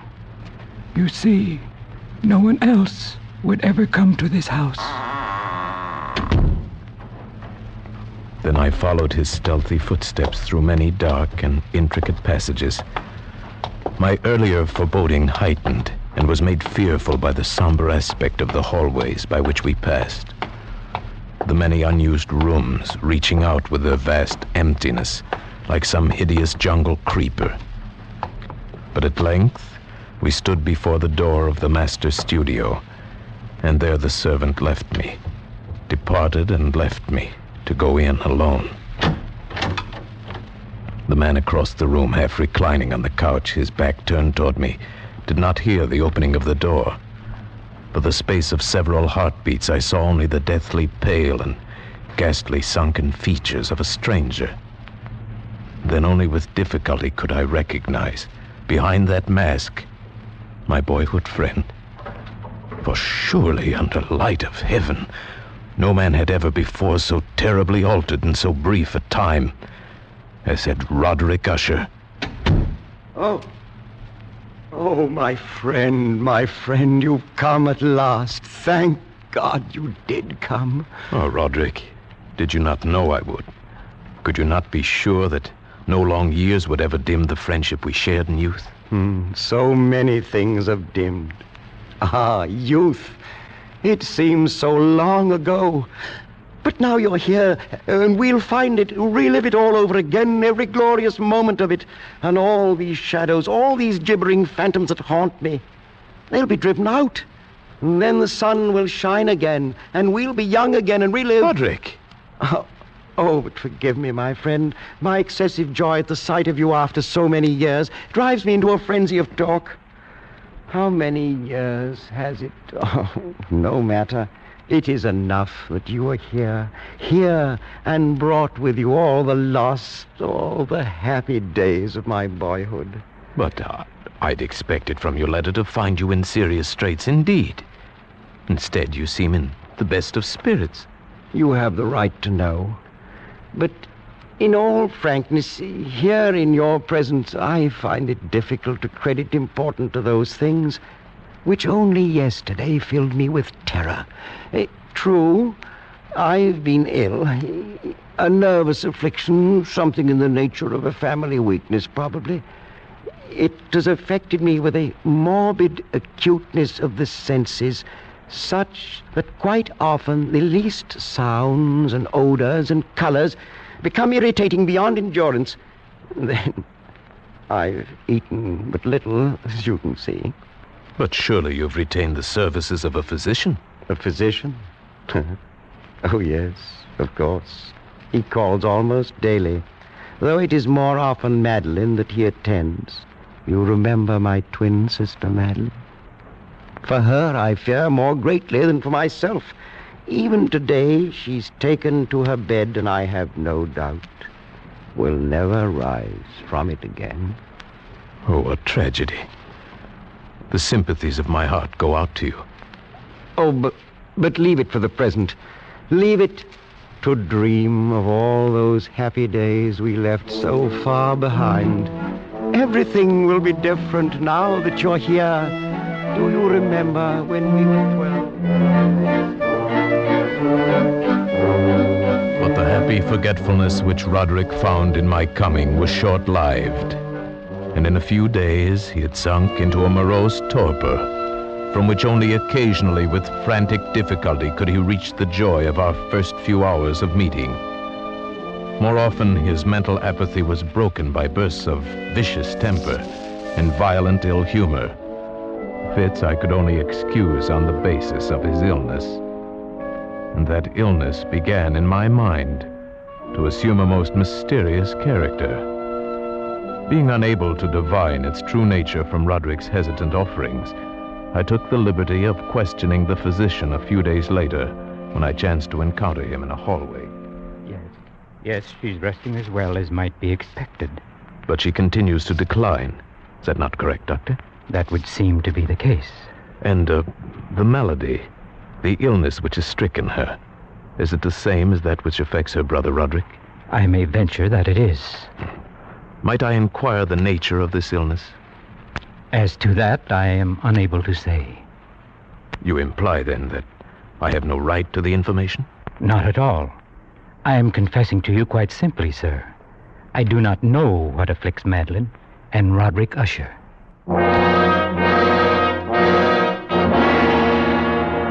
And so a week passed. A week in which the sullen, leaden skies darkened into deeper oppressiveness, in which Roderick's deathly pallor and creeping mental dissolution grew more apparent. A week in which the monstrous atmosphere of this ancient mausoleum began to crawl insidiously within my own consciousness, stirring into life a formless, unknown dread.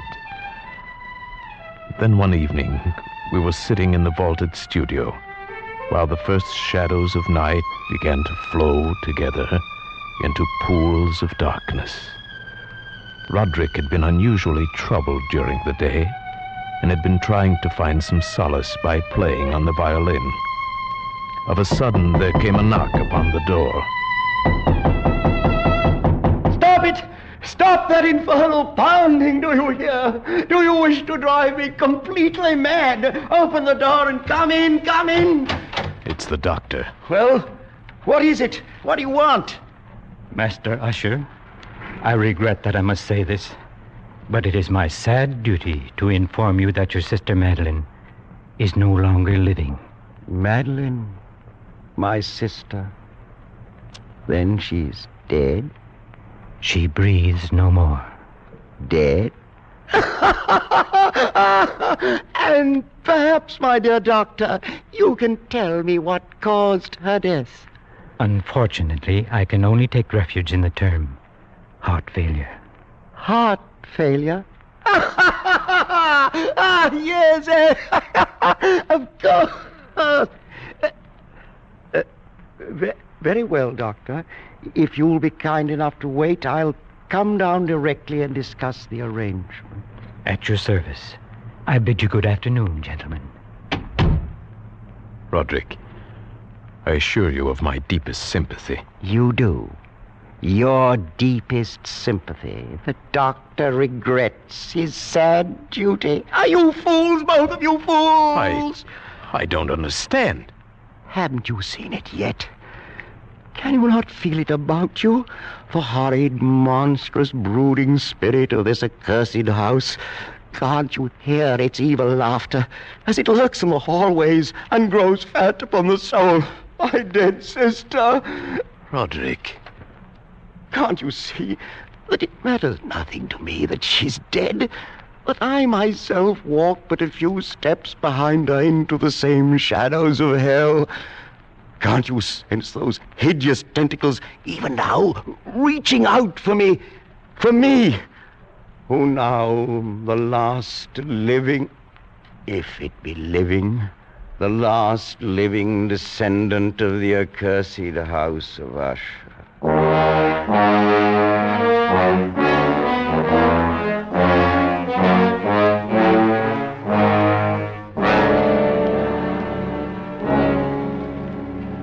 Such was the passing of Madeline Usher, once living, now dead.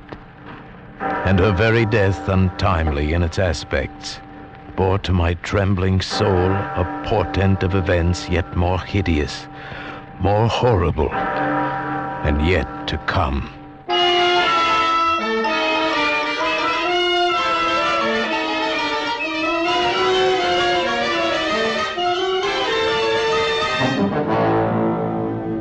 At a later hour of that same sad night, Roderick came into my chamber to voice an intention so morbidly unnatural that for the moment I could only feel that his tottering reason had at last failed him entirely. Then you refuse? But Roderick, this is madness. I tell you, before this night is over, the coffin body of my sister shall rest in the vault beneath this house, and if you will not help me, I shall do it myself. But why? Why? I could not stand to think of her buried out there in the dark graveyard, alone among the dead. Roderick, she too is dead. It's fantastic how little we know of death or of life. The doctor says she no longer breathes. She is dead. She was so lovely, was my sister. Roderick. I must keep Madeline near me. Nothing but evil would come of such an act. I can trust no one but you. Not even the physician himself. He hates us because he can't discover what it is that kills us. Even he might steal the body of my beloved sister, that he might learn our secret. You understand, don't you, my friend? Yes, Roderick. Yes, I understand.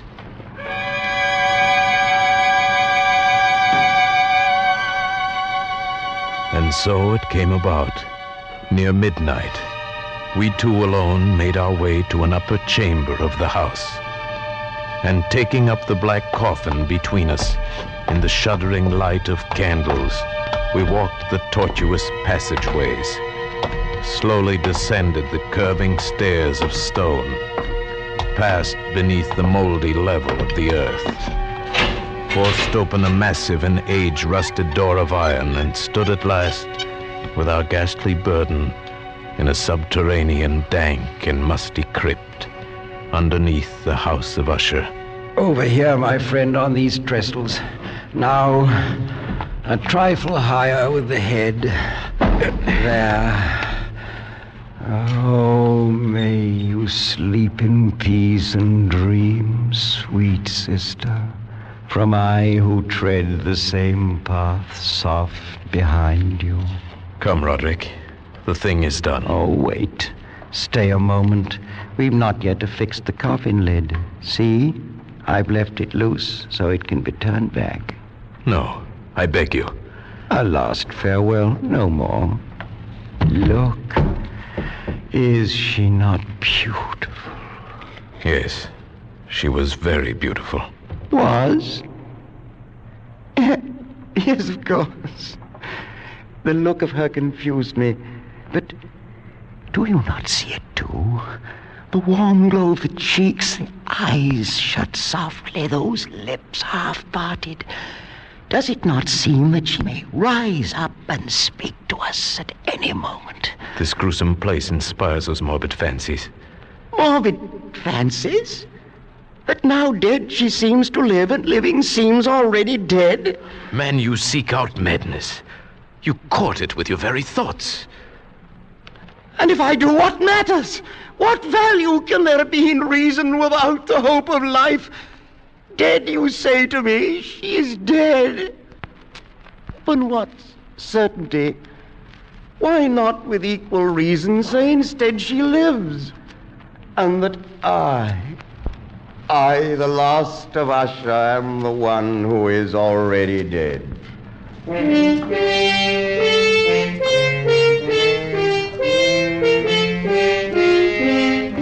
I prevailed upon my friend at last to leave that mournful place.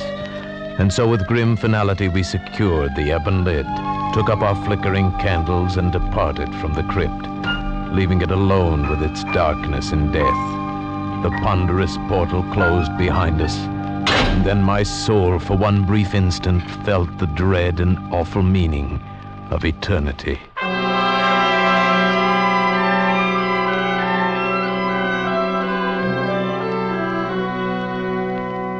There followed then a week of such dreary gloom and melancholy that my own spirit quavered at the menace of the nameless thing enshadowed in that house. By perceptible degrees, the living soul of Roderick Usher flickered lower. More ghastly grew his pallor, more tremulous the extremity of his terror.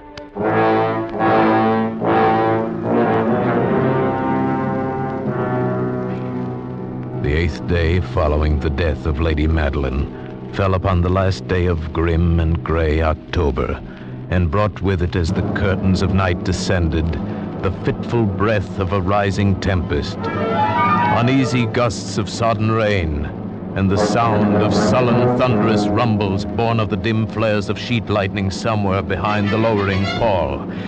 I retired at a late hour, but found sleep impossible.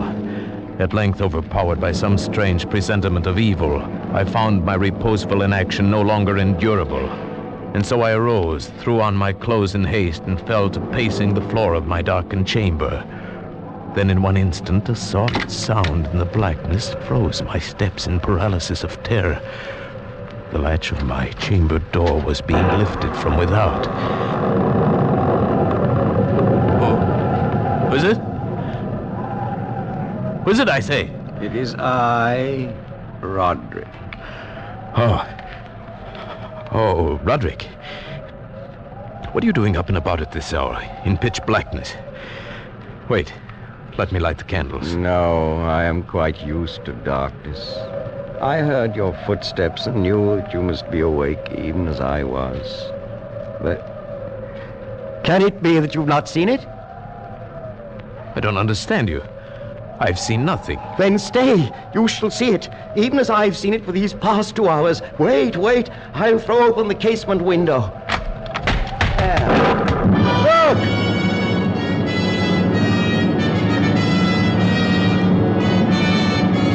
It was indeed a tempestuous yet sternly beautiful night, and one wildly singular in its terror and in its beauty. The exceeding density of the clouds which hung so low as to press upon the turrets of the house did not prevent our perceiving the velocity with which they flew careening from all points against one another. We had no glimpse of the moon or stars, but terrible to behold, the under surfaces of the huge cloud masses, as well as all terrestrial objects immediately around us, were glowing in the unnatural light of a faintly luminous and clearly visible phosphorescence, which hung like a shroud about the mansion itself. You see, my friend, tonight the thing grows bolder, gathers strength from the storm and from the dead soul it's eaten. No, Roderick, you must not look at this. Here, I shall close this window and pull these curtains. And now, candlelight. Such darkness is the very mother of evil fear. There. Now come, sit here. Suppose I read aloud from some book or another. As you wish. I presume it matters little which. Oh, here. Here is a volume of The Mad Tryst by Canning. Will it serve? As you said, it matters little. I've always found the scene to be quite entertaining, wherein Ethelred dreams of fighting a dragon. Now, let's see. Oh, yes. Here it is. And so Ethelred waited no longer to hold parley with the hermit who mocked him from inside the hut, but feeling the rain upon his back and fearing the rising of the tempest, uplifted his axe and quickly made a hole in the plankings of the door for his gauntleted hand. And now, pulling sturdily, he so cracked and ripped all asunder that the noise of the dry and hollow-sounding wood alarmed and reverberated throughout the forest. Why do you stop? Why, that's strange. I fancied I just heard the very sound I read about. Let us say it was caused by the storm. Pray continue. Oh, yes, the storm. Of course. But Ethelred, upon entering the door, was amazed to perceive no sign of the evil hermit, but instead a dragon of prodigious and scaly demeanor, which sat on guard before a shield of shining brass. And Ethelred uplifted his axe and struck the head of the dragon, which fell before him with a shriek so horrid and harsh, like whereof was never before. What sound is that? Sound? The shriek of a dragon, my friend. Read on. Very well. And now the champion, bethinking himself of the shield of brass, approached across the silver floor to where the shield hung upon the wall. But the shield, not waiting for his coming, loosed and fell upon the silver floor with a mighty great... And, Roderick, I tell you something moves within this house. That sound, it reverberated through the very walls. Can you tell me now you did not hear it? Hear it now? Oh, yes, I hear it and have heard it. Long moments, hours, many days have I heard it. Yet I dared not speak. But why? Do you not know we put her living in the tomb? I tell you now, I heard her first feeble movements in the coffin many, many days ago, and I felt then it mattered little. But now she comes to upbraid me for my haste. And that last dread sound, yes, I heard it, the opening of the metal door to the crypt beneath the house. Now she comes here. Have I not heard her footsteps on the stair? Do I not distinguish the heavy and horrible beating of her heart? Madman that I am, I tell you that she now stands without that door. But even now she opens it. There in the flickering light of candles, in the gloom and curtained doorway, stood the shrouded body of Lady Madeline. For one shuddering instant she swayed there. Then as Roderick uttered a single piteous cry, she fell upon him in violent and now final death agonies, and bore him to the floor, a corpse.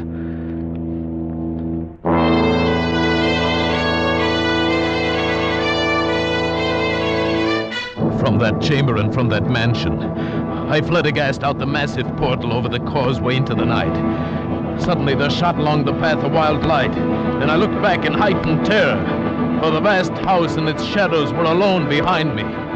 The baleful gleam came from the setting full and blood-red moon, which now shone vividly through a widening crack in the walls of the house itself, and even as I gazed, its fissure opened rapidly. There came a fierce breath of the tempest. The entire lunar orb burst at once upon my sight. My brain reeled as I saw the mighty walls rushing asunder. There came a long, tumultuous, shouting sound like the voice of 1,000 waters. And the dark, deep tarn at my feet closed sullenly and silently forever over the pitiful ruins of the ancient house of USHER.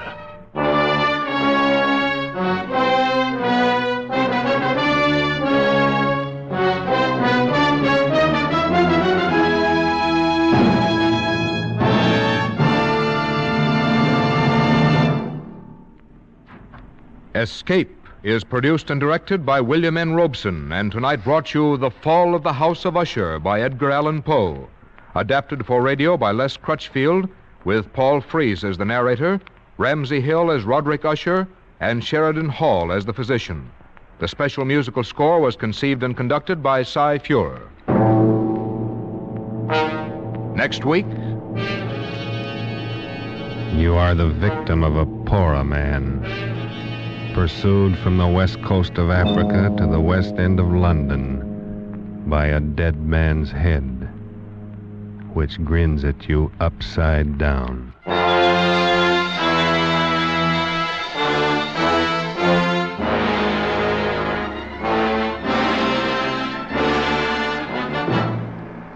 Next week, Escape, with H.G. Wells' gripping story, Pollock and the Poorer Man.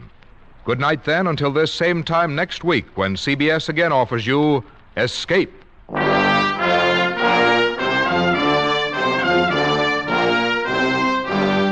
This is CBS, the Columbia Broadcasting System.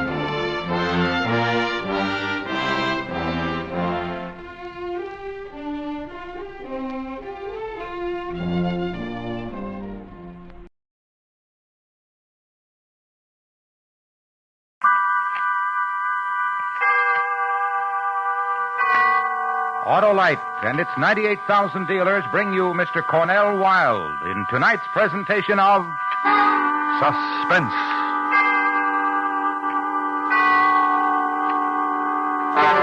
Tonight combines fact and fiction. The fact, the murder of Mary Cecilia Rogers in New York City. The fiction, Edgar Allan Poe's solution of that crime, which he called The Mystery of Marie Roget. Our star, Mr. Cornell Wilde.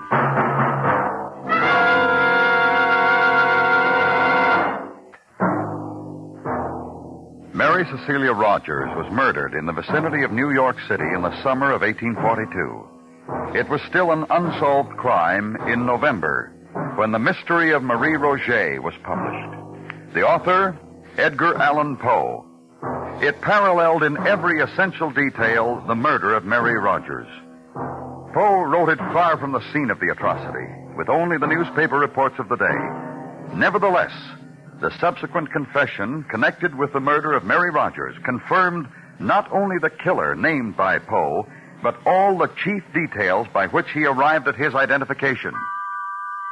And now, Autolite presents transcribed Edgar Allan Poe's Mystery of Marie Roget, starring Mr. Cornell Wilde, hoping once again to keep you in suspense.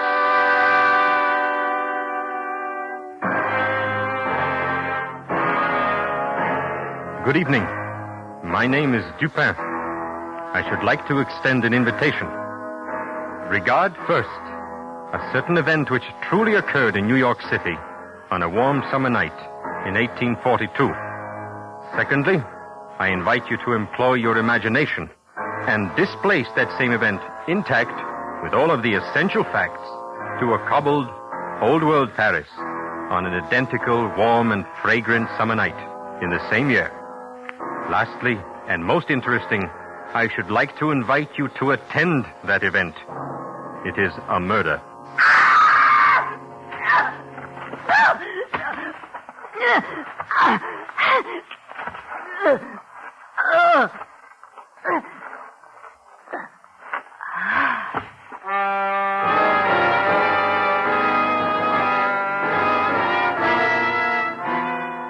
The general design and mental character of the atrocity, indeed, the first knowledge of its occurrence, came to my attention on Wednesday night, the 25th day of June.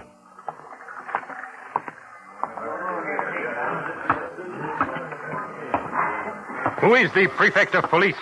I am, monsieur. Dupin? Yes, monsieur. Oh, thank you for coming, monsieur. I wasn't certain my messenger would find you. This way, monsieur. Please. Andre, the lantern for Monsieur Dupin. Mm-hmm. She died harshly. Yes. Beaten, choked, drowned. Oh, yes, quite harshly. She was beautiful, monsieur. Once, perhaps, yes. Still, Mademoiselle what? In life she had a name, in death she must also have a name. Any of you? I have asked, monsieur, but none of them know her. But her clothes and jewels say she was known, Dupin. Good clothes, torn and disordered in her terrible struggle, but good. And the jewelry, not expensive, but tasteful. This woman, in my opinion, Dupin, was known. And loved, Monsieur the Prefect. No doubt. Dupin, this is why I sent for you. I've been through these things before. The newspapers will write stories, the reporters will make conjecture. Although there is no name for her now, there will eventually be a name. And then, monsieur, I will be called upon to produce her assassins. There is so little to go on. The eyes of the public will be upon me, and my honor is at stake. And my honor, too, monsieur, if I am involved in the investigation. Dupin, listen. There is a fund at the prefecture, a sizable fund which I am authorized to use when circumstances arise. For your services, I am willing to make a direct and liberal proposition. Dupin, you will help me find the answer to this woman's death? I cannot refuse.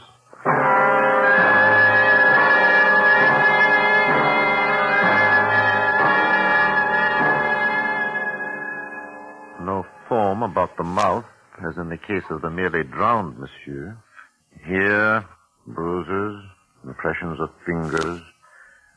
It was a strangulation by hand and by this cord, monsieur. Yes. Doctor? Yes, Dupin? An ingenious knot in that cord, don't you think? Now, this is a slip knot. A sailor's knot. Sailor's knot. She was found in water. Why did she die, monsieur? For her beauty, perhaps. For her love. Her hate. It was Sunday. Observe, Doctor. There are no marks to prove she was weighted and then shaken loose. Yes, she quit life on Sunday. Murdered in the dark. Thrown into the river. Unweighted. Monday. Tuesday, she remained, as a corpse will, on the bottom. And then on the third day, tonight, as a corpse will, she rose, and the fishermen saw her. It is the way of corpses violently made so. Not only violent, but quick.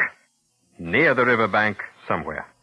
For what assassins could carry a burden like this, long undiscovered, From a dark bridge, perhaps. No. Too much light and people. There had to be a boat, Doctor. If she was dropped from a bridge, or pushed in from the shore, the current might press her aside to be caught in the vegetation of the shallow water. She was murdered on the bank and then taken out to her grave in a boat. And there had to be a man who knew how to handle a boat in the tricky current. Who is there? It is I, the prefect. I have someone who thinks he may know her. Come in, monsieur. Ahead of me, please. With your permission, Doctor, Monsieur Dupin. Monsieur Beauvais, monsieur. How do you do? Monsieur Beauvais has been searching since Monday for news of a Marie Roget. Mademoiselle Roget is an employee of Monsieur Beauvais. Correct, monsieur? Correct. I am a parfumeur. I called on her mother, Madame Roget, Monday when Mary did not appear at my shop. Madame informed me that Mary had left Sunday morning to visit her aunt at Rue des Drômes. She has not yet returned. I see. And what else? I cannot say, monsieur. So far, I have ascertained that she never arrived at Rue des Drômes. And, indeed, no one has seen her since Sunday. Can you describe Marie Roget? But, of course. Dark hair, almost black. Dark eyes, tall, young, vibrant. A woman, monsieur, of great promise. Jacques Saint-Eustache, the last to see her, mentioned to me that mademoiselle wore a frock of fine muslin, deep blue. I knew it well. A bonnet to match goes with it. Who is Jacques Saint-Eustache, Beauvais? Monsieur Saint-Eustache is the accepted tutor of Marie Roget. He lodges and takes meals at the pension kept by Madame Roget. He was to have gone for his betrothed at dusk Sunday and to have escorted her home. In the afternoon it rained heavily, and supposing that she would remain at her aunt's, he did not think it necessary to keep his promise. She has stayed there under similar circumstances. And where is Jacques Saint-Eustache at this moment? Searching, and anxious as I am for Marie Roget. It is 3 days since Sunday. 4 days, really, but 3 that Marie Roget has been considered missing. Your search is tardy. I know, monsieur. Well? I am at your mercy. She has disappeared twice. The first time she disappeared was about 3 years ago. Her mother, her friends were unable to account for her disappearance. I was distracted with anxiety and terror. Did you notify the police? In that case, immediately, monsieur. But suddenly, Mary reappeared one fine morning after being absent a week. She was in good health and, well, with somewhat a saddened air, she explained she had spent the missing week with a relative in the country. Madame Roget, who was, and still is, infirm, recalled this to be a fact, and the matter was forgotten until now. So you did not call the police the second time she disappeared? What has happened once can happen again. What did happen that week she was away? I do not know. I do not honestly know. But you doubt the story of visiting a relative? I will not say. Show him what we have, Doctor. If you will kindly step over here, Monsieur Beauvais. Now, Monsieur Beauvais, if you please, do you know this woman, Monsieur? It is her. It is Marie Roget. It is her. Poor little Marie. Why does Beauvais cry, Dupin? The girl only worked for him. He has not told us all. He is suspect, Dupin, and I will have a word with him, huh? Say. But Dupin, why does he weep for a shop girl, a grisette who was promised to another? He weeps for youth and beauty.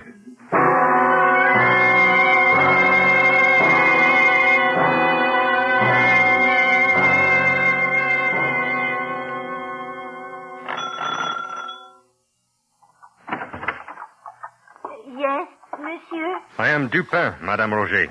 May I come in? Oh, come. No, please sit, madame. I understand you are not well.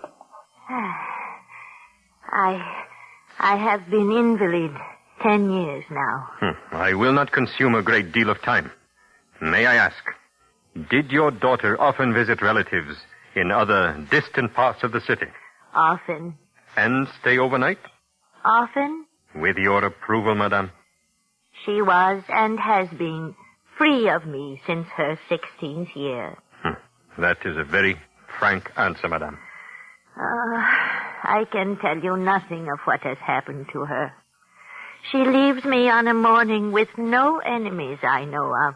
And do you know of her friends? I understand the intention of your remark. You refer to those besides Jacques. No, I know of none. I understand that Jacques Saint-Eustache keeps rooms here. That is true? Yes, but he is no longer here. He left once he was informed of Marie's death.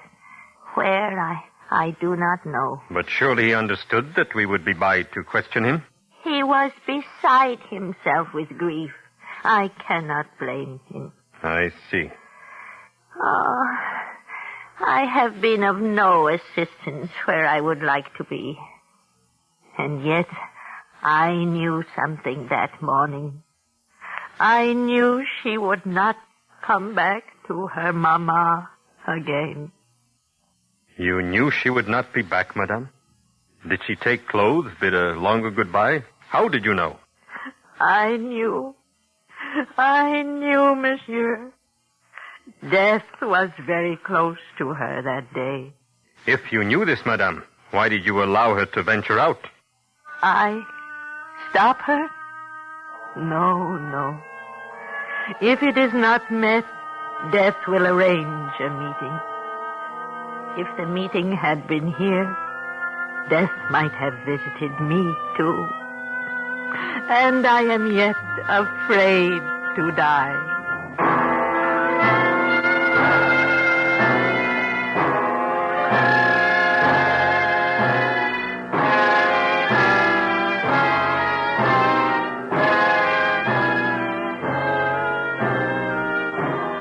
Is bringing you Mr. Cornell Wilde in Edgar Allan Poe's The Mystery of Marie Roget. Tonight's presentation in radio's outstanding theater of thrills, Suspense.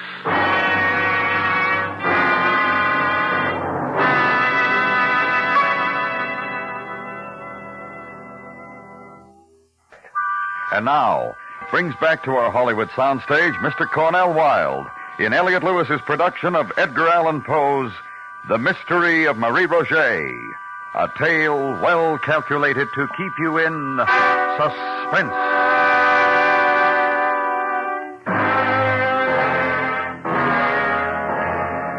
Dupin, again. You will recall the event we have been attending in Paris. I invite you now to keep in mind the solemn fact that Marie Roget died violently, that her lover, Jacques Saint-Eustache, is missing. Where she died, who administered her death, for what reason, remain to be known. Attend at this point another event, if you will, which was arranged by that zealous and righteous man, the prefect of police. Thank you for coming, Dupin. You have located the lover, Saint-Eustache? Saint-Eustache? Oh, he's unimportant, I assure you. Somewhere right now he drinks and tries to forget. But what I have here is important, most important. Madame Dulac, if you please. Good evening, gentlemen. Good evening. This is Madame Dulac. She has something of interest to tell you. And I have something of interest to show you. Good evening, madame. I have maintained this tavern many years, right here, close to the bank of the river. No fear with me, madame. I have no authority to do anything but respect your person and your thoughts. Oh. Now, what is this information? I saw a young woman here Sunday. Monsieur says it was Marie Roget. It was, definitely. Just a moment. Sunday, madame? Yes. Mid-afternoon, later perhaps. Where? Right here in my tavern. She arrived accompanied by a young man of dark, swarthy complexion. The two remained here for some time. On their departure, they took the road through some thick woods that way. Toward the river, Dupin. And this is a secluded neighborhood. Go on, madame, go on. Soon after they left, a gang of miscreants made their appearance at my place of business. They behaved boisterously. They ate and drank without payment, then left and followed the route of the young girl and the young man that same way. I see. About dusk, the same gang reappeared and recrossed the river in great haste. I see. And you are certain it was Marie Roget? Never fear. My men spoke with an unnoticed driver, a man named Valence, who knew Marie Roget. He claims he saw her cross the Seine on the Sunday afternoon in question with the swarthy man who fits the exact description of Madame. And what else, monsieur? Oh, I will show you. Come.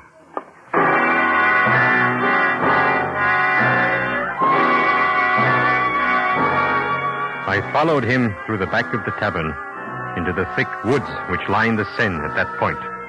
He stopped when we had come to a close thicket, within which were 3 or 4 large stones, forming a kind of seat with a back and footstool. Note, Dupin. A white petticoat here. Here, a silk scarf, parasol, gloves, pocket handkerchief. Inspect the handkerchief, Dupin. Thank you. You note the name Marie Roget embroidered there? Yes. So this is the place she met her death. Well, of course it is. I have found it. Well, look, the earth is trampled where she struggled, and over here, the bushes still broken. Every evidence of a terrible struggle. And here, the fence has been taken down, and the ground shows that some heavy burden was dragged along it toward the river. Well, come, look for yourself. What say you now? I am wondering. Wonder? Well, we have facts now, sir, important facts. Do you recall a strip of one of the unfortunate girl's petticoat had been tied about her mouth, probably to prevent her screams? I do. This was done by fellows who had no pocket handkerchiefs. Miscreants, Dupin. Miscreants, such as those who visited Madame Dulac's tavern and later went the same way as Marie Roget and her companion. There are many such gangs about here. All we have to do is locate them. And I know how to do that.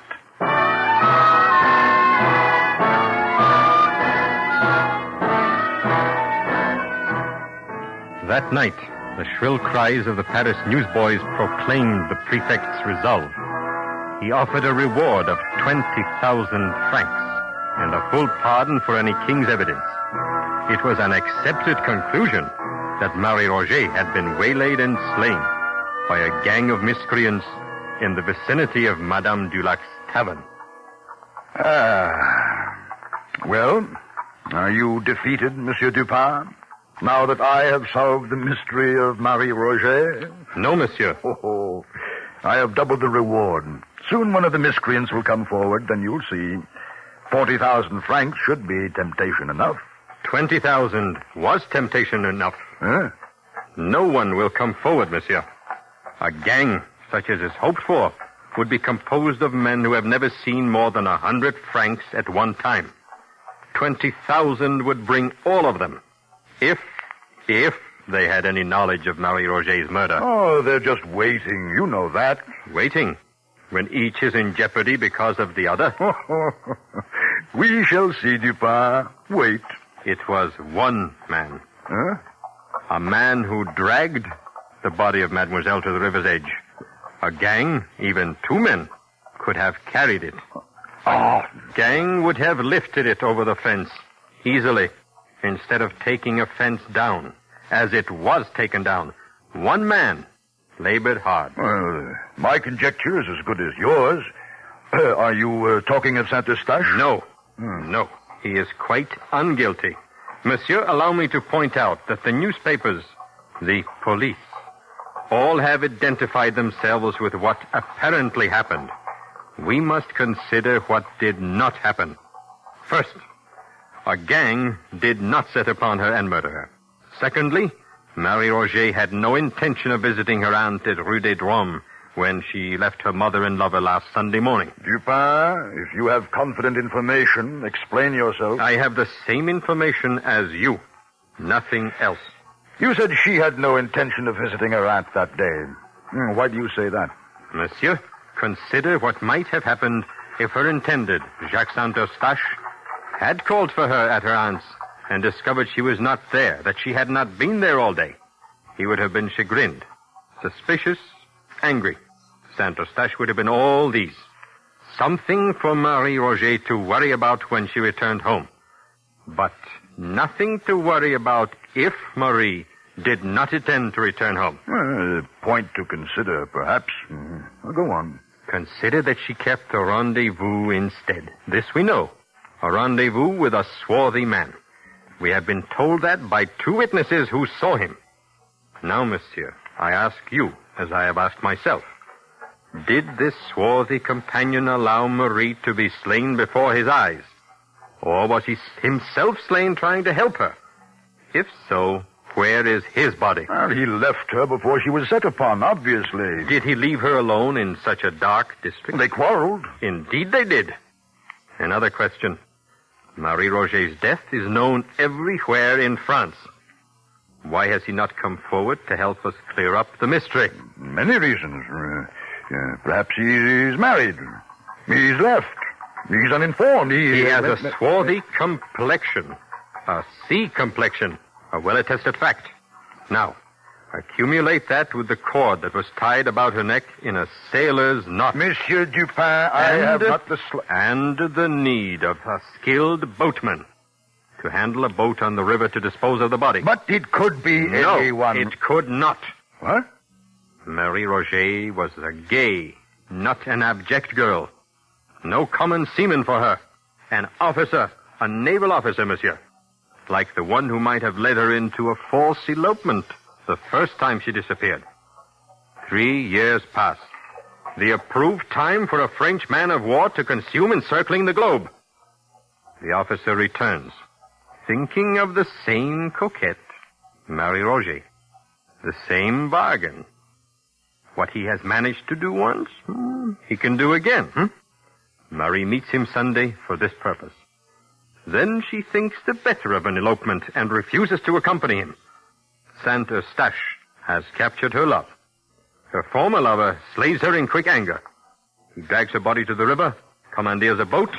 Where do I find him? On whatever ship has arrived from the world cruise. His name? What is his name, Dupin? Inquire for the name of the young officer who has applied for leave to get married. But there must be many such among a ship's complement returning after a long cruise. Agreed. But, Monsieur le Prefect, there is only one naval officer who has returned to his ship without a bride. Andre! Andre! We leave at once for the naval yards.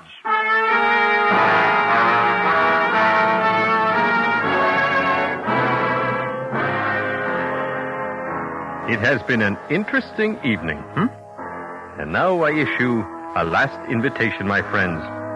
I invite you to retain all that you have heard and employ this time, instead of your imagination, your sense of reality. For Marie Roget of Paris was truthfully Mary Rogers of New York. Let your reality move you back to New York City on a winter day some months after the event described. In the darkening afternoon, inside a gray stone building, I invite you to attend another event I think you will find significant.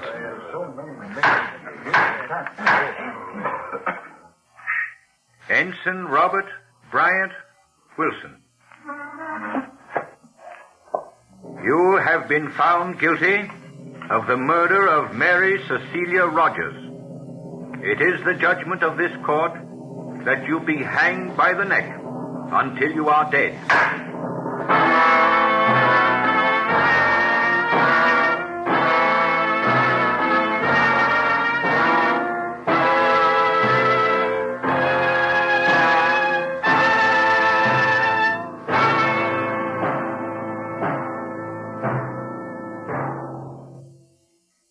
Suspense. Tonight's star, Mr. Cornell Wilde.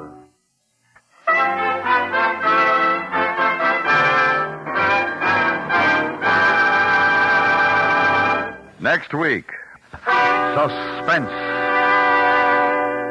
Suspense is transcribed and directed by Elliot Lewis, with music composed by Lucien Morawick and conducted by Lud Gluskin. Edgar Allan Poe's The Mystery of Marie Roget was adapted for Suspense by E. Jack Newman.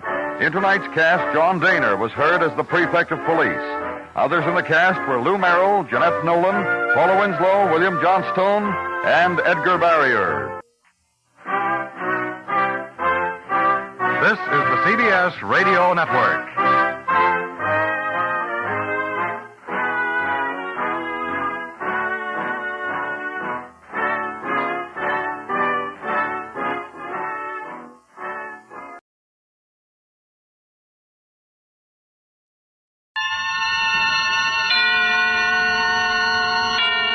Suspense.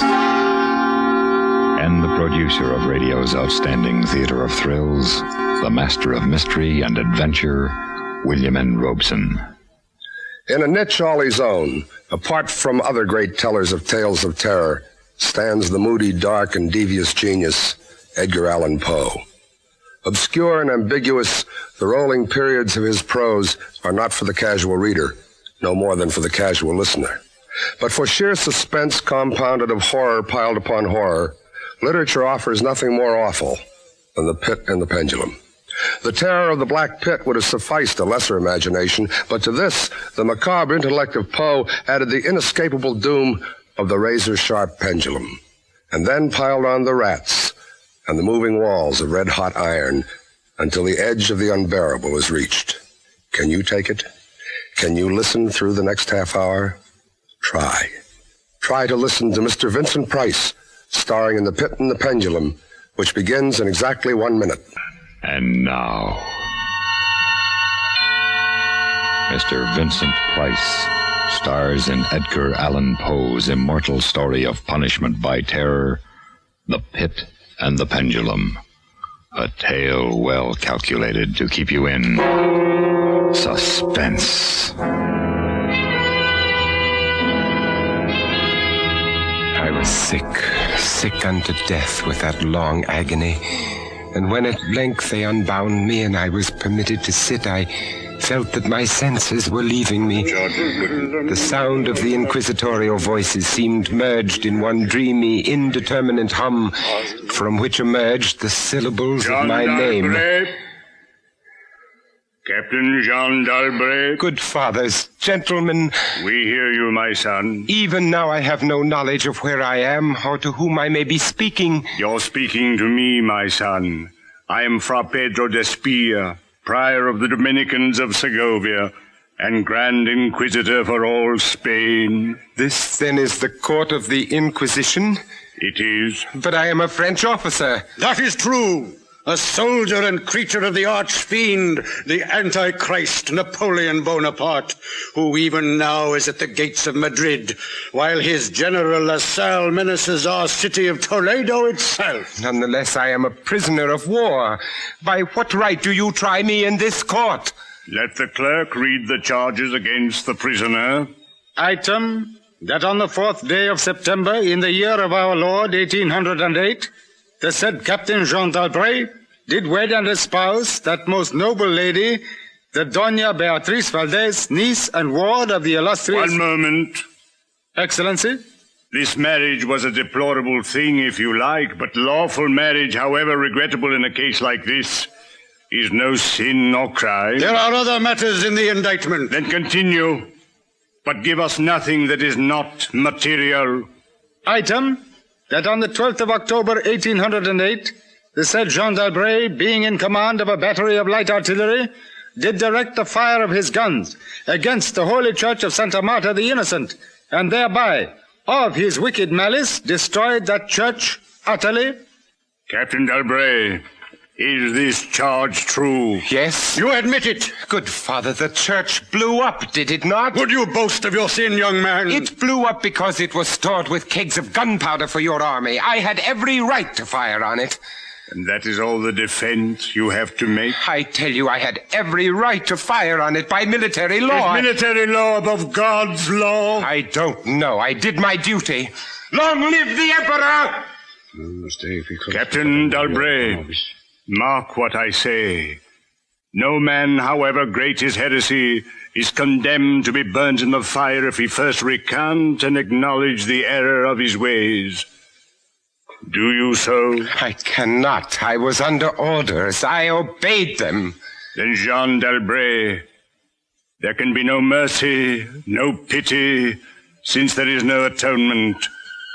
The sentence of this court, therefore, is... I had swooned in terror, yet I will not say that all of consciousness was lost. In the deepest slumber, no. In delirium, no. In a swoon, no. In death, no. Even in the grave, all is not lost, else there is no immortality for man.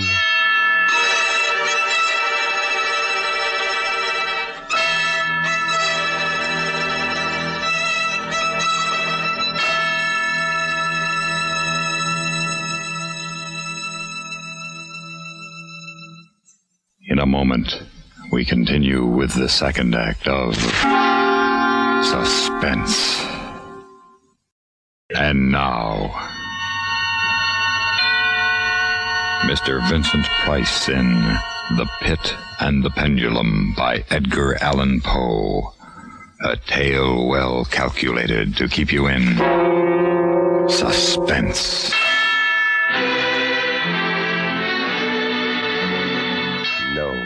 Even in the grave, all is not lost.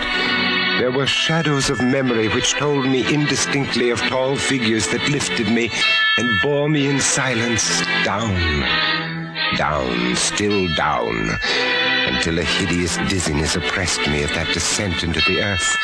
There was a vague horror at my heart because of that heart's unnatural stillness. Then, as consciousness swam back to my wits again, darkness, a damp stone floor in darkness. Oh, Beatrice. Oh, my wife. Did you call me, Jean? Beatrice. You here in the dungeons of the Inquisition? No, my poor Jean. I am only here in your imagination. Am I mad, then? No, but your brain is fevered. You only think you hear me. I hear you clearly. You won't leave me. As long as I am in your heart, I shall be here.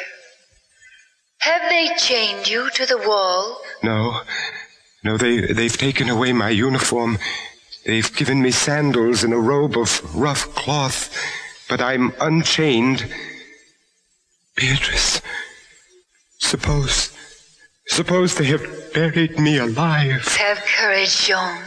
You must have courage. Then tell me where you are now, Beatrice, in the flesh, I mean. In the old house by the olive grove, scorned of my people. Yes, I know. Each morning I climb to the hilltop and watch for them. Yes. Sometimes I think I hear gun wheels rumble in the hills and long moving columns with the red dust rising above them. Go on. First come the heavy cavalry in plume-crested helmets, on their flanks wheeling like hawks, light hussars in blue and scarlet, and behind them in a glitter of bayonets, as vast as light points on the sea, rank upon rank, the long gray coats and tall bearskin caps. The old guard and the grand army. It's only a vision, my dear one. They do not come. Will they ever come, Beatrice? I cannot tell. Then I must face what has been prepared for me. Can you stand up, Jean? I think so. Then walk. Yes. Walk as far as you can. Measure the limits of the cell if this is not a tomb. I'll try, Beatrice. I'll try. This robe impedes me and the floor is treacherous with slime, but I'll try. Look out! Jean! Oh, I'm all right. I fell on my face. The robe tripped me. What, Jean? But my hand is in front of me, lower than my face, but I feel nothing. Nothing, Jean. It's a pit. A deep circular pit, and I fell on the very edge of it. They would have had you walk into it. Yes. But you didn't. You're saved, Jean. Saved, Beatrice. Saved? My torture has been merely postponed. At last a deep sleep fell upon me, a sleep like that of death. How long it lasted, I know not. But when I opened my eyes once again, I could see. Yes, see. My prison was large and lofty, its walls formed of massive iron plates. A wild, sulphurous luster, I could not trace its origin, lit up the dungeon and the circular pit. I could see, but I could not move. I lay on my back on a low framework of wood, securely bound by a long fastening resembling a surgical bandage. The bandage passed round and round my body, leaving at liberty only my head and my left arm. With much exertion, I could supply myself with food from an earthen dish on the floor beside me. It was meat, highly seasoned, and there was no water. Beatrice, where are you? I am here, Jean. Your voice sounds stronger, and I can see you. You are weaker, my dear, and more fevered. Look, Beatrice. Where? At the ceiling of this room. 30, 40 feet up.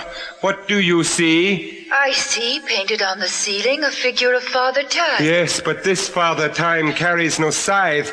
It carries instead what looks like a gigantic pendulum from an ancient clock.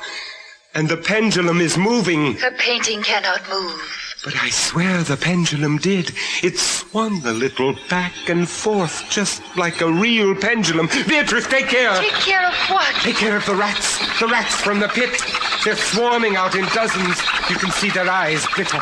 What do they want? What do they want? They have caught the scent of the meat in the dish beside you. They'll not get it. Go! Go away, you vermin! Au revoir, Jean.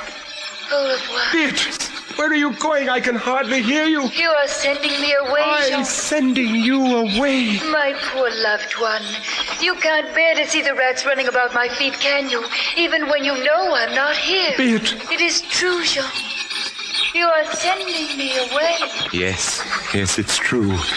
In a cell swarming with vermin, there are others I would rather see here. I would rather see. Did you call me Captain d'Albret?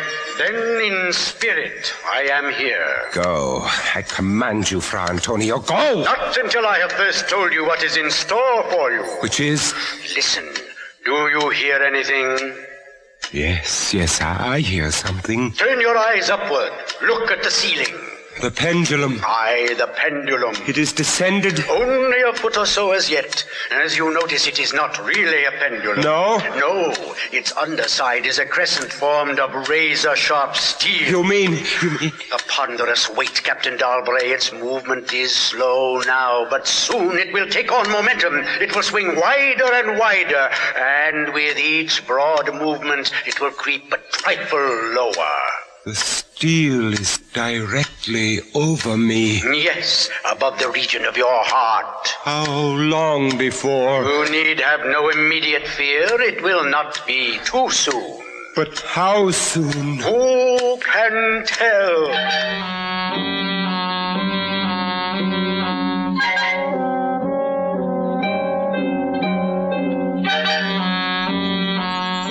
Minutes, hours, days. Who can say how long it was? It might have been many days before that hideous blade swept so closely as to fan me with its acrid breath. Down, still unceasingly, still inevitably down. The sharp steel flashed past within 3 inches of my chest. And then, only then, Beatrice. I hear you calling, Jean. I am here. Oh, Beatrice. Is there no hope, my dear? How can there be? 10, 12 more vibrations and it will fray the threads of my robe, only lightly as a razor in a delicate hand. There will be many sweeps down before it bites deep. I can't escape it, and yet... And yet if only I could use my wits. You kept me away from you, Jean. You locked me out of your thoughts. If I am here only in your thoughts, why should I fear the rats? The rats? The rats? Do they still swarm here? Across the floor and over the meat platter. Yes. They have taken nearly all your food. Yes, they are ravenous. They have sharp teeth. The meat is oily and spiced. If I take what remains of it... Scatter, you vermin!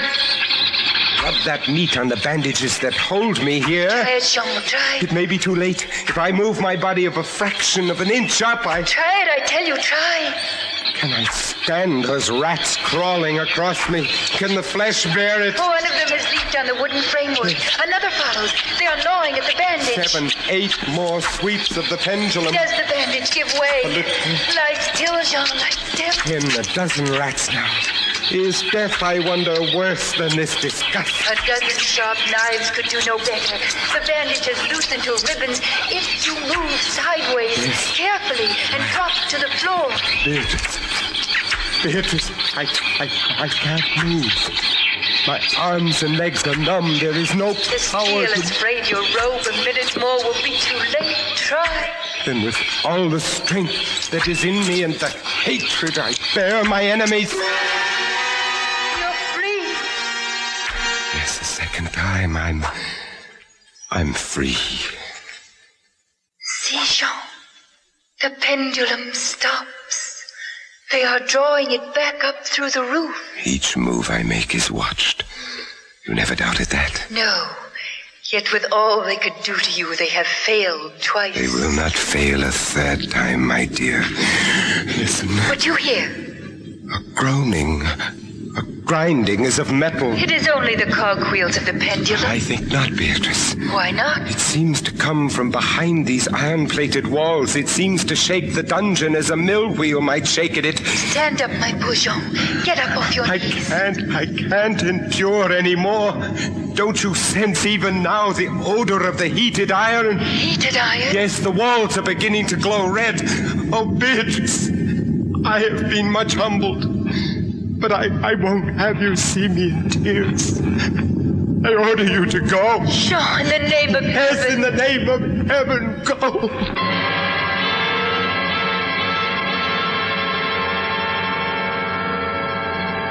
In just a moment, we continue with the third act of Suspense. And now, Act 3 of The Pit and the Pendulum, starring Mr. Vincent Price. A tale well calculated to keep you in suspense. Suffocating heat pervaded the prison. I could draw no breath of air into my lungs. Against the lume of that fiery destruction, the thought of the pit and its coolness came like balm. Does the pit please you, Captain d'Albret? You again? Do you find its contents pleasing? Not the pit. And how shall you avoid it? Look! This dungeon has changed its shape. That is true. The walls are closing in. It was formerly a square, and now it is flattening slowly towards the center to force me into the pit. Of course. It will force you along with me. Again, apparently, you must be told, Captain d'Albret, that you are speaking only to your own sick fancy. I am not here at all. Farewell. Now, flatter and flatter grew the red-hot walls. I shrank back, but the closing walls pressed me relentlessly onward toward the loathsome pit.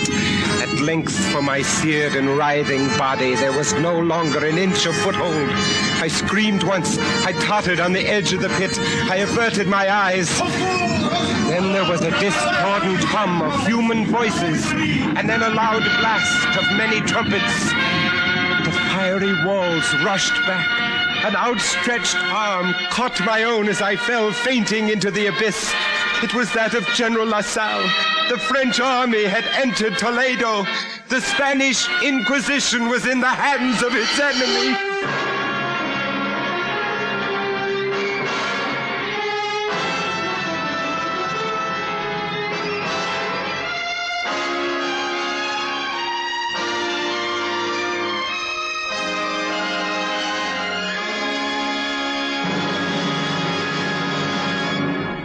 Suspense, in which Mr. Vincent Price starred in William N. Robeson's production of The Pit and the Pendulum by Edgar Allan Poe, adapted for suspense by John Dixon Carr.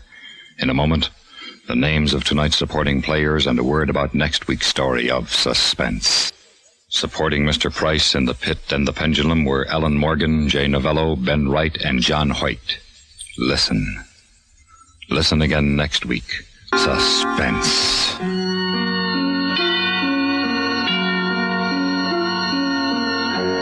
America listens most to the CBS Radio Network.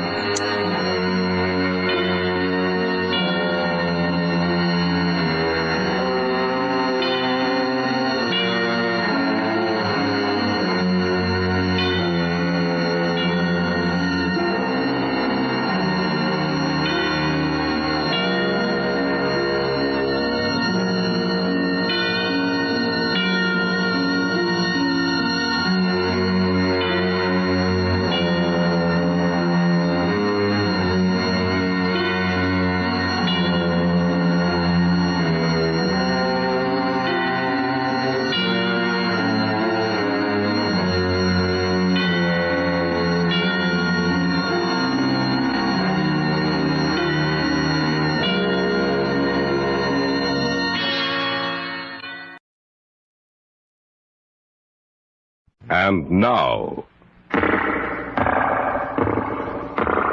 Hall of Fantasy. Welcome to the Hall of Fantasy. Welcome to the series of radio dramas dedicated to the supernatural, the unusual, and the unknown. Come with me, my friends. We shall descend to the world of the unknown and forbidden, down to the depths where the veil of time is lifted, and the supernatural reigns as king. Come with me and listen to the tale of the CASK of Amontillado.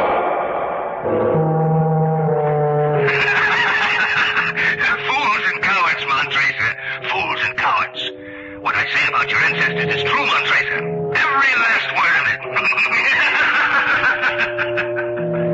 That fat, dull-witted fool, Fortunato. That he should dare to insult the names of my ancestors. For that I swear, Fortunato shall die. In just a moment, the Hall of Fantasy will present the Cask of Amontillado. And now for our story. Adapted for radio by Richard Thorne, entitled The Cask of Amontillado. As my story begins, it was carnival time in Venice, a time of feasting and merrymaking. Fortunato and I had been celebrating with all the rest. Perhaps we'd indulged our taste for wine too greatly that day. But that was when it began. The day was almost spent, and we were standing in front of my house watching the crowd. Yes, my friend. The carnival has been a great success. True, Fortunato. Did you know that it was one of my ancestors who made the plans for the carnival over 4 generations ago? What? Oh, come now, Montresa. You're not serious. It's no joke, Fortunato. It's in the records of the family for any who wish to see. I cannot believe you. He was one of the foremost swordsmen of his age. In fact, all the male members of the family were renowned for their ability with a foil. Even you, Montresa? Yes, my friend, even Montresa. With those spindly legs, you a swordsman? Take care, Fortunato. What? You dare threaten me? How do you like it, Montresa? How do you like the point of my rapier at your throat? Fortunato, please. And you fancy yourself a great swordsman. It's so funny, Montresa, to look at you all white in the face, so frightened, so brave. I do not know about your ancestors, Montresa, but you certainly have made this carnival the funniest in a long time. A great swordsman. I bid you a brave farewell, Montresa. It was then that I began to hate Fortunato. He turned and disappeared into the crowd. Though he was gone, the echoes of his fat, laughing face remained in my brain. The great swordsman. I went into the house and thought to see no more of him that night. Little by little, the remaining hours of the carnival wasted away until finally I heard the great bell striking midnight, marking the end of the celebration. I sat in the library reading, but the printed words refused to be silent and rearranged themselves into a likeness of Fortunato's face. So brave, Montresa. So brave. My mind was playing tricks on me. That I knew. But of a sudden, a shadow fell across the pages. Hey, Montresa. Fortunato, how did you get in? Don't be alarmed, my good Montresa. One of your servants was so kind as to allow me entrance. What do you want? Oh, come now, Montresa. You wouldn't refuse a good friend the hospitality of your house, would you? I forgot. It's past midnight. The wine shops are closed. Yes, quite true, Montresa. So I came to you. May I offer you some wine? Well, I hope you would. Yes, I imagine you did. Here, Fortunato. Many thanks, Montresa. There's nothing like fine wine. That's why I like you so much, Montresa. Why? Well, no matter what you are, your wine cellar is filled with the finest of wine. Thank you for your compliment, Fortunato. But there's one wine you do not have. And that is? Amontillado. Someday I hope that you will procure some Amontillado. Amontillado is the rarest wine in all of Italy, Fortunato. But for your friend, Fortunato, you might perhaps get some. We shall see, my friend. Now you were about to leave? Yes, Montresa, I shall leave. But before I do, pour me another glass of wine. I drink to the great swordsman in your family.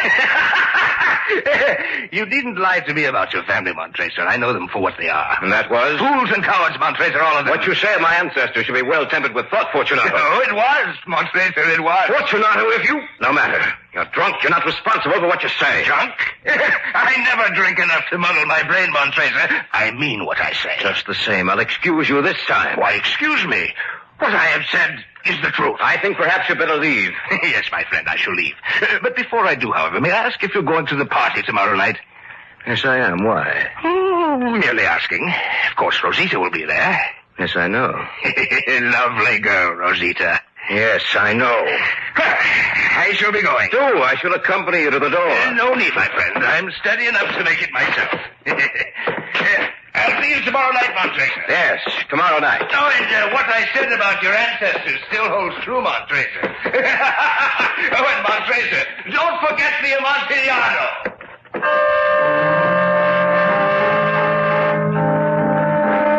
I decided to let the insult pass this time. But if it occurred again, I would settle the score with Fortunato.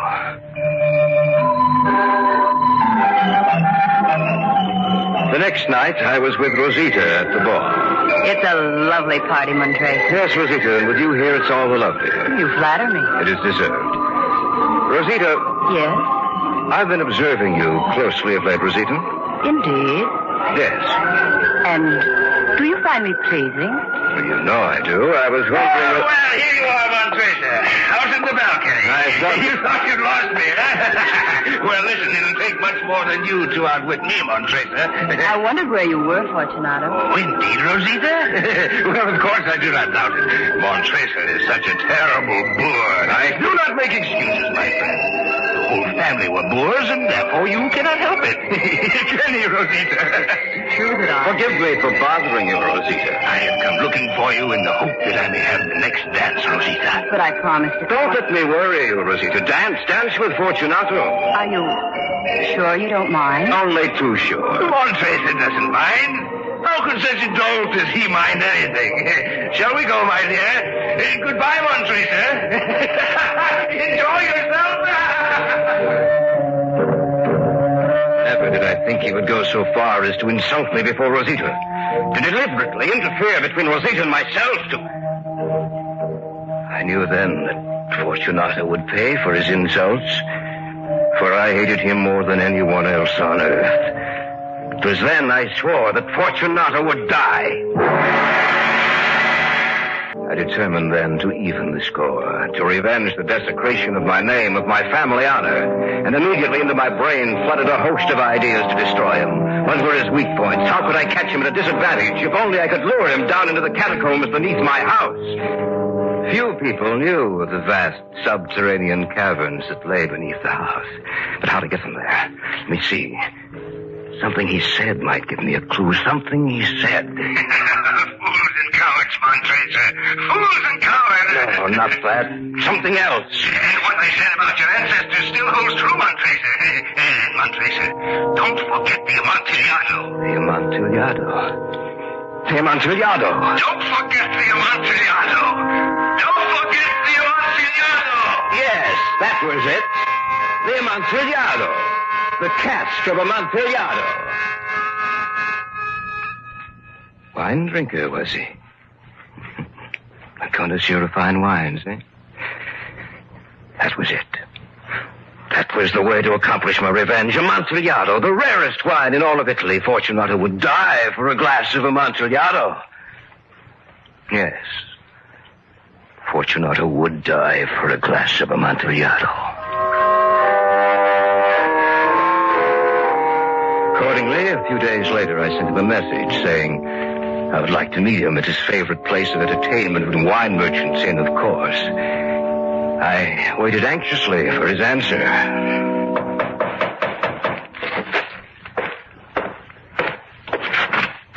Yes? A message for you, Signor Montrese. From whom? Signor Fortunato bade me give it to you. Thank you. Good. And thank you for your tidings, lad. Here's something for your trouble. Oh, thank you, Signor Montrese. Fortunato had agreed to meet me on the morrow. My nerves were tense and the time moved so slowly. I sat by the hourglass the entire night and part of the next day watching the grains of sand mark off the time. Finally, when I knew I could bear to wait no longer, the time arrived. Ah, Signor Montrese. Oh, good day, Ferroni. I was just leaving. Signor Fortunato was over by the window. Confidentially, Montrese, I'm glad you're here. When he's had too much to drink, he's a destructive man. Well, I shall take care of him, Ferroni. Thank you, Signor Montrese. While I'm gone, and if you want something, just call my wife. She's in the rear. Thank you, Ferroni. Good day, Signor Montrese. So you come in, Montrese. Come and join me. I'm quite glad you could meet me today, Fortunato. I hope I didn't inconvenience you by asking you to meet me here. Absolutely not, Montrese. If you had, I wouldn't be here. What are you drinking? Sherry. Will you have a glass? Yes, you can pour me a glass of sherry. Well, I assure you, my friend, it's the very best. There you are. Excuse me, Montrese. I have a cold. You should take better care of yourself, Fortunato. It will pass.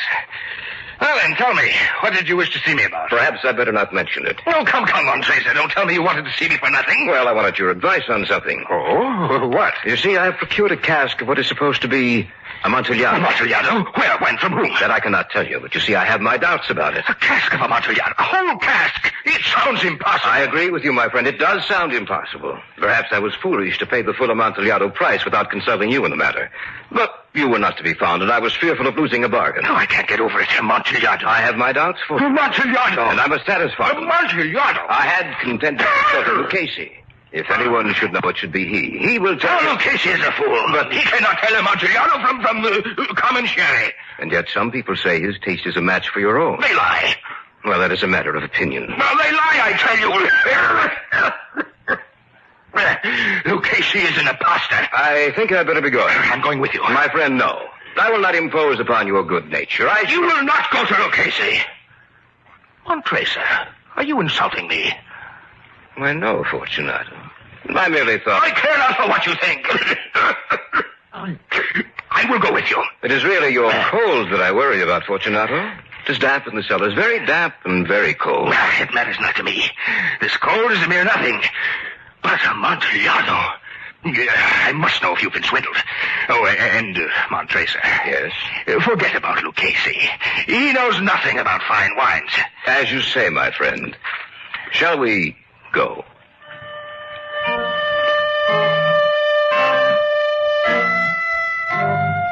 When we reached the house, there were no attendants present. I'd made sure that we'd be entirely alone. Before we go downstairs, my friend, let us fortify ourselves against the cold and dampness with some wine. The catacombs will undoubtedly make your cold much worse. Yeah, a capital idea, Montracer. A little sherry, if you please. Yeah, not too much, but not too little either. Have no fears, Fortunato, my friend. It'll be just right. Yes, yeah. Let me have it.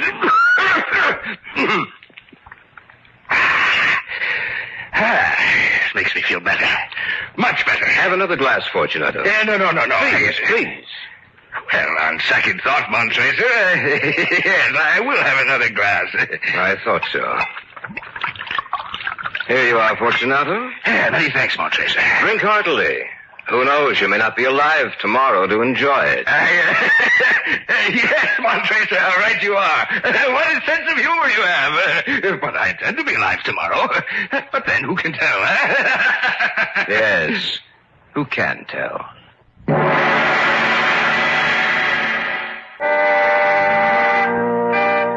We finished the wine and sat talking for a few minutes. Then, seeing his eagerness was at its height, I led him to the archway that led down into the vaults. We passed down a long and winding stairway. At length, we came to the foot of the descent and stood together on the damp ground of the catacombs of the Montracers. Here we are, Fortunato, in the catacombs of the Montracers. Yes, but the cask of Amontillado, where is it? It is farther on, Fortunato.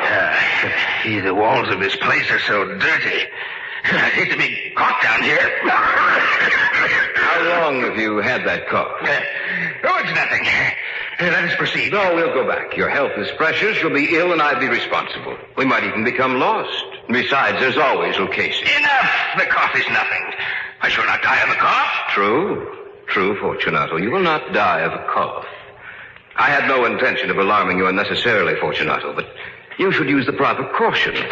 And there's a bottle of wine on the rack here. And just have some to make you forget the dismalness of this place. Yes, by all means. It is so damp and cold down here. Sorry, I have no glass to offer you. No, don't stand on ceremony, Montracer. Here, let me have the bottle. Here. This is the family crypt, is it not? Yes, this is the crypt of the Montracers, an ancient and honorable family. Well then, I drink to the buried that repose around us. And I drink to your long life. Yes, that's a good toast. In my long life. You know what, Tracer? These vaults are extensive. What would happen if we were to be lost down here? I will not be lost, Fortunato. Still, perhaps we should go back. And leave the Amontillado? Well, we could return another time. If you're afraid, I can always get Lucchese. No. Let us proceed to the Amontillado. After all, we shall only be here for a little while. If you insist, Fortunato. If you insist.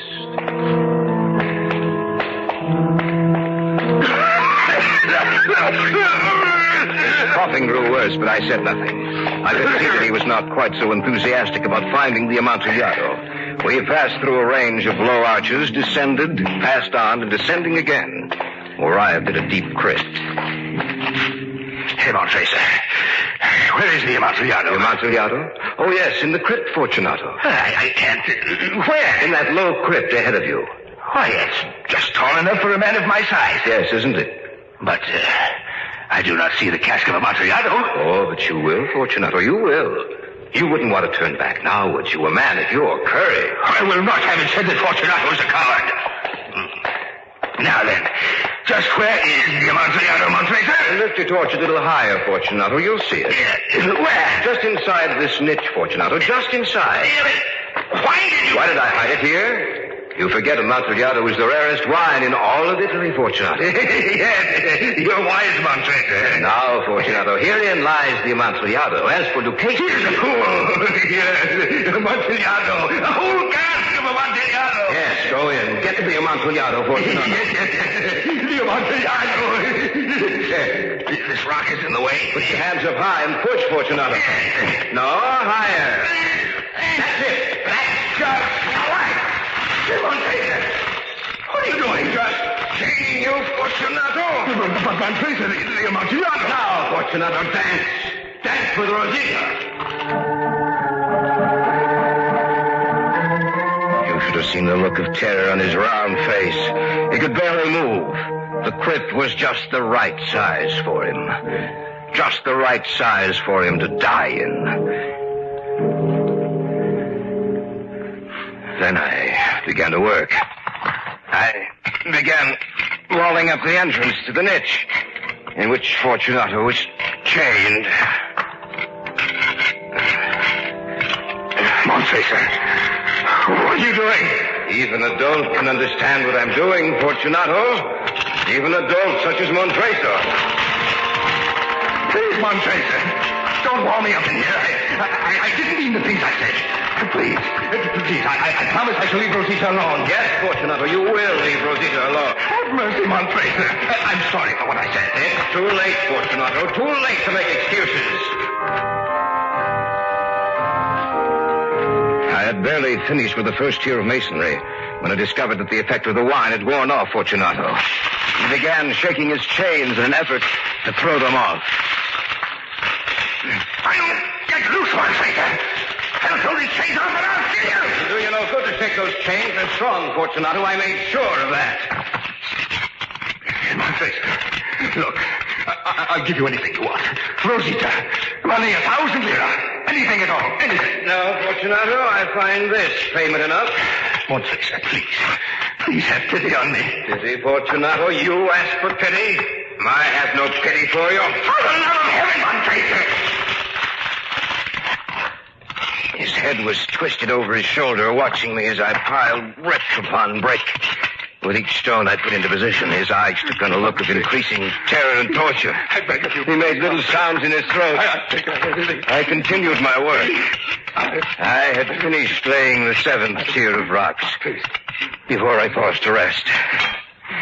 The wall was almost upon a level with my chest. Help me, someone! Help me! Montracer's mad. Montracer's trying to kill me! Help me! Anyone at all! You may shout all you wish. No one can hear you. Someone will know that you took me. Saw me. But they'll find me even if I'm dead. And you will be punished. Few people know of these catacombs, Fortunato, and those who do are my friends. Yes. This is a very good joke indeed, Montracer. Who would have thought that you had such a sense of humor? But don't you think your little joke has gone far enough? We will have many a laugh over it as we drink our wine, eh? I will have many a laugh over it, Fortunato. I don't think you'll be able to laugh. Montracer, you can't be in earnest. So much in earnest that you'll die for it, Fortunato. Please, Montracer. Please, Montracer. He began to scream. But then, after a while. He was silent. His eyes watched every move I made. With a great deal of effort, I raised the last stone and shoved it into position.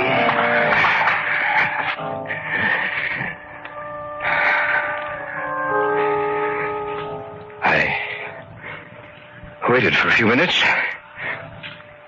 and then called to him. Fortunato? Fortunato!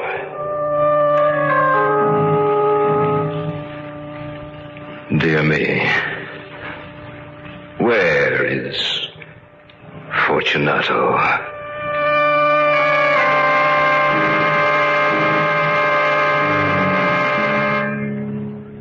I look about me. So dark down here. So depressive. So cold and damp. I must remember to stay away from here. I might catch Fortunato's cold.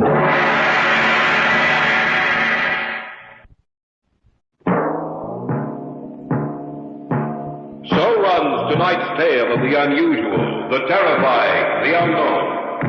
Join us again when next we journey down the corridors of the Hall of Fantasy to hear another strange tale of the supernatural.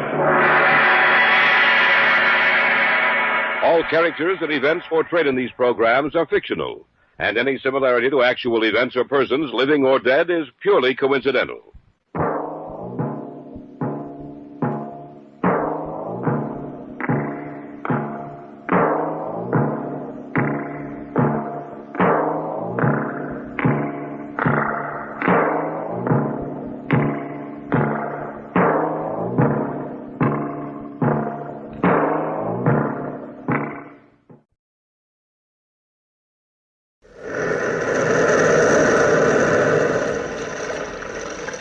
The Weird Circle.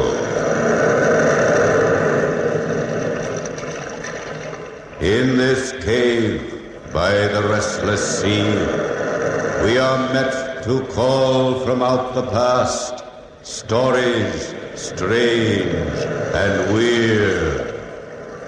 Bellkeeper, toll the bell, so all may know we are gathered again in the Weird Circle.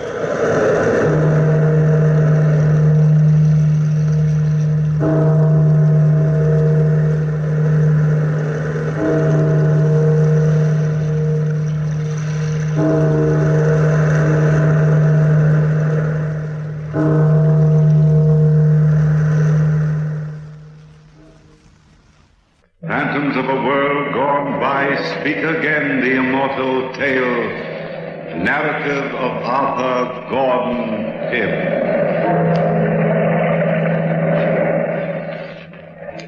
I was down on the waterfront looking for the old whaling vessel Grampus. Captain Bernard was in charge, and though I hadn't seen the old captain in more than 10 years, I still felt he was a pretty good friend of mine. I could remember him telling Dad and myself some pretty wild tales. I drank it all in, main rig, compass, and anchor. Maybe I never would have seen the old captain and his son Weston if I hadn't been visiting some friends in Boston. I was reading the shipping news one morning, and there it was. Benjamin Bernard, experienced whalers wanted to man vessel Grampus, sailing July 13th, 1 a.m., 1881. Well, I packed my digs, slung them over my shoulder, took a lungful of salt air, and, well, 6 hours before sailing time, I was looking for the ship.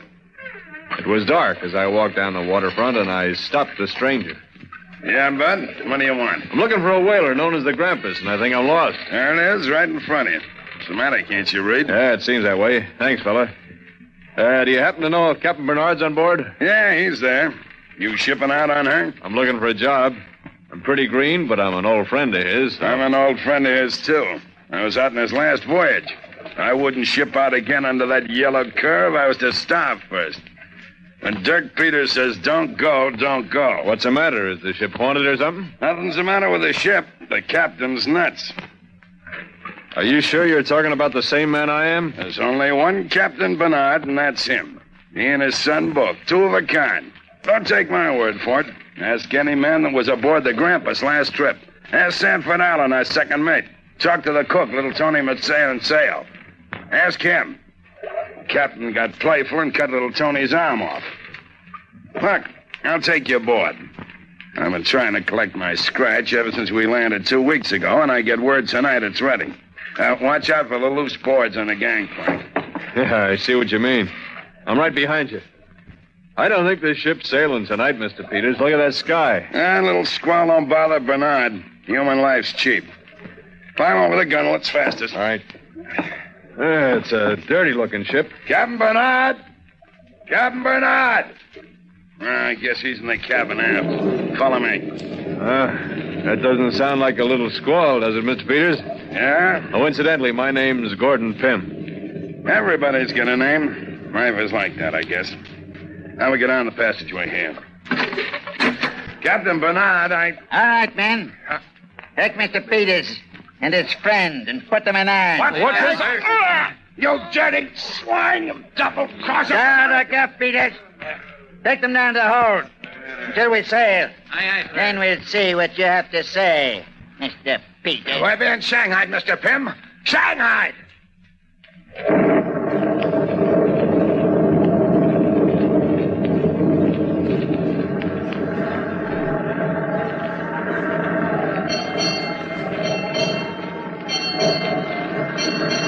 In the morning. Been aboard 3 hours, Mr. Pym. Your friend, the captain, ought to come below any minute with a pep talk, now that we're too far at sea to swim back. Wait a minute. Allen. Sanford Allen. Is that you in the corner? Yeah. Kinda cozy, ain't it? All of us together here like this, huh? What'd they do, slug you too? Yeah, with the old payroll gag. Come up and get your pay. And they slug you. Guess who else is here? Tony? Yeah. Tony, how's it going, Tony? I stick the knife in his belly someday. That's what the Tony Manseo do someday.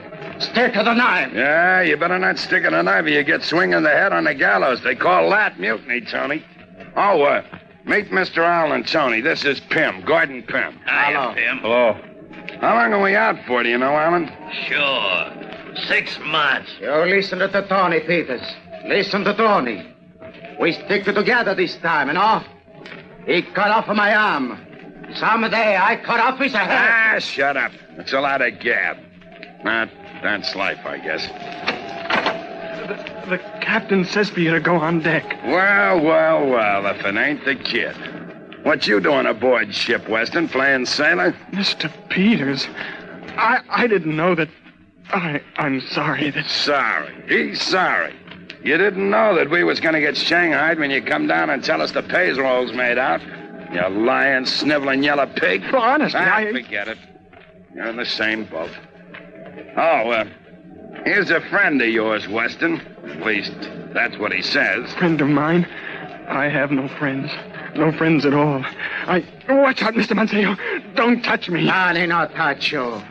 I don't want to get my hands dirty. We don't want no dirt in our food, huh, Tony? I can't help what Father does. I never wanted to be a sailor anyway. You know that, Mr. Peters. You know that. I hate the sea. Hate the doggone thing. I'll leave the kid alone. Come on, Allen, before the captain begins to howl like a bull. Hello, Weston. You don't remember me, do you? No, I don't. The name's Gordon Pym. I used to live next door to you in Nantucket 10 years ago. You remember? Gordon. How did you get here? I came aboard looking for a job, and I got one, but not the kind I'm looking for. Well, I hadn't any idea, Gordon. Gordon, wait till you see Father. Wait. He's so changed. All of us are so changed. You'll see.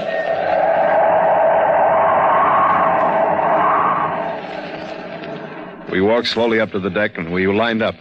2 lines, 10 men. 10 of the toughest, dirtiest-looking men I've ever seen. Captain Bernard kept moving his hand back and forth, sort of a nervous habit, and then started to stand muster. He didn't recognize me, and I didn't mention our old friendship. As the days went by, he seemed to take a kind of joy in making a fool out of me. But then he didn't treat his own son any better. As for Peters, he hated him and wanted to get something on him. But Peters was smart and stayed out of trouble. He was the only man who wasn't flogged during those first 40 days at sea. One night, we called the 10-man crew to a secret meeting and advised them never to try and talk to the captain. Well, a storm was brewing on the 42nd day of the journey, and I was called into the captain's cabin. I opened the door. You called for me, Captain? Yes, Mr. Pym. I called for you. Shut the door behind you. Instead of standing there like an idiot. My son tells me that you're giving out free advice these days. Gordon, I didn't. I swear. Shut up, you sniveling swine. Calling you my son makes me ill. Father. Now, Mr. Pym, I heard you've been advising the men to obey me blindly because you think I've an idiot mind. Captain Bernard, I said nothing of the kind. Don't lie to me, Mr. Pym. I've known you for many years. Oh, so you do remember. I couldn't very well forget, could I? Despite my idiot mind. I tried to treat you as I've treated the other men. You've taken advantage of me. Whispering behind my back. Trying to turn my son against me. Plotting with Mr. Peters. I'd have none of this on board my ship. Gordon, he's making it up. I never said it. Are you never said calling me a liar, Weston? No. You see, Mr. Pym? My son denies it now. That I checked his story through our cook. Why don't you admit it, Mr. Pym? I thought I was helping. That's what I told him, Gordon. Shut up. Helping me. Since when have I asked for your help? Answer me, Mr. Pym. Answer me. Well, you didn't, sir, but... But what? What did Mr. Peters say to you about my idiot mind? He said nothing at all, sir. Nothing, is it? No, sir. Tell me the truth. It is the truth, Captain Bernard. Liar! I'll cut your lying tongue out with my own hands. What did Peters say? Nothing, sir. Nothing. Leave him alone, Father. He's telling the truth. Don't hurt him. He's my friend. My only friend. The only one I ever had. I'll leave him alone. Since you love this friend, my son, I'll allow him the pleasure of trying to make a man out of you. Mr. Pym, you'll take this sniveling son of mine and tie him securely to the mainmast. No, Father. For 48 hours. No. Then, when he's securely tied, you will report to deck for 40 lashings until I get the truth about Peters out of you. Yeah, but it's suicide for a man to be tied to the mainmast in this weather, If Captain. anything happens to him, Mr. Gordon, you'll pay for it with your life. So be sure he's tied securely.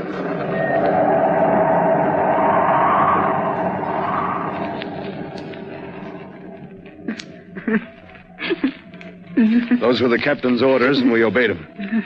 The wind was screaming through the sails like an insane witch on a broomstick, but Weston and I climbed to the cross trees of the mainmast. It was a tough climb, and I think he knew then it was the end for him, but he was afraid to disobey. When we reached the cross trees, I lashed Weston's arms and legs firmly, hoping he could survive the storm. By the time he was made fast, I patted his hair and tried to soothe that poor lost boy. The last I remember of him was his tear-streaked face and the look in his eye. I waved goodbye to him and climbed slowly and carefully below to report for 40 lashings. Captain Bernard, Mr. Pym reporting, sir. Take off your shirt. Yes, sir. Place your hands behind the whipping post and hang on securely, Mr. Pym. And think carefully. Try to remember the words Mr. Peters said about my idiot mind. Yes, sir. The mainmast, Captain Bernard. It's the mainmast. I'm going for the mainmast! He's cracking!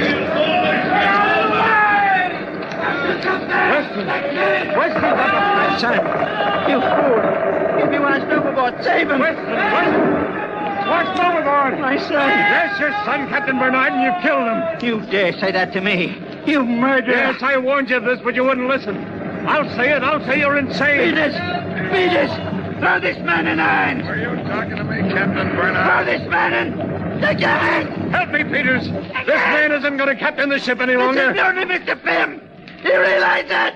You want to swing on the gallows too, Mr. Peters? I can't hear you, Captain Bernard. Ain't that a shame? I just can't hear you at all.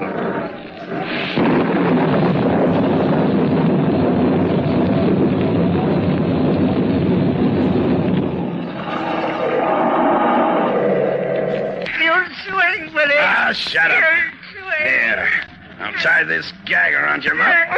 That'll keep you quiet. Crew's coming topside. Storm's let up for a little while, and the course is set. Do they know, Gordon? I thought we'd tell them when they got here. We gotta work fast.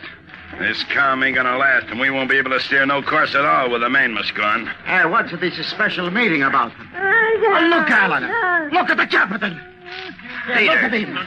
Did you? Yes, Mr. Allen. It's a mutant. Are you with me? I cut his head off, no? Shut up, Tony. I ain't getting mixed up in no mutiny.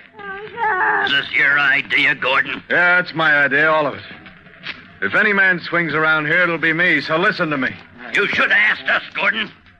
We don't like getting dragged into something like this. Now listen to me, man. Nobody will swing for this if you use your heads. Nobody has to know this is mutiny. Sure, he's right. We'll kill the captain. Tony Montiel cut his head off. And then we say he chose to die, no? No, Tony. We can make this look like a shipwreck. The captain gets put in a lifeboat and set adrift. No, Tony, cut his head off. Shut up, Tony. Go on, Gordon. And we all know the captain's nuts.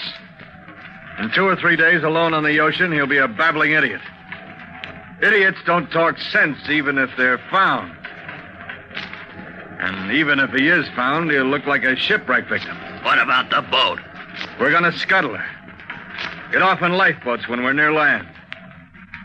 Within 2 days, we'll be 10 miles off Cape True.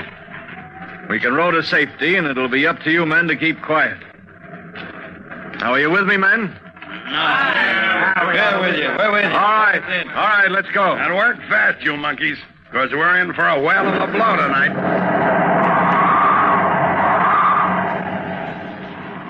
I was so smart. Smarter than anybody. You could see it then. I had the whole thing planned perfectly from beginning to end. We lowered the captain in a lifeboat, gave him some biscuits, a compass, and a jug of water. But I didn't figure on the storm that was to come.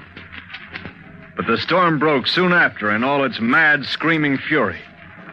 We couldn't control the Grampus. She was like a wounded animal, and I thought for a minute she'd sink by herself that night. There were 8 men left then, being the kid and the captain was gone. We had to lash ourselves to the deck to keep from being swept overboard. But during the night, 4 of the men were lost. It seemed to me that the ocean was fighting back the mutiny. Water poured into the ship. The entire belly of the ship was waterlogged, and only the top deck was riding above the ocean. There were 3 lifeboats on the Grampus before the storm, but we lost them during the night. And then, toward morning, Alan screamed out, You blasted fool, Gordon. We can't scuttle this ship even if we want to now. What do you mean we can't scuttle it? It didn't sink, did it, Mr. Peters? Ah, shut up. The hold of this boat is filled with empty oil casks, isn't it, Mr. Peters? Yes, Alan. I forgot about that. Well, what's the difference? Difference? You landlubber. Them empty oil casks is full of air. They'll act like a balloon and keep this rotten whaler from sinking. Is that true, Mr. Peters? Yeah, it's true. Oh, we can set the ship on fire. What good'll that do? We're burned alive. Tony Montiel set the ship on fire. There's no lifeboat. Yes, Trap. Ah, shut up, all of you. Let me think. Just gonna have to set tight and wait. Wait for what, Peters? Wait and pray we get saved. Maybe a ship will pass by. You'll hang, Peters, if we're saved. You and Gordon will hang. I had nothing to do with the mutiny. Me and Tony's free and clear. Ain't we, Tony? Yeah, nothing to do with the non-mutiny. Just wait. Wait and pray.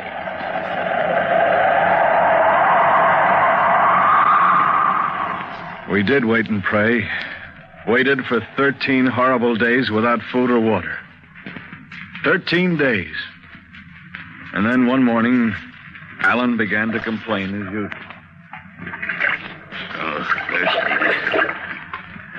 So thirsty. How many of us are left, Gordon? It's not light yet, Peters. I don't know. How do you feel, Gordon? I'm not sure. Take it easy, kid. The sun will come up shortly. Alan. Yeah. Where's little Tony? Tony! He isn't around. Listen to me, both of you. There's just 3 of us left. None of us can last very long floating around on a derelict ship. None of us. But there's a chance. There's always a chance we can be saved. If we can last. What are you getting at, Alan? One of us will have to die so the others can live. One of us must. No. No, Alan, if we all die here first. Maybe you won't, but I will. You're the ringleader, Gordon. You started this thing. You'd hang if we got to land, so would you, Peters. But I'd be free. I got a knife. Put that knife down. Alan's right, Gordon. If any of us is gonna live, one of us has gotta die. Oh, Peters, no. It's better to die Shut than... up, Gordon. I know what I'm saying. Alan's right. It's 2 against 1. Yeah, 2 against 1. We're gonna choose for the privilege. Here are 3 pieces of wood. Take them, Gordon. Hold them in your hand. The man who gets the shortest stick is the victim. Is that level with you, Alan? Sure. All right. Put your knife right here in the middle. Okay. There it is. Okay. Choose, Alan. This one. It's short. It's my turn now. There. Yours is the long one. Whose is the shortest, mine or Gordon's? Let's see. Gordon? Here you are. It's you, Alan. No. No. No, I won't. I'm the one that should live. I'm innocent. Give me that knife. Let go of it, Alan. Oh! You double cross. Take that, Peters. And that. Now I get the knife. And no, Peters, you. Oh.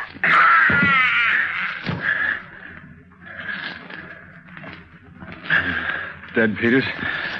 Yeah. Peters. What's the matter with you? You all right? I'll be all right. Hound. Always double-cross. Alan wounded you badly, Peters. I'll get some salt water and wash the blood off you. That'll keep the wound clean. It's too deep, Gordon. Look. Look ahead. Look, Gordon. I see the outline of land ahead. Land! It's just a mirage, Peters. You think it's land? No. Look. Look straight ahead. You're right. Land. Land ahead. We'll be saved, Peters. Peters. Peters!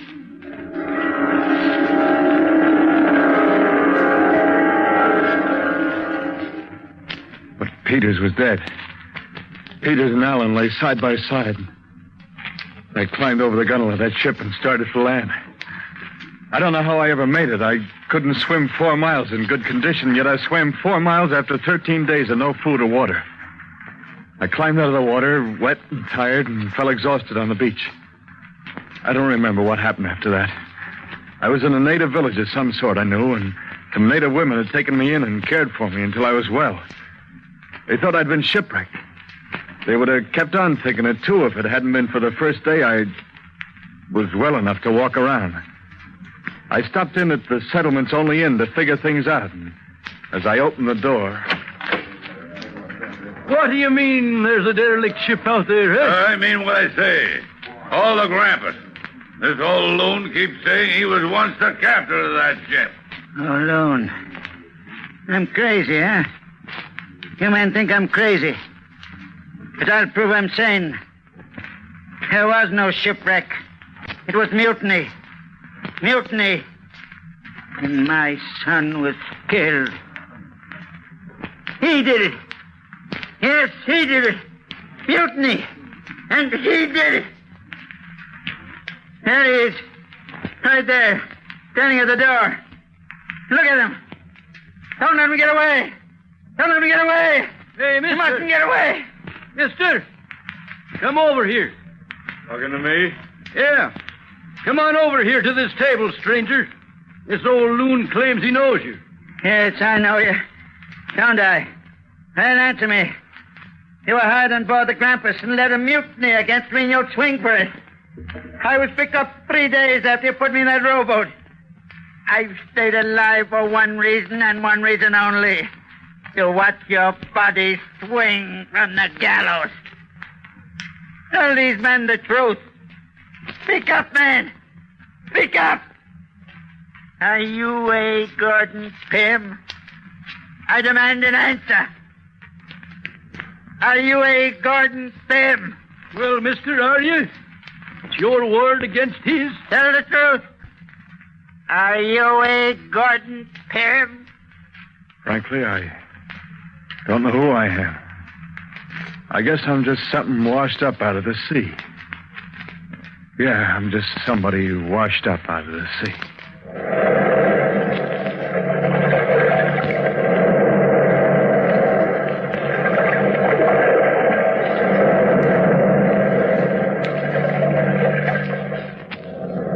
From the time-worn pages of the past, we have heard narrative of Arthur Gordon Pym. Bellkeeper, toll the bell.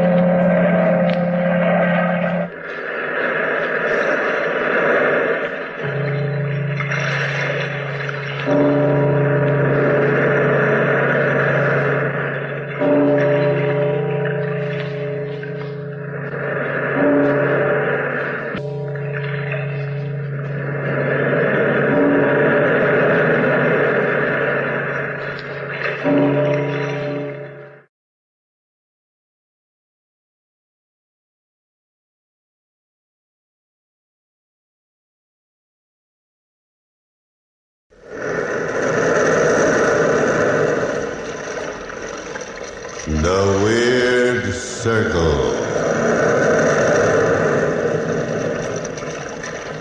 In this cave by the restless sea, we are met to call from out the past stories strange and weird. Bellkeeper, toll the bell, so all may know we are gathered again in the Weird Circle.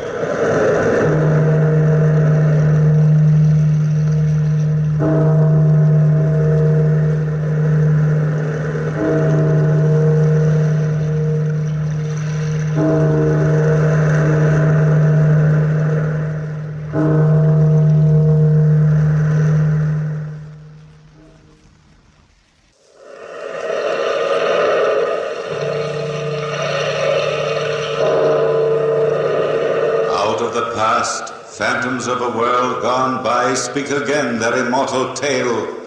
William Wilson.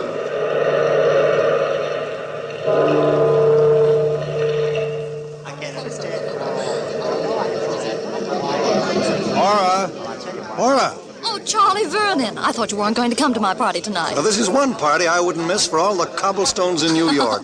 Now, here you're going to announce your engagement to my old buddy, William Wilson. Well, that was supposed to be a secret until midnight. Who told you? Usual grapevine, Ora. No secrets in this clubby little group. Now, where is Bill now? In the library. He hates crowds, you know it. Well, he wanted to be alone for a while. What was that? Come on, Ora, let's find out. Well, I think it's in the library, Charles. Bill! Bill, darling! He's wounded. Get a doctor, somebody. I'll call the doctor right away. What happened, darling? If I were a detective, I'd say he tried to bump himself off and missed. Oh, be quiet, Charles. Oh, Bill. It does look like attempted suicide, doesn't it? It's all so strange. So strange. There's nothing strange about this setup, old boy. Gun in your left hand, a bullet hole in your left side. Pretty neat. Are you enjoying it, Charlie? Well, I can't say that I'm not. I came to suffer through your wedding. Who knows, I might stay and enjoy your funeral. Really, Charles, your sense of humor's out of place. You hate me, Charlie, don't you? boob like you never could stand a guy with brains. Brains? Those muscles in your head are so twisted they look like handcuffs. Why did you do it, Bill? Ora, you've got to believe me. I didn't do it. Oh, who did, Bill, and why? Come on, William Wilson. We want the straight goods for a change. But I didn't. You might die, mister. Put your cards on the table. My cards on the table? You wouldn't believe me if I told you. None of you would. It all started back in college. When you and I were rooming together at the fraternity house, Charlie. It was one night you were sitting at the desk studying, and I was trying to shave. I was peering in the mirror at myself. Why are you getting so slicked up, Bill, old boy? Got a date. With Dolly Maysfield? Cute little something, isn't she? Oh, Bill, she's not your type. Well, she's good for laughs. Well, you don't need laughs every night. What would you suggest? Oh, gee, Bill, if I had your dough, I'd work hard at college and meet a nice girl and think about getting married. Ouch. I almost cut myself. Oh, I mean it. About getting married, Bill. So you mean it. What do you want me to do? Bury myself? Well, no, but... Oh, gee, take me, for instance. I know I'm a dope, but I got just enough money to see me through college. Yeah, I know. The $3,000 your old man left you. You're a boob to spend it in this place. You'll wind up with a blank bank account and a dirty piece of parchment to show for your trouble. You've got the wrong slant on life, Bill. I have. Listen, stupid. You've been seeing Ora St. Clair for 3 years now. She's alive with money. If you'd get on to yourself, you'd spring the question, put her in double wedlock, and get your fingers on that money. I'm in love with Ora, Bill. Love, love, love. Rot. I'd never touch a cent of her money. You're crazy, Charlie. Well, old boy, I don't want to be late. Hey, Bill. Have you met the new boy in the house? What new boy? A freshman, just came in today. Sounds fascinating. What about it? Well, nothing, except he's got the same name you have. Are you kidding? No, I just thought you'd be interested. There can't be two William Wilsons. If there is, there won't be for long. Boy, what an ego you have. But great Scott, fella, you waste more time talking than you do anything else. Yeah, which all adds up to the fact that you want me to stay home and study tonight. Nothing doing, Charlie. I got a date with my Dolly. Night. That was the first time I ever heard of the other William Wilson. The knowledge that he existed rankled in my soul. That evening, as I stepped out into the hall and walked halfway down the stairs, I was stopped by my double. He looked just like me, or rather like a poor imitation. I felt from the first that he was my evil genius. He didn't act like a freshman when he said, "Hello. I've been waiting for you here in the hall." "You've been waiting for me? Who are you?" "I'm your namesake. You can call me Wilson. There's nobody home at the fraternity house except you and me and Charlie. I thought it would be a good chance to get acquainted with you." "I'm sorry, I'm busy tonight." "Bill." "Where do you get that Bill stuff?" "It might be worthwhile getting acquainted with me." "What do you want, anyway?" "I'll walk you down the stairs." "Don't trouble yourself, Wilson. You might be better off never knowing me." "I might be, but..." "Save it," I said. "See you some other time, Wilson." Charles! Oh, Charlie! There's something I can do for you, lady? Oh, yes, I'm Ora St. Clair. I promised to call for Charlie Vernon tonight. Would you call him for me? Well, you're Ora St. Clair. Oh, yes. Well, all right. Would you tell Charlie I'm here? Well, I would if I could, but he's not in.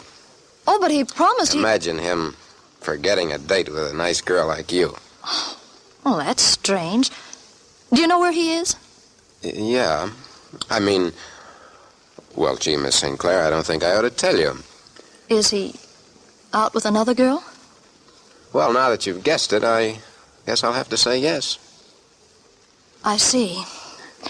I'm sorry. I don't look like that. Suppose I see you home. Oh, that's not necessary. It'd be a pleasure. I'd do anything for Charlie. Come on. "Bill." Is that you again, Wilson? "Yes, it's me, Bill. Don't you think you ought to stick around here this evening?" Don't you think you ought to mind your own business? "Maybe you are my business." What? Stop ribbing me, fella. I don't like it. Come on, Miss St. Clair.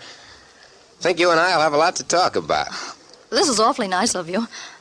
Oh, I don't even know your name. William Wilson. Don't forget that, my sweet. The one and only William Wilson. That's how I met Aura.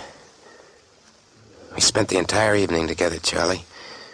We had a lot of laughs. It was well past midnight when we said goodnight to each other. And I was about to go home when I remembered that I hadn't even called Dolly Macefield to tell her I couldn't make it. Knowing Dolly's temperament, I decided to drop up to her apartment, even though it was late. I knocked on the apartment door. Well, well, well. Look what the breeze brought in, Mr. Heartbreaker. Aren't you going to even ask me in? I ought to never talk to you again, that's what. Who do you think you are, Mr. King of Siam? No, if that's the way you feel. Oh, wait a minute. Come on in, Bill. I've been worried stiff about you. That's more like my doll, baby. Got a kiss for me? Sure. I got a kiss for you. Oh, Bill, I love you so much. Come here. There, Dolly.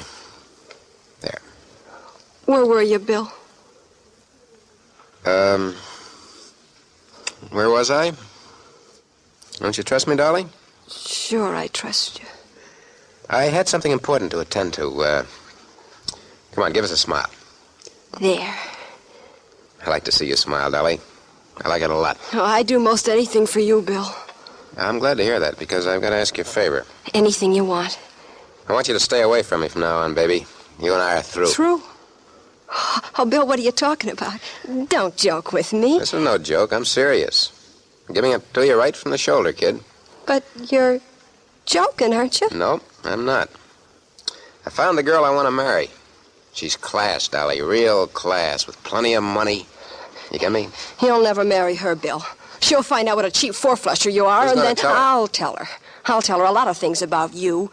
You pretending to have so much money and borrowing from me all the time.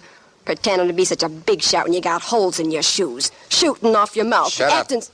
Shut up, Dolly, before I make you shut up. Nobody's going to tell anybody anything. That is, if you're smart. And I think you are. Okay. I know what everybody thinks of me. But I made up my mind to marry Aura, and nobody was going to stop me.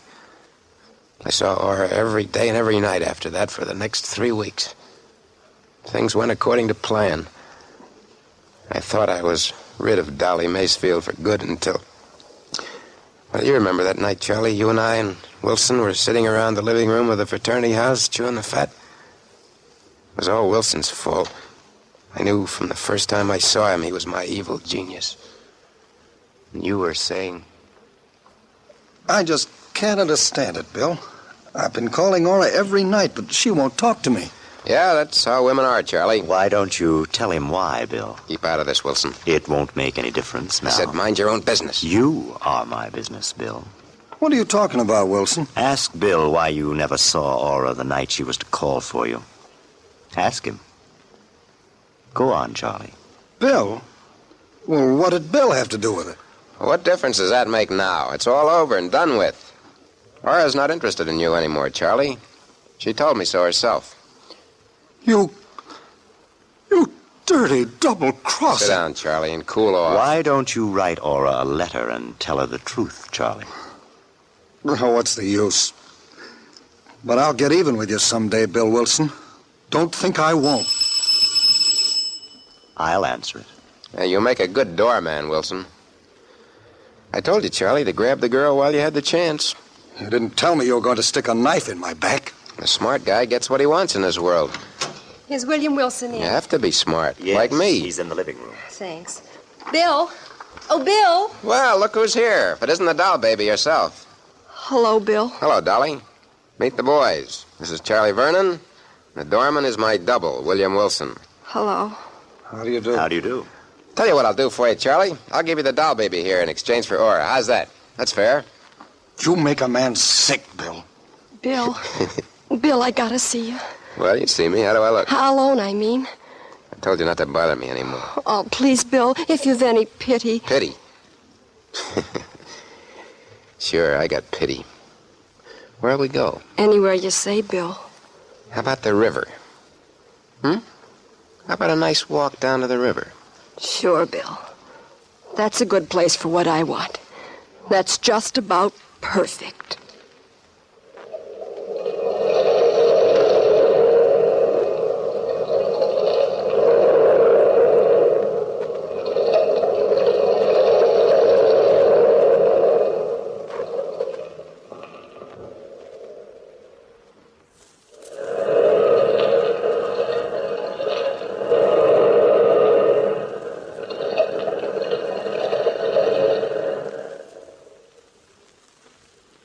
down to the river, Dolly and I. For a talker, she was silent that night. And I knew she had more up her sleeve than her pretty white arm. We got to the edge of the river. We sat down to watch the boats steam by. Bill, I can't live without you. So what? I'm going to give you one last chance, Bill, to be a decent guy. You're going to give me a chance. What a laugh. Oh, Bill, don't you know what you're doing to yourself? You're trying to marry a girl that ain't for you. You once told me that you and me was cut from the same piece of cloth. Yeah, I once said a lot of things. We are cut from the same piece of cloth. You're a no-good bum, but I love you. Oh, we could help each other. You could go straight and be honest, and I'd work right with you every inch of the way. Nobody else would do that for you, Bill. What do you expect me to do, chuck $20 million into the lake for you? Listen, Dolly, don't try any tricks. Bill, please, please, You don't fit darling. into the picture anymore, don't you get it? Oh, what'll I do? Who cares? Why don't you kill yourself? Make it easier all the way around. You wouldn't care? I'd send you a dozen posies. If I jumped in the river, you wouldn't care? Why should I? Oh, watch me, Bill. I don't think any man's as hard as you pretend to be. So I'm watching. You've held me in your arms. You've kissed me. You've said you loved me. Doesn't that mean anything? It did when I said it, I guess. You can never tell what a guy's going to say. Can you really watch me, Bill? Even though I love you. I can watch anything, baby, when I'm sitting on $20 million. Watch me, Bill. What? Ah, you fool. Jump and get it over with. You can't bluff me. I love you, Bill. Don't forget that. Gully! Help! Help! I can't swim, Bill! Help me! Well, it was your choice, kid. You picked your grave. Now die in it. Nice work, William Wilson. Nice work. What are you doing here? I tried to follow you. I have a feeling I'm a little late. She wanted to kill herself. I wasn't thinking about Dolly, Bill. I was thinking about you. Don't give me that stuff, Wilson. I don't go for it. I'm always thinking about you, Bill. But you're too smart to allow anybody to help you. And I'm afraid it's too late for you to help yourself. Cut it out, will you? Cut it out. Let me worry about my own soul. If it's damned, then I'll be the one to suffer, not you. Not you. Dolly was dead. Nobody knew about it except Wilson. I knew he wouldn't tell. At least I thought he wouldn't. I don't know why, but I just knew. And there was only one other person in the way of my plans. That was you, Charlie. You were in the way, and I had to get rid of you. It took me some time to plan the right attack. It was right after mid-years, remember? How could I forget? I was alone in the room with you, Charlie. I was toying with a deck of cards. Stop that shuffling, will you, Bill? I gotta shuffle him. Gonna play some two-handed stud with Wilson. I'm nervous enough waiting for the mid-year report. You'll pass. Don't worry. Well, if I don't pass, what happens to me then? I got $1,000 left. Not enough to pay for any full year's course anywhere in the country. What makes you so sure you flunked? You know why. Still thinking of Aura? Sure, I'm still thinking of her. Day and night. Bill, isn't there a decent chord in you somewhere? Why don't you go to Aura and tell her the truth? Why don't you? Hello, Charlie. How are you, Bill? It's about time you got here, Wilson. Sorry, Bill. I hate to keep you waiting. Have a seat. What do you want to play for? Name your own figure. Well, how about a $5 limit? Good enough. Want to sit in on a hand, Charlie? No, thanks. I couldn't. Game of stud would be good for you. Take your mind off your troubles. Oh, the stakes are sort of high. Or maybe you'll win some money. Heaven knows you need it. Okay. Well, I might sit in for a while. Cut for deal, Vernon. It might bring you some luck.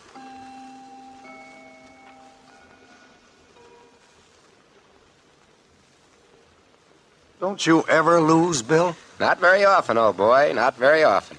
Want to bet again? Easy, Charlie. Quit now while you've still got $600 left. Well, I can't quit now. I can't. I tell you, I gotta win. I gotta. Let's double the stakes. Double it, triple it. Any way you want, Charlie, old boy.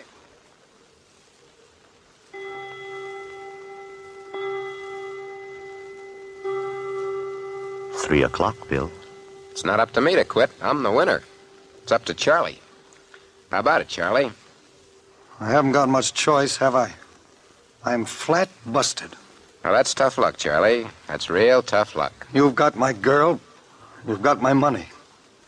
You've got everything, haven't you, Bill? Just everything. You shouldn't gamble if you can't afford it. Come on, Charlie. Make out that check for the full amount, $1,108. I haven't got that much money in the world, and you know it. Well, give me $1,000 then. I'll take an option on that empty soul of yours for the rest. What's the matter? You going to welch? I don't welch. Where's the pen? There it is, Charlie. Don't get sore. Give it to me. Make it out nice and clear, huh? That's a boy. Here you are. Thanks, Charlie. Where are you going, Charlie? As far away from here as I can get. I'm going to get a job. A good, honest job. Someday I'll be back. And I won't forget you, Bill. I'll never forget you, no matter how long I live. Someday I'm going to get even. Keep your shirt on, Charlie. If you'll pardon me, good night. Nice work, Bill. Keeping an even score. What are you talking about, Wilson? The 3 aces up your sleeve. And the cards from the bottom of the deck. If you saw me, why didn't you tell him? I don't have to. Other eyes are watching you beside me. Many other eyes. Eyes that keep the records of our life. So I cheated you, Charlie. You didn't even know it.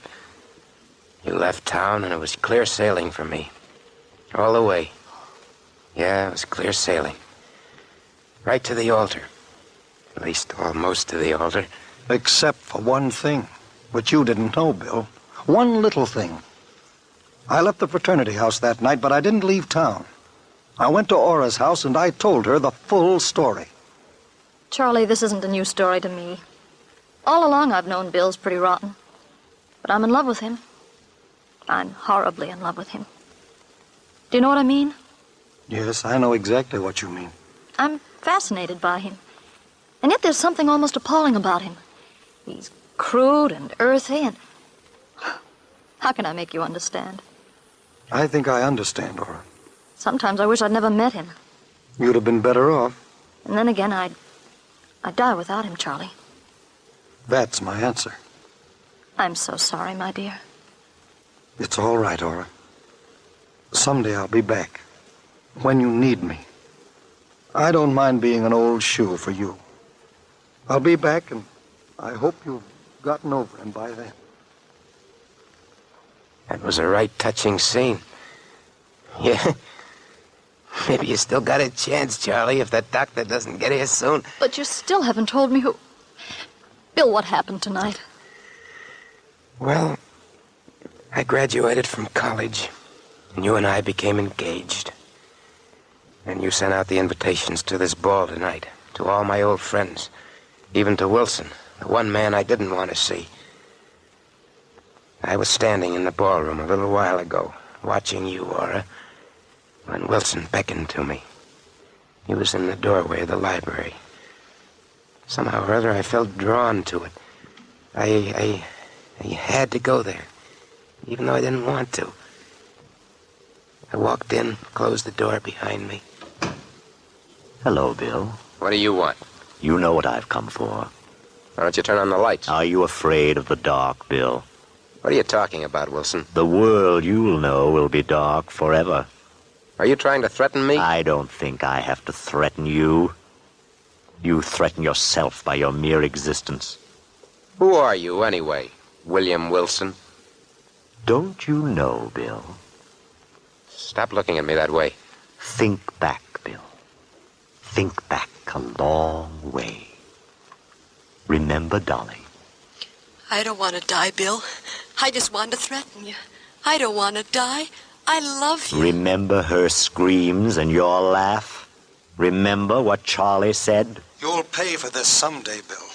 You'll pay for it. I warned you. I've warned you many times. And I never told on you. Do you know why? I don't care why. Think hard, Bill Wilson. Think hard. I'm the only one who knows the truth. I'm the only one who stands between you and success, William Wilson. You carry a gun, don't you, Bill? Don't you? What's the difference if I do? Why don't you kill me? then nobody will know. Hate you. Love you. Hate you. Love you. Hate you. Yes, I will kill you. I will. There can only be one William Wilson. There's never been more than one William Wilson. I'm wounded. I aimed the gun at you. At you, Wilson. Wilson. Wilson! Where are you? Wilson! I'm alone. No. No, I couldn't have dreamed it. I couldn't. And that's the entire story. You don't have to believe me, but it's the truth. Here's the doctor, Bill. Now, just lie still, son. Don't try to move. I don't feel sick, Doctor. I'm just stiff. Sort of paralyzed, you know what I mean? Now, let's have a look at this. Hey, Doctor, how bad am I? Just lie still. Yeah. Doctor, is he... There's a sudden pain, Doctor. Doctor! I felt fine before, but... Oh! Bill! I'm afraid it's too late. The bullet lodged near his heart, and the exertion of talking was too much for him. If he hadn't talked, Doctor, would he... No, my dear. He must have had a lot on his conscience to have held up this long.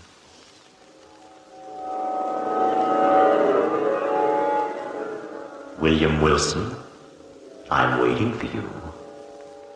Come along, Bill. Wilson, what are you doing here? Just waiting for you, Bill. Waiting so that two halves of a soul can be reunited. Come along, Bill. Take my hand. Your hand. So dark here, Wilson. So very dark. Yes. I'll have to lead you. And we've a long journey ahead, Bill. An awfully long journey on the road back.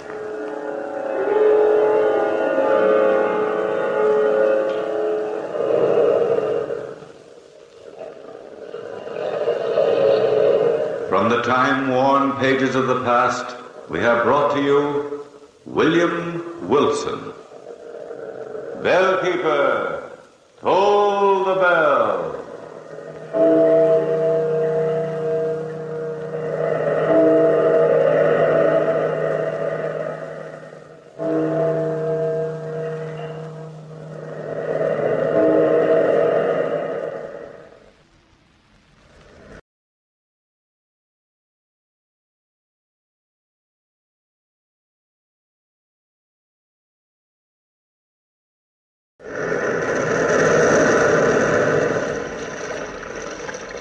The Weird Circle.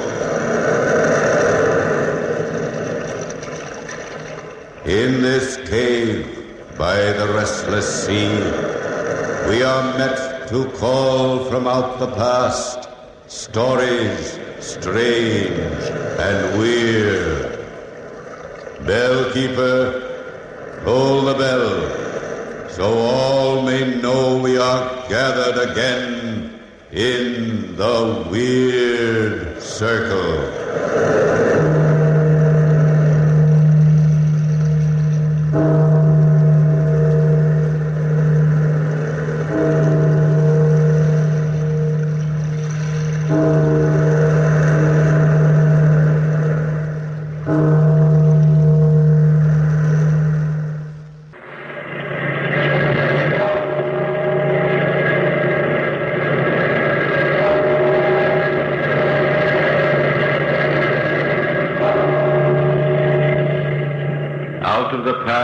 Phantoms of a world gone by, speak again the immortal tale, The Return.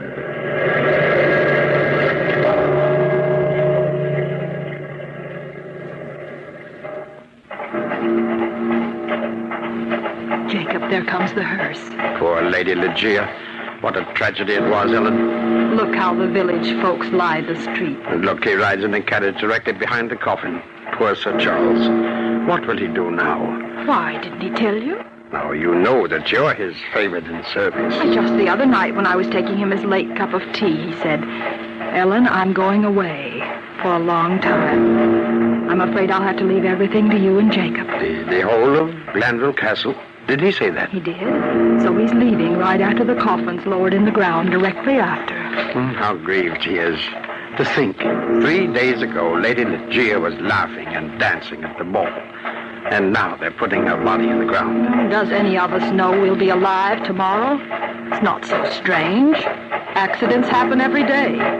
She should have been careful not to go so near the cliff. Oh, that cliff. I tell you, Ellen, Sir Charles should put a tall fence around it to keep folks away. It's that dangerous.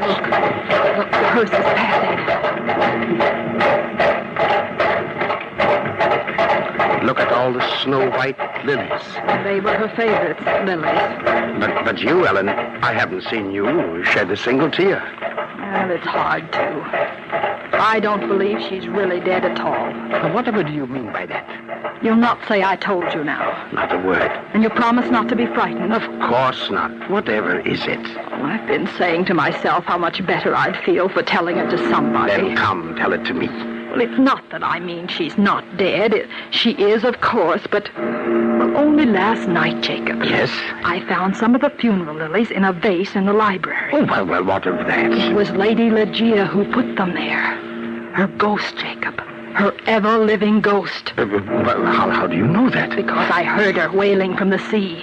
Wailing for Sir Charles to come back.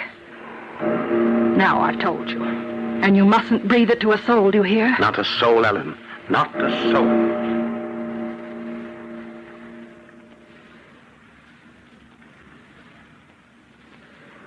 Easy getting into the carriage, Sir Charles. Thank you, Jacob.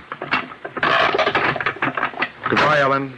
Jacob, take good care of Glanville Castle. Goodbye, Sir Charles, and please, sir, take care of yourself. Yes, I will. Goodbye, sir. We'll watch over the castle good and proper, sir. I know you will.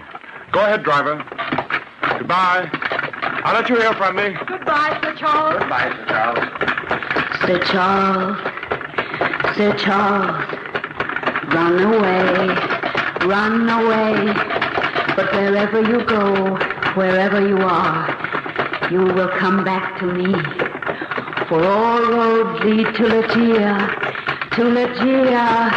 To Ligeia.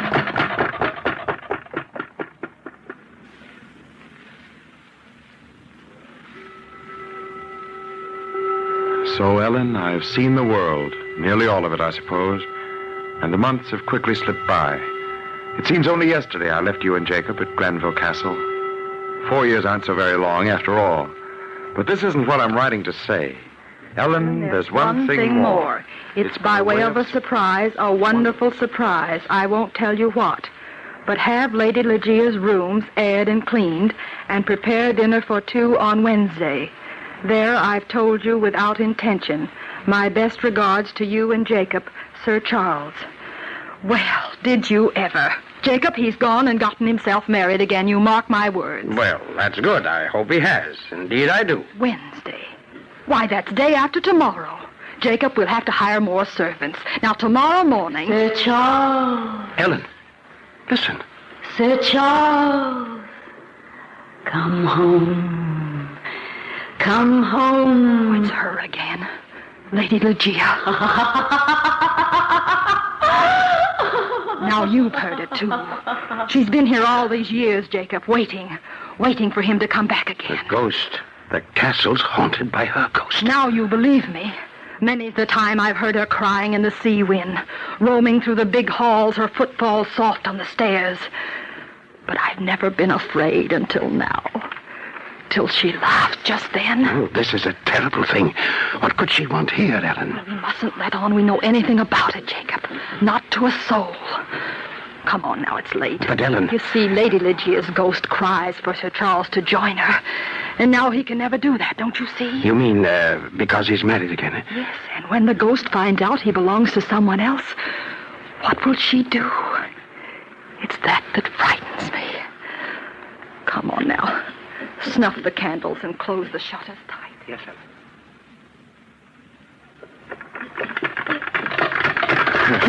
Oh, Charles, what a happy day this is. The day's happy because of you, Louie. And I'm happy, too, because you make me so. Do I, Charles? Oh, it's good to see your eyes so bright. Remember in London how gloomy you were? How sad you seemed? That's all gone because of you. Have you really forgotten her, Charles? Completely, Louina. Legia's gone from my mind forever. Did you love her very much? There now, you made me promise weeks ago not to speak of her again. But she was so famous for her beauty, and I am curious. You're beautiful. Do you know, I think I've been in love with you since that day your father brought you to Granville Castle and we sailed our paper boats. Oh, remember? Charles, we were only 6 or 7 years old. I know we were. I don't ever remember having such a jolly time as we did that day. I thought of that day instantly we met in London last April. How strange to remember such a little thing as paper boat. And then I remember thinking, Lady Louina Trevanion of Tremaine belongs in Granville Castle. I am in love with her. And then we said, how do you do? And before you knew it, you were married. The Lady Louina had snared you, as they say in London. Charles. Oh, Charles, look. There's the castle. I love it, standing there on that high bluff overlooking the sea. We'll be there in no time now, darling. How impressive it is. Oh, how exciting, Charles. I'm in love with it already. Louina, what's the matter? Nothing, Charles. It's nothing. But you've gone white. Are you ill? No, it's nothing. Just the excitement, I suppose. I felt a little jab at my heart, as if it were pricked with an icicle. Oh, Louina. My darling. It's gone now. I'm quite all right.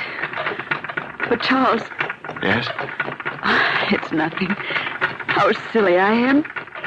You see what being in love with Sir Charles Glanville does to a woman? She grows faint with a kind of wonderful happiness.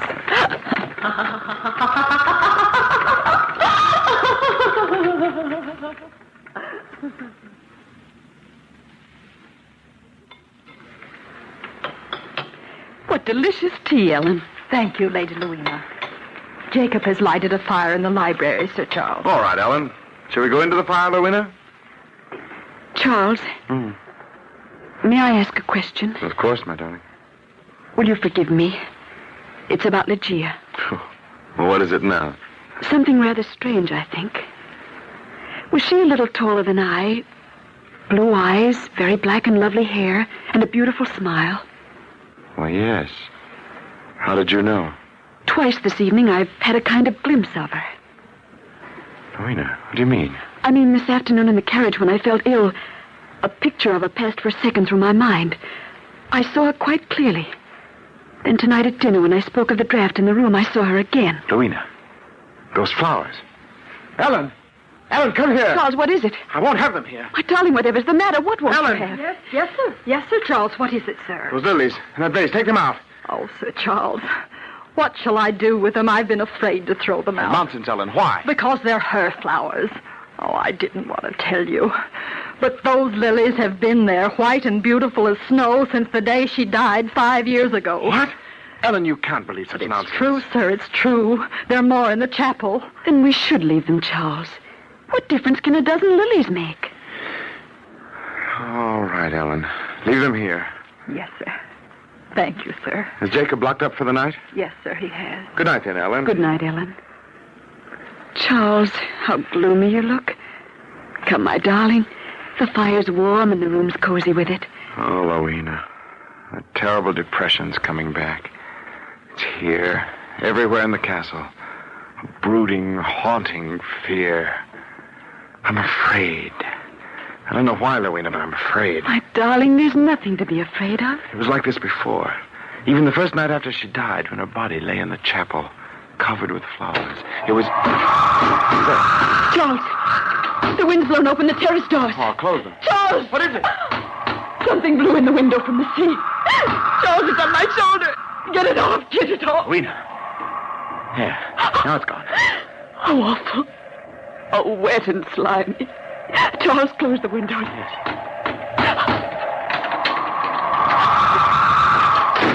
There. Oh, Louina. My darling. Seaweed from the sea. It was in the wind. It felt like wet hands on my shoulders, on my throat. Oh, Charles, take it out. Here, I'll shove it on the hearth. There now. Oh, my darling, don't be afraid. It was like cold hands tightening about my throat. Charles, we're not alone. There's someone here in the room. Gia. She was always here. Louina, there's something I must tell you. What is it, Charles? I hated her. I never loved her at all. Charles. It was long ago. Both she and I were so young when the marriage was arranged. Gia was beautiful and strong. She loved me more than I could understand. Charles. Then one night I made up my mind to get away. She grew wild with anger. I left the house. She followed me to the cliff. My darling. She was always indifferent to danger. She threatened to throw herself over the bluff into the sea if I persisted and went away. And then, suddenly it happened. I saw her slip. A bit of earth gave way. I grabbed for her, but it was too late. She fell like a stricken bird onto the rocks and surf below. But, Charles, you can't blame yourself for such an accident. That night she said something I'll never forget. What was it? She said, "If you go away, I'll follow you, Charles. You can't escape me. Never. Even when I'm dead, I'll follow you. Wait and see." Louina, listen. What is it? Gia. She's here. Here in the room. But why? She's come for me. For me. Charles. Louina, what's the matter, darling? The little stab at my heart. Oh, Charles. You're wrong. She has come for me.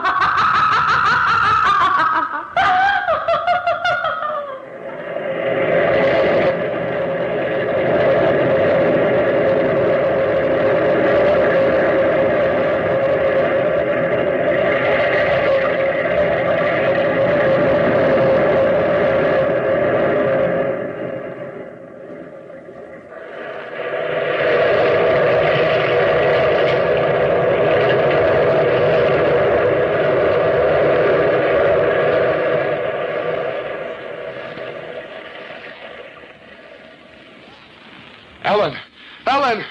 Oh, my darling Louina, can you ever forgive me for bringing you here? Charles, don't fret. I'm not afraid of this ghost. Ellen! What harm can a phantom do us? But this pain in your heart, it frightens me.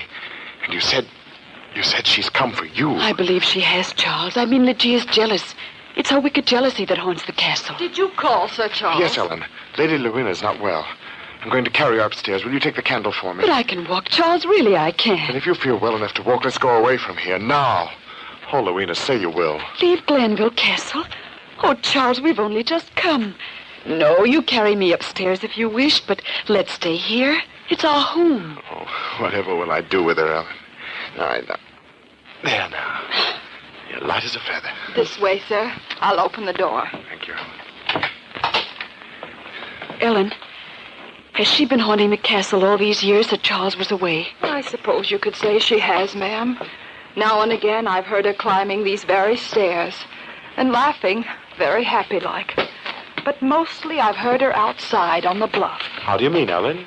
Well, it's just that, well, sir, I think that's where she comes from. The cliff where she died. Jacob never heard her wailings in the sea winds, but many's the night I have.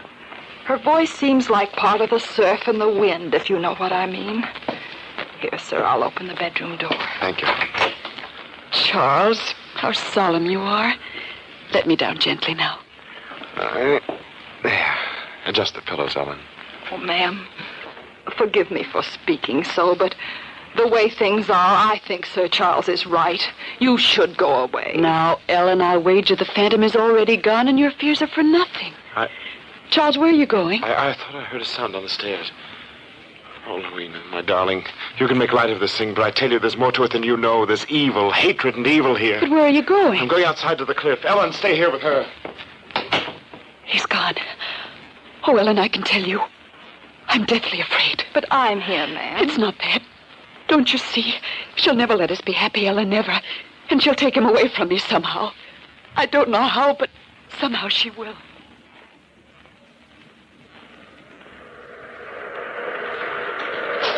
Lygia, where are you? Lygia, listen to me. I'll do anything you say. Anything, if I can only right the wrong. I appeal to you, Lygia. What would you have, Sir Charles? Happiness with Lady Louina? It is you. Part of the sea and the wind am I, Sir Charles, until you come to me.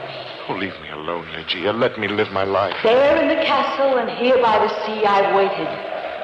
And you've come back again, as I knew you would someday. No, not to you. To me, Sir Charles. Come to me now. The path lies downward to the rocks and the surf. It is but a step from where you are to me. Come. No, I don't love you. I never did. You know that. Then I shall haunt you till you do, Sir Charles. Until you do. Ligeia, where are you? Come back. The laughter moves to the castle. Rowena. Rowena!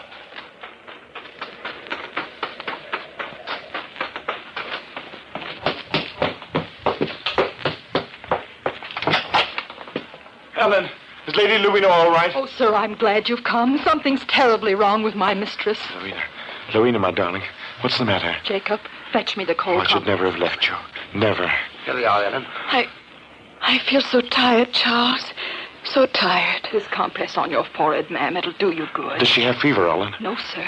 This illness came upon her quite sudden-like a little while ago. I'll be all right. Soon I'll be all right. Ellen, we've got to get her out of here. Now. Oh, Sir Charles, I'd be afraid to risk it. It's her heart, I think. Feel how it beats. Oh. Jacob. Yes, sir. Get the carriage. Go for the village doctor. Tell him Lady Glanville is ill. Dangerously ill. Tell him anything, but get him back here quick. Yes, sir. Fast as I can. Ellen, close the door. Is the window locked? Yes, sir, it is. I'll lock the door. How can we keep the ghost of Gia away, Ellen? How? We must. Oh, Rowena, I'll take you away from here soon. Soon as you're able to go. Charles, hold my hand. Why, it's cold. Don't be afraid, darling. Ellen and I are here with you. I am afraid. Help me, Charles. How can I fight when the phantom comes? But she won't come, Louise. Soon the doctor will be here. He'll make things right again. It's only some illness. Charles, poor Charles. I should never have come to Glanville. You belong to Ligeia, to no one else. She'll never let you go. Listen.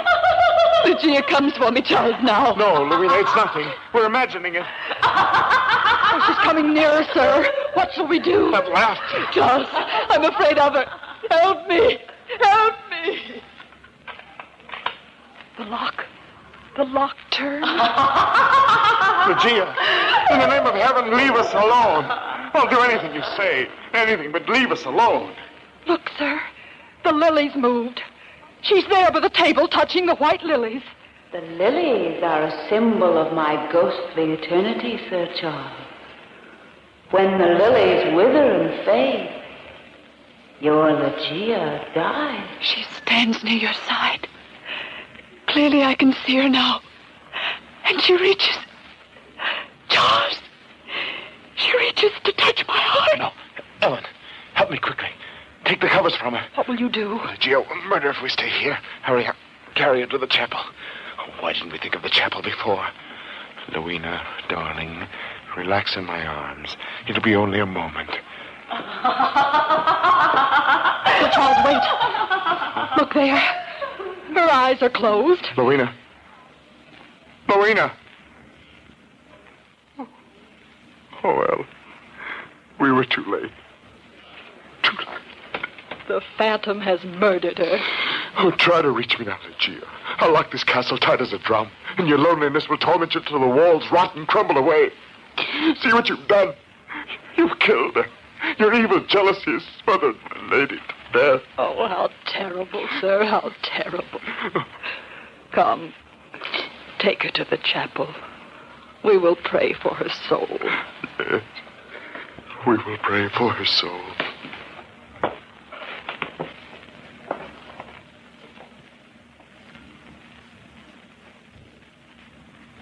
Light the other candles, Ellen. Yes, sir. And lay her there before the altar, Sir Charles. It's where Ligeia lay. Some of her lilies are here still. Now they're Louina's lilies. It's nearly morning, Ellen. Jacob will be returned soon. Have him send the doctor away again. Come away yourself, Sir Charles. Take her up again. The air here is cold and damp. In a little while, Ellen. She's so beautiful in the candlelight. Sir Charles. What? Her bosom moves. I saw it clearly then. Louina. Oh, Louina. Ellen. Her pulse is throbbing. Oh, praise heaven. It's a miracle, sir. Help me rub her wrist. Quickly there. Wait. She opens her eyes. Louina. Oh, you're all right. You're all right. We were so frightened, my darling. We thought... Poor Charles. You thought I was dead. Yes. Yes. But you're alive. You're alive. Oh, how glad I am. How glad. And you came back to me, Charles. Just as I knew you would someday. Louina, your voice. Sir Charles. Sir Charles! It's the Lady Ligeia. Her spirit has entered the body of your wife. I've come back to you, Charles. The only way I could. Gia! Take care of me now until this body is well, and then I'll be mistress of Glanville and the wife of Sir Charles again. Gia! You're a devil! Only because I love my life so much and you more than I could bear. Have pity, Charles, and love me too. No, Lucia, no. In time you will, my darling. Where's she? Where's the Lady Louina? Somewhere in the wind, even as I was. Louina! How useless that is, my Charles. Louina! Come to me now, and pity my wretchedness, and give me peace. Louina! Oh, Lady Ligeia, come back. Leave him be, leave him be. Oh, come back, Lady Ligeia, come back. Ellen, what's happened here? I've brought the doctor. Oh, Jacob, help me quickly now. We must go after him, Sir Charles. I saw him just running toward the cliff and the Lady Louina after him. Oh, quick then, before it's too late.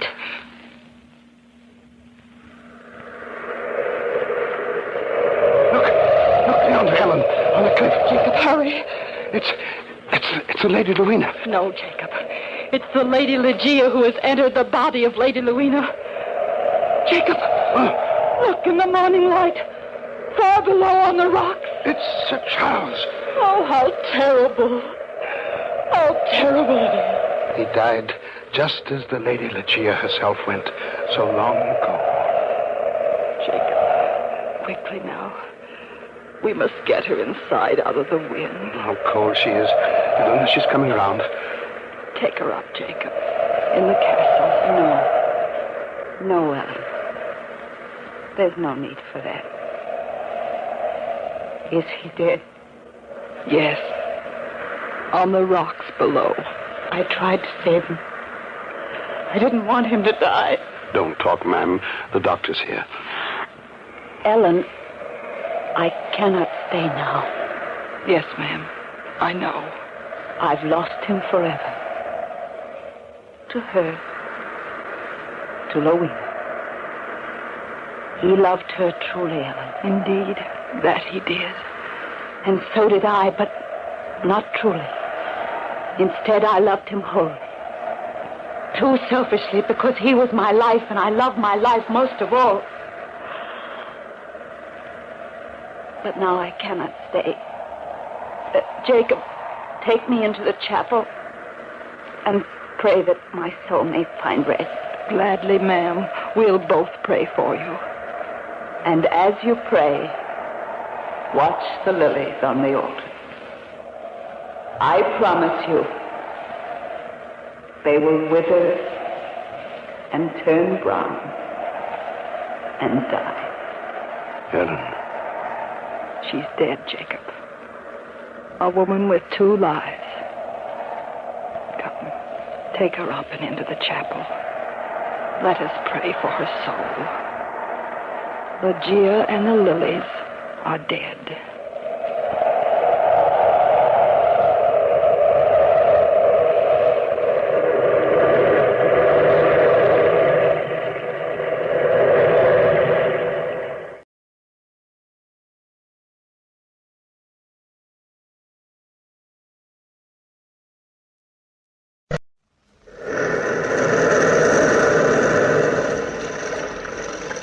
The Weird Circle.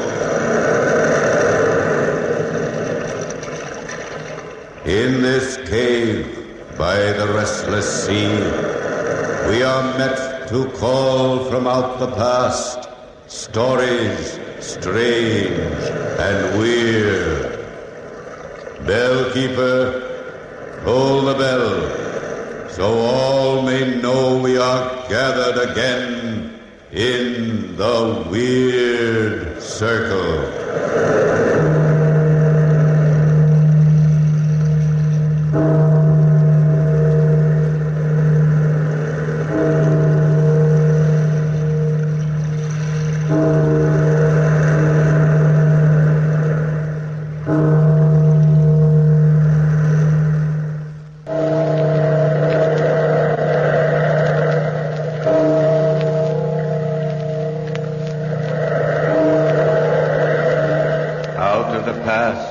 Phantoms of a world gone by, speak again the immortal tale.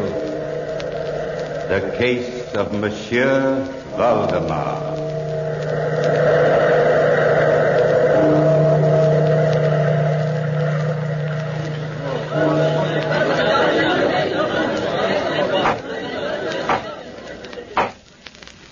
Dr. Froissart, you may proceed with your statement. Murder. I, Dr. Emile Froissart, stand charged with murder. But, Your Honor, murder means to take away the life of someone. I did not take away the life of Marie Valdemar. I granted her life. Granted it from the depths of my knowledge of facts which previously were known only to God. But let me tell you my story. One night, about 8 months ago, I was sitting in my study.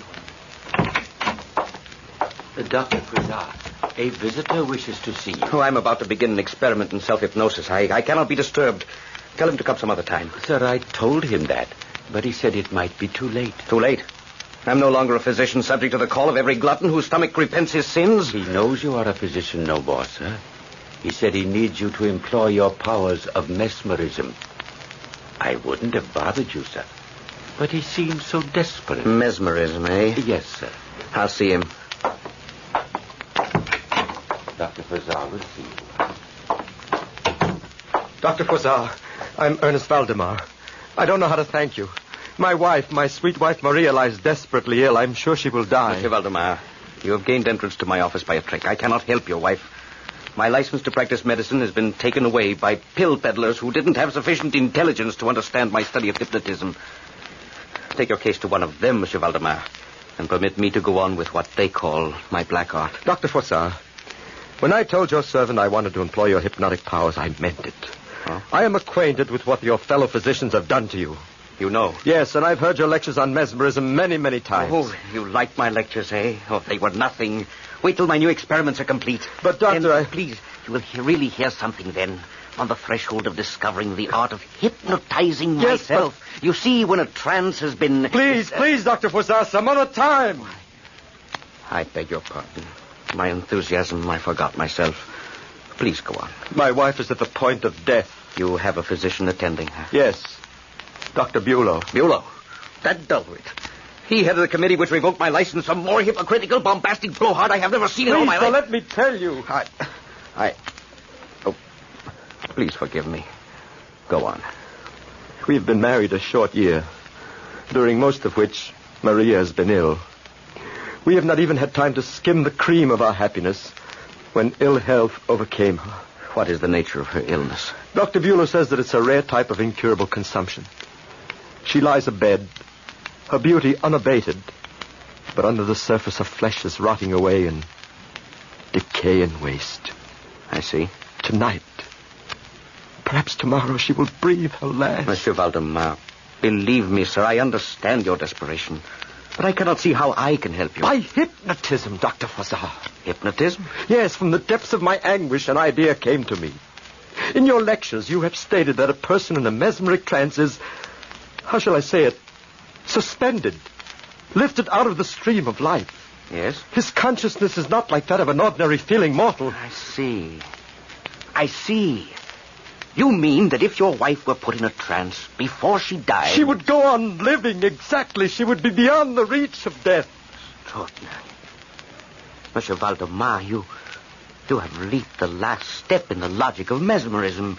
It is the thing for which I have been groping blindly in my studies. You'll do it, then. The idea intrigues me. It has never been tried, but I need time to think. But, Dr. Fosar, there is no time. Maria may be gone before we can attempt to save her. Very well, then I'll do it. God bless you, sir. But there is one condition. For my own protection, her doctor must be in attendance. Bulow? Yes. Otherwise, if the experiment should fail, I will be placed in jeopardy. I might be accused of unlawful practice. But at this time of night, how can we gain his consent? We must induce him to attend. Otherwise, I cannot risk the experiment. My carriage is outside. Good. We will go to see my friend, Dr. Bulow. Thank you. Oh, thank you, Doctor. Come. We must hurry. Froissart, I tell you, you are overreaching yourself. Bulow, you have thrown me out of the profession. You have deprived me of my right to earn a living. Very well, I'll not hold that against you. Oh, that's quite gracious of you. Please, gentlemen, my wife. That's right, Bulow. This issue is Monsieur Valdemar's wife, not my pride, not your medical orthodoxy. I do not presume to tell you whether to make your worthless pills out of bread or out of sugar. Well, I should hope not, you. Well, then, please don't presume to tell me how to practice my art. Art? Sheer bunkum. Perhaps it is. But I'm willing to put it to the test. I approach this experiment with an open mind. Monsieur Valdemar's wife lies abed, dying. Monsieur Valdemar loves her, wants her to live. You shrug your shoulders and say, poor fellow, it is hopeless. Well, it is. If you remembered any of the medicine you learned, you'd agree. I say it is not hopeless. He wants his wife. I'm willing to try to save her. God bless you, sir. No, Monsieur Valdemar, God will not bless him. The first thing a physician learns is that there comes a time in the course of an illness when it is sacrilege to stand between man and his maker. Bulow, please do not dress up your lack of medical knowledge in the cloak of a sermon. I tell you, sermon or not, no mortal person can meddle in matters of life and death without meeting the consequences. As Madame Valdemar's physician, I cannot sanction this blasphemous experiment. Well, Monsieur Valdemar, there is your answer. I'm sorry. But to proceed without Dr. Bulow would only be putting my head in a noose. Dr. Bulow, I have held my tongue, but I can no longer be silent. I have given to your care the most precious thing I own. My wife. Monsieur Valdemar, are you suggesting that I have not performed my duty? No, Dr. Bulow, I'm not, at least not until now. As long as you were willing to try anything your knowledge and experience suggested, I've been patient.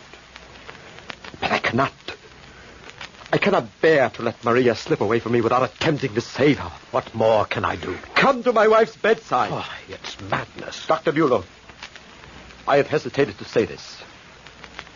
But if you do not come at my request to attend my wife, I shall spend the rest of my days reviling you to the people of this town. A doctor who is unwilling to come to the deathbed of his own patient, no matter what the circumstances, will not find himself welcome in the house of the sick. Very well. I shall go with you, Monsieur Valdemar, but only to protect you from this charlatan. Froissart, this is your doing. I won't forget it.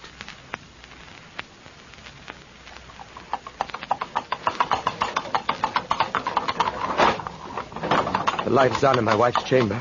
Come, gentlemen. We have no time to lose. I warn you, Froissart. Do not attempt any medical cure. Dr. Bulow, please. This way, gentlemen. Oh, Monsieur Valdemar, I am so glad you're here. Madame has nearly left us. Twice she called your name and cried, I'm going, Ernest. I'm going. May God preserve her. In here, Dr. Froissart.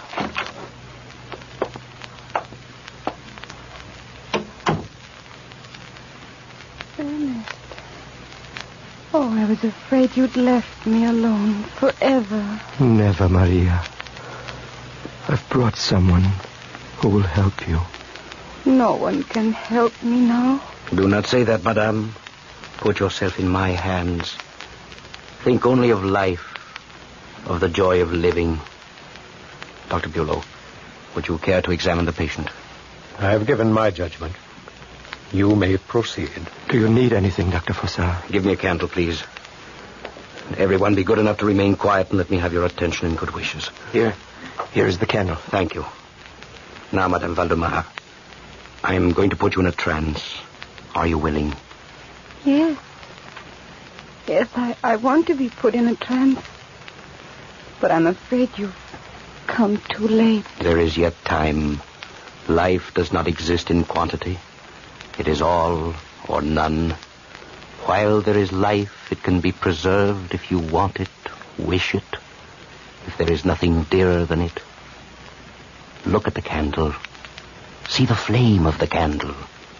I see the candle. The candle will preserve you from death if you will put yourself in my hands. In my hands. Look at the candle and think. Think slowly. Go to sleep. Go to sleep.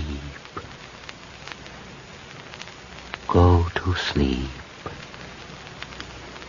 Are you asleep now? Not asleep, but very, very tired. You want to sleep. You want to fall deep, deep asleep. You're tired. You're drowsy. Sleep. Sleep. There. There. Sleep. Maria, are you asleep? Yes. Asleep now. Do not wake me. Let me die so. Do you still feel pain? No pain. I am dying. Raise your arm and point at the candle. Incredible. She hasn't had the strength to do that in days. Now, lower it. That's very good. She's in a trance now. Will you take over, Dr. Bulow? Perhaps feel her pulse. Very well. God bless her. She looks so beautiful. The pulse is steady, but it's very weak. It's growing weaker. Her breath is hardly noticeable. Give me a mirror, we'll see. Here, Doctor. There. Just the faintest clouding. Her life is ebbing away fast. Are you asleep, madame? Yes. Still asleep. Dying. Her pulse has stopped. The mirror doesn't cloud. She stopped breathing. You mean all hope is gone, Dr. Bulow? Hope was gone before, Monsieur Valdemar. Life cannot be lengthened by the application of parlor games. I only regret that your hopes have been raised so cruelly by this charlatan. Bulow, did you ever think that there may be matters in this world beyond our ken? Forces which are indestructible, which live independently of the beating of the human heart? Oh, you're mad. Dangerously mad. A deathbed is no place for this cabalistic mumble-jumble. There can be no better place.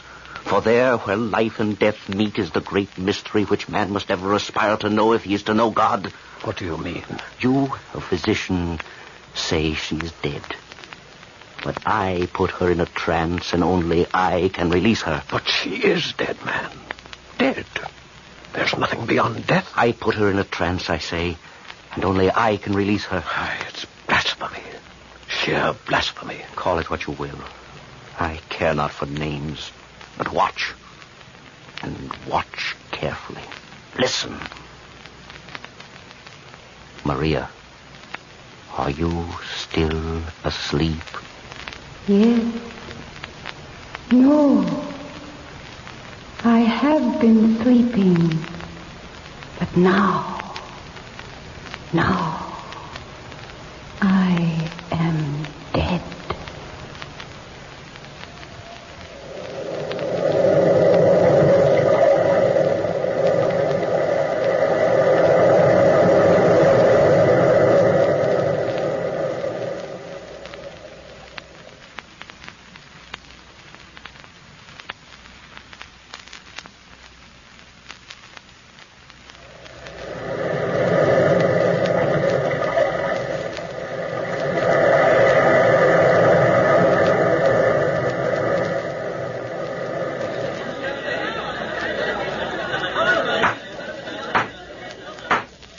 Dr. Froissart, you testify under oath that after her heart and breath had stopped, Madame Valdemar spoke.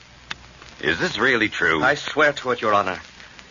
I cannot deny that these words issuing from the still, lifeless Maria Valdemar called forth an unutterable, shuddering horror in everyone that was present at her bedside. Even Bulow stood aghast, his face moist with fear. This is the devil's work. Maria Valdemar is dead, but it was her voice. It sounded as if it came from a distance or echoed through a large cavern. I heard the voice, but there's no pulse, no breath. Your wife is dead. Perhaps it is my turn to preach a sermon, Bulow. How can you, a mere mortal, presume to say what constitutes life and what does not? Her breath is stilled. Her heart no longer beats. She's dead. Bulow, can't you see?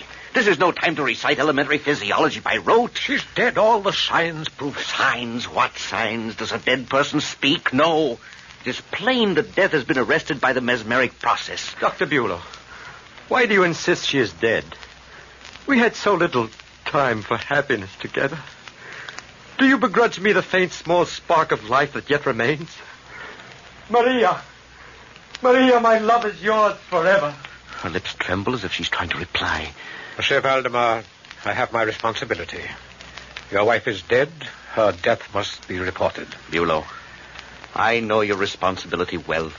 I have exercised it many times myself with heavy heart. But I cannot see how you dare pronounce Madame Valdemar dead. Froissart, I told you at your trial in front of the committee that no good would come of this dealing with the devil. I warned you before that you would regret your meddling with life and death. Madame Valdemar has died. I must report it. Please, Dr. Bulow, I beg of you. You heard her speak. You saw her lips tremble. Can't you accept this miracle?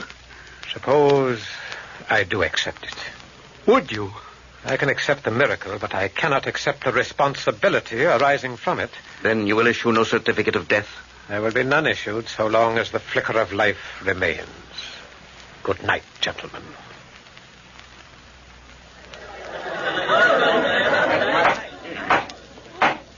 Proceed, Dr. Froissart. The months rolled by.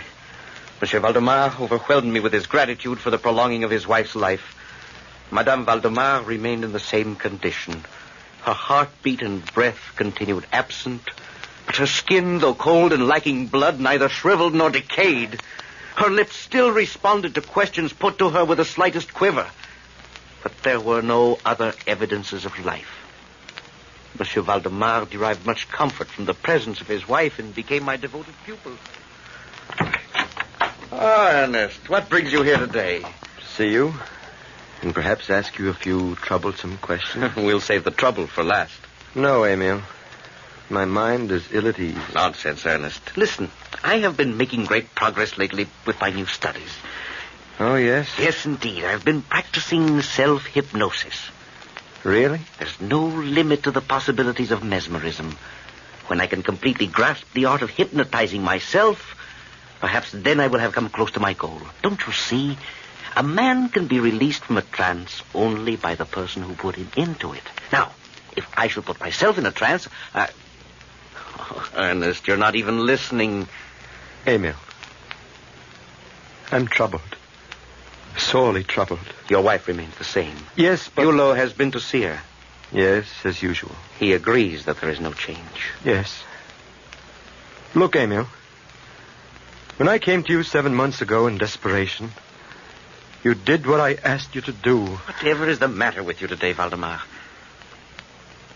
I'm beginning to realize the horror of my situation. My dear fellow, it's just that it's new, perhaps strange. But when mesmeric science becomes better known, you will feel more at ease. This is not just the mood of the moment. I've felt it growing for some time. You've been listening to Bulow's prattle. No, Froissart. It was not Bulow who made my Maria appear to me in a vision. Her arms fettered with heavy chains. A piteous, pleading look on her face. This is hallucination, not science. Was it hallucination when she cried out, "Ernest, my beloved, for the sake of God, if you love me, release me. I'm neither on earth nor in heaven." And again, hallucination. You're giving your imagination free rein. Maria is still with you. This is not Maria. Not my Maria. I saved all the life that was in her. You did. And I thought it would be enough. But as day after day goes by, As night follows upon night, I come more and more to the conviction that this is not she. The real Maria lives in my brain, in my heart, and in the love I bear her memory. Not in this corpse with the trembling lip. Froissart, can't you understand? I'm living in a tomb with the body of a stranger. Valdemar, what would you have me do? Release her from the trance. Come, Valdemar. Come, there's no need to be hysterical. The trance has lasted a mere 7 months. Give me a year. That is not much to ask. I shall be mad or dead before the year is out. You must release her from the trance. Remember, Ernest, I cannot tell what will happen. Whatever happens, at least it will be God's will. Very well. For you, Ernest, for you as my pupil and my friend, I shall try to release Maria tonight.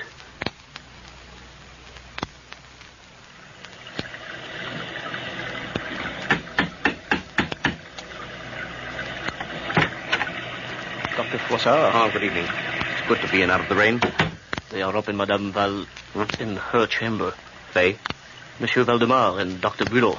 Oh, what is Bulot doing here? I beg your pardon, sir. Oh, nothing. They are waiting for me?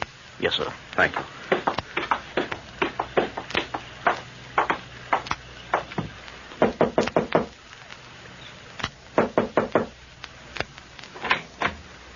Come in, Froissart. We're ready. Bulot, what are you doing here? Attending my patient. I see. After all, we agree that she is alive, don't we? Of course. Monsieur Valdemar, I'm sorry. Tonight's work cannot be done in the presence of an unsympathetic spirit such as Bulot's. It will require the most delicate hypnotic adjustment. Put your mind at ease, Froissart. Not for the world would I be present at tonight's meeting with the devil. That's your responsibility, completely. I leave her in your hands. Alive. Good. Now that he is gone, I can work. Maria Valdemar, you are in my power. Awake. Awake. Awake from the trance. Look, her eyelid twitched. Maria, I command you to raise your arm. Your right arm. Your arm. Move your right arm. Maria. Maria, can you explain what your feelings or wishes are now? Look, her lips. For God's sake, quick, quick. Put me to sleep or waken me. Quick. I say to you, I am dead. Maria Valdemar, waken, be among the living, waken. Dead. Dead. See, her whole body's moving. Rise, awaken, live. Dead. No, she lies still. It is too late. Maria, are you with us? She does not answer. Her lips tremble no more. Dr. Bulot! Valdemar, you called? Bulot! She's gone. She's dead. Froissart, what have you done? Done? She was alive when I left this room. What have you done? Nothing. I released her from the trance. Release? Trance? Neither science nor the law recognizes these terms. What do you mean, Bulot? That this is the end of your meddling, Froissart. My patient was alive when I left this room. We agreed that she was alive. Now she's dead. I charge you with the murder of Madame Maria Valdemar. This, Your Honor, is the true and complete story. With full faith in the justice of the court, I shall await the verdict. Emile Froissart, you have been tried fairly before this court, and you have been judged guilty of the murder of Maria Valdemar. It is now my duty to pronounce sentence. I hereby condemn you to hang by the neck until you are dead. Dead? They thought they could kill me, but they forgot that it was I, Emile Froissart, who had discovered in mesmerism the secret of immortality. They led me to the gallows. They blindfolded me. They put the noose over my head. But I laughed at them. Yes, laughed at their gallows and their noose. They sprang the trap. The noose tightened around my throat. I quickly put myself in a trance. A trance from which I could be released only by myself. Dead, I shall go on living forever.